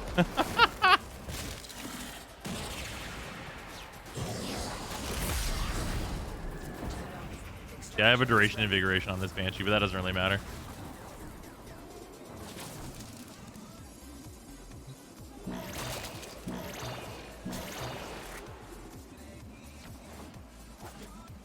Is that regular ammo efficiency? No, I have a... Well, no, wait. Yes, it is. Yes, it is.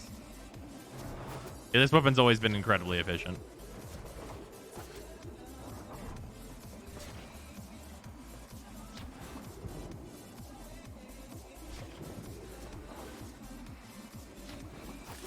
That was like 1,000 enemies.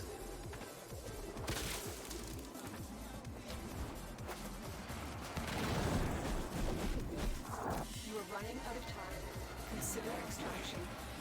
The Ignis Wraith seems alright. Strike to win. The lesson ends.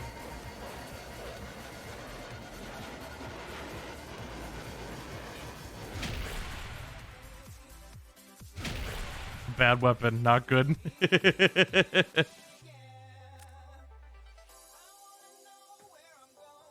This weapon could have 1,000 less ammo and still be efficient. Yep. Ignis Wraith buff when?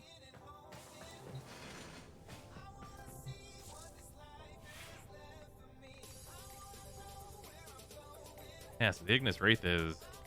It's alright. Very good. Yeah. Yeah, its reload speed is being increased, and it also gets double ammo reserves from Primary Merciless.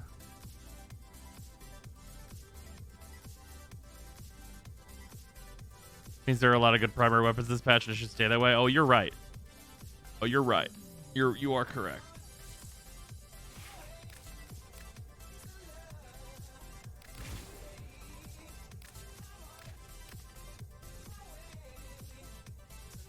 Mushroom dance. Mushroom dance.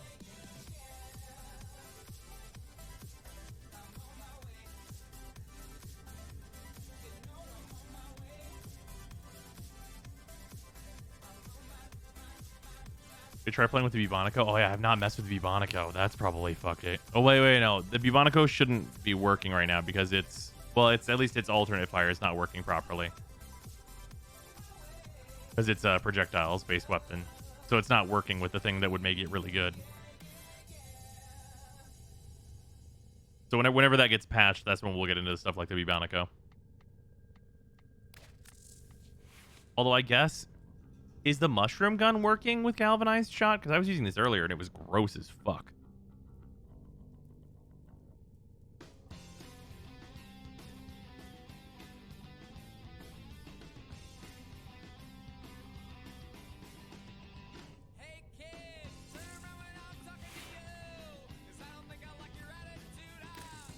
Let's just like fucking...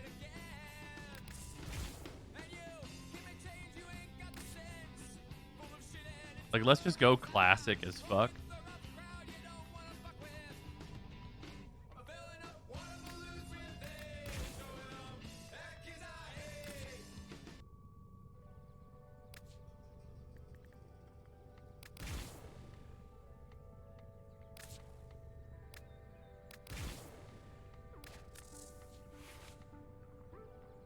I'm just gonna see how this is, even if it's not working with aptitude.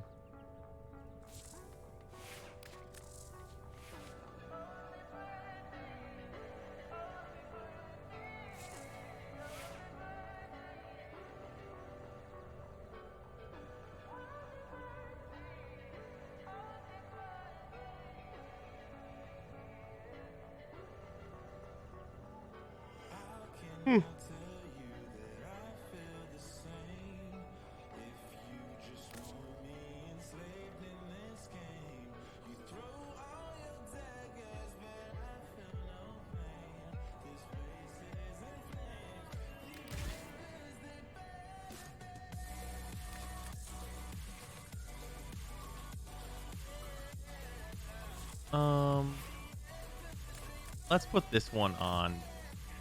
Well, no. Let's put this back on here. This is fine.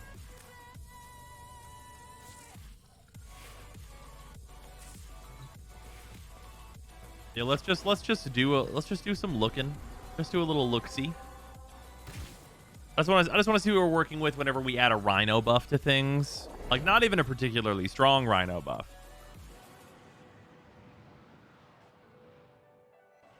Scans show Greenor harvesting Kuba nearby. Set off the alarms to draw them out, then steal their Kuba catalysts. Is that your meme, larva rhino? It is. Let me make sure this button's right. Okay.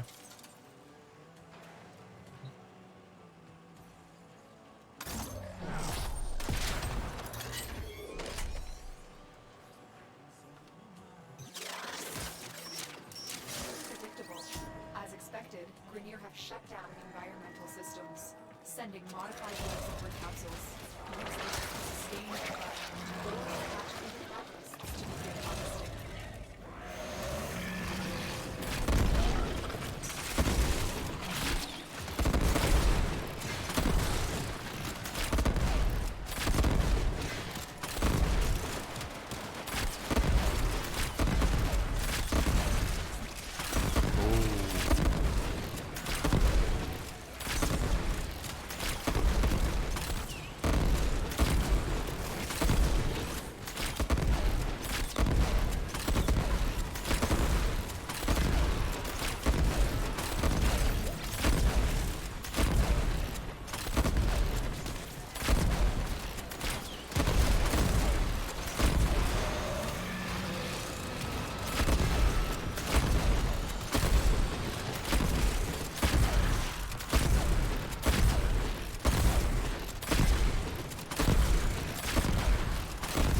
Let's switch things up a little bit.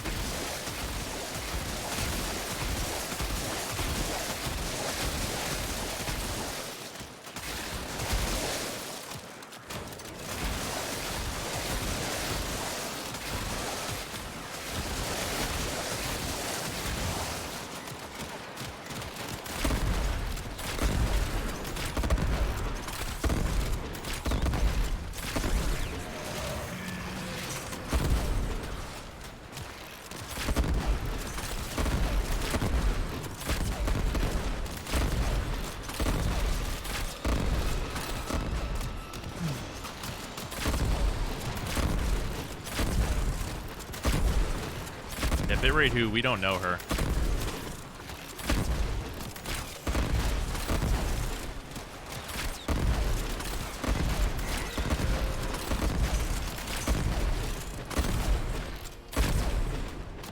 I've gotten halfway through my iron skin. That first one that I applied.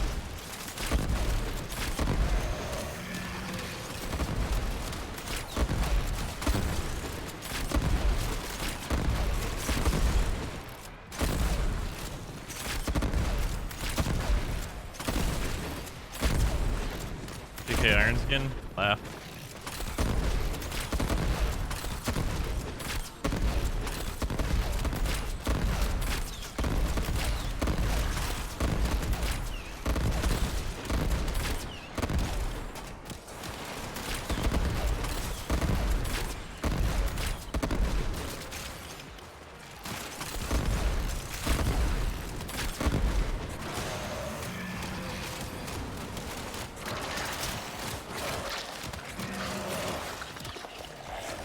That's only a 419. We can do better than that.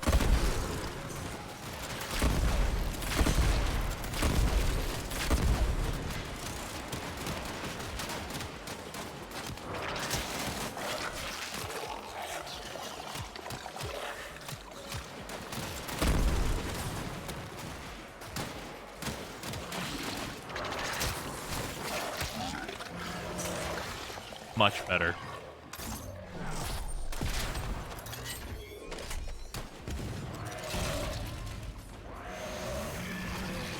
There we go, 250k.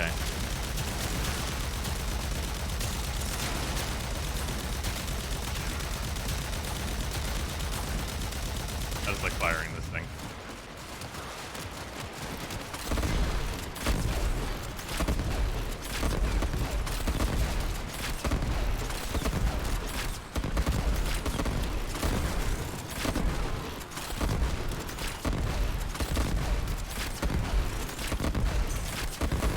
Rhino living his fucking literal best life.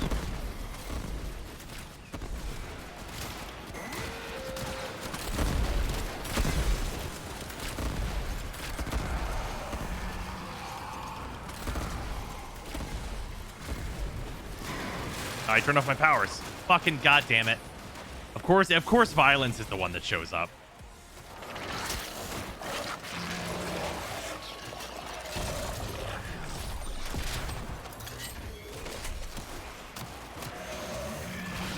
Where'd he go? God damn it. The one that hard counters Rhino.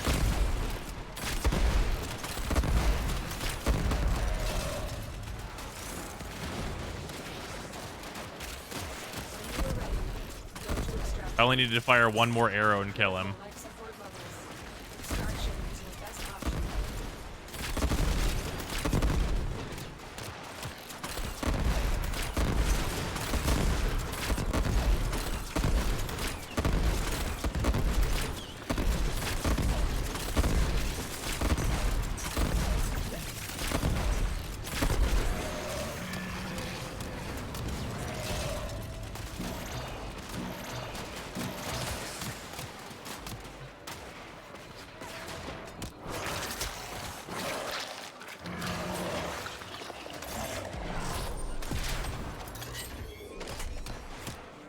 Really just turn off your skin and left, yeah. Turns out whenever your entire kit hinges around one ability being active, if the opponent can just be like, no, it's off now, then you die. Wow. Who knew?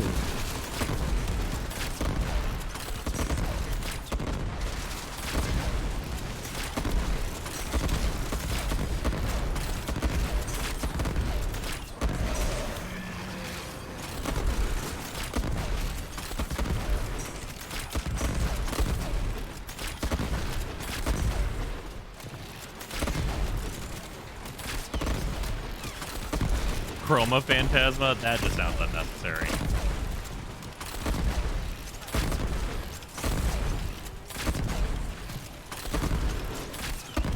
Oh wait, isn't Chroma a worse buff than Rhino now due to the new math?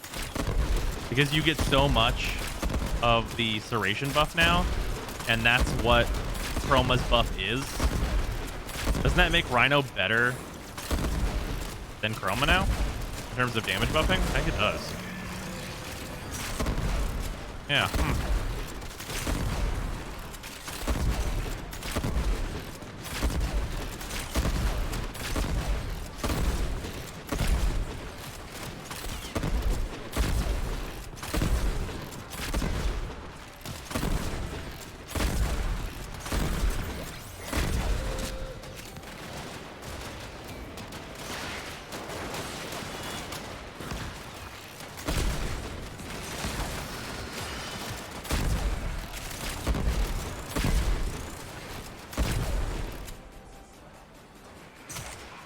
Chroma is... Well, for the new status mods are not quite as useful.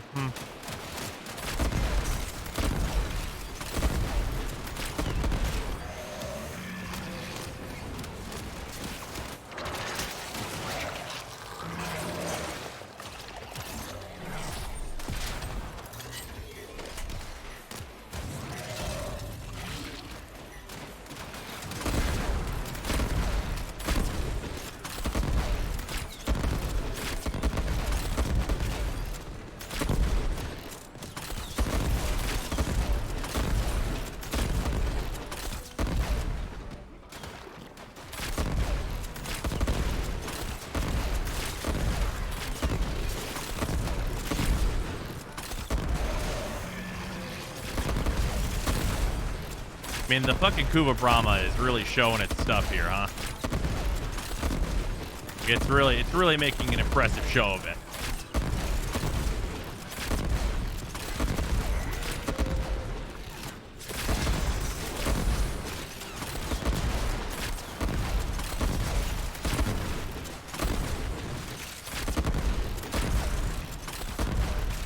Like, Merciless is fucking right.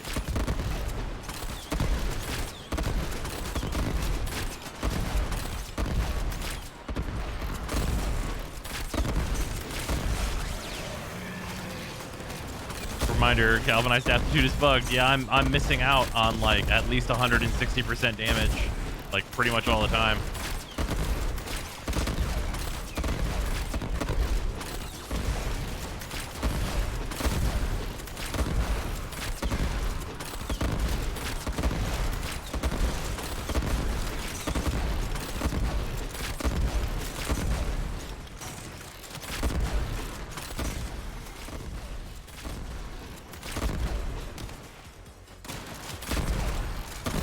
Fucking violence again. Oh, it's Mania.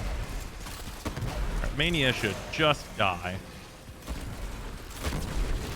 It does not matter yeah, I if don't it know is where they bugged were. if they die in one shot.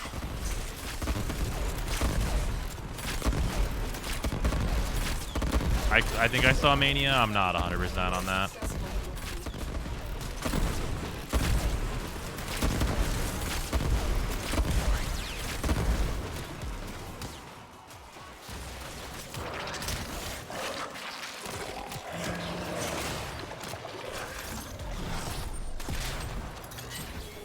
No. Don't be animation locked. There we go. Whew, that was close. I should have done that in a much safer manner than I did it, but whatever.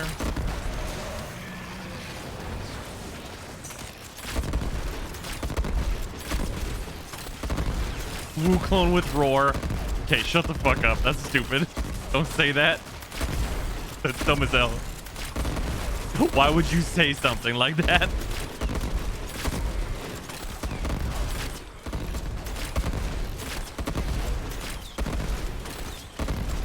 Wukong with roar.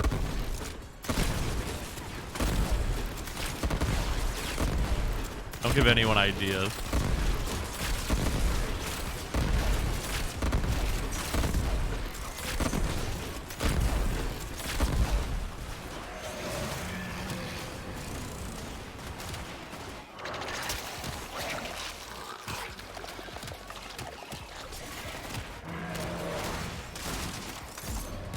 Oh shit, I'm gonna die. How did I not die? How, by the grace of what was I not deceased just now? There's no excuse, I should be dead.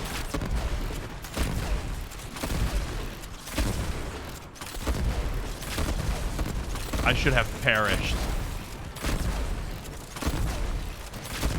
The Grenier were given the most opening and now they deserve this.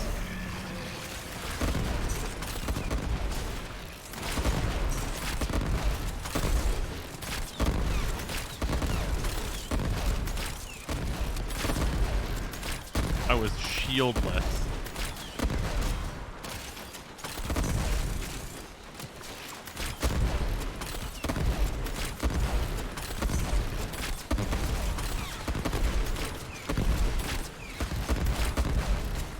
Hey, any of us that play Genshin, I'm pretty sure this is what it's gonna look like to play Yoimiya when she comes out.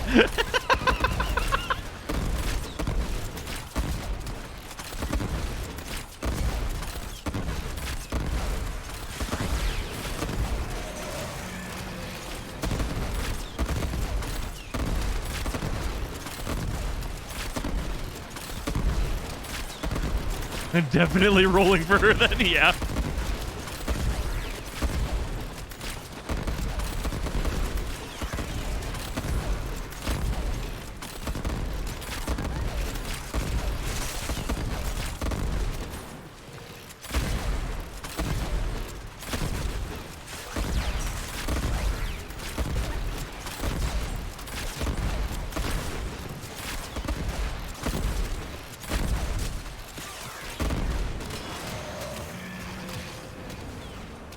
clip stocks are rising.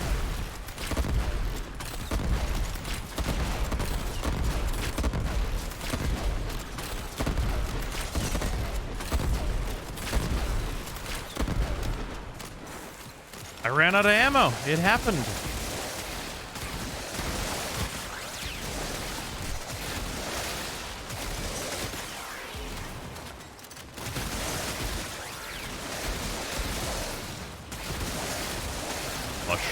Mushroom.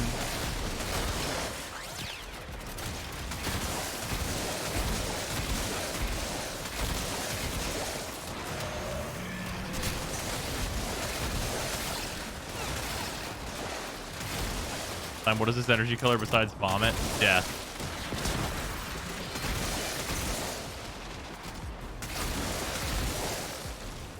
Hello, newbie, you're here. Hello. Welcome. We are doing hilarious, stupid-ass shit right now. Whoop! Just turn that back on. Pretend it was never off. I was molded by the iron skin.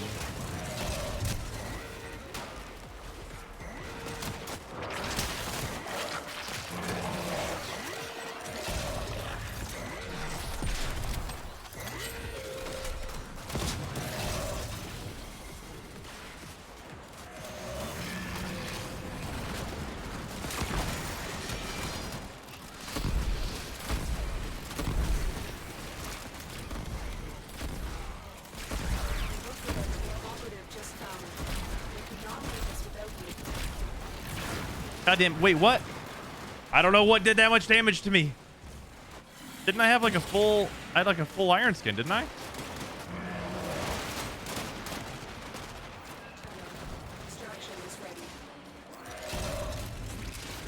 Oh, he's the magnetized one. Okay, my bad. Yeah, that is a quadrillion damage, turns out. That does 1 quadrillion damage.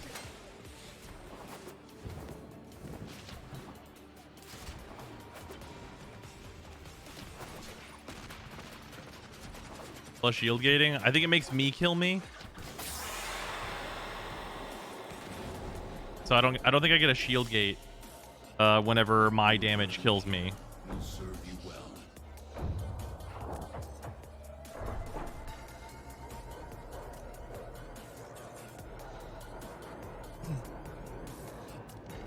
That's fucking stupid. Yeah, well.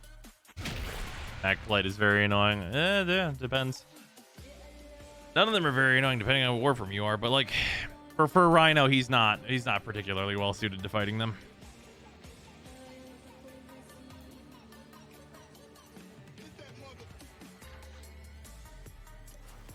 Redoing the Warframe gun tier list anytime soon? I think I'm gonna have to.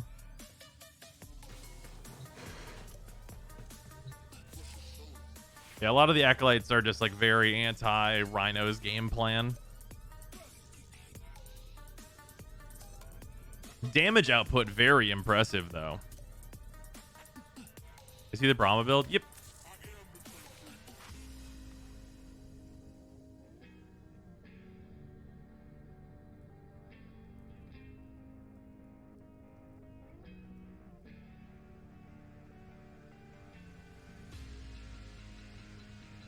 What makes magnetic best / so good for the new Tenet weapons?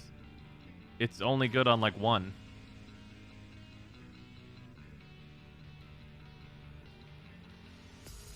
And radiation is like the same.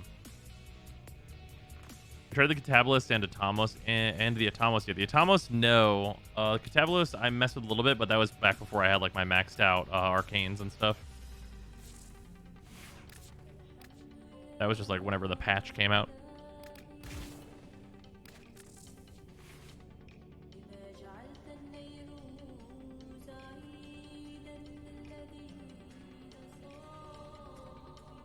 How much I know where the galvanized bots? 30k a piece, but I wouldn't suggest leveling up the critical chance ones, so you can like remove 60k of the total cost pretty easily. Would you replace the Bane mod with if someone didn't have it? The non-prime version of the Bane mod?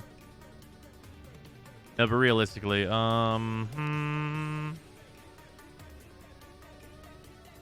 I mean, you could just put Serration in there. It'll be fine.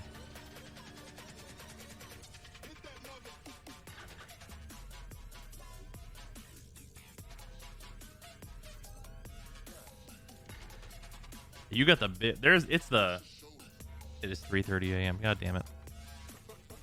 Oh man, I gotta go to bed. You get the double dip with like the Rhino Roar and the Banes though. That shit's ridiculous.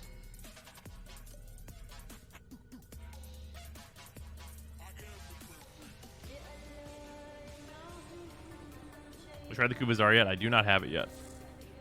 Now that I have all the Arcanes though, we can start working on getting all the rest of the weapons that I need. Firestorm works on the Brahma? Yeah, that's true. I could roll that. That's not a bad mod to put there. At lower levels, this is definitely correct.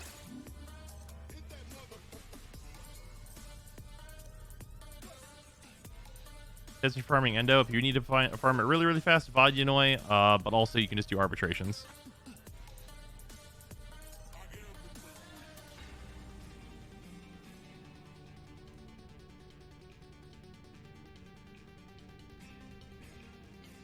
Are you ever supposed to use the alt fire on the Phantasma? No.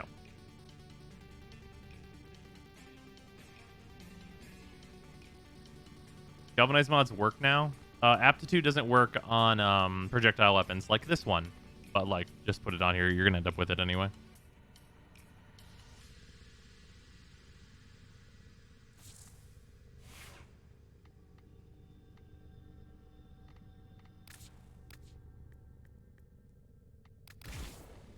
Phantasma is this. Seeking Fury can be swapped out for a number of different things. You could put a Bane there if you, for some fucking reason, need more damage. Seems pretty sus to me, though.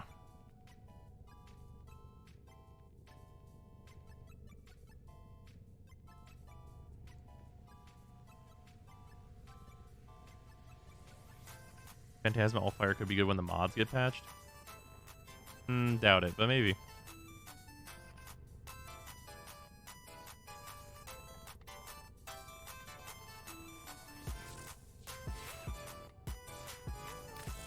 Yeah, things are, things deal fucking damage. Damage is being dealt. Holy crap, Bane Phantasma. Yeah, that's super unnecessary. Anyway, that is going to do it for stream. I will see you guys later today. Or I guess, because it's fucking 3 a.m. But yeah, I will see you guys later. I'm going to go fucking sleep. This is a much longer than I intended stream, turns out. But yeah, I will see you guys later. Goodbye.